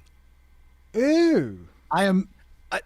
It was the first time I had ever seen, because he shared it internally with the team, and so I looked at it and I was like, this is disturbing. What? Because I had never seen anything like that, and it's so violent. And I was just like, Jesus Christ. I resent that I earned that guy so much money. True. I resent the fact, Likewise. and you did way more than I did. So I mean, I can't imagine how you feel. It's like, this is what this guy thinks is content. Although my stream definitely wanted my hair transplant streamed. And my vasectomy. They want my vasectomy streamed. Wait, your vasectomy? Yeah, they're like really... every time I bring it up, they're like, stream, question mark? Like, I know they don't really want it, but I'm like, the prospect of me going to the doctor and being like, okay, so hear me out on this. Can we get a camera and a laptop in here? We need to live stream this. Yeah, I'm going to need a dongle, I'm going to need Ethernet access or something, and I need a laptop, and I need a tripod. And I probably need multiple angles. I need a camera on me and a camera on my nuts. Like, we need to... I need react shots as well, so now we're at a 3-camera setup. I need a wide of the room. But yeah. Oh man, talk about some good content. Well, that's going to be on our That's what's premium, up. maybe on the website only. I wouldn't put out that. Oh, yeah, okay. that'd never get leaked. It'd be safe there. All right, I'm bringing stuff. Okay. Shields up, Iron Breakers, and welcome back to another episode of the Conscast. I'm back here with Mike from Preach Gaming, and we are going to be talking about all things Monster Hunter World Iceborne, with spoilers included. How are you doing, Mike? I'm okay. I think my audience worries about me more, so we should give context to this for our listeners, is I've been working on Alatreon all day. So I put approximately, I think, a day and a half, close to 2 stream days into Alatreon. He's not dead. People get really worried that I'm like frustrated and angry and stuff, but compared to raid bosses, I've spent over a month on a boss. This is nothing to me. My gaming ways, I'm enjoying myself, but I'm stuck and I'm waiting to see something that I've not seen yet, because there is something I'm definitely missing on that fight. I was very concerned because I'm watching you play and I'm like, I've been in that exact same mindset. Like, to give you an idea, when Alatreon came out, probably by the end of my stream, I was like, oh, what the hell with this boss? This boss sucks. It's just absolutely terrible. I was probably raging just like that, I have no doubt, because it happens to me all the time. Because you're live streaming, you're just like, I personally don't really have a filter to my emotions. I think you have a little bit of one, because I see you and you're losing and you're still like smiling and stuff. Oh no, I'm happy. I just like get upset. No, that's legit. That's legit. I'm okay with it. Like, I get frustrated when things happen that are out of my control. That's when I'm genuinely like, this is just annoying me now, because that fight can snowball incredibly quickly and just ruin your whole day really fast. And because, again, for your Monsters listeners who know the fight, I could not figure out for the life of me how I survive his room-wide AoE. And so I had to bank my cat reses for that, because I tried everything I could think of to survive that mechanic. And I just could not. So it meant that if I made any mistake which caused the actual cat res to happen during the fight, that was it. It was game over. Like, I couldn't physically survive the rest of the fight. So that's where I was. Do we have to start with Alatreon, or can I pick at your brain a little bit before we get... Because I feel like Alatreon is the big climax of information here. Sure, I'm fine. There's loads I need to know. I would have Googled days and days ago, by a long way. All right. So, listen, this is your last chance. After this, there is no turning back. Mm-hmm. You take the blue pill, the story ends. You wake up in your bed and believe whatever you want to believe. You take the red pill. You stay in Wonderland, and I show you just how deep the rabbit hole goes. Look, we're drinking red Kool-Aid, dude. We're the Kool-Aid man all day, every day. I did say this morning, it's like, today's it. It's over. I'll be happy to get back to normal streaming and have my chat open as well. That'd be fine. So that's like my first question. What happens after this podcast? Like, are you just kind of like done with Monster Hunter, or after you learn more, tomorrow you're going to stream Monster Hunter again? Oh no, go kill it. It dies. There's no going back now. We're in too deep. Like the only one I suspect I'm not going to kill, and I said to the chat this morning, is like, there's a boss that I know exists because I found it in the events list while we were looking something called... We've called a Fatalis, but there's a boss called Fatalis. That, at least at the size of it, requires Master Rank 99. And I've been playing for 150 hours, and I'm 40-something. So if... Only the event version requires Master Rank 99. Since we're beyond spoilers, I can tell you. Oh, okay. You can fight that at Master Rank 20. I think it's 24. Interesting. If I'm not mistaken. So you can actually fight it before that. It's just that's the event version. I don't know if they juiced up the event version or not. I don't really remember. It's been a very long time since I've done it. Okay, so on that one is the only one I said. If I will leave it up to my audience to decide. Is like, do we do that fight blind? Because as far as I know, Alatreon and that is all I've got left, unless there's something in the Guiding Lands, because they sort of spawn bosses. So everything that is in the Guiding Lands now, because of the nature of how the game was implemented, you can fight everything that is in the Guiding Lands without actually doing Guiding Lands in the form of event quests. So like, for instance, again, we're in spoiler territory at this point, so whatever. Have you ever fought Gold Rathian? No. And Silver Rathalos? So they're variations on things I've already fought, though. Yes, but they are way more powerful than the previous ones, and they have new attacks and all of these things. These were monsters that initially were only available in the Guiding Lands, but since then, Capcom's introduced them as event quests. So if you want to do that content without grinding the Guiding Lands, you can go and you can do that content. You can farm their materials, do all of that stuff. That's not really a problem. Okay. Yeah, so those are the things I'd say I would ask, like, do you want us to do this blind or not? Because I've based it on the weapon tree. There's only 2 things that have question marks next to them. So that's why I was like, I think we're close to the end of the bosses. In terms of new ones. Basically in terms of difficulty, Alatreon, even for some people, consider Alatreon to be the hardest boss. Because it depends on how good you are at Fatalis. So some people will say, oh, Fatalis is actually the hardest one, whereas others will say, oh, actually, Alatreon is the hardest one for me. So this actually changes depending on who you ask in the community. But those are kind of like the 2 big last things that you have to do. Now, there were monsters that were added after Fatalis. I know for a fact that Arch-Tempered Velkhana was added after Fatalis.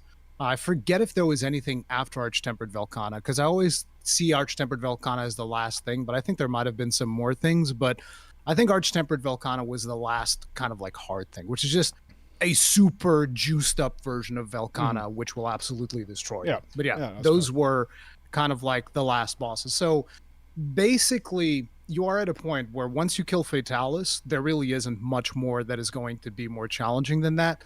And this game actually commits something of a cardinal sin for me, which a lot of people disagree with me on, which is once you kill Fatalis, once you make his set, there's no reason to get any other set, because his set is just, from a power scaling level, it's like, let's say the closest thing to Fatalis set is like 50 magnitudes of order weaker than the Fatalis. Yeah, it's the final armor. You beat the game armor, which is fine. By that point, you beat the game armor. It's super powerful. Yeah, that's okay. It's just, for me, I was just like, no, I want to keep hunting things and doing like these crazy mixed sets and whatnot. And after Fatalis, there just was no reason to do that afterwards. Gotcha. Yeah, that makes sense to me. I understand why they do that. That's like more of an RPG trope. Is like, at this point, you can kill everything. Like, if you can do this and you can farm it, you're good. You're all good. But I get what you're saying is like, I like the initial Monster Hunter stuff of like, I can build my set around what I'm doing.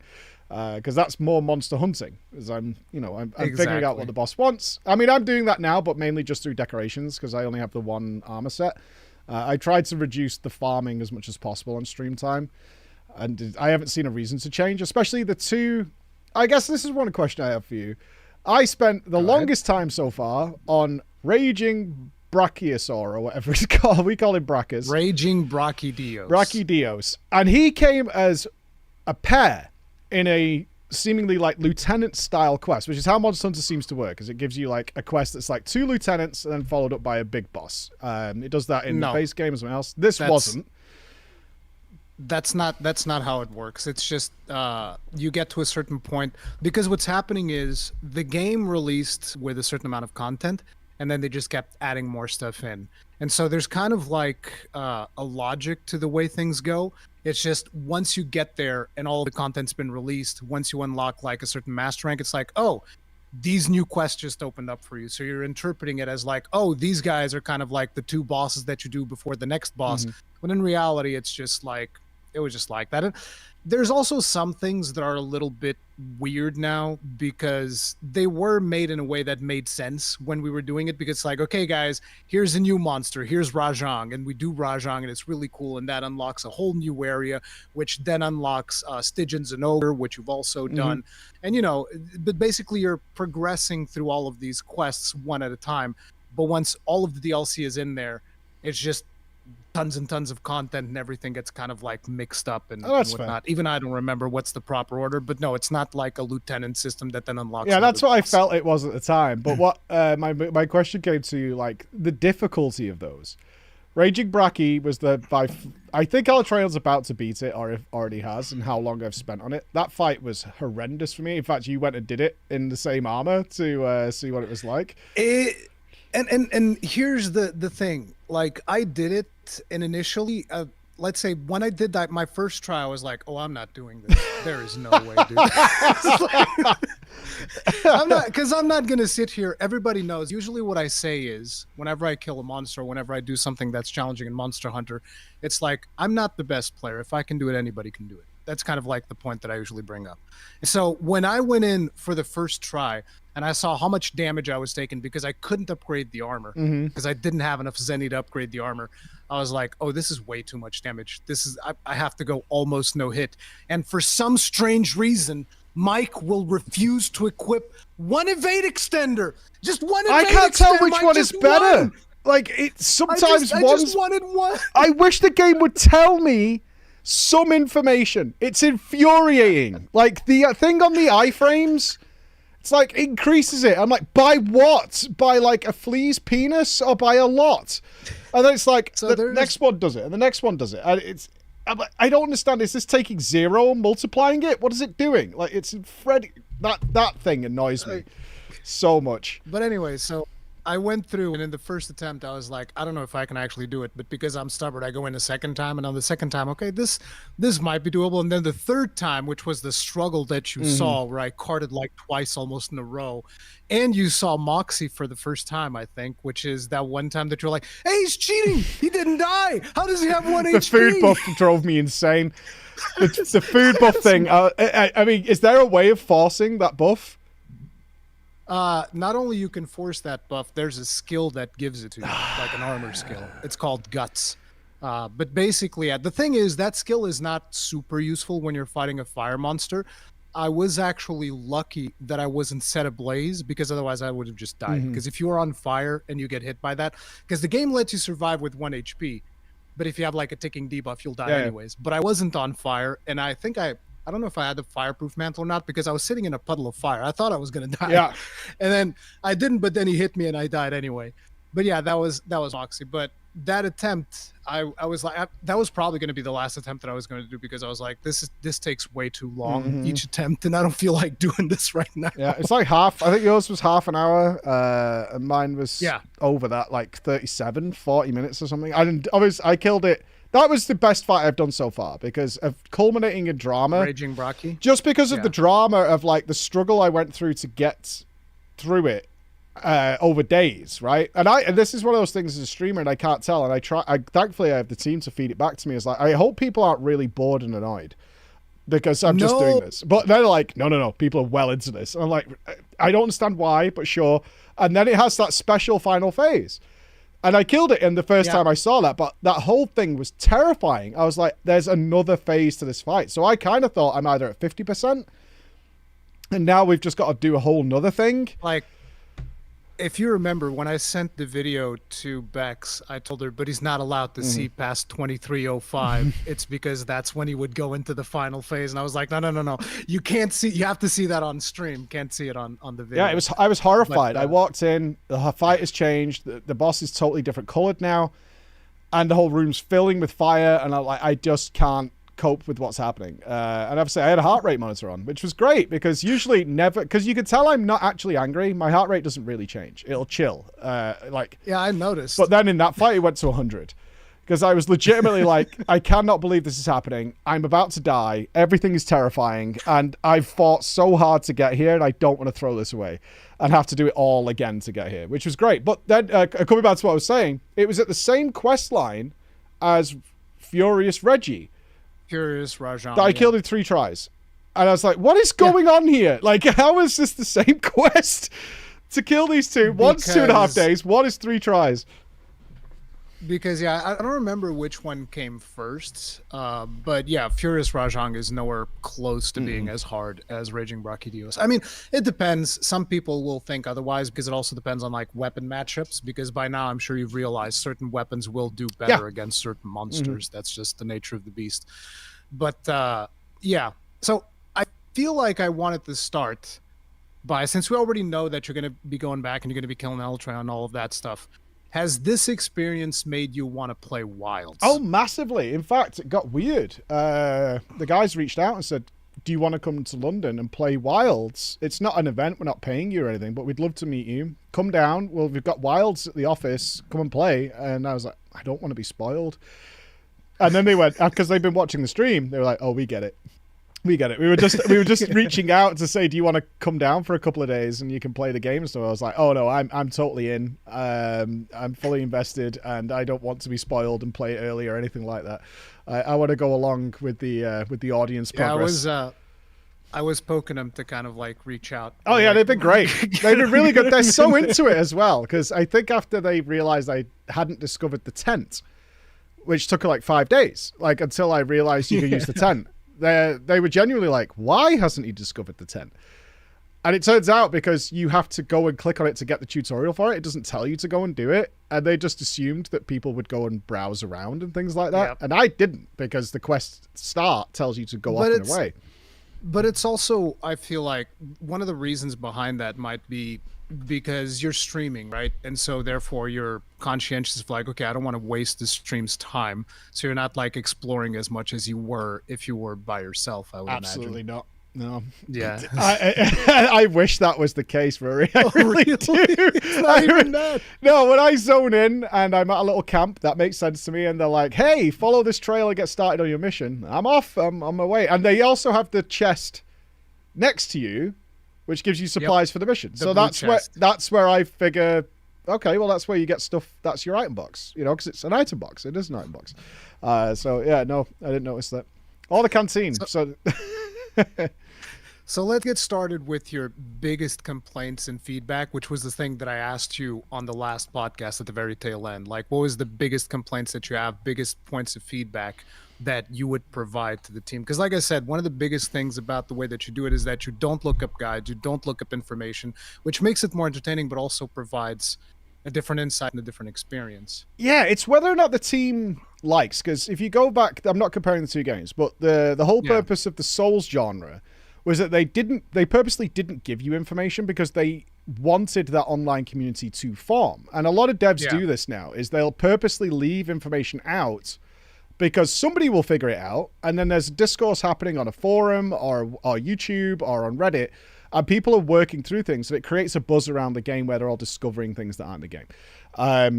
My biggest things that I just could not figure out, and there's no tutorial for it, and we definitely had this feedback from the audience and from myself. A lot of people believe certain information is in the tutorial somewhere, and it isn't. It's just assumed knowledge, or it's acquired somewhere, or you noticed it, or whatever. One of the first ones that was tricky was actually noticing Enrage. There's actually two things on the UI that show you Enrage, the heartbeat monitor and the red eye. The red eye doesn't get mentioned at all until you're doing Culve. Then it tells you in that tutorial about Culve that the red eye is an Enrage symbol. Until then, you don't have that information. And I was working it on... It's just a silly thing that's, like, could be helpful. I haven't checked all the tutorials, but I could swear that's got to be somewhere. I bet you can. It's not in there. I've read them through them all. It's not. If someone finds it, then fair enough. But I looked, I checked on stream. I went through every tutorial relating to this and could not find it. Another one is one feedback I would give to the team, because it's actually massively useful. Wall banging. The tutorial on how to do this relies on the enemy drooling. I think they call it flinch, which is not how it works. You could do it as long as it's not enraged, which would have been... As long as it's not enraged. I went 12 days and accidentally shot something and it wall banged. And I was like, why the hell did that happen? Because the tutorial, which I did twice, makes you wall bang by getting it to drool. It says don't even do it until it's flinched, which is the safest way of doing it. But you can totally do it any other time. And it's a massive amount of damage. And it's an open window. And doing most of the game without that knowledge was... I look back on my original fights and I'm like, this is so stupid. Like, some of these enemies can just be chain wall banged over and over again.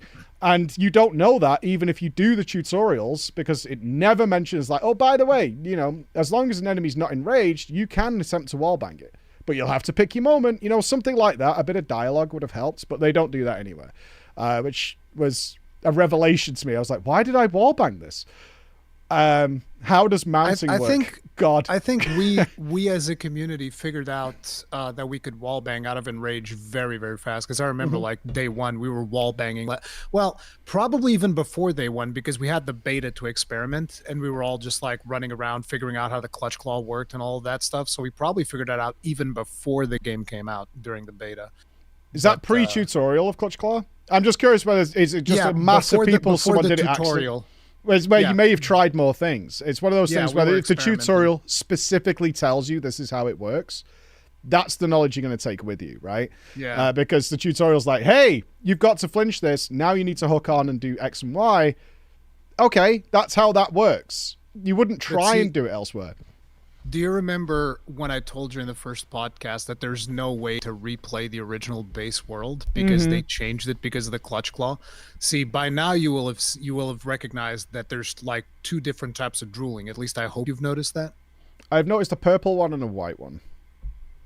No, like the purple is when he's poisoned. Yeah, that's what I figured it was. So if there's a different type, I know Alatrain doesn't drool. There's like a stagger and what we in the community refer to as a clagger, which is the specific stagger that they made for the clutch claw.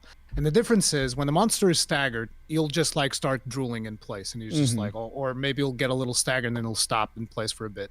And when it's a clagger, he'll stagger backwards away from you. Yeah, I've seen that. And then you're supposed to clutch claw it, which even if you don't have... What? Yes. I thought that was just like a momentary, like, oh, you're getting somewhere. No, like when he moves away from you a little bit and then like stands back and drools for a little bit. I'm thinking of when sometimes they like take a hit and they sort of move back a bit, but they're not like staggered like they do when they drool, where their head sort of like goes from side to side. It's that's much just a regular stagger. Okay, that's where I was about to lose my mind. But in the thing is, in the whole drooling thing, right? There's one where he just like drools in place, and then there's one where he kind of like moves back a little bit and then starts drooling. That's the one that we call the clagger. And the reason why a lot of us don't like it is because if you turn off the DLC, the claggers still happen, but then you don't have the clutch claw, so you can't even capitalize on it, and it's miserable.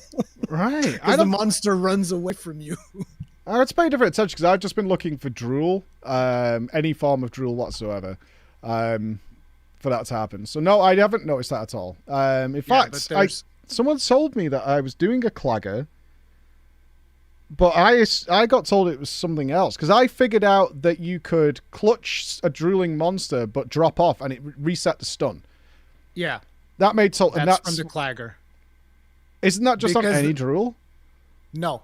Oh. So like a regular drool, when he just like stands in place, that's a different thing. And when he like steps away from you a little bit and then starts drooling, that's the one where if you clutch claw, it extends it a little bit. So that's why I think I'd do that on the Brachydios at some point, where I just like clutch and then I drop back down. Yeah, you did. I knew about it then. I'd noticed it because I got very frustrated if I didn't have my Bam Bam ZSD ready and it was already weakened. I didn't want to re-weaken it. So yeah, I had noticed that once you clutch on, you can do whatever you want to do. So I was like, oh, it resets the timer as long as you get on within the drool. Because that mechanic was introduced specifically because of the clutch claw. And so now that you know that you can clutch claw everything so long as it's not enraged, how do you feel about the clutch claw?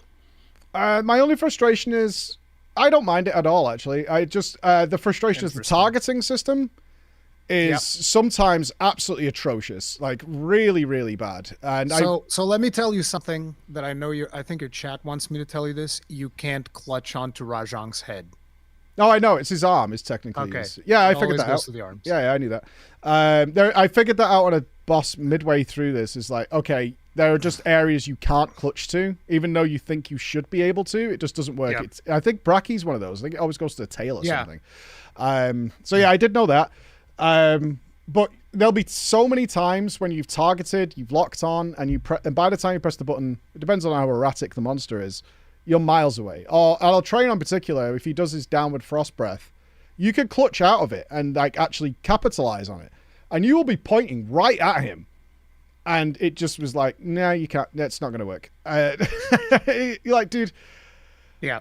The distance, it's the distance judgment feels very off, is what it is. The distance off feels like I'm really close and I can't get to him, or I'm really far away and it works. Sometimes there's no rhyme or reason to it. The clutch claw is notoriously imprecise depending on the monster that you are playing. Sometimes you can nail a bunch of clutch claw. Even speedrunners will say this, where sometimes they'll just nail it and then suddenly, for some reason, they're aiming the exact same way and they end up in the hind legs instead of the front legs. And they're like, oh, run ruined. Yeah, I aimed at Ali's head today because he does a double headbutt that you can clutch onto. And it went through him and put me on his back leg.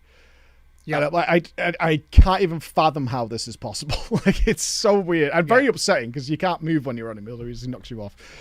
But yeah, that's my problem with it. It's not consistent. That's my issue with it. It's not consistent. You feel like it should be. I get that sometimes I see the animation of like his wings or something's wing or arm slightly moved in front of you. So I could think they could probably work on a way of like snapshotting where you targeted because that's what you're aiming at. And I think you would feel way less frustrated if you snapshot at the point of go. That's where I want to go, because it doesn't do that. It'll take into account, oh, well, something moved in the way while you're doing that, or something like that. No, there's a better solution. They should just not implement it, and it'll be fine. I would be okay with that as well. Yeah, I would be okay with it. I don't like the wound system in general. It is what it is. It just feels like a necessity rather than a fun opportunity that you take. See, in Monster Hunter Wilds, they changed the way that wounds work.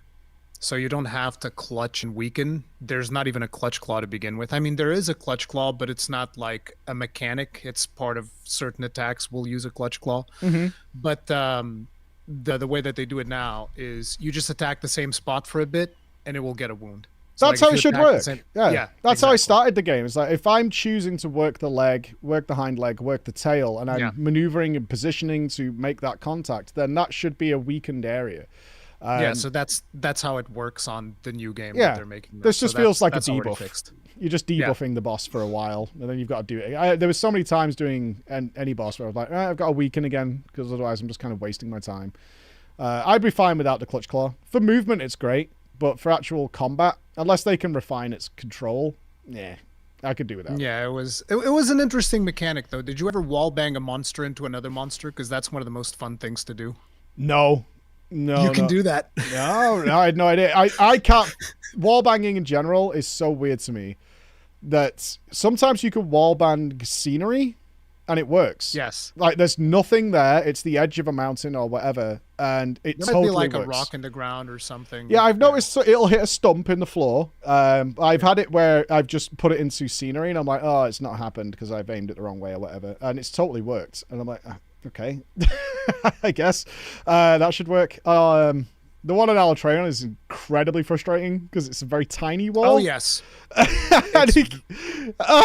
can't be precise. I guess one improvement could be just like be precise with where I move it to, because you're instinctively pointing the stick where you want it to go, but obviously it just kind of spins. No.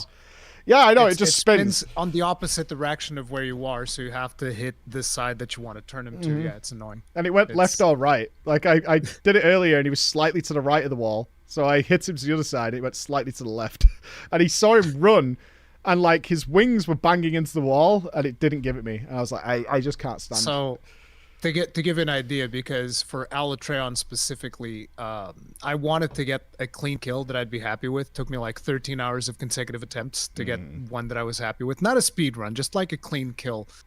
And during that time, I tested to see if I could reliably wallbang on the first clutch, and it was a complete crapshoot. So like I would clutch onto him, rocksteady mantle, slap him twice to do a 180 because there's a wall right behind him when you spawn in. So slap him twice to do a 180, do the thing, wouldn't work. Then go do the exact same thing on the next attempt and it would work. And I'd be like, so I gave up. I was like, no, it's not reliable. I'm not doing it. Yeah, it's annoying. Not. It's very not. And there's I rage when you clutch during non-enrage. Now, okay, so I have to ask you this. The clutch, for me, is somehow tied to the speed of enrage. Like, the amount of clutches you do or the amount of stuff you do causes enrage. It's the amount of slaps. 3 slaps, he enrages. But does that count when you reattach after that? And throwing him also counts. So, like, doing the shoot. And yes, it counts.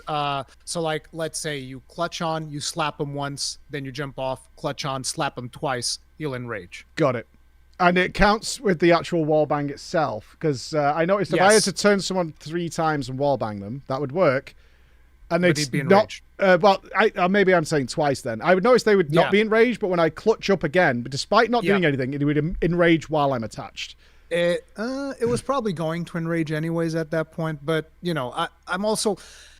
It's like I also don't take as much notice of all of the tiny little nuances. I know that like if I slap a tricep 3 times, it's gonna enrage, and usually I know when it's about to enrage, which is why, for instance, in one of the clutches that I did during my attempt, you'll notice that I just threw him.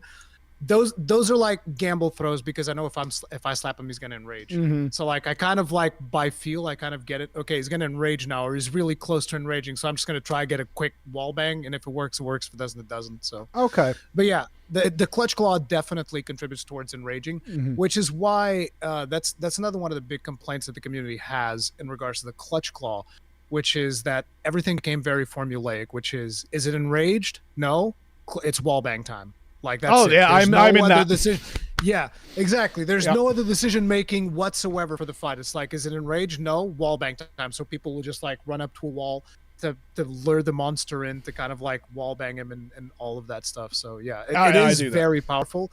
And not all of us like the fact that, it really is a binary thing. Is it enraged? No, wall bang. Is it enraged? Okay, attack. Which is why Agitator becomes such a precious skill, which is why when you see Secret Agitator in Raging Brachydio's set, that's why that's so important, because you're always, when you're fighting, he's usually going to be enraged, because if he's not enraged, you're wall banging. That's true. And then you're putting him back into rage as well, because exactly. Yeah, I thought once I started wall banging Alatreon a lot today, I noticed that I was fighting the enraged version a hell of a lot more. And the other thing is, I don't know if this is all monsters. I think all monsters, but most monsters also take additional damage while they're enraged. Oh, interesting. Not just from Agitator. They baseline take more. Yeah. They just take more damage because they're enraged. So the more you stack up during an enrage, but it's obviously a risk-reward thing, right? Because you're fighting him in enrage, and he's also enraging. And another thing that I wanted to make sure that you were aware is, since we're talking about enrage, just because the monster looks different doesn't mean that it's enraged, which is something that you were concluding earlier in your journey. For instance... That's how I was telling it, Yeah, when Zinogre was powering up and you'd see like lightning in his back and all that stuff, that doesn't mean that he's enraged. It just means that now he deals more lightning elemental damage. Yeah. And he's also, I believe, more vulnerable to frost elemental damage during that phase as well. Interesting. I noticed on some menus you can change the state of the monster, and the elements and weaknesses do change based on which phase they're in, which is... I mean, you can't. It's not the case. It's not the case for Zinogre. It just, because Zinogre's elemental weakness is already frost. It's just when he's powered up, you can deal even more frost damage than normal. Gotcha. But in the case of Baroth, for instance, whenever he's covered in mud, water damage will kind of like wash the mud away faster. I read that in the report. Then I forget if it's fire damage or frost damage that deals more damage. I think it's fire damage, but I'm not sure, because I don't know all of these things from head as well. I usually go and just check the hunter's notes to see the weakness. Yeah. But even, since we're on the topic of elemental damage, even on the hunter's notes are actually terrible for you to understand elemental weakness, unfortunately, because the way that it works, it's not just a 3-star system. It depends where in the monster you are hitting, and that's data that they don't give you in game, which is weird, because they give you that data in the next game. In Monster Hunter Rise, they actually tell you, if you hit him in the head, here's the elemental value for the head, here's the elemental value for the belly, and all of that stuff. But I think that for whatever reason, whilst they're going back to the simplified star system, and we're like, no! Don't do this. Yeah, this obfuscation of information is a strange decision, because I've seen it in a couple of games now. In fact, World of Warcraft, we're both familiar with, a few years ago decided to reduce the size of its tooltips by just removing important information. And that baffled me. Like, if you've already got that text in there, because this was text that already existed, that they were just removing from tooltips. I was like, have advanced mode? That's fine. Just have advanced mode. So if you want to tell the casual player, this guy is more vulnerable to frost, I get it, right? But if you're an Yeah. advanced Monster Hunter player and you're like, oh, actually, he is vulnerable to frost, but it's actually like 2x on the head and this and this and this because you want to really be precise, that's fine too. Just have advanced tooltips. Like, it's such an easy solution that makes I way agree. more sense. I like advanced tooltips as well. And I guess I have another thing that I have to tell you, which is about damage numbers. Whenever you are looking at a weapon, those damage numbers are fake.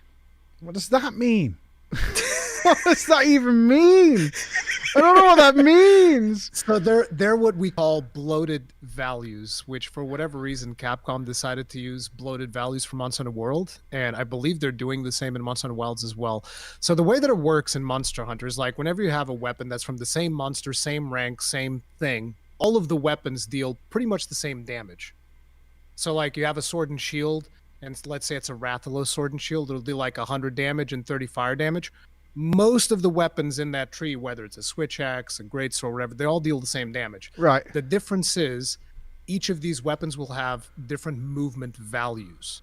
So like your attacks that you are doing with the switch axe, each of the attacks has a different movement value that decides how much damage that attack's going to deal. Okay, so that's But sort the of weapon normalized damage stays speed. the same. Yeah. Yeah, that's a exactly. weapon normalization. Okay. Yeah.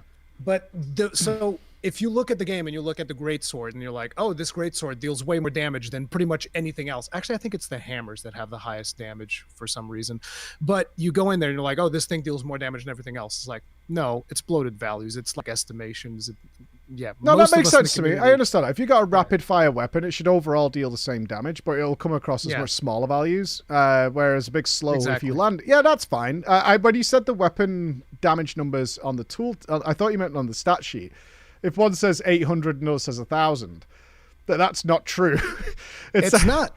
Well, But it's not, yeah, because it's still both of better them than the will deal previous like one, right? 100. What? it's still better than the previous one. If the top end damage is 1,000 and the previous one is the top end damage is 900, the 1,000 is better.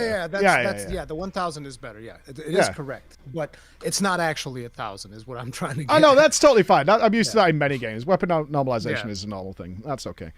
Yeah, So that's fine. you were talking about mounting a little bit earlier. Oh my I guess you're God. curious.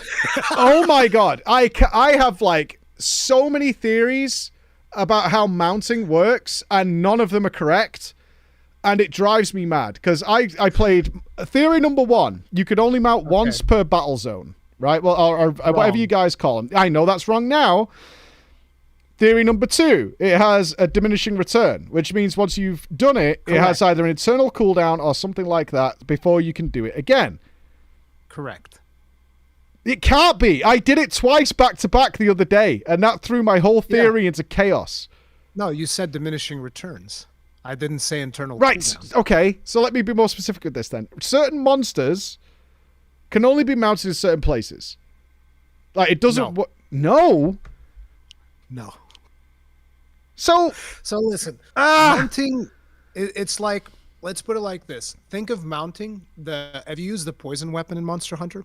dude, I've used 3 weapons since I started the game. I have use not like used the a poison weapon that has an ailment. Okay, you've used the blast weapon. I've I know used that. blast, yes, a couple of Okay, days ago. so you've noticed that it doesn't explode all the time. No, it's a status You hit buildup. the monster. Yeah, it's a status buildup. Yeah. So you hit the monster a couple of times, builds up status, then it explodes. You'll notice that if you keep hitting the monster, it's going to take you more attacks to get the next explode. And then after that, I it's did gonna not take even notice more. that, yeah. Okay, I thought it it just used it and then reset and then refilled again. Yeah, it does reset and refill, but the monster But gains more. resistance. Very much like WoW stunning. Yeah. Right? Because it has diminishing return since, like, I don't know, Yeah. Burning Crusade or whatever. But yeah, so every ailment in the game pretty much works like that. So sleep. If you get a sleep weapon to put the monster to sleep, it'll sleep, but then it'll take you a lot longer to get the next one. Yeah, that makes and sense. So you on and can't so change forth. chain sleep it. Yeah, you don't Yeah. want that. You don't want that. to Same happen. thing for stuns. If you're playing with a hammer, which, by the way, I noticed that you had KO on your set for some reason. I don't know why that KO is there. Mainly because The I fact that didn't I know made- whether the stun came from the weapon or came from the fact that you can stun the monsters. So Again, I guess tooltip, we I'm not might as sure. well explain. Yeah. We might as well explain stun real quick. Only blunt weapons can stun. Well, Mm-hmm. that's not exactly true, but for all intents and purposes, just assume it has to be a blunt hit. So hunting horns will stun, hammers will stun, shield bashes from sword and shield will stun. And then there's a couple of special things like Charge Blade has power files that can stun, and Switch Axe, if you are using exhaust files, if I'm not mistaken, that can also stun. So, but you need specific things to get a stun. So if you're bashing at a monster with a greatsword with just slashing attacks, that will never stun. Yeah, I didn't know whether it meant, but it's not a stun. Right, that's what I wasn't sure of. It's like, is the fall down considered a stun or not? I mean, I think I vocalized this when I was looking at it. It's like, I don't know whether this is like a stun/daze mechanic, which I haven't seen with my weapon anyway, or is it when it stuns? You know, because it's just called stun.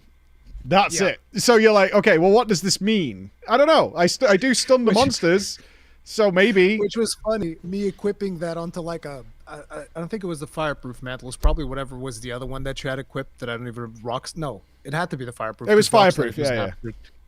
So I put the stun thing in there, and I was like, "Why did he do this?" Because it just says stun. How are you supposed to know, right? Because that was one of the things that confused me as well initially. I was like, I don't know what, can I stun with my weapons? And it's like, no, it's a blunt hit that can stun. So a shield bash or an actual blunt weapon, only those can stun. That's how it works. So with mounting, I assume this diminishing return also has a reset at some point to make it gets easier if you leave it between big gaps. Yeah, if there's a big time gap, I don't know the exact formulas for it, but if there's a big time gap, you kind of like get to do it again and again. But if you're just like constantly attacking the monster, no, it doesn't reset. It just keeps building up, right? Yeah, because I did mount Alatreon on Alatreon's head, but yeah, I saw that. But the more times I tried it after, I was like, oh, I can mount it. It was very awkward to do, though. He just shakes you constantly. So I think you have to weave in a couple of attacks. So mounting is very much a threshold, like you're building up a status ailment. And the way you start triggering the threshold is any aerial attack. So if you notice, whenever I got the mount on Brachydios, I was trying to do a ledge play, and I was messing up because I'm not super muscle memory with Switch Axe. If you go back and you watch the kill that I did, there's a moment where I'm trying to stay in a ledge, and you can see me like awkwardly trying to do something. I was trying to bounce back, because if you bounce back off a ledge, your character will jump, and then I was going to do an aerial attack. Right. And I was going to repeat that process multiple times to get the mount. And I wasn't able to do it because I'm not familiar with the moveset. Even when I was trying to get it from the sliding, I couldn't get it because the Switch Axe has to slide a little bit longer than what I'm used to. So I would mess it up all the time. I'm like, I just want to jump. I just want to do the jumping attack. But yeah. There's nothing more annoying, right? You jump off a ledge, you come down crashing right on it, and just nothing happens. Yeah, but it can happen like that. The thing is, you have to hit it multiple times, and then it will eventually, you'll hit the threshold. But the thing is also, the more aerial damage you'll make, the higher you'll make the threshold go, and the quicker you'll get your mount. But then he gets diminishing returns. So then it will take a lot more times before you get your second mount, and so on and so forth, because otherwise it'd be too overpowered.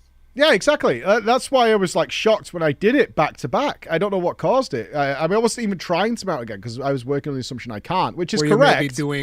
Were you maybe doing like sliding attacks or something like that? I couldn't tell you. Off a lot of ledges. Yeah, I couldn't tell you as to exactly what caused that event to happen, but it threw my entire theory, which was the original theory was it has an internal cooldown because otherwise it'd be too powerful because the enemy is completely subservient at that point.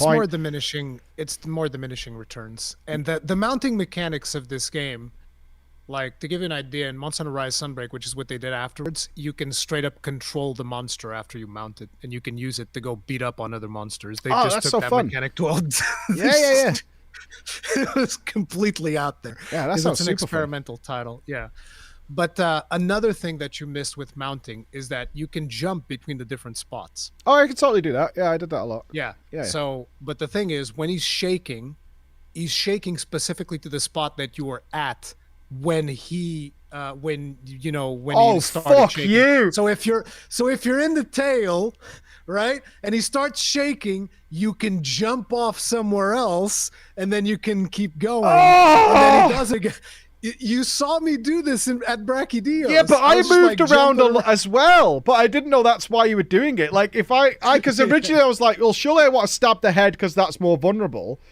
And then if I was at the tail, I'm like, God, it's going to take me all that time to get up to the head. I'll just do it here. And it seemed to take the same amount of time to like actually ground it. So I was like, oh, so it doesn't really matter where I am, because when it throws you off, if the end, one of them like bangs you into the wall to throw you off and you clutch back on, it always puts you like on the back or the tail or whatever. So I was like, it doesn't seemingly matter where I do this in terms of time taken to get it to the floor. It doesn't matter that much where you are doing it. The thing is, you don't have to clutch all the time. You can jump off, because the thing when he's like shaking around will only count for the part you were in. So if you're in the tail, he starts shaking. You can jump to the back, keep going. The other thing though is certain wyverns, particularly brute ones, so like Anjanath, Baroth, they have a move that's a little bit more annoying, where even if you jump to a different section, for some reason they just like charge forward, and that one counts for everything. So that one you have to clutch. Yeah, I'm only thinking. Fatalis also has one of those. So yeah. Well, I was like, when I got onto Alatreon's head, it never stopped shaking. So I was just holding on to the button phrase. I was like, this thing just never ever stops to let you in. So I was like, oh, maybe you can mount him, but it's kind of going to screw you up because it's a harder boss. That's what I took from that, is like, oh, I've mounted it and I'm holding on. But in fact, what it's probably saying is like, yeah, he's like crazily shaking the head. Just move to the back. Yeah. And you can attack it. Exactly. Because I just sat there holding right trigger, like, what is this going to do anything? Like, or let me attack it? Because that's what I've been doing. Every mount is just watching the minimap. If it's red, just hold on. And then when it stopped being red, now we can attack it. And that has worked on every single monster until Alatreon. Every single one. Instead of... it's because... I feel griefed. Alatreon and Fatalis are much harder mounts than all of the other monsters, because they're kind of like the end bosses, so they're just harder by the nature of that as well.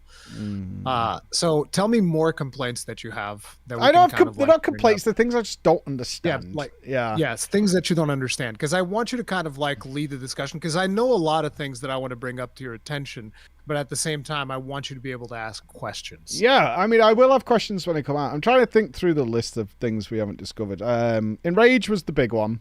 Is like, how is this being caused, and what is the benefit? Another thing, while we're on the Enrage again, Enrage also changes the attack patterns. I think that's obvious, but there were times today where like Alatreon would be doing the thing and you'd be counting 1, 2, no 3, because he's not enraged. Yes, and then I clocked the headbutt was during one. Enrage. Yeah, and he can't be flashed while enraged either, because I was losing my mind when I was like, just land.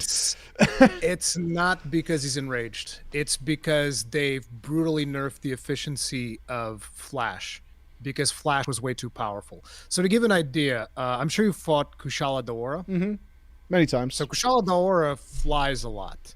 And so obviously with Monster Hunter players being extremely min-maxy, the easiest way to deal with Kushala Daora was to flash him out of the sky. So people would bring all of the flash pods and then materials to craft flash pods. And every time poor Kushala tried flying, he'd just fall back down, and they'd keep abusing him and he'd fall back down. And so Capcom was like, okay, you get 3 flashes, no more. After that, the monster stays airborne. We're done with you guys abusing flashes. And in the case of Alatreon, you can drop him once. That's it. You can I don't think I even got one on the try there. I got angry, which is why I thought I think he was enraged. He might be immune. He might be immune during enrage. I think that's what it is, because I hadn't used it yet, and it'd been pretty consistent, because I had a very strict methodology in how I was tackling that fight towards the end, and it was like, okay, second flash during Hornbreak. That's second air phase during Hornbreak. We want to flash him down. Although I found a way in to actually bring him down properly and get a weakened phase out of him. But that's the one time I did that, it just didn't work. And I guess I'd gone for probably too many clutches earlier, or wall banged him or something like that, and therefore he was enraged while flying, and it didn't work because it had been consistent up until that point. So the point where I was very comfy, I'm like, oh, okay, he's got up for the second air phase. I'm going to flash him down now because I've got the horn to break. And he just looks at me and went, nope. Nope, not happening. Yeah. Flash grenades were very much nerfed between World and Iceborne because we were abusing it too much. Like, no monster would get airtime ever because we're just like, yep, flash down. Yeah, I noticed even Legiana, you can't chain it. It just doesn't work. It doesn't work anymore. They've made it so that you will blind the monster, so the monster won't know where you are, but it doesn't matter because they'll still be in the air. So yeah.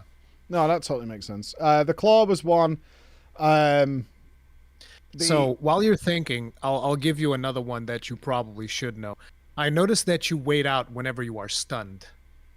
Yeah, I mean, you can spam the left stick. Is what it says on the tooltip. You spam the left stick to it. Spam the left stick, and like I think you mash one of the buttons, one of the faceplate buttons, if I'm not mistaken. Yeah, it just says left stick to get out of it, and I spam the A button. But I didn't notice much of any difference. It's faster.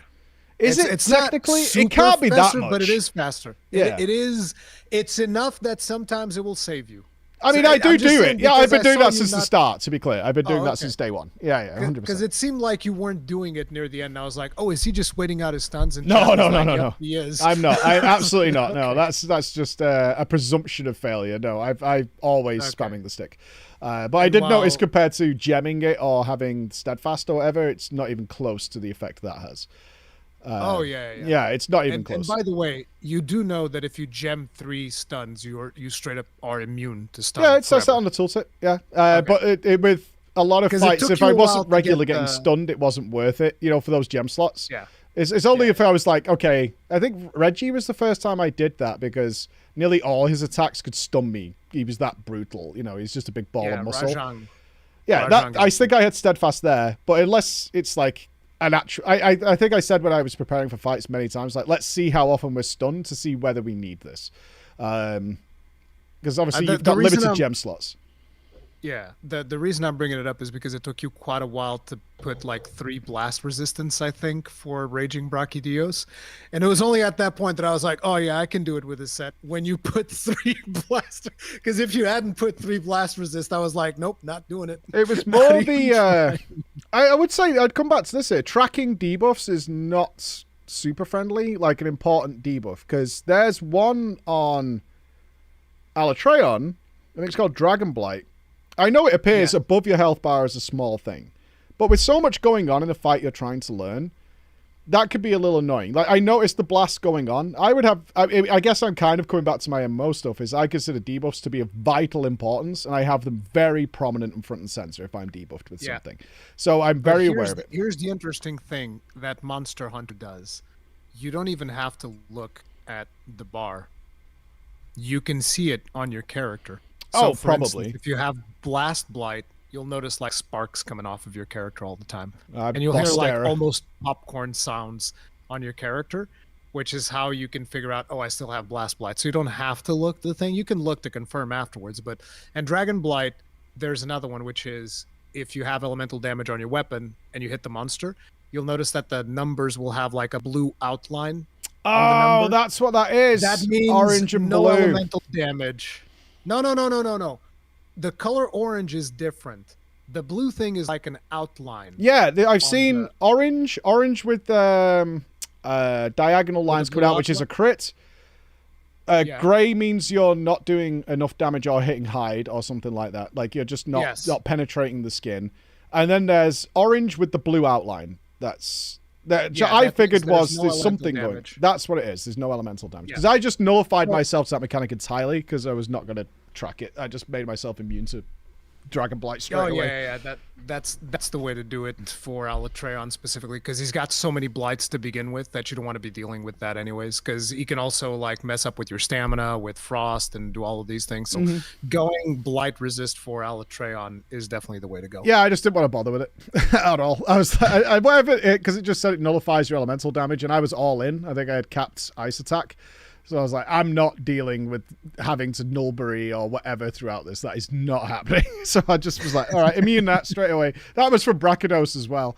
I was like, I'm just not dealing with these debuffs. Whatever, move on with my life. Brachydios is the right choice, because doing Brachydios without full blast resistance is...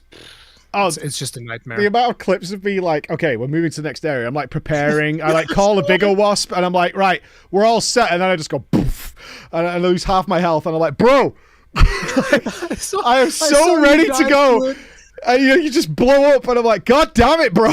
Like I have to start again now, and I'm just sat on my own in the forest like some pig, just chugging all these potions and blowing up on my own, and nothing's even happening. I like, okay, yeah, I'm done with this. I can't be bothered with it. I'm totally not doing it. I thought I'd ran into a bomb, you know, because I can't remember the name of the monster that drops bombs as it goes. Like Basil does that, like drops bombs as he goes. You're talking about Jay Leno. Yeah, the chin. Yeah, Jimmy the Chin. He drops Uragan. Yeah. Oh, Uruguay. That's right. Yeah, Uruguay does it. Where he drops the bombs. And I was like, have I walked into a bomb or something? Or did he drop an explosive pool as he was going? And then I was like, oh, it's got to be a blast thing. Okay, yeah, let's just immune this and not deal with it at all. Because one of the biggest realizations you come to while playing this game is having to heal is the biggest downtime in the game. By a long way. Yep. Like, if you're used to potion and mega potion, I've switched now to max potions almost exclusively because that amount of downtime is unbelievable and leaves you wide open to so many attacks. So, let me tell you what it was like back in the days of old, in the olden Monster Hunter. It used to be like this. You'd drink your potion and you'd instantly get the healing, but after drinking the potion, the animation would continue. Your character would store the potion, and then he would go like, he would flex. Oh yeah, Honeybee, lovely. Oh yeah, I'm fully healed, and then the monster would just like trample you while you're flexing. Christ, so they've always horrible. wanted there to be like a commitment to drinking the potion. Yeah, at least I mean, which is fair. You shouldn't be able to just instant heal all the time. Like even max potions have a commitment, and they're resource a little heavy, but not too bad these days because I think the capped amount of things I can harvest, so I'm able to produce them kind of. You know, I progressed all day today spamming max potions, and I still have a lot left. Like, it's not a big deal. Steamworks kind of makes consumables not really be that big of a deal if you do Steamworks regularly. So, yeah. Yeah, but that's kind of one of the ways of dealing with it. Mm-hmm. I've done them on cooldown. Well, whenever it says it's naturally full, because I haven't been out farming ore or anything to keep, you know, chungusing it up and getting it done. But the Steamworks actually been not too bad. I hated it at first because I didn't know it could autoplay. So when I got a decree from my team who came in and said the chat would really like you to do Steamworks, and I sat there for about 5 minutes individually pressing every button over and over again, and then the cats came on and they were telling me what to press, and then it was going into overdrive. I was there for ages, and I was just like, this is horrible. I'm not doing this ever again. And then it was like, oh, you could just hold right trigger and it'll just do it for you. And you can 10x it, so it takes way less time to get through this. And I was like, oh, it's just free resources. Okay, that works. There's the 10x thing didn't come until later. Oh, so God. There were actually things where, for instance, me and friends, we would farm a bunch to get a bunch of resources into it. And then we'd like, because you can also do it with spacebar, so we'd put something on top of spacebar and we'd walk away from the game and it'd just be like doing it for ages because we couldn't 10x it at the beginning. So, I think they've been quite generous with the resources because they've got a lot of them. I actually like it, especially when you've got the rest of the fertilizers and things like that. Is you're producing things in hundreds and you're good for age. I mean, if I could go through as much prog as I've done in the last few days without having to be like, oh, we need to go to a zone and just run around and farm, totally okay with that. Like it's usually the bottleneck that I've always found for World was the gourmet vouchers, which is why I would always whenever I was streaming and there happened to be somebody else on my lobby, I'm like, okay guys, who's paying for dinner today? Okay, let's talk food, gourmet man. Gourmet vouchers work for everyone. So I would wait for someone to use a gourmet voucher, then I would go get my food box. Before we get into this, I think on some days, and if these people were doing this, I bless you from the bottom of my heart that I had no idea what you were doing. But we had a lot of, once we did some multiplayer when we needed a new gear set, right? We multiplayed that. And people just hung out in the lobby. And I was really confused. And then they were like, we're playing together because it's members of the stream, right? They're all hunting together. I think some of them were desperately trying to time by watching the stream when I was coming out or died or whatever to use a gourmet voucher for me for my benefit. And then I noticed that I would get a food buff and then it would say blah, blah, blah has activated a gourmet voucher. And I didn't know what it did. So I'm like, I'm really sorry for whoever was like spamming those to try and get me a buff. I just skipped it because I ran straight there. The best part is like people spamming gourmet vouchers for you, and you're just like, "Yep, chef's choice." Well, not even caring. The food thing, man. The food. Do you know you can't find out what those cat things are unless you choose a custom platter, then press select. It tells you nowhere else. It's insane. It doesn't tell, because some of them are really important, like permanent food buff after you die, an extra res. All those things are really important, and it won't tell you what they are unless you deselect a food type, go up to an empty slot, and then check the tooltips. If you just go to check cat tooltips, it only tells you the ones you get from food input. Why? Why not just have both of them on the goddamn screen? It's baffling. Is complicated. Okay, food is complicated. Why? I think that's bad. You should see what it was like in Generations Ultimate with us trying to figure out, okay, so I need a piece of meat, I need a piece of fish, and then I need some cheese to top it off, and that will give me the buff that I want. It is, and trust me, World is actually not even that complicated. World is actually quite simple. Rise and Sunbreak, even more simple. But yes, it's still very complicated for a newcomer. It's not easy. It was very funny when you started obsessing over the fact that in my kill I had feline foodie, because you, in your mind, you're probably thinking, oh, he knows what he's doing. He activated it. It's luck. It's luck. Wait, that's what I asked you earlier. You can't force that? Because I think somebody... Feline foodie, no. There are some skills that you can force. So Moxie, which is the one that I got that gave me guts, which is whenever you get hit at a certain threshold, which is the triangles thing that you're like, why does he have triangles on his health bar? Oh, That's yeah! the threshold. So the thing is, when I have those triangles on my health bar, if I get one shot, I don't actually die. You can't use it to survive Eschaton Judgment before you start thinking about it. I don't know what that doesn't is. work. Eschaton Judgment's the room-wide AoE from Alatreon. Oh, where do you learn the spell You names? can't- They say it in Who? the game. Where? I don't remember. I think the characters say it's Eschaton Judgment. No. He says he's preparing a powerful attack. I heard it a lot of times. Yeah, but it's called Eschaton Judgment, basically. And you can't use guts to survive Eschaton Judgment. No, But I noticed the cat doesn't work on that. Yeah. Yeah. So the way that it works with guts is, so long as you get hit and your health is higher than the triangles, you will never die in one hit. Okay. But if your health is below the triangles, you'll die. then you can die. So there's a threshold at which you can do it. That's Moxie. So Moxie you can force. Foodie you can't, because it's what they call a daily food skill. So daily food skills change. Sometimes there's Feline Defender. Sometimes there's not Moxie. Sometimes there's the one that you like, the Foodie. Sometimes there'll be other things there. But well, I like basically Foodie for prog. Daily. I know I'm gonna die. Yeah, exactly.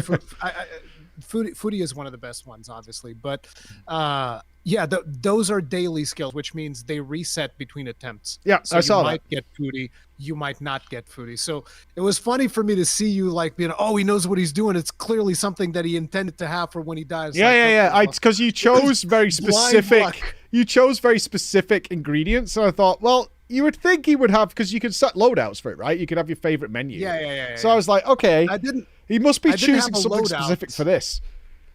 I didn't have a loadout because I never farmed it like that. So I was just like, oh, I want Moxie, so just in case I get one shot, I won't die. And I wanted it to be vegetables because I just wanted more elemental resistance. That's it. Because if you eat vegetables, it's elemental resistance. If you eat fish, it's defense. And if you eat meat, it's offense. Yeah, I got that by messing around with it. What does beer do then? The beer is something that was introduced with Iceborne, and there's a couple of different things. It depends on which ones you use. I don't know all of them because a lot of them are based around gathering and additional endemic life spawning and stuff like that.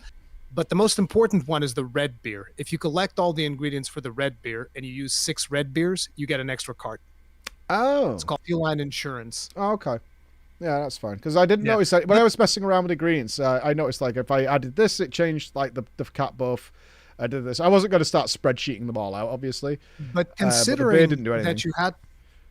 that you had players in your lobby, most likely you always had access to all the food buffs because it's shared. So like if you're playing by yourself, you only have access to the food buffs that you've unlocked. But if somebody unlocked all of the food buffs and they're in your lobby, you get to use all of the food buffs. That's it's like fair. a multiplayer perk. Yeah. Yeah, I don't think But I'm missing yeah, many. Probably a couple because they come from the optional quest, right? I honestly yeah, don't they know. come from the option. Yeah. Not just optional quests. There are some that will be like I don't know if you've ever noticed in maps. Sometimes it'll say, "Oh, there's an upsurge of this thing in the map," like upsurge of fossils or something like that. Whenever one of those things happens, that means that likely you can find a rare material if you go hunt that specific type of resource. And if you hunt, some of those rare materials will give you access to an additional food buff. Interesting. Or a new food ingredient, basically. Okay. Yeah. Not done Because the way that the buffs work is that it's either 2s, 4s, or 6s. So, like, if you use 2 blues, that's one buff. If you use 4 blues, that's a different buff. If you use 6 blues, that's Moxie. Gotcha. So, yeah. But it obviously, if you're a new player, you're not going to understand exactly which ones you need or whatever. If you just want to be offensive, you want to use all meat. And in your case, I don't know, probably I would go 4 reds for mounting because it gives you additional mounting damage. So not additional damage, it's more threshold to the mounting so that you proc mounting faster. Okay. So I think it's 4 reds. I don't remember the buffs all by head, but No. usually in most weapons I would run 4 reds so that I would mount faster and I wouldn't have to like do as many jumping attacks to mount. Yeah, I mean, But going yeah, back there's to a what we bunch said of earlier, different ones. that's generally what they want the community to figure out, right? They put in a bunch of combinations, and Yeah. you know, through community discussion, that would figure it out. Like, I mean, they tell you exactly what each combination yeah, does. they though, do for in the game. those. Yes, they do tell you that, and that's why I was trying to manipulate the daily ones to try and get the food one or something along those lines. Random. I mean, you can manipulate them. Let's say you find a gathering quest that is super easy to do and that you can do really fast, and you go and you do that gathering quest and it will reset. So you can keep doing it, and then eventually you get the food buffs that you want. But only speedrunners probably do that, and if they want to do that, they can probably just mod that in, which a lot of them do. So Yeah, that makes a lot of sense. Yeah, that works. Okay, I have to ask. I know it's bothering me. How do you survive Eschaton Judgment? Because it's killing my soul. okay, we'll talk about Alatreon then. So first, I need you to watch something. Okay. I need you to watch this clip. I just linked it to you. And if you could put this stream in a way that people can watch your reaction to it. Sure. Because I'm sure your chat will appreciate this. Chat, I'm looking out for you guys. First, Alatreon topple. So I'm whacking away. I get knocked back. And he fell down. Yes. Which I did not get him to fall down today, which was... There's obviously something going on there. Whacking on the head.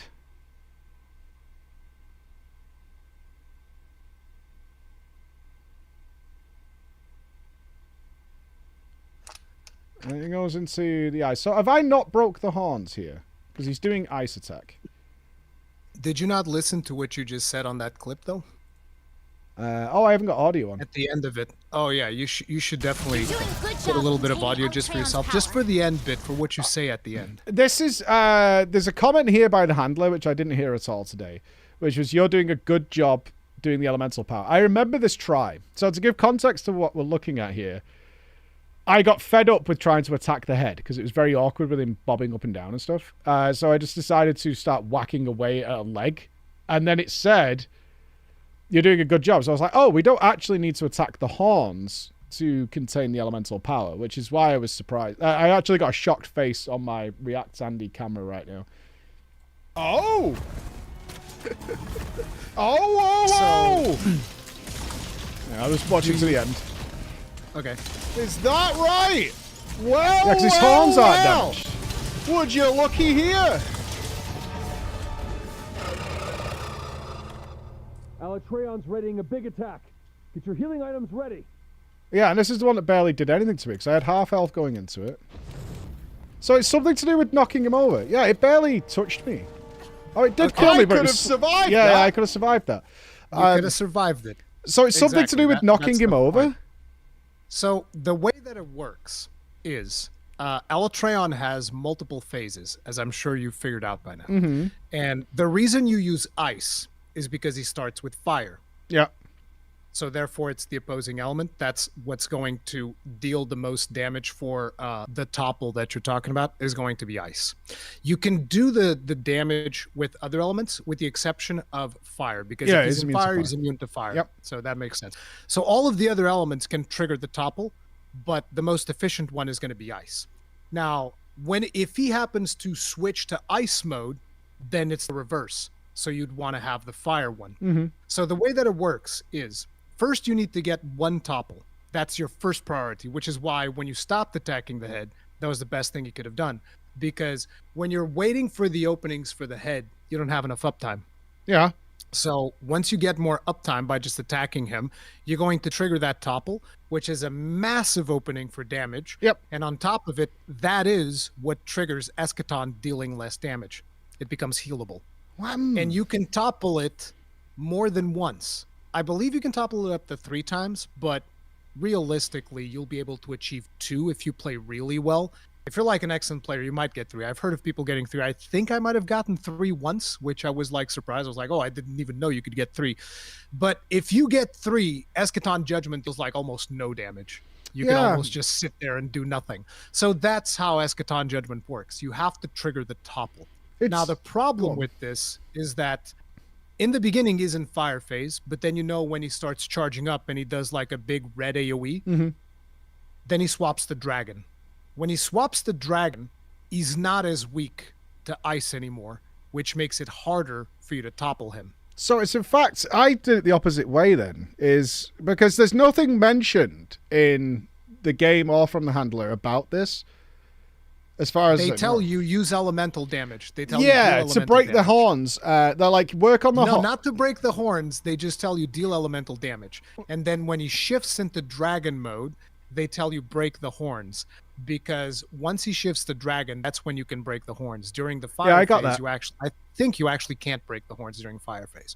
So the idea is you hit him with ice a bunch of times until he falls over with the topple. And at that point, you're safe. You're not going to die from Eschaton Judgment anymore. If you're able to get 2 topples, Eschaton Judgment is even easier to survive. And then when he gets into the dragon phase, then you want to break the horn. And now you're like, why do I need to break the horn, right? Because if you don't break the horn, he's going to swap to ice element, and then you're screwed because you have an ice weapon. Yeah. I got that part. And at that point, you won't be able to hit the elemental threshold to survive the next Eschaton Judgment because he's immune to ice. I'm kind of surprised. It's a DPS race from the start until the drag, because I read it as a DPS race. The way I understood from the wording, which is obviously my misinterpretation of what it does, is you need elemental damage to do... I thought the elemental damage is what damaged the head and caused the horns to break. That's what I interpret it as. So a lot of the stuff I did today was like just working the head, and I was like, I'm going to work on the legs a little bit, but the horns are coming, so I've kind of got to work on the horns to get that done. And obviously my sensibilities are, can he not be toppled via head damage? Yes. So but you don't have as much uptime, so you're not dealing as much damage. Because you're waiting for the openings to hit the head when there's way more openings to hit the legs. I guess I just had low damage overall then.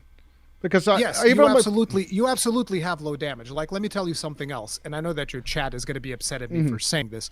Your gear sucks for this fight. Because I got some pulls where I definitely did what I would consider for my progress on that fight a decent chunk of damage, right? I'm talking like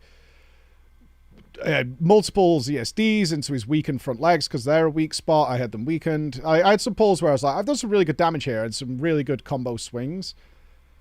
And he never fell over today. But I definitely was working on the head a bit more because that's obviously more damage in certain opportunities. Not to say I had perfect uptime. I'm not going to claim that. But definitely some pulls where I was like, my damage was pretty good here. I think we're on track. Like, and he never fell over. So to give you an idea, by the time people get to Alatreon, before we got to Alatreon the very first time, we had been grinding Endgame for months, like literal months we had been grinding for Endgame. So most of us at the time had augmented gear. That means, for instance, there's an augment for your gear called Health Regen. And what that does is whenever you hit the monster, you leech life. Beyond the red bar? Yes. Ah, interesting. You can straight up heal yourself to full by attacking the monster. It's not like super overpowered, not like Diablo levels. But it stops you running off and healing, though. Yeah, exactly. If you're playing well, you can kind of like make up for it, and depending on the weapon that you have, you can get like a good chunks of health back whenever you are hitting the monster. So we had augments, but the augments don't just do that, because augments are customizable. Think of them almost like sockets. Yeah. So you can have health regen, and then you can have attack up, and then you can have affinity, and we put all of this stuff into our weapons to deal additional damage. On top of it, by the time we got to Alatreon, we would have much better decorations than the ones you have. Like, your decorations are not that great. You're using tier 1 decorations in tier 4 slots and stuff like that, right? So obviously your gear is not that great. Now, is that the defining factor? Is that something like, oh, it's not doable with this gear? No, it's definitely doable with the gear that you have, particularly because you already went in and you're like, okay, I want to maximize my frost damage. So I think you're running like frost attack up. One down. Yeah, I took one out. I took one out from you took one. So if you took one out, then you got like 5. So you're running frost damage 5. You're running Frostfang Barioth's weapon, which has tons of elemental damage to begin with, and so you can definitely hit the threshold. Oh, I did. Like, I've done it once. I've done it once. No, but I'm saying you can hit it consistently without struggling too much if you just stop attacking the head during the fire phase. I mean, attack the head. I'm just saying, don't just attack the head. Like, just get more uptime in. So you can do it, but it's hard, because you just don't have that much damage. See, whereas your set has like whatever skills you have on there, which at this point I don't know, but you have like the main ones, which is the blight resistance, very important. You have elemental damage, also very important. But what you don't have afterwards is just straight up raw damage. But then again, you've been breaking the horns pretty consistently, which is something that was like my biggest struggle for Alatreon. Well, I noticed that wall banging kind of guarantees the break. So that's, it doesn't. It's not 100%, but it needs only a couple of hits after that to do it. Yeah, it does a significant portion of that. So what I was the way I did it towards the latter half of the day is I focused on doing head damage, even though it had greater downtime. But it's because on the legs, etc., you could see there was a multiples of difference in terms of damage output. So if I was like damaging even a weakened leg, I might see 130, something like that, but often sort of 50, 60, and a head hit would be 200 to 300 plus. So I was like, there's a trade-off in my mind when I was working it out of like, how much damage am I doing? I'm not hitting as often, obviously, on the head, but I'm doing maybe 3x damage is how I was, swaying that. It deals a ton of damage to the head, absolutely, but it doesn't necessarily guarantee the break. It's just damage to the head will guarantee the break at some point. But yeah, that's kind of like the only thing that you're missing. Now, to give you some more feedback on this, like, because I see a lot of people like, oh, he's clueless, blah blah blah. Oh, I for see sure. your chat just like making fun of you the whole time. I think that what your chat is forgetting is that even Kanta, who is one of the best Monster Hunter players out there, struggled for hours with this monster with much more optimized sets than what you have, and with many more years of experience in the series than you have. So I think people are forgetting just how hard this monster was when it came out. To give even more context into the situation, this monster single-handedly caused a review bomb on the game. Because people couldn't kill it, so they went to the Steam forums to cry, and they review bombed the game over this monster. And then they review bombed it again when Fatalis came out. Well, so most of my mockers this is are not on an easy the ride. monster to kill. No, most of my mockers, at least I tell myself this at night. Most of the people who are like Pepe laughing at me are like, they know that I'm all right and I'm having fun, and it will crack it at some point. I often, and this is a great example of this, is I will get lost in the weeds looking for a gimmick or a mechanic, especially if I think the game's dialogue is pointing me in that direction.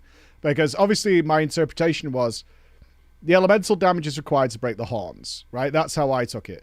And then we've broken the horns, and then it was like, great, you can't switch to ice. And I was so lost because I'm like, but it still just kills me in fire. Like, what is the point in this? You're just like, you've got to contain his elemental power. I'm like, I am fucking doing that, bro. I'm smashing his head up to pieces, and he still just kills me. And I'm assuming resistance has no effects against this attack, because the way I ended up doing it was fireproof cloak with resist gems. And I was like, is this dragon damage, even though it's clearly fire or ice? Ice. Yeah, I was like, No. is it clear? Is it dragon You're damage or not something? meant to survive it in any way unless you trigger the topple. Hmm. If you don't trigger the topple, you are meant to die. I would never have linked Now- the topple as the marker to make that happen. They even say it. You've successfully contained his elemental damage. They did say that. They did. Yep. They did say that. I didn't. That's why I shouldn't go back and watch the VOD, which is something recommended to me earlier. But I was kind of in my head. Yes, stubbornness, obviously, but also like it's if it happened then, it's going to happen again, and I'll see something that's going to cause it to be that way. Because I remember I was riding a high when it actually people will be like, "Why don't you remember how he did it?" I did remember that we did something where I didn't take much damage from it. And what I tried to think of is I kept it in ice phase somehow after breaking the horn, which has contained the power because we used the ice weapon. And that means its ice power is diminished, which is why I was looking to timings to break the horn, is how I went down the road. I was like, maybe if we break it late, it won't be able to change or whatever, and it uses this form. Something along those lines. And at no point did I link it to the topple because I was just expecting it to fall over at some point due to damage, which it never did. And I was like, oh, well, I'm not working the legs as much, so that makes sense. Maybe the legs are what causes it to fall over to get a damage window, but I could also get damage windows from its flying, and I can get them from a headbang, because initially I did the first full day thinking you couldn't headbang it at all. I did it by accident today, thankfully earlier, because I tried headbanging it. I was like, oh, he's not enraged. I'll see if I can. And he span. I was like, cool, he can headbang. And then I sent him off, and he just ran, and then he just turned around. I was like, oh, okay. So you can't It's headbang because it. it's tricky to land those. I know now. in those tiny walls, yeah. I know now. It's quite interesting. It's the topple that causes that, though. That's really interesting. I would not have put two and two together. And again, you can topple it more than once, which will weaken it even more. Now, I'll tell you another thing while we're at it. There's an item that you can buy called Astera Jerky. I have they that. tell you, yeah, they usually tell you about Astera Jerky for Odogaron because of the bleed. Mhm. I think that's when they teach you about Yeah, Astera Jerky. But what Astera Jerky does is it recovers your red health. Oh, so it doesn't just remove bleed; it removes bleed and recovers your red health. Oh, so I thought it was a healing bonus. So you can wait until like you're about to die, and if you pop it at the right time, it'll just fill up your health all in one go, because all of that damage initially is just red damage. It doesn't take the red away. So Astera Jerky is one of the most powerful healing items for Eschaton Judgment. Okay, on that note then, we kind of self-answer this because the tick should be slower if he's been toppled. So Yes. a lot of what I was doing today was trying to find the exact sound cue to pop a max potion. Is Astera Jerky faster? It wouldn't actually matter because because it'd be a slower tick anyway. Astera Jerky is just cheaper, I guess. If you want to use a max potion, it's pretty much the same thing. Yeah, that's what I was timing, but because it was ticking down so fast, I was like, this can't be this precise. The reasoning is you can save the max potion for actual heals during the fight, and then you have the Astera Jerky to survive Eschaton. Usually the way that I do it is I time the Astera Jerky when my health is about a little bit below half or something, and then you pop the Astera Jerky, and after that I usually still drink a potion just to make sure that I'm fully topped off. Mhm. And yeah, that's pretty much it. I don't even use max potions usually during Eschaton Judgment. No, that makes total because you sense. save the max potions for the actual fight. It was the only thing I thought of that could heal me to full. Obviously, I didn't know how Jerky worked, so it was like either that or an ancient potion. But I had such a small window to put it in. No, you're not meant to survive. Yeah, that's unless what you I saw topple my it health at least full. once. You're supposed to die. Yeah, I was like, I was definitely a case of like, all right, I've broken the horns. This makes no sense to me because it's not stopping this thing that's happening to me. How do we survive this? I know at some point I did survive it, but I don't know why. But now it gives me a totally new, because I was actually saving damage until Dragon Phase. So, because I was like holding back and just like weakening it and working on the head. That's when you lose damage Exactly. when you get the Dragon Phase because you don't deal as much elemental damage. Now, you want to know something that frustrates me a lot in this fight is the fact that Capcom wants you to use elemental damage, but strangely enough, raw damage still deals more damage than elemental damage, which is stupid. I tried that because I was like, I got sick and tired of the elemental thing not working, so I was like, I'm getting my blast weapon. Yeah. I'm getting my raw blast. It deals weapon. more damage. It will deal more damage straight up. Interesting. But it won't trigger the topple. That's the thing. The topple only comes from elemental damage. It only the topple is the reason why you want elemental damage. It's the only reason why you want elemental damage is the topple. Right. Because for everything else, a raw damage weapon is better. So when Alatreon came out, and once I kind of understood how the fight worked, and I learned what was the fastest way for me to proc the topple, I would straight up tell people, look, if you don't want to bring an elemental weapon, you don't have to. I will solo the threshold on a 4-man party, and I could do that because I knew how to do it. So people would come in with blast weapons, and those would be the fastest Alatreon kills that we do, because I'd just be like, I wouldn't even do that much damage. I'd just be triggering the topple. Once he toppled, everybody's just like just mauling him down. That makes with total blast sense. weapons. I mean, that also is confusing because in the tooltips of the game, I think I got a lot of my comments that it's a bad translation. It does call blast an element. In all the tooltips, it tells you the blast is an element, and it's like, it's not an element. But in the game, it tells you it's an element. Like, on all the things. It's like, this is an element. It's not really, I don't know if it's a translation error, or maybe Japanese just don't read element the same way that we do, or whatever. But it's kind of like, here's the thing that's associated with your weapon. And then you have the 5 elements, which is frost, fire, water, dragon, and what am I forgetting? I always forget one for some reason, but whatever. There's 5 of them.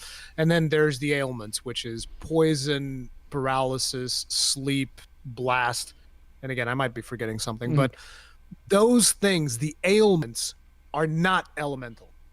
They're ailments, which is why they work in a different way, like we talked about, with them proccing after a certain amount of hits, after you hit a certain threshold, blah, blah, blah. Yeah, if you need elemental damage, it's just the 5 elements, which also includes dragon. Yeah, what is dragon kind of like to be? Just a special extra one? Yeah, it was strange. I did know now that it's not an element, it's just in the weapon and everywhere, it says element. Yeah. Blast is an element, is what it tells you in the game. Yeah, dragon is it is an element, but it's kind of like a mysterious element in the lore of the game and all of that stuff, because usually you would get dragon weapons later down in the game, but the idea is that the dragon weapons relate somewhat to the elder dragons, and in this game, what dragon can do is it has this thing called Elder Seal. Yeah, what the hell is Elder Seal? Because why is it called Affinity? It's crit. Just call it crit. No, you're not special. You're not special. We'll talk about Affinity. Listen, Elder Seal is different from Affinity. Relax. Okay, I know it's Elder different, Seal, but yeah, I don't know what it is. What Elder Seal does is usually each Elder Dragon will have like a special ability. So, for instance, Kushala Daora gets that stupid, annoying wind thing around him that you come close to him, and then you like get bounced off. Yeah, it's very irritating. If Elder Seal procs, that thing goes away. Are you joking? Teostra has the thing where he's constantly like powering up, and then eventually releases a Nova. If Elder Seal procs, you kind of like bump down his power level a little bit, and you take away his power. So yeah, that's what Elder Seal does. It seals the special abilities of the Elder Dragons. I knew it was something Elder Dragon related. It is super unreliable. Even Elder Seal High oftentimes can be very frustrating, but below high, it's almost like I don't even count that it's there. Yeah. I do like the one on Nergigante weapons, because I used to play Nergigante Charge Blade a lot, which is just like a big beat stick. And so I would get like the occasional extra flinch because of the Elder Seal, because when Elder Seal procs, the monster goes like, ugh. It like staggers a little bit. So it's just like an additional stagger on top of the impact files that I already had, so it was really good. But yeah, that's what Elder Seal does. Yeah, I never played around it because I didn't know what it did. I knew it was Elder Dragon related. I didn't know what it was like. It's bonus damage or something like that. Because it was the only other thing in the game called Elder. I was like, it's something to do with the dragons, but whatever it is, I don't know. Yeah, it's just usually every Elder Dragon will have a special power. That thing will kind of mitigate that special power in some way. So in the case of Valhazak, it nullifies like his Putrid Aura or whatever, stuff like that. Oh, the Effluvia, yeah. Yeah, the Effluvia stuff. Yeah, that was fun. That was a fun mechanic. I mean, every Elder Dragon has to have its own mechanic. That's why they're called Elder Dragons. Like, you know that Kirin is an Elder Dragon, right? Yeah, it did annoy me that there were certain things qualified. I was like, are you guys? It's a little horse. Are you going to that's an elder school? dragon. It's like you come out with your little elder dragon certificate because you're not a dragon. Like, I'm sorry, pal. Like, you're yeah. You fight an arch-tempered Kieran, and you'll see that he's as powerful as a dragon. Oh, he's powerful. Kieran's Don't get me wrong. He's not a dragon. It's just like he's getting his little badge. He can have a badge. Elder Dragon is basically what the guild calls whatever they don't know what it is. So it's like, oh, we know that Rathalos is a flying wyvern. We know that Baroth is a brute wyvern. Kieran, we don't know what the hell that thing is. That thing's dangerous, murders everybody. Elder Dragon. We don't want to mess with. That's an Elder Dragon. Stamp it. So there you go. It's on his passport. If your papers, please. Dragon. Done. That's the way that it goes for the classification. I just checked see if it can be trapped or not, and that's how I know. Can it be trapped? Yeah. No. You Elder can't Dragon. trap Elder Dragons. Yeah. Elder Dragon can't be trapped. Elder Dragon. Reggie, not an Elder Dragon. Can trap him. He's no good.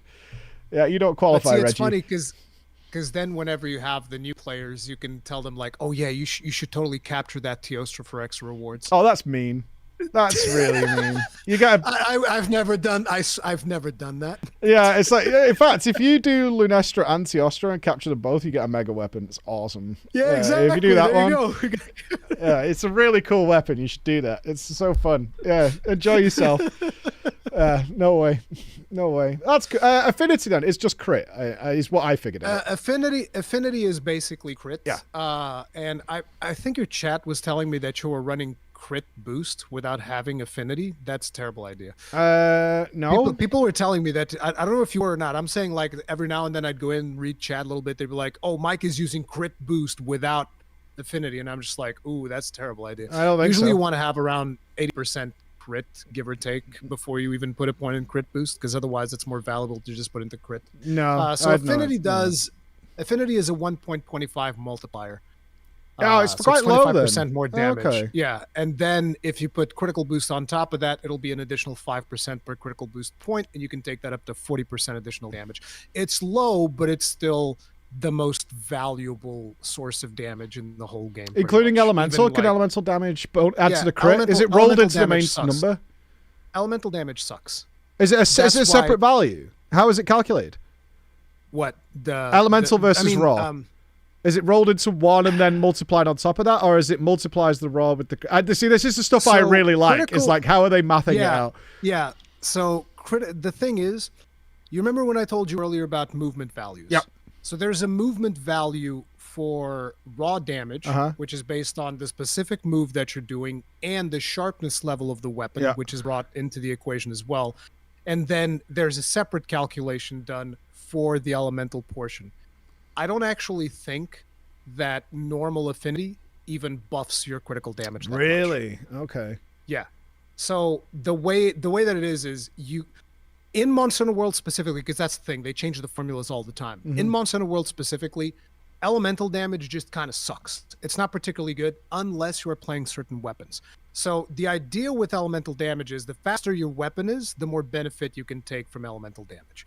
In your case, you're using the switch axe, you can also take more benefit because Amped State has some strange relationship with elemental damage that also benefits a bunch from that.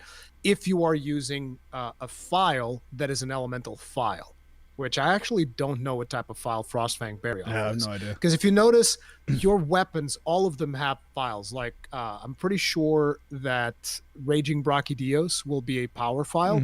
So that's just straight physical damage.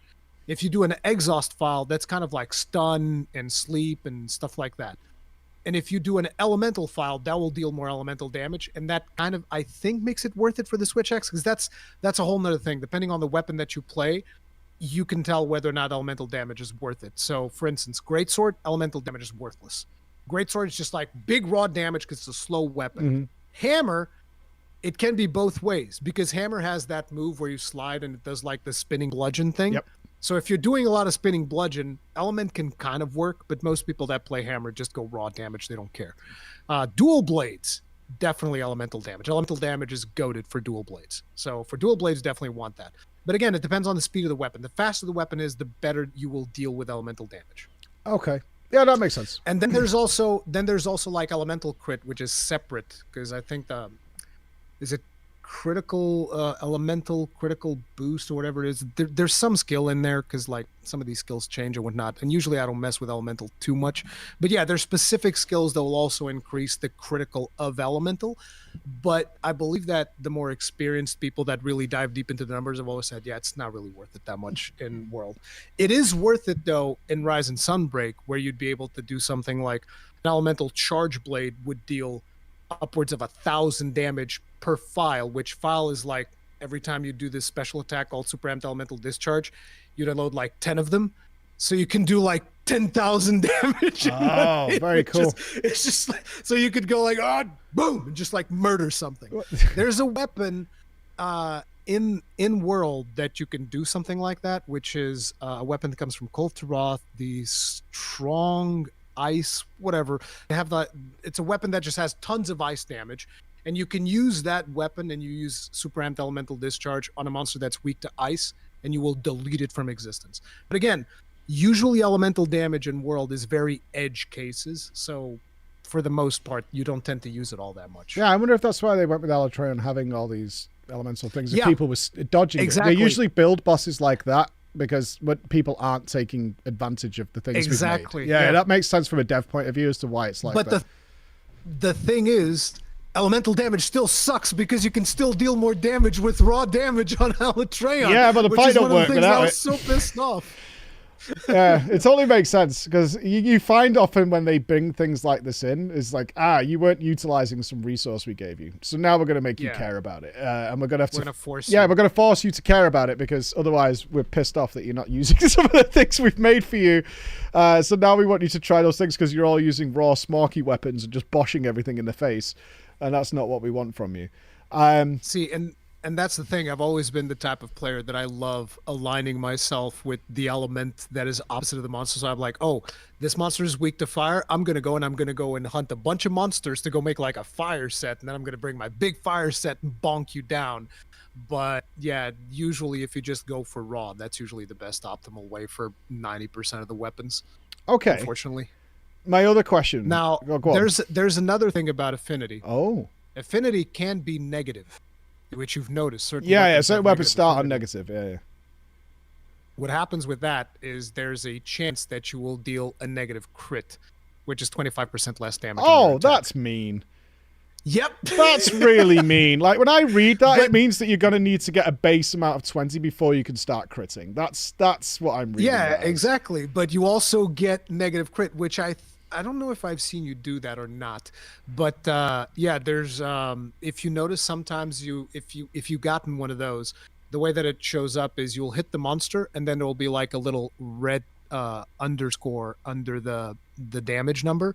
That means you've gotten a negative crit. Oh, that'd be very You're early dealing game. I had less a weapon damage. with. I think one of the ones I Yeah. went with was like 0. I did the bone weapon for a long time, which apparently annoyed a lot of people. Yeah, a lot of bone weapons have negative affinity, so yes, that would make sense. Yeah, they were very bothered by my sharpness. Is there? But Go on. the thing is, in older games, and even I think in Rise and Sunbreak, there are skills where if you hit a negative crit, then there's a chance that you'll hit like a super crit, which would be even more powerful than a regular crit. Oh, you can get that. Wait, so the negative could roll a mega crit? Yeah, something like that. What is this But it's Gamba not- logic? It's not worth it No. because, the frequency with which you get the mega crits is so low that it doesn't matter. But they put something in there. And, I've done that on occasion because it's fun to play around with those things, but it's not really worth it. No, that is like pure But just to let you Gamba. know that there's mechanics around that as well. I bet somebody has like min-maxed this full Gamba build where it can, when it procs, and I'll release the YouTube video, make it looking like it's consistent. Although it took me 10 hours to record this clip. But look what can happen though. It's really good if you just want to give it. Trust me, I do it all the time. Just don't ask me to stream it. yeah, no problem. Is there a way, Rory? I was thinking of things that have annoyed me. Go ahead. Is there a way of not lying on the floor while a monster just looks at you, brushes its teeth, and then just murders you to death? To the point where you can Depends die on- without... You can't even control your character sometimes. From one foul mistake, you press that button one too many times, and it's going to kill you. It's going to knock you down. You're going to sit there. You're going to watch. It's then going to run over and kill you. Then your cat's going to res you. And before you even regain control of your character, it's going to kill you again. and you just might as well put the depends. controller down. Depends on what caused it. Now, there are these things which are basically, what are they called? The big slams that they do where they like throw you back and you're in the ground and all that stuff. Like Devil Joe does that, for instance. Then he goes in and he chomps you. So in the case of Devil Joe, if you have something on your slinger, like a flash pod equipped, you can flash him and he won't attack you and you'll get up. Right. And you'll get away. Or if you have like one of those scatter nuts or a crystal burst, the ones that like stagger the monster a little bit, you can use one of those as well. Now, if you have just the little red nuts that kind of suck, those aren't going to do anything. But yeah, if you have like a reasonably power ammunition, in some cases where the monster slams you down and you get thrown to the ground, you'll be able to recover. Now, there are other types of CC that they'll do. So like, say, for instance, Devil Joe will also like bang his foot on the ground. Right? Yeah, like a ground tremor? And that will cause your character to like... Yeah, that's ground tremor, right? And then he'll grab you, right? So that there's a skill that's called tremors or tremor resist or whatever it's called. You can nullify that. Yeah, I did that on Reggie. That skill you can stand next to Reggie and just ignore his belly flop. Yeah, exactly. So there's one for that. And then there's also, in the case of Kushal Daora, where like push you back, you can get wind resistance and that will stop him from doing that. So there are skills that mitigate that, but there's different skills. And then there's certain attacks where you can't escape. Okay. So it depends on the attack. I don't know. I think that in the case of Alatreon, if you hadn't flashed them yet, and if you get like stomped to the ground and you're like trying to get up and whatnot, there might be some situations where you'll be able to flash him and he won't insta-gib you. But yeah, it's rough. In some cases, they're just like, no, you're meant to die because you shouldn't have gotten hit by that. Yeah, it's his frontal charge, knocks you back, and you end up on like one elbow crawling, and you just can't get up. Like no. Whenever you are in one elbow crawling, it usually means that you can use your slinger to shoot. Okay. And at least in a lot of situations, I don't know if it's the case for that, so don't quote me. No, I'll try it. I've got some pulls to go. Yeah. Yeah, but like just make sure that you have good ammo equipped, like a crystal burst. In the case of Alatran, you don't have a lot of choices. It's only the crystal burst that's up top because at the ground there's only stones, I think. There's only stones in Alatran's room. Yeah, it's crystal burst. There's if only you stones. want. So you'd have to grab the crystal burst at the top, and you'd have to save it. So you might be able to escape it once or twice. That's okay. Maybe. It's not something that happens a lot, but when it did happen, I hated it. There's also flash pods. You can equip the flash pods if you think that's going to happen to you, and try a flash pod.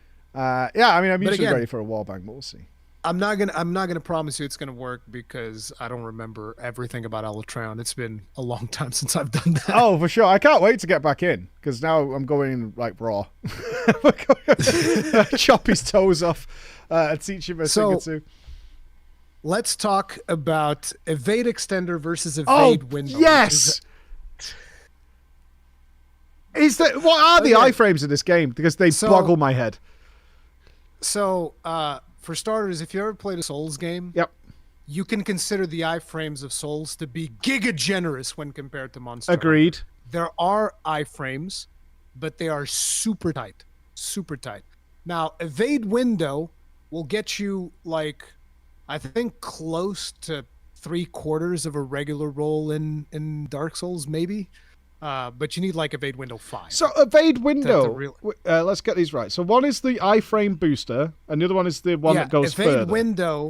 Evade window is your iframe booster. Okay, that's the one that if you want to roll through things, you need evade window.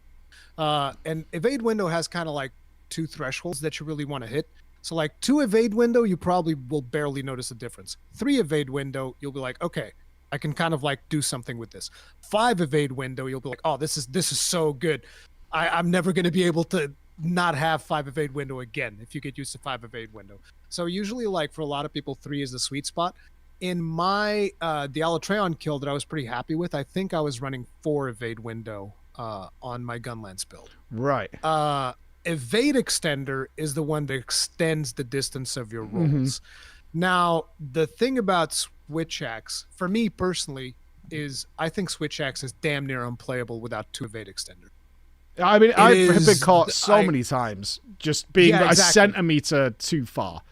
Not far enough, I should say.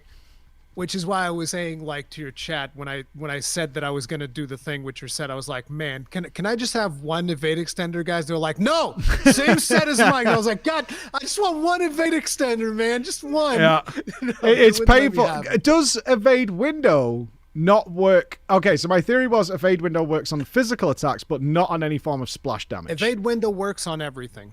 So is it just the case that is, it's so tight that if the explosion happens slightly afterwards, you're going to be outside that window? Not only that, but certain hits have a lingering hitbox. Yeah. So like say a monster does this to you, and you know, it's like there's a hitbox here, a hitbox here, a hitbox here, a hitbox here, and he'll grab you. Which is why, like, if you're trying to roll through an attack like this, you want to roll against it, and that will cause you to be inside the attack frames less time. But it's very hard. Even like if you're used to, say, dodging stuff in Dark Souls, dodging in this game, even with Evade Window 5, will still feel harder than that. Oh, it does, by miles. Because like I could dodge forever in Dark Souls. Like I've played it so much, nothing hits me. And I came in with that attitude. So I was like, oh, this is dodge rolling. It very quickly didn't work. What brought it up about the explosion was Bracky, is you could dodge the punch, but while you're in midair, you still get hit by, you know, if he's ignited, the explosion would get you. But because the hitbox is so large, I assume. So to give you an idea, if I was playing Switch Axe, the more important thing for me, I think, in Alatreon, in Alatreon, I'd still want the balance because, like I said, I always like having Evade Extender 2 with Switch Axe. 3 is a bit much because you end up dodging too much. But with Evade Extender, I like having with a Switch Axe, I like having Evade Extender 2. Some people prefer having only Evade Extender 1, but having at least 1 or 2 Evade Extender for Switch Axe is such a quality of life difference that it is literally, you know, when you were, oh man, I can't get away from his punches because like, you know, he's just like coming in, punching you. It's because you're just missing like a couple of millimeters to completely dodge out of the way. And 2 Evade Extender will get you that extra distance where you'll just not be there. Yeah, I noticed that usually explosions the safest thing in Monster Hunter is like when something is hitting, just don't be there. And Evade Extender really enables you to do that. The other thing about Switch Axe is, I'm not sure if you've noticed, but rolling in sword mode, considerably less distance than rolling in axe mode. Yep. So that's another thing. If you feel like you need to roll a lot, you want to be fighting in axe. If you don't want to be rolling a lot, you want to be fighting in sword. Yeah, I was mixing it up a little bit. Sometimes I was going more sword, more those, because obviously axe breaks parts easier, and obviously I'm trying to break the head all the way through. And mixing it up between them is always like, axe has got longer range. It's nice. Axe does have a more part break and all of that, sure, but usually damage. I mean, again, I'm not a Switch Axe expert, so I'm sure that some people in your chat will swear by one thing, some people will swear by the other. So, but yeah, usually if you notice, I would usually just draw in the sword whenever sword was available. There was even a point I think I even reloaded manual, and I was like, oh, he's gonna make fun of me for that reload. we're reload brothers, man. There's nothing worse than when it happens to me, and I'm just like, my soul dies because I'll see my charge, everything was good. I'm like, you're just below the threshold. Get fucked. Another thing that your chat wanted me to make sure to tell you is that at some point in your journey, you just decided that you were never going to do morph attacks ever again, and you never did. No, let me tell you what this is. This is the clowns who actually don't see it and assume it never happens. Like, it happens all the time. It really does. It might not happen when they want to. I haven't seen your morph attacks in a long time, Mike. Honestly, you're part of the clown show now. Because I do it all the time. I legitimately do it all the time. Maybe not as often as I should, for sure. But, like, this idea that it doesn't happen. I got this with people who didn't know why I was, like, finishing a combo, even though it wasn't going to hit it. Like, the last 2 swings or whatever weren't going to hit it. It's like, because it gives me the charge bonus on the weapon. And they're like, oh, well, I didn't know that. The charge bonus on X. Yeah, it depends what I'm going for. If I'm, like, trying to poke, say, obviously we've been watching Alatrain all day.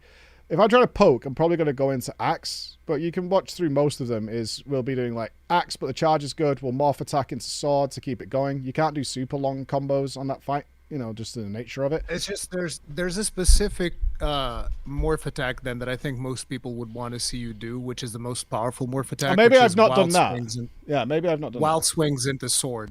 Usually I do it after you do wild overhead swings into overhead. Yeah.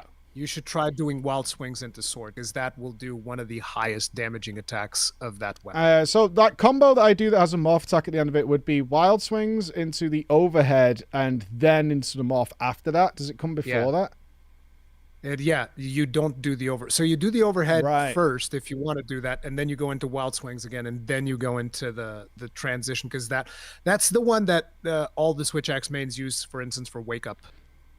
Is that attack, because it just deals so much damage. Gotcha. Because there's an axe swing that you do before it morphs into sword that just deals like big chunks. It's a big hit. So that would be what, a triple wild spring into morph attack? Yeah. Okay. Yeah, I'll try that, because usually I do the other combo because that refreshes my weapon charge. Yeah. You know what I mean? That's why I would do that. But the thing is, combo. the axe thing, I don't think actually affects anything in sword mode. No! I'm pretty sure I'm not That sure, but I can't don't be think true. That can't be true. I don't think it does anything. Are you trolling? Why? I'm not. Again, listen, I am not a Switch Axe main, so there might be some mechanics that I'm missing, but I'm pretty sure that the charge up of the axe thing, it gives you the bonus part break. I think it even gives you bonus flinch is what it does. Yeah, bonus flinch. Yeah. And it might even affect how fast you charge the sword, but once you swap the sword, that doesn't matter. Oh, that's cringe, bro. I'm like 90% sure that's how that works. That's crazy. So I mean, yeah, no lie. I've been doing that since day one. It's like getting the charge up. I'm like axe mode to get the charge up, and then we've got the charge, we've got the flinch, bonus flinch. Now we can go into sword, so we've got damage and bonus flinch. That's what I'm thinking I'm doing, is like bonus flinch. That's that is a revelation. I think I just saw Jesus. That's because I've been working on that for ages. That's why your chat is constantly saying Wild Swings classic. Well, sure, because they know. I kind of want to check the tooltip now. Does it say this doesn't affect things? I bet it says. It just says that it deals things for axe. Yeah, I bet that's the wording of it. I'm not 100% sure of what it does. Okay, but I just don't think it affects a sword mode, because it's very different things. But yeah, no way. So that's very limited, then, really, isn't it? I mean, that kind of wants you to stay in axe mode with a Switch Axe. I mean, no, the idea is, do you want flinches? Do you want part breaks? Axe mode. Do you want damage? Sword mode. Mm-hmm. Because I was like the way I was toying with use it based on whatever is the most advantageous at the time, because also the move set also has implications there, obviously. But yeah. I bet there's some deep lore on a Switch Axe, isn't there? There's some real deep rabbit holes on this thing. What do you mean deep rabbit holes in terms of some Switch, some Swax experts are like, there's some glasses going on there. There's some glasses happening, and there's like when I did my Switch X guide for I think I only did one for Rise. I don't think I did one for Sunbreak. But whenever I would do the Switch X guide, it's always annoying, because I'm like, okay, I have to really zone in. I have to go study the files again to understand what each of the files does, because it almost changes every other game as well. And I'm like, okay, a lot of times it's even just like, what the hell does Dragon File do? Because it's so dumb, because there's Elemental File, then there's Dragon File. Why? And it's just a buttload of dragon damage or something, and it's just annoying. But yeah. It is a technical weapon. Yeah, it is very much a technical. It's fun. Weapon. It's fun as hell. I love using the weapon. Which is why when you were saying in the previous podcast, you're like, I like straightforward weapons, and I was like, and you're playing the Switch. But I mean, there's always an exception to the rule. It's like, this one's really fun. For a long time, I thought the files that I was getting in my inventory were related to the weapon, because they're called files. That's the other thing. Totally. Because that's a legacy remnant, because they're called files. The weapon's using some sort of file. It's like, well, is this what it's charging? When it does the ZSD and it's banging into them. I'm like, well, maybe that's like an ammo casing of some description or something like that. I mean, maybe it doesn't work. So I was like, I'll just leave them there. I had the inventory space for it. But they're both called the same thing, right? So I was like, oh, okay, well, I'll just leave them in for... They keeps giving them me every time I go out there. So whatever. They're not called jars or bottles or anything. I remember seeing that at some point last week, and I'm asking chat, why does he have 69 files in his inventory? Yeah, just in case. That's just in case. I don't want my weapon to be like, I don't want a message saying, you've run out of files. And I'm like, You've ran out of files. Yeah, you've run out of files. The files that you have in your inventory, those are to make coatings for bow shots. That's what those are for. Oh, so you can craft additional coatings while you're in the mission because they have like a limit of 50 that they can carry with them, I think. So you'll have like 50 power coatings, and then once you run out of those, you can craft more if you have those files to craft them into a special material. I'm going to keep them for legacy purposes now. They're staying with me. Yeah, man. I'm not getting rid of them. I think it's worth. I think it's totally worth. I'm keeping them with me. Like when I saw my weapon had some sort of file interaction, I was like, well, these are files, so I'll just leave them there. They're not doing any harm. But for now, they're staying. They're staying historically. Okay. So, you know about a vid extender versus a evade window now. Mm-hmm. I would definitely recommend. I mean, I think you've used a vid extender on Switch. I flipped between them both today. Which one was preferable? For Alatreon, having evade window is also very good because of particularly the lightning. I remember I would sometimes get stuck in the lightning or dodge a little bit too late on the fire thing, but you got the fire thing pretty nailed down, which is actually really cool. You had that very early on. I remember it was like day 1 or something. You were rolling into the fire. I was like, damn. That's an MMO mechanic. Easy. Yeah. I promise you that there's probably players today that they still see that big fireball and they're like, I'm out of here. See ya. That is FF14 day 1. I'm all over that. Yeah. So... very important thing. Tell me about the Superman dive. Oh, the Superman dive. Yeah, I hated it at first because it's really slow and to get back up. But I think it makes you full immune to damage because I've used it a couple of times. Mainly when I actually didn't discover this until Alatreon, and I'm not 100% on it. But there's a charge that Alatreon does when he glows red that lands right on you, and it's huge. So it was... and it's actually the same on Reggie. Reggie's got a leap in the air that lands directly on top of you and has a massive thunder AoE. And I couldn't figure out a dodge timing or anything like that for it, because one thing I've noticed about monsters is the dodge is late. But with Superman Dive, I don't take any damage, like, at all. So I think it's just full immune. Do you know how to do Superman Dive consistently? Weapon, sheathed, running dive is how I do it. Running away from the monster. If you are running in the direction of the monster, you won't do a Superman dive. Okay. Yeah, but you will just roll. So you have to be running away in the exact opposite direction of the monster, and you have to be running for a certain amount of time. So you can't just be like, I'm running in Superman, because you'll just roll. So you have to be there's a timing to it. It's not very long though, right? I've done it pretty quick. No. It's not long at all. It's super easy. It's just if you're trying to get it instantly, you can't get it instantly. There's like a little bit of a timing to it. And so let me tell you about Superman Dive. Remember all the stuff that I told you about? Oh man, Dark Souls, dodge. Superman Dive, you're invincible forever. Yeah, I did notice because I was like, I just don't take damage from this now. But you can't really do it in combat, which is clever. I like that. You can. What do you mean? I mean, like in the middle of like a combo or something, because you have to put the weapon away, you have to initiate a run and go away. So it seems balanced in that regard of being able to get out of something. Yeah. But that is the idea. That is your get out of jail free card, kind of, is the Superman Dive. That is your biggest defensive move for I think pretty much any weapon in the game. You're just like, you run away and you do dive and you're pretty much immune. Another thing, you don't have to instantly get back up whenever you get thrown into the ground. What do you mean? So say a monster stomps you, and it's not one of those things where you're like on one elbow dragging and he's going to destroy you. Let's say, for instance, whenever in Brocky Dios, this probably happened. You had an explosion, your character just like jumps into the air, falls into the ground. Right. If you stay in the ground for a little bit, your character will get up after a while.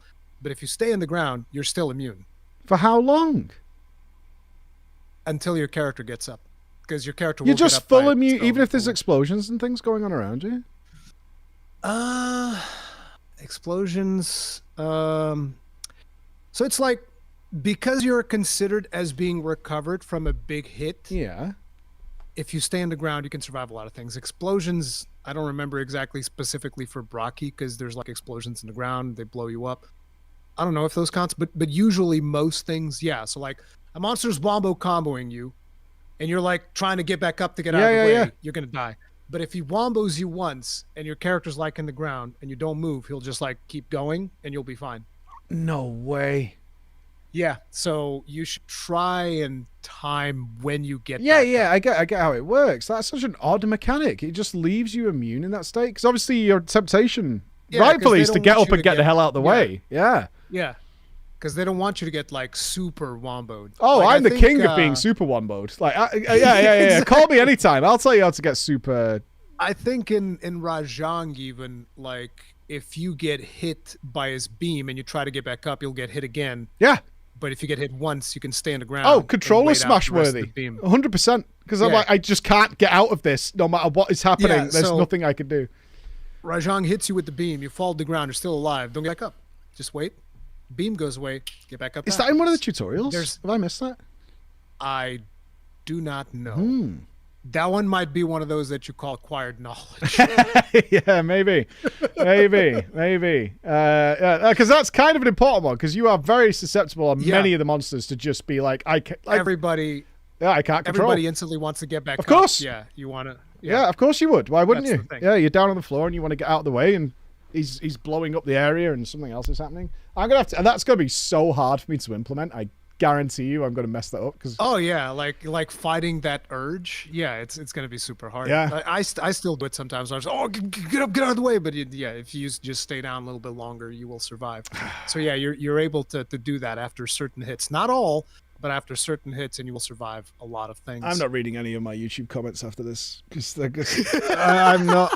I'm really not on my update videos that I've been doing. I've already been forewarned that at some point the people were like getting so angry, but they also don't understand the fun of it. But that's something I don't think I would have discovered without like being angry and put the controller down. Like, you know, balls to this. And, wait a minute, I'm not dead. Yeah. What's going on? Like, that's the only. Like, I didn't discover the Superman dive until Alatreon.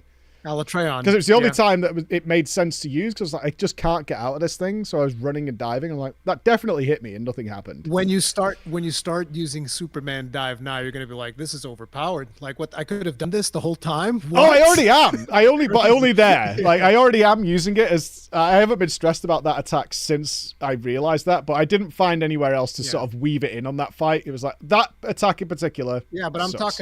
I'm talking like going back to older I fights can't. that you struggled in. Like, yeah, it's gonna be absolutely insane. Yeah, I'm gonna totally like when I see Bracky now winding up the punch lunge combo, which I know I just can't survive.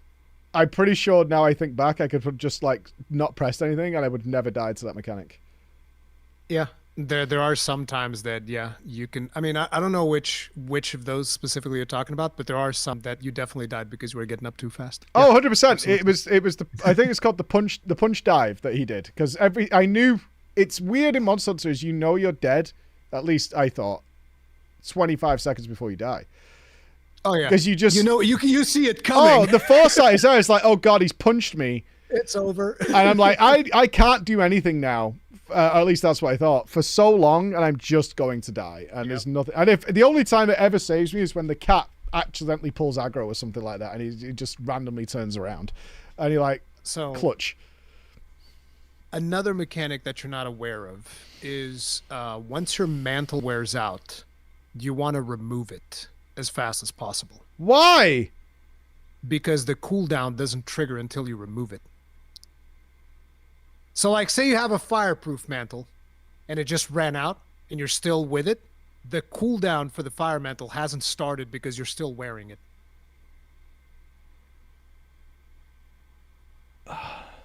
That hurts. That actually hurts. I didn't think this one was going to be that No, bad. that really hurts. By the way, these are things that I pulled from your chat. I was like, guys, what do I need to tell them? And they were just like, tell them about mantle removal. Tell them about this. Tell them about that.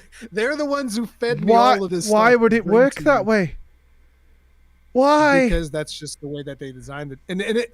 But the weirdest thing, even to me, is that sometimes when you sheath your weapon, it will take it away.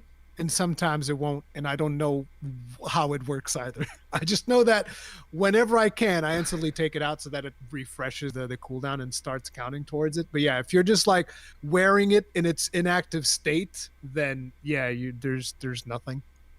That's insane. So, you see what Bex just wrote in chat? No. That is crazy to me. Like, I even had this discussion at one point. I was like, I'm not sure whether the cooldown triggers when you activate it or when it's consumed. Because I did notice that the cooldown wasn't linear. No, so it's because you still have it equipped. And if you still have it equipped, then it's not it's not refreshing the cooldown. That's actually pure despair. That's so despair. Because I've done that forever. Because why would you then click another key binding to take it off? Because you have to sheath your weapon to do that. Yep. But it's just not active anymore. So cool down, for Christ's sake. Right? I think in Wilds it actually starts cooling down before you take it off. But I don't know if it's cooling down at like a slower rate or what the deal is with that. But I do know that in Wilds the cooldown starts the second that the effect ends. But yeah, you want to take that off. Oh my god, the look on your face, dude. This is not what I thought. That this was going to be a nothing burger. The Mantle. No, that's a lot of these. I think I knew. I knew around the picture. Right, I might not have had the complete puzzle, but I've seen the edges of the jigsaw pieces. Right, that one, not even a remote glimpse of that even being a thing whatsoever. That's totally. I don't know how long on some occasions I've been like, why isn't... in fact, you know what really bothered me today is I was trying to figure out the timings on Alatreon. So I was like, I'm going old school, like we used to do back in the day, which is I'm going to use a stopwatch to figure out...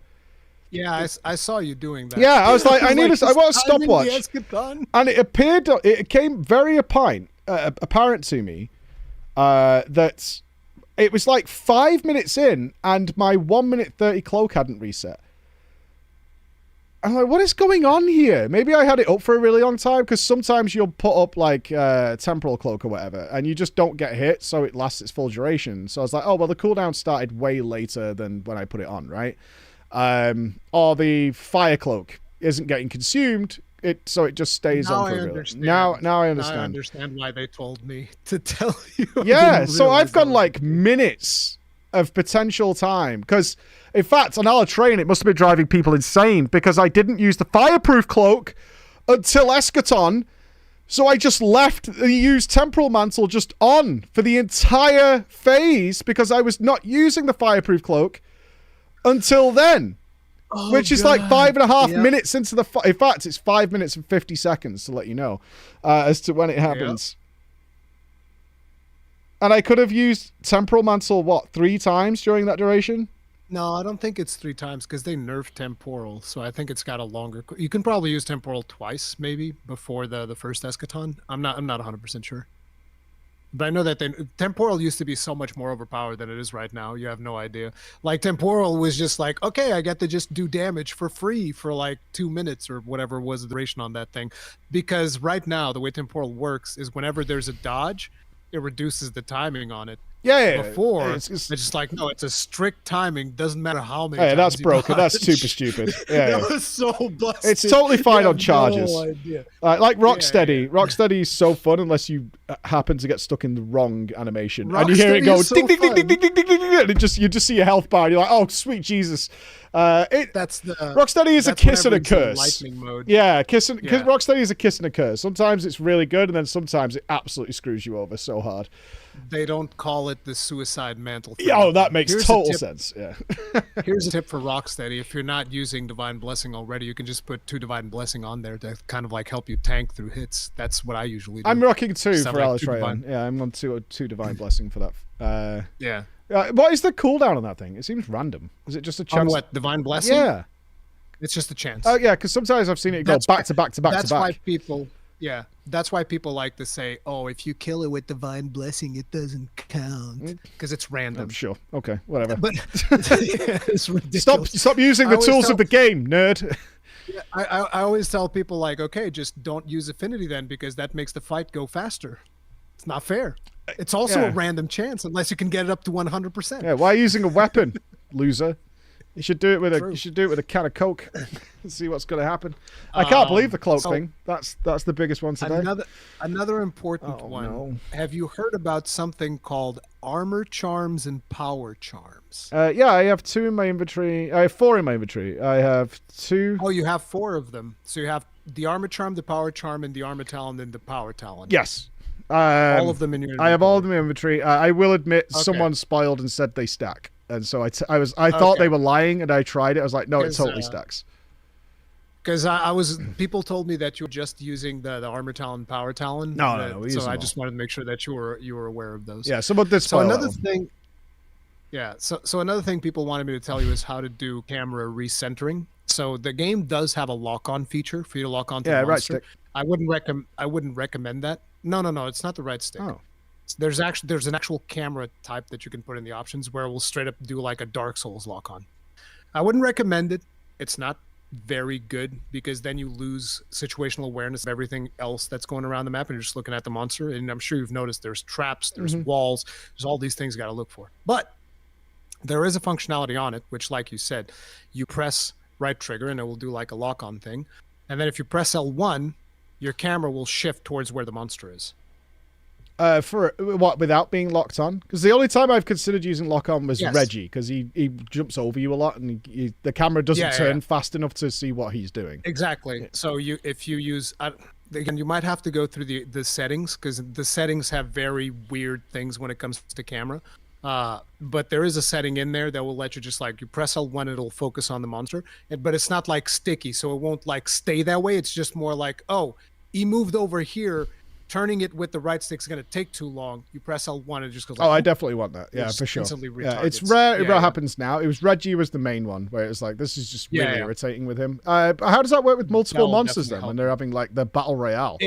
Whenever you press the right stick, if you look close to your mini map, there'll be like icons of all the monsters, and a target will show up on top of the one that you're locked into. Got it. And so whenever you use the L1, it will target that specific one. Yeah, so you sort of set it with that. It's like, that's the one you targeted, that's the one we're with going to the follow. right- Yeah, that makes sense.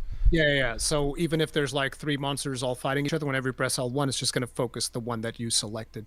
Yeah. That takes a little bit getting used to. I don't even use that thing all that much. It's just whenever I see, okay, this monster's fast as hell and camera's not turning fast enough, every now and then I'll pop it up. But Yeah, I've use that occasionally much. just been like, I just dodge to the side because it's going to charge me or flame breath me or something like Yeah. that. So it's going to the side is usually safe, but on those occasions, and it's not, you're like, oh, God. And I just can't turn the damn thing fast enough to make it happen. But yeah, it's rare, but that's a really useful tip, actually. Okay, so now Oh, no. potentially one of the most important ones. Okay. How many times have you pet Poogie? I think you mean PP Pig, which is what I named it to. I don't know, once? Well, I mean, it doesn't do anything. So it increases the amount of rewards that you get on the quest. No way. Really? It does. Yep. Ask chat. That's a lie. You're baiting me. That pig is bacon. If I could hunt Pook. It is what it is. I've- It's been like that since the old games. Like everybody knows, you eat the food before you go out. You know, because you have it's like a little ritual that you do. You eat your food, and then you go to the pig and you pet the pig, and you have to land it though, because you know that there's a timing Googling to the it. thing. That's why there's a timing to it. I'm Googling What do you it. mean you're I don't Googling it? believe You you at all. I believe- think this is You bait. believed everything I I know. said. You're not going to believe me. It when I is tell you that rumored, but Poogie has increases- never been proven that snuggling with the pig gives the hunter good luck and can't rare It items. This is 100% it's works, not Mike. true. I'm It's- telling you, this. it works. Yeah, I could smell a debate a mile away, right? If you're going to tell me about cooldowns on cloaks, I'm totally into it. But touching that pig is absolute. That is, I can sniff it. I can. It smells. I'm not doing the it. pig sniffs it too. The pig. No, on a more serious note, no, I'm not. So that is not actually proven. It's just like a myth. I don't think it actually does anything. It's just the joke we all make. Yep. But there is a thing where if you can pick it up, right? Yeah. And if you set it down on specific locations, you can unlock different suits for the pig. This is true. I'm not This joking. is not going to help me kill Alatreon. Yeah, I'm just saying. This is just since we're talking about Poogie, I figured I'd drop the Poogie lore. You also can steal things for you. Like you can go up to some of like the stands, the food stands and stuff, and you like forage around, and you'll get like a potion or something. Like he can do that for you as well. Just a little bit of a tidbit. Can I pick Poogie up and just put him outside, far away? Why are you like this? I don't care about these. This is like the canteen cutscene. I cannot believe for the second that there's somebody who sits there and watches that every time. It's insanely long, and it's just nobody watches it. Every Nobody! time. And Speaking of menus, did you know that you can speed through menus faster if you hold down R1? Oh, do you mean like crafting menus, stuff like that?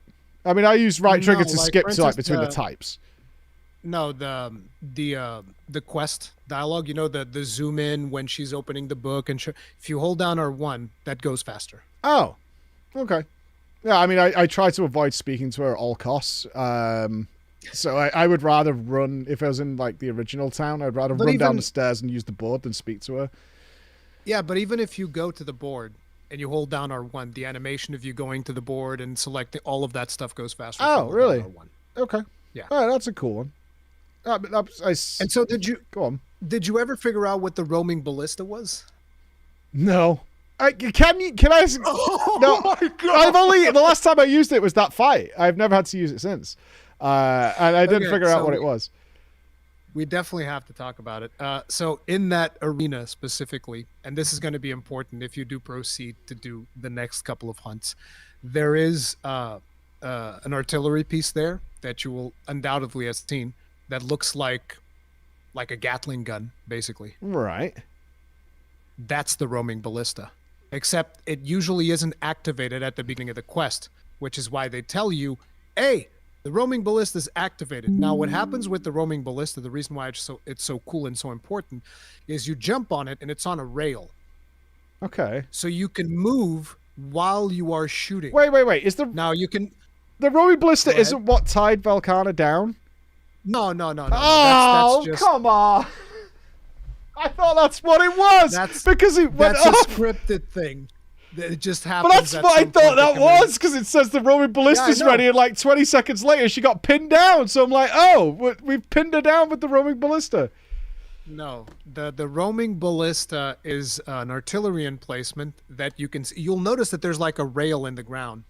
If you follow that rail, you will find the roaming ballista, and you can jump on it, and you can use the left stick to move left or right in the rail. And then you can be firing, and it's very much like a rail gun. So not a rail gun, a Gatling gun. So whenever they tell you the roaming ballista is active, you can basically go like daka on the monster. You get like 100 rounds to shoot at it. Yeah, I thought it was in the tower, because that's why I was like, oh, where is it? And it was like a little quest icon up in the tower, which obviously it turns out to be an NPC icon. And that's why I ran up to it to activate something. Yeah. And then as I was doing that, she got pinned. I'm like, oh, it means she's getting pinned if the roaming ballista is active. And there's actually different ammunition types that you can use on a ballista. I don't know if you've ever used the ballista. I have. But there's also a specific ammo type that you can pick up that's like a big like bolt. It's a bolt that looks bigger. They'll call it like a binder or something if you come close, and you can pick it up into your inventory. So you can pick up the binder, you go to the ballista, and then you shoot that. You have to select that specific ammunition on the ballista. That will bind Velkhana. What is coming up? That this is. What do you mean? What is coming something's up? coming up that this is relevant, and I'm a little concerned. Can I ask you a question? Can you turn cannons? Can you do that? Yes. How do you do that? Because it says right trigger to aim. I stand there pressing right trigger, and nothing happens. You cannot be in the cannon itself. Okay, so right. Yeah, so you want to turn a cannon. You go to the front of the cannon on the wooden part. You know, because there's the actual like cannon, along the there's barrel, like a little wooden on the side of the cannon. Right. So let's say you want to turn the cannon left. Yeah. You go to the right side, and I forget which prompt it is. I think it's circle, and you press the prompt, and your character will kind of like push the cannon because it's heavy, and it will aim slightly more to the other direction. It's not like you can free aim it. You have to get out of the cannon. It made sense to me. We've got a fire button, and we go on the cannon. Is that you can turn it a bit? That would make sense to me a little bit. No.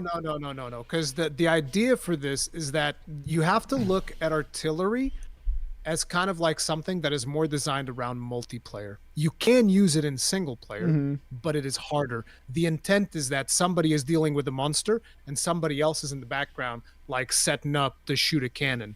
That's like the overall intent of artillery, with the exception of the roaming ballista, because with the roaming ballista, you just jump in there and you like move it around and do the thing, but you can still use it in single player to its full effect. Yeah, I mean, I obviously only used the cannon during Zora Madrigos, where they were like they were aiming at it, and it just got so annoying because I saw it an aim prompt, hold right trigger, I think it was to aim, I was like, so why is it not aiming? Because it would just miss Zora Madrigos, who's the size of a mountain. And I'm like, I was like, why would you, how can you, what is going on here? Why are we missing this mountain? Go to the sides of the cannon. Yeah, you just go to the sides of the cannon. You kind of like nudge so it annoying. Left to right. Okay. Yeah, I'll have a look for that next time. That's the last time I used a cannon, I think, was all the way back then.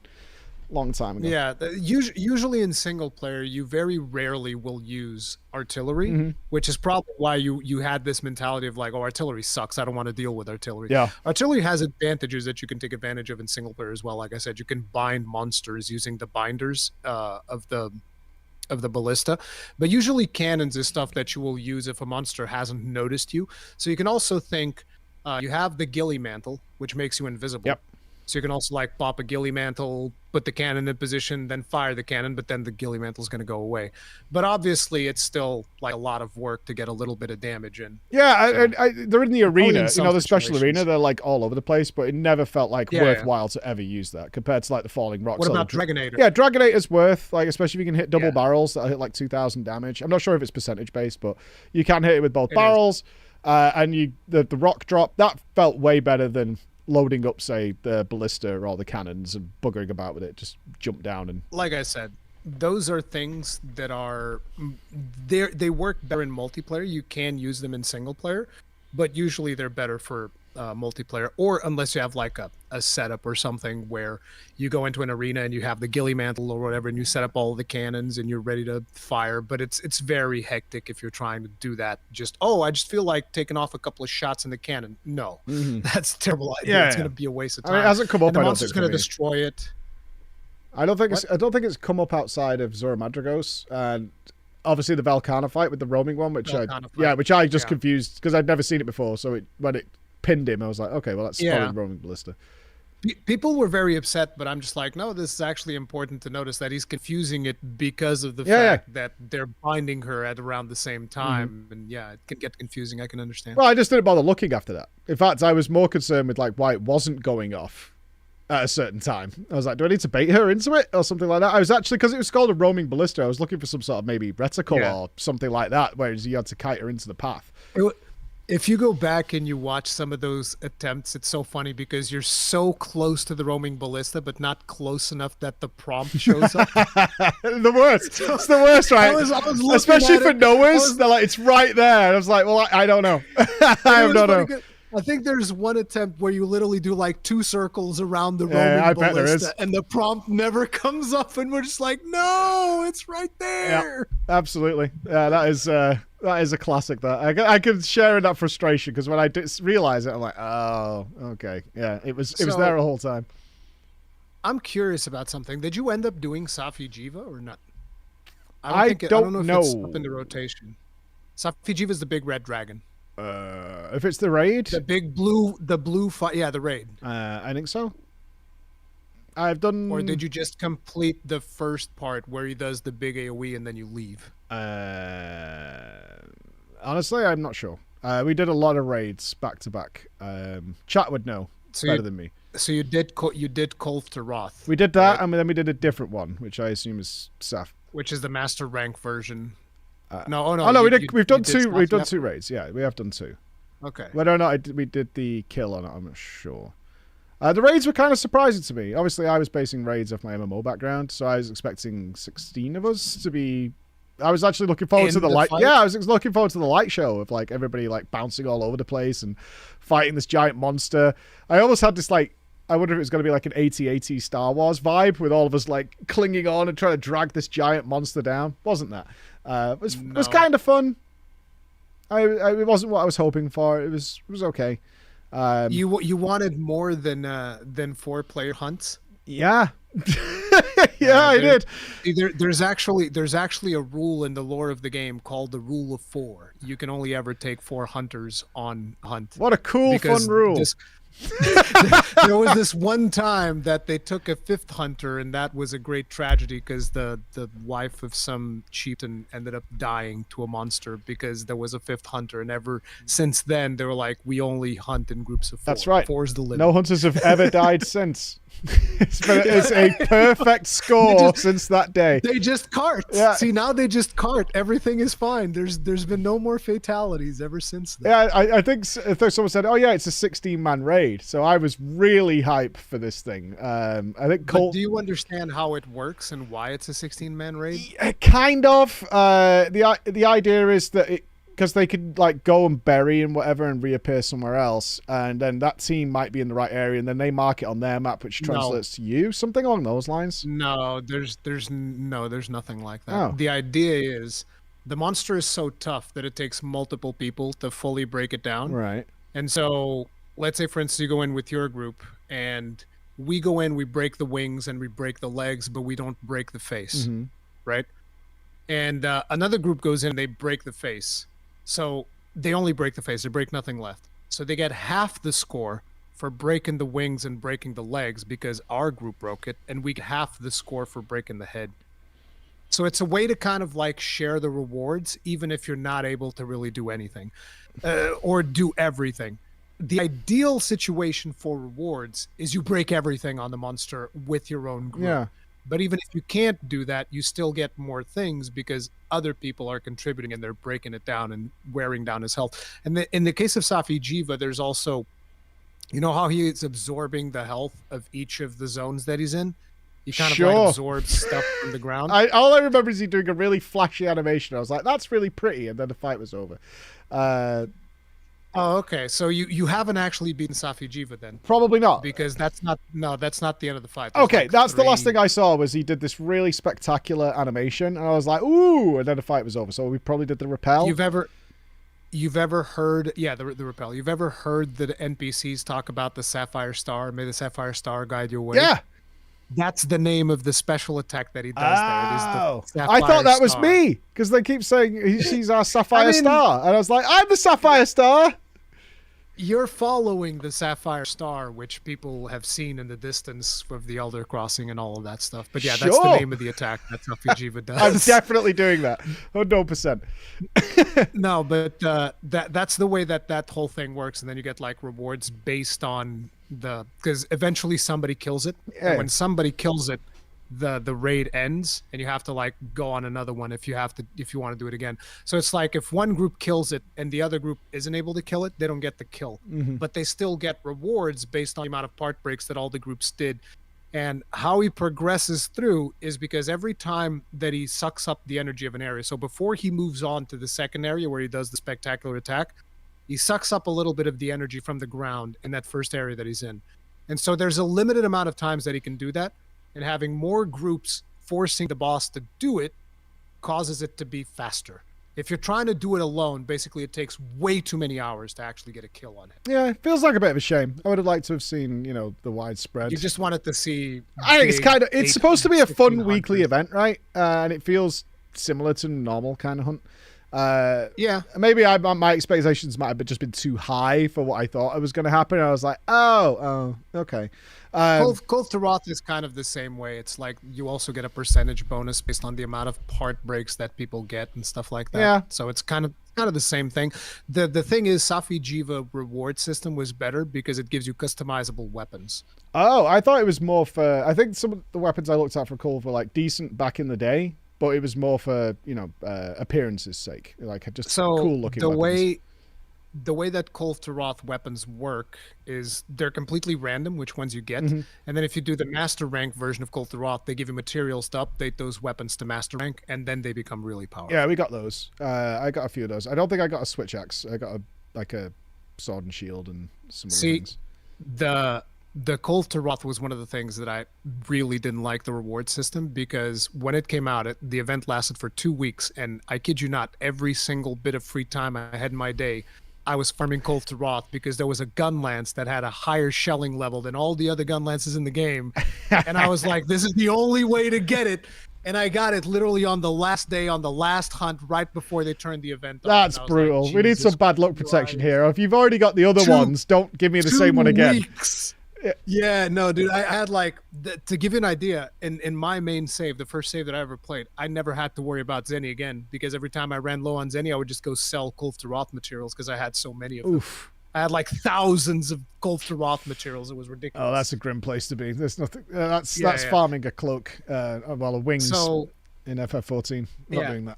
And so in Safi Jiva, they changed it so that the weapon that you have equipped when you get the rewards, there's a higher chance of you getting that weapon in the rewards. So there's bad luck protection. And rather than just getting random weapons, you get a weapon that is fully customizable. And then you would grind Safi Jiva materials, and then you would just put those into like a slot machine, and you'd be like, okay, I'm gonna get artillery up. Artillery up on my weapon. But it was still better than Kulf to Roth. It wasn't perfect, but it was still way better. And they've improved on it since. But yeah, those were the weapon mechanics of Safi Jiva. I'm kind of curious what's next for me, in your opinion, then, because I've got Alatreon to do. That's going to be my plan tomorrow. So it's like Safi Jiva is going to feel super easy after Alatreon. Yeah. That's number one. Number two is like Alatreon, you're still going to be struggling with it, I predict, even now that you know the mechanics, because your gear, despite whatever your chat will tell you, it is doable with your gear, but it's rough. It's going to be hard. I like that. That's okay. It's going to be very hard because you don't have that much raw damage. I don't think there's anything for raw damage in your set. You're full on elemental damage, but like I told you, elemental damage actually deals less damage than raw damage. So that's what you're lacking right now, like agitator, attack up, that type of stuff. That's fine. As doable. If you're saying doable, I'm okay.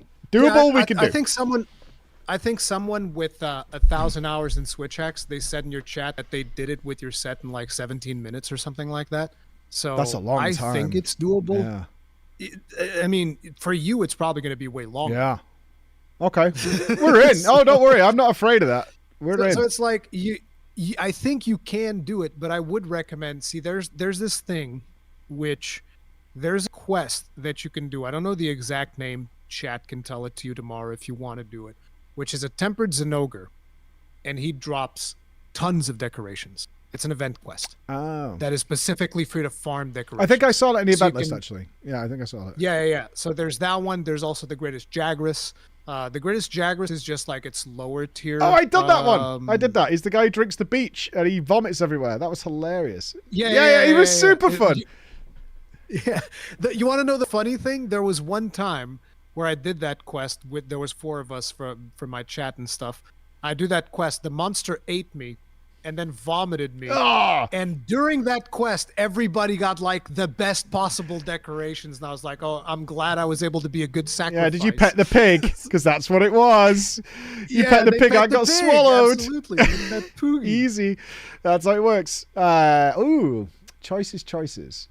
Yeah, but you should definitely do some event quests, and maybe even like if you want to try out Silver Rathalos, Gold Rathian, because these are things you haven't done yet, and they're cool. It's not just another Rathalos. It's not just another Rathian. And if you're already like, okay, I'm going in like spoilers now, your chat can kind of guide you along some of the things that you should do, but I wouldn't recommend going after doing the second Alatreon quest before you finish the first one. Yeah, the only thing I'm not going to today, and I was screaming at Bex, no, tell him to stop. No. Well, I was testing whether it changed something. I was trying to eliminate possibilities of what things could be.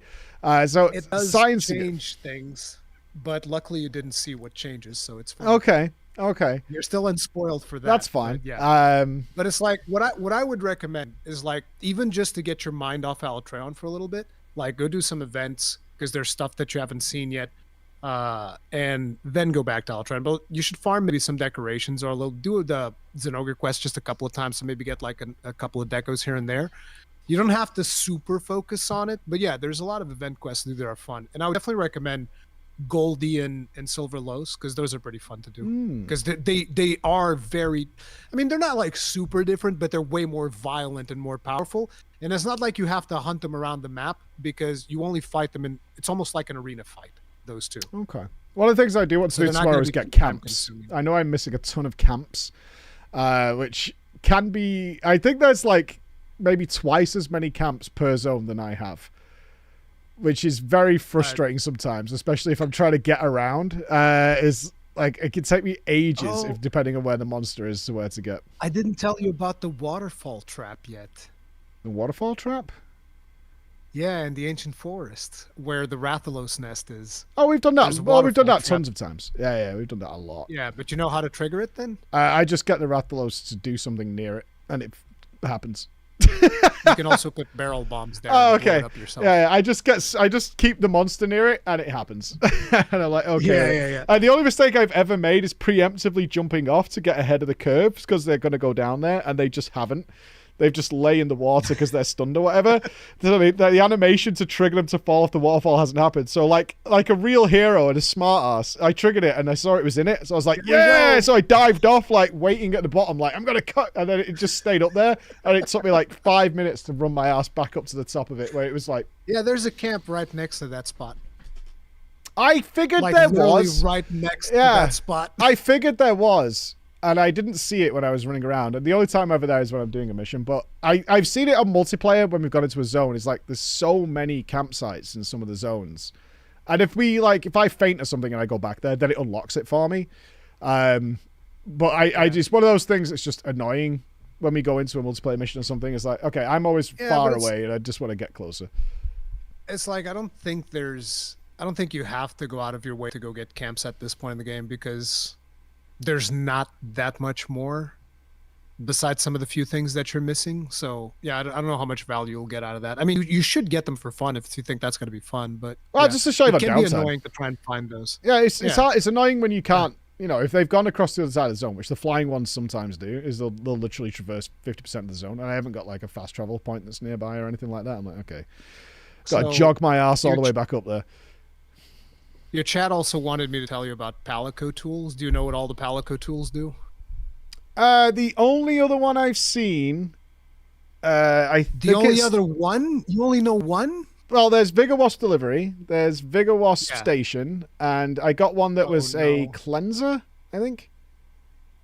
Oh, but that's it. So you can change the Palico tool to something completely different. Yeah, so I've done a coral horn. Yeah, the coral That's horn. That's what I have. I have the horn. Yeah. No, you don't. I do. No, you don't, because you can't have the healing stuff if you have. No, the horn I'm not equipped. using it. I have the option for it. But for what I was doing, I think we were doing bracket at the time, the healing made more sense to me at that point.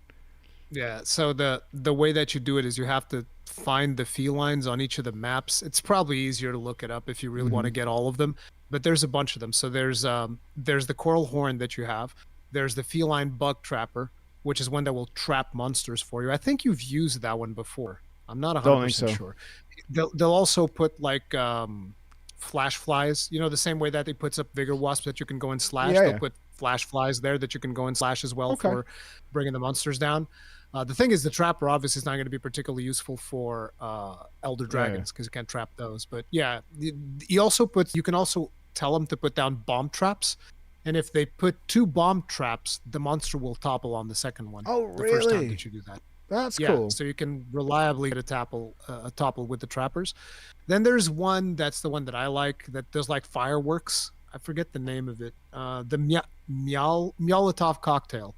Is that a burn effect? He does a bunch of attacks with fire damage, and he shoots missiles. He gets this little cart that shoots missiles and stuff like that. I've seen that, like a baby cart. Powerful. Yeah, I have seen that in multiplayer. I thought it was some sort of like skin edition or something along those lines. It's called the Wrath of Meow. The Wrath of Meow. The cat puns. I mean, I don't know where they came from. I don't know why there's such a large investment into the cat puns, but they doubled down on it, tripled down on it, and then quadrupled down on the cat puns every step of the way. The Palicos are your friends. Oh, they're great. And I guess that now that we're on spoiler territory, your chat didn't want to tell you earlier, but like in the other Monster Hunter game, Monster Hunter Rise, there's dogs. So where's the dog then? Now? Why? There's no dogs in Monster Hunter World. I immediately got sent several mods of changing the cat into a dog. I'm not surprised. Yeah, and I think Raven actually sent it to me immediately. He's like, you can change it into a dog. I'm like, yeah, but people are so invested in this stupid cat that they'll get mad if it's not the cat. So I'm just going to leave it there, and maybe I can do something with it later on. But they were dogs in the other games, or did you have a choice of a cat or a dog? No. It's just in Monster Hunter Rise and Sunbreak. That's the only one that has dogs. No other Monster Hunter has Were dogs. people angry? Is that why they took them out? It's like, we just want the cat. Like, I can't believe. No. It. No. People love Palamutes. They absolutely love it. It's just it was a mechanic see, that's the beauty of, like, you have a game like World of Warcraft, right, where they've been iterating on it for like over 20 years at this point or whatever. The thing is, there's limits to how much things they can change. The beauty of Monster Hunter is that the team is just like, hey, guess what? This game, it's got dogs, it's got cats and dogs. Got both of them. You can have one of each. So they just experiment with it. Like, for instance, Monster Hunter World Iceborne, we have a clutch claw now. You can clutch on and shoot monsters into walls. Monster Hunter Rise, it's like you can wyvern ride. You literally ride the monster and use it to beat up on another monster. And you get special attacks. Like, for instance, if you're riding a Rathian, you can do the tailspin thing while you're riding it. So why did they take the dog away for this one? like that was a cool experiment. Why did they take it away? They're not taking it away. They're putting something else because the dog also worked as a mount, so you could ride the dog rather than do the raider rides. Oh, come on! And not only that, it has controls kind of like Mario Kart, so you can drift with the dog. Okay, so now we're guild warsing with dogs, and I'm sat here with a space cat that either really irritates me or saves me and then claims all the glory. In Wilds, rather than having the dog, they have the special bird thing that I'm not sure if you've seen it in promotional material. You have a bird thing that you ride. Almost looks like a chocobo. Oh, really? They're going that way? Yeah. Okay. You have like this thing that you ride, and you can kind of like glide and stuff, and yeah. How different should that experience be, in your opinion? So you've gone from Monster Hunter to Monster Hunter, and they try different things. Now, there'll be certain staples, I assume, that stick around. But, like, is it a case of, like, the Switch Axe, for example? In one game it works this way, and then in the next game it's like an entirely different beast, or is there certain things that remain the same? Different. There will be certain things that will be familiar, so you're still doing like the switch attacks, but they will add new things. And the other thing is they have this thing that they tend to do, which is they'll have a game that's kind of more grounded, which in this case is Monster Hunter World, and then afterwards they'll just do one that's completely insane. So the pacing of the fights in Rise and Sunbreak is completely different. Like, you're way faster. So, for instance, you get thrown into the ground. You can do something which is Wirefall, where your character shoots out a bug. You're kind of like a Spider-Man. So your bug has a piece of silk that attaches to you. And so you shoot out the bug, and then you pull yourself, and you basically you yeet yourself towards where the bug went. Okay. So and you control that? There's a bunch of...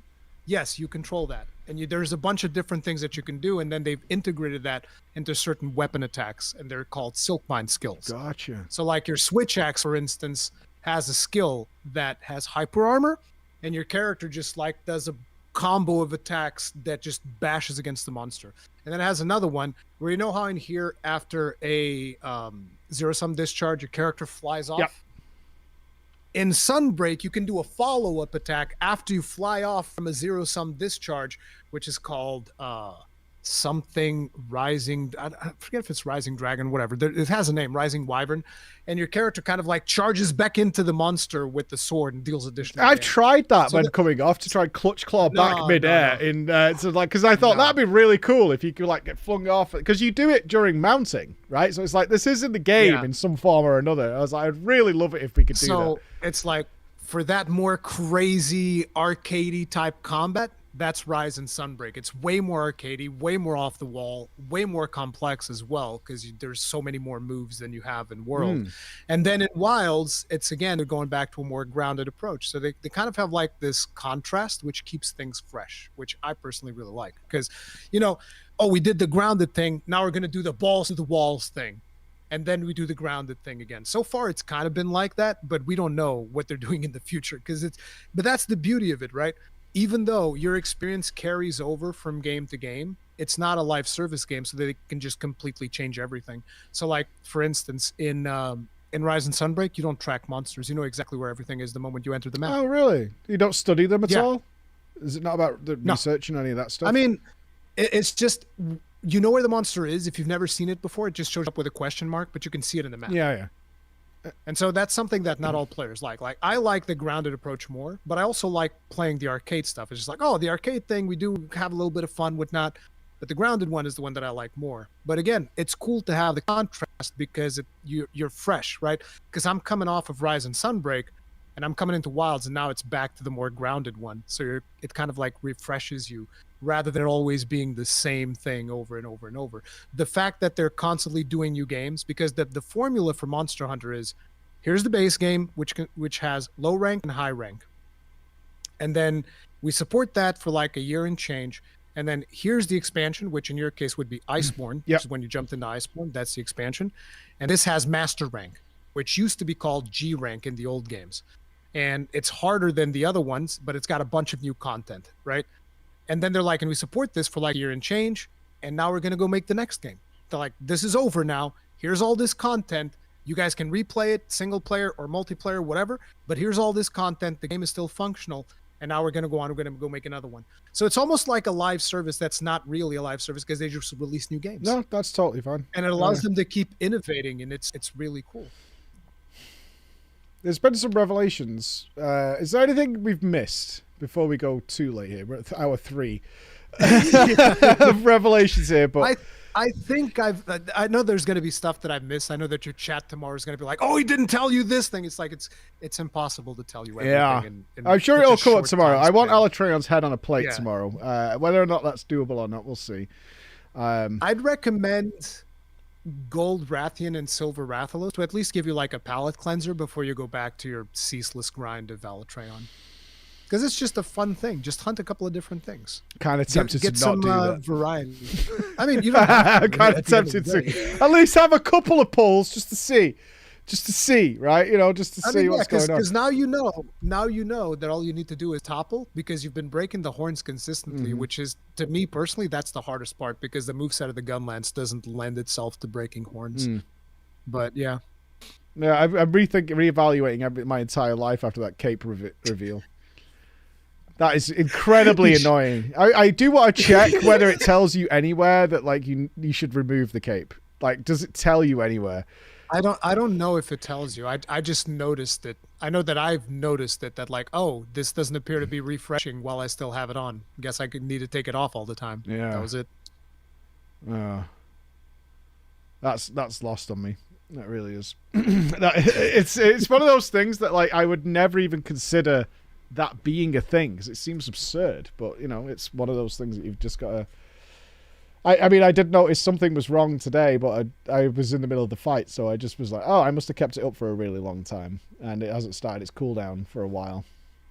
But I mean, I'm assuming that tomorrow you're gonna have chat open. Maybe. Like, it's tough to say. On the times I have had the chat open in multiplayer, People backseat too much. they're not backseating, but often very not aggressive. But if you don't press what they would have pressed, they say all the time. Yeah. Oh, we have the they. It's not all the time. Like my regular chat is like this, regardless of what game I'm playing. Right? They'll just crap on me constantly.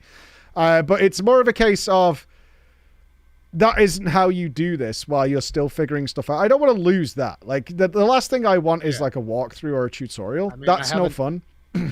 There's a reason why I haven't told you about the last things. So Yeah, exactly. Like, that element of some surprise stuff is to be still discovered. fun. I basically, Yeah. what I wanted, and I think I've got out of this tonight, is the things that you should have probably noticed, or you probably would have Googled because it actually came up as Yeah. part of the game. Like mounting. The mantles I wouldn't have checked. That's why I was so shocked at that one. But other things I was expecting to gain more info on, like we have done tonight. Like, what is Elder Seal? I would have just been like, what is Elder Seal? Google it. What is Elder Seal? What is Affinity? Because I went many, many days without having any idea. And just because of like how some of the sockets and gems were worded, I was like, this has to be crit. It has to be. It's crit. Yeah, It's exactly. pretty I like deduced it from there as to what it should be. So a lot of things we discussed tonight is like, I know something is here. Like I said earlier, I've got the jigsaw pieces, but I haven't got the full puzzle of the full picture of what it's supposed to be forming. The things that I haven't got are wild. Similar to like the wall break thing, like not requiring the drool. And it's like, but that's not what you told me, and it's very frustrating. Yeah.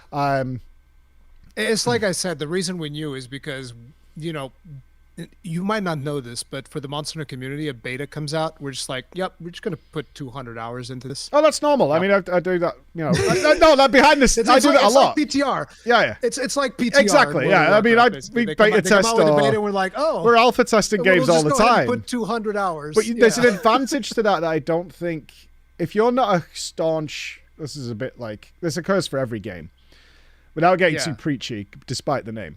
There's a knowledge that is acquired if you are very into a franchise and you're following, say, your content creators or news releases or whatever it is, where all this information is kind of spelled out to you in detail. Path of Exile is really good at this. They will, in their announcements of upcoming things, they will go into quite a lot of detail about what is changing and what is happening. That won't appear in like the released version of the game in some sort of written form, unless you want to read a huge amount of patch notes.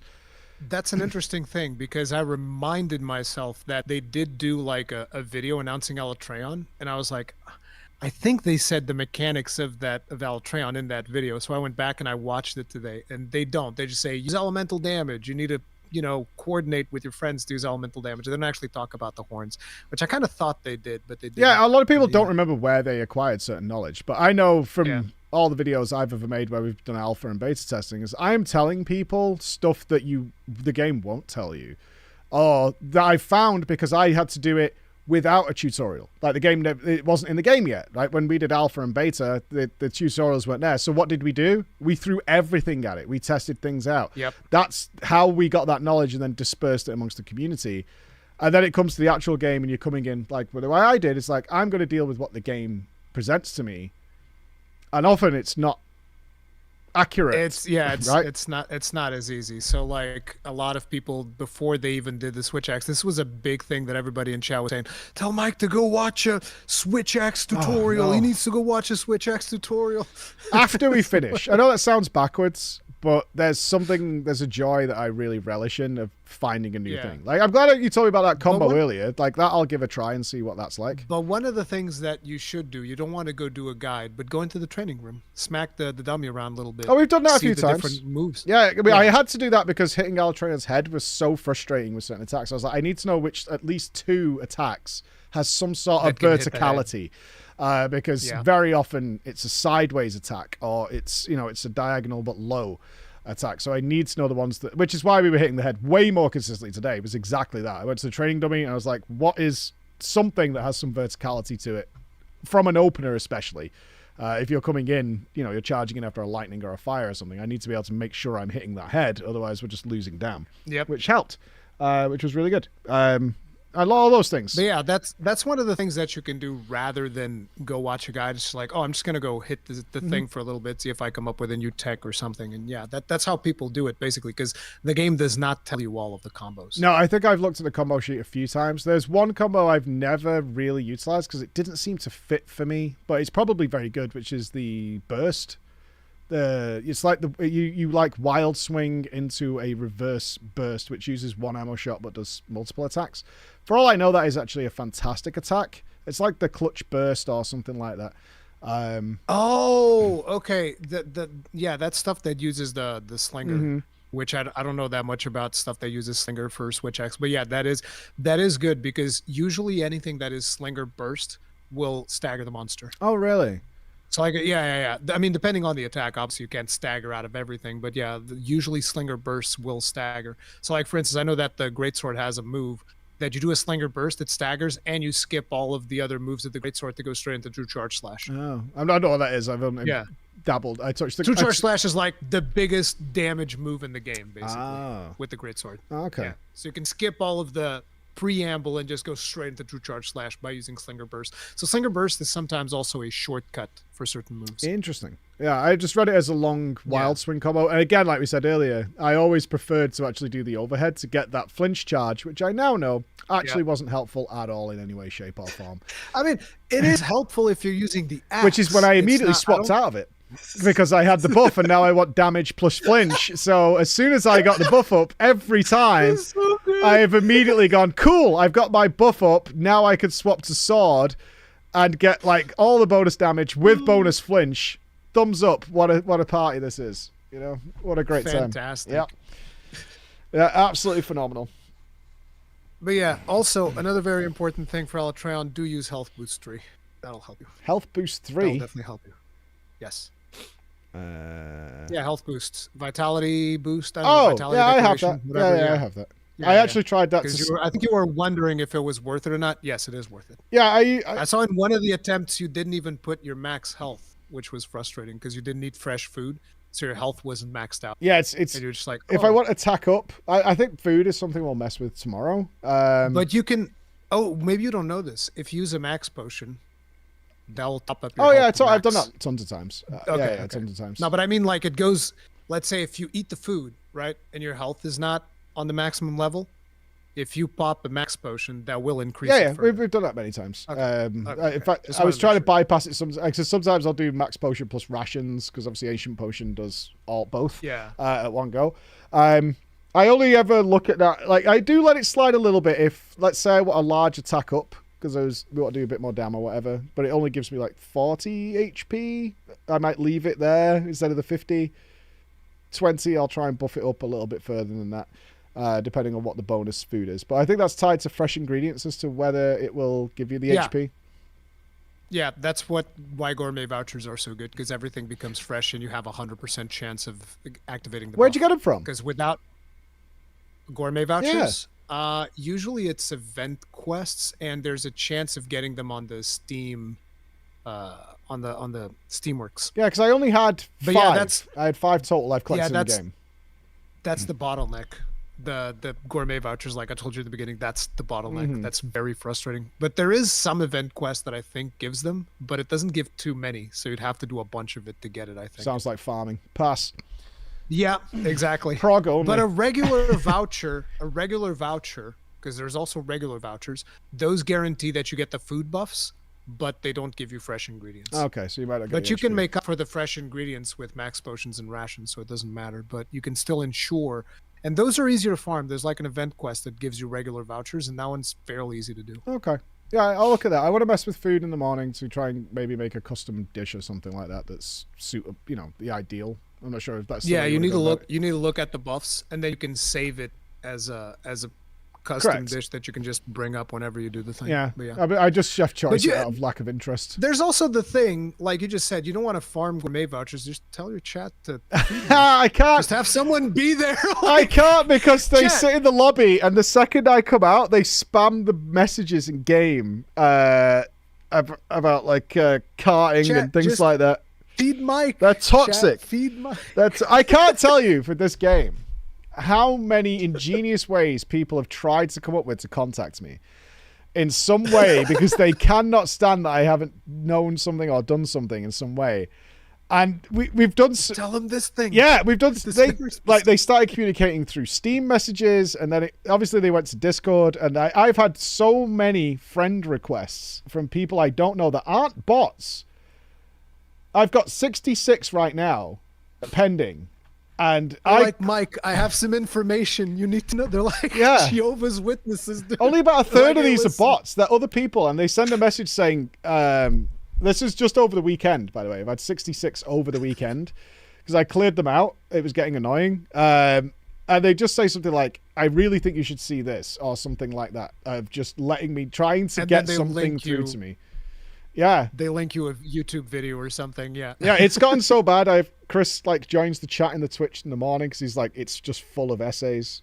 Like massive essays are going on. Like people are just, but that's great because people are invested in where we are. Yeah, people are invested, yeah. So that was the thing that I was trying to tell people. There's a ton of people that are like, oh my God, he's so bad. How come he hasn't figured this stuff out? He should have looked this up. And I'm just like, the main reason why this journey is so magical and so cool is because you don't know those things. Yeah, it's fun. Yeah, like I enjoy 100%. myself. I don't benefit from I'm only going to get to, the way I look at it is the same as I look at any raid boss or anything like that. I only get to do it without knowing what's going to happen once. Total. Yeah. Just once. That's the only time I get to walk into Alatreon and be like, what is this and how does it work? And after that, I never get that experience again. So that's why I enjoy it. Alatreon is the only one that really has, I think, a mechanic that is that complicated. So the rest is just going to be brute force. No, we'll see what Fat Alice has got for me. Yeah, we'll see what Fat Alice... so Fat Alice I can do I could do our chubby Alice. I don't know if you can do Fatalis with your gear though. Oh, really? That I don't know, man. Like, I wouldn't try to do Fatalis with your gear. I mean, I'm gonna have a look. We're gonna have a little look. See, like, let me tell you, okay.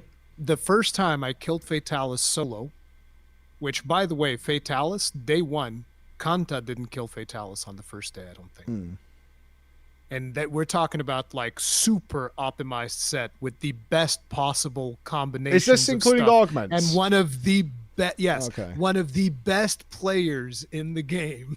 Okay, and I don't know if he killed it day 1, but I remember that when I stopped trying Fatalis, he was still going and he still hadn't done it. And we're talking like, I don't know, 13 hours of live stream, something like that I had done for my first run. So yeah. Fatalis is on a different level, but yeah. Okay.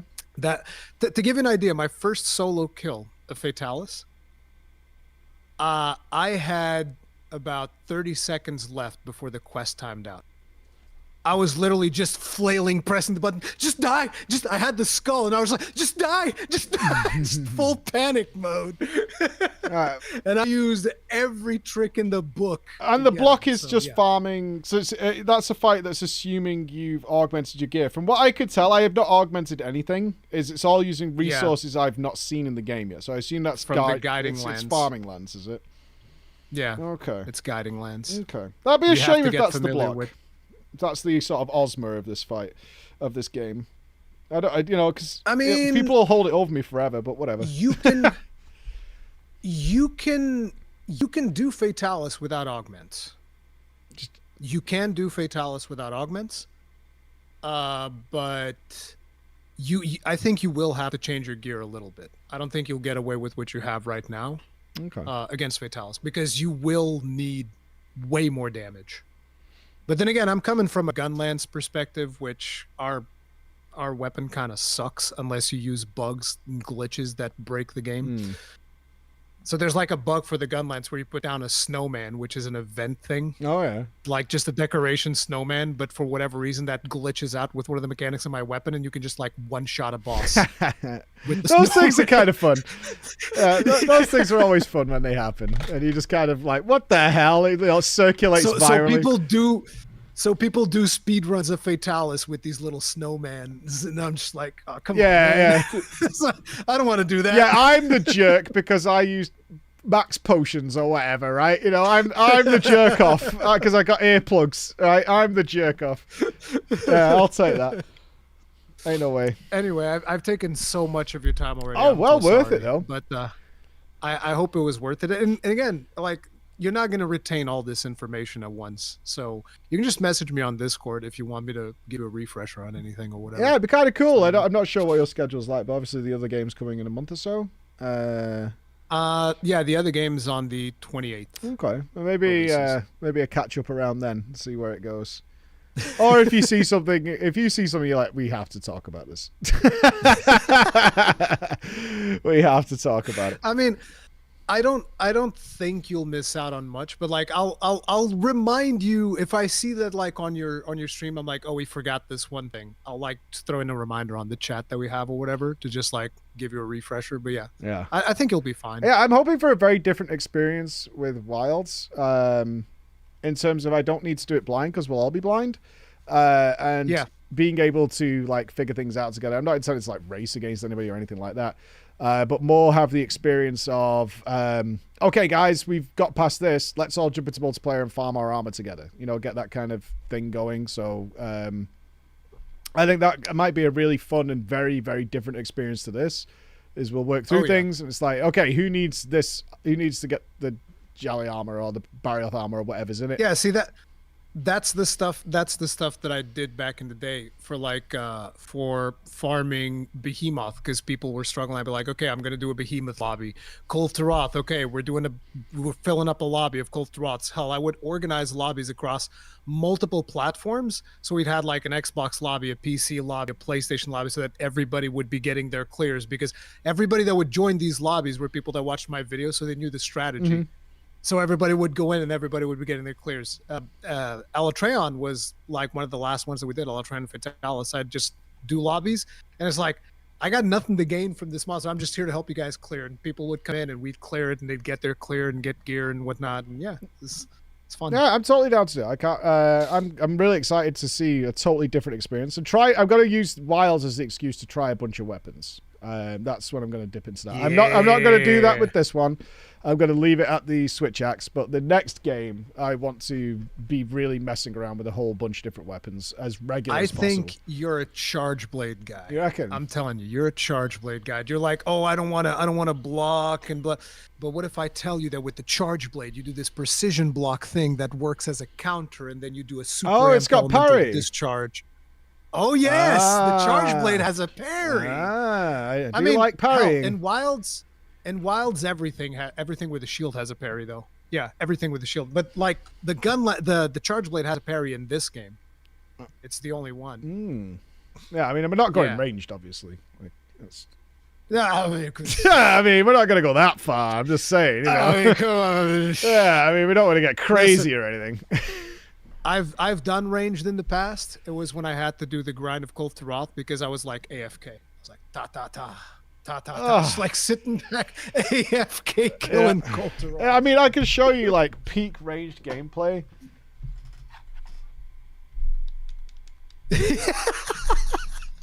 For those of you only on audio mode, Preach just leaned back in his chair looking at his phone, holding the controller in one hand. Hang on, I gotta move. Moving with his nose. That is peak range gameplay in a nutshell. It's not exactly. I like bet it's that. not. I'm memeing on you. Don't worry. Yeah, on the ranged players. I know you're memeing. It's just you don't understand. The art of sarcasm is lost on a lot of people. They have no idea how many people are mad at you for criticizing. Oh, I don't care. I'd be mad. Wow. Be mad. You don't know how many. You think you're mad? Think of the people who've watched me wear a cloak for like 5 minutes every pull all day today. That's not even cooling down or refreshing. You think you're mad? You imagine how they're feeling. But tomorrow will be different. Oh, it's awesome. All right, I have to go. Yeah, but it's nearly. It's going to be 9 p.m. before I get home, and I left at like 6. Big long one. It is.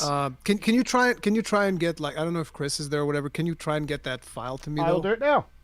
The audio file. Yeah. I don't need to rush out the door like last time. Yeah. But I can do that for you now. That's but let me give us the outro, guys. Thank you all very much for watching this episode of the Conscast. If you guys enjoyed it, make sure to hit the like button, subscribe, bell notification icon, all that jazz. There's links to Preach's stuff in the description down below. Make sure to check it out. His journey into Monster Hunter World is continuing, and he's going to be joining us for Wilds, which is going to be awesome. Mm-hmm. And yeah, that's going to be it. We'll see you guys in the next one. Stay strong, stay safe. Peace out. Bye, everybody. And have a good night, Rory. Always a pleasure. Tomorrow's going to be a new day. We're leaving. That was just the outro. Oh. Well, I'm going anyway. I've got to go home. Yeah. But I do wanted to see if you could get me that file. I will do it right now. G drive or something. Yep. Yeah, that'd be cool because then I can like edit this today to have it up tomorrow. I promised people I'll have the VOD up for you tomorrow because everybody's super excited. I am exporting it as we speak. I'll do it raw, right? You want to do any normalization or whatever on it? I mean, I don't care. I just want it. It's probably going to be like a couple of gigs. So long as your internet can do it, I don't care. Oh yeah, we're good here. You can probably put it to upload and then just give me the link, and then whenever it's done, and then you can leave, so you don't have to stay there waiting. No problem. I'll have that for you as soon as it's uploaded onto Google Drive, and I'll share it with you then. All right. I'm heading out. Chat, behave. Don't be mean to Preach. I will kill Alatrayan tomorrow. Promises. See you later. Bye.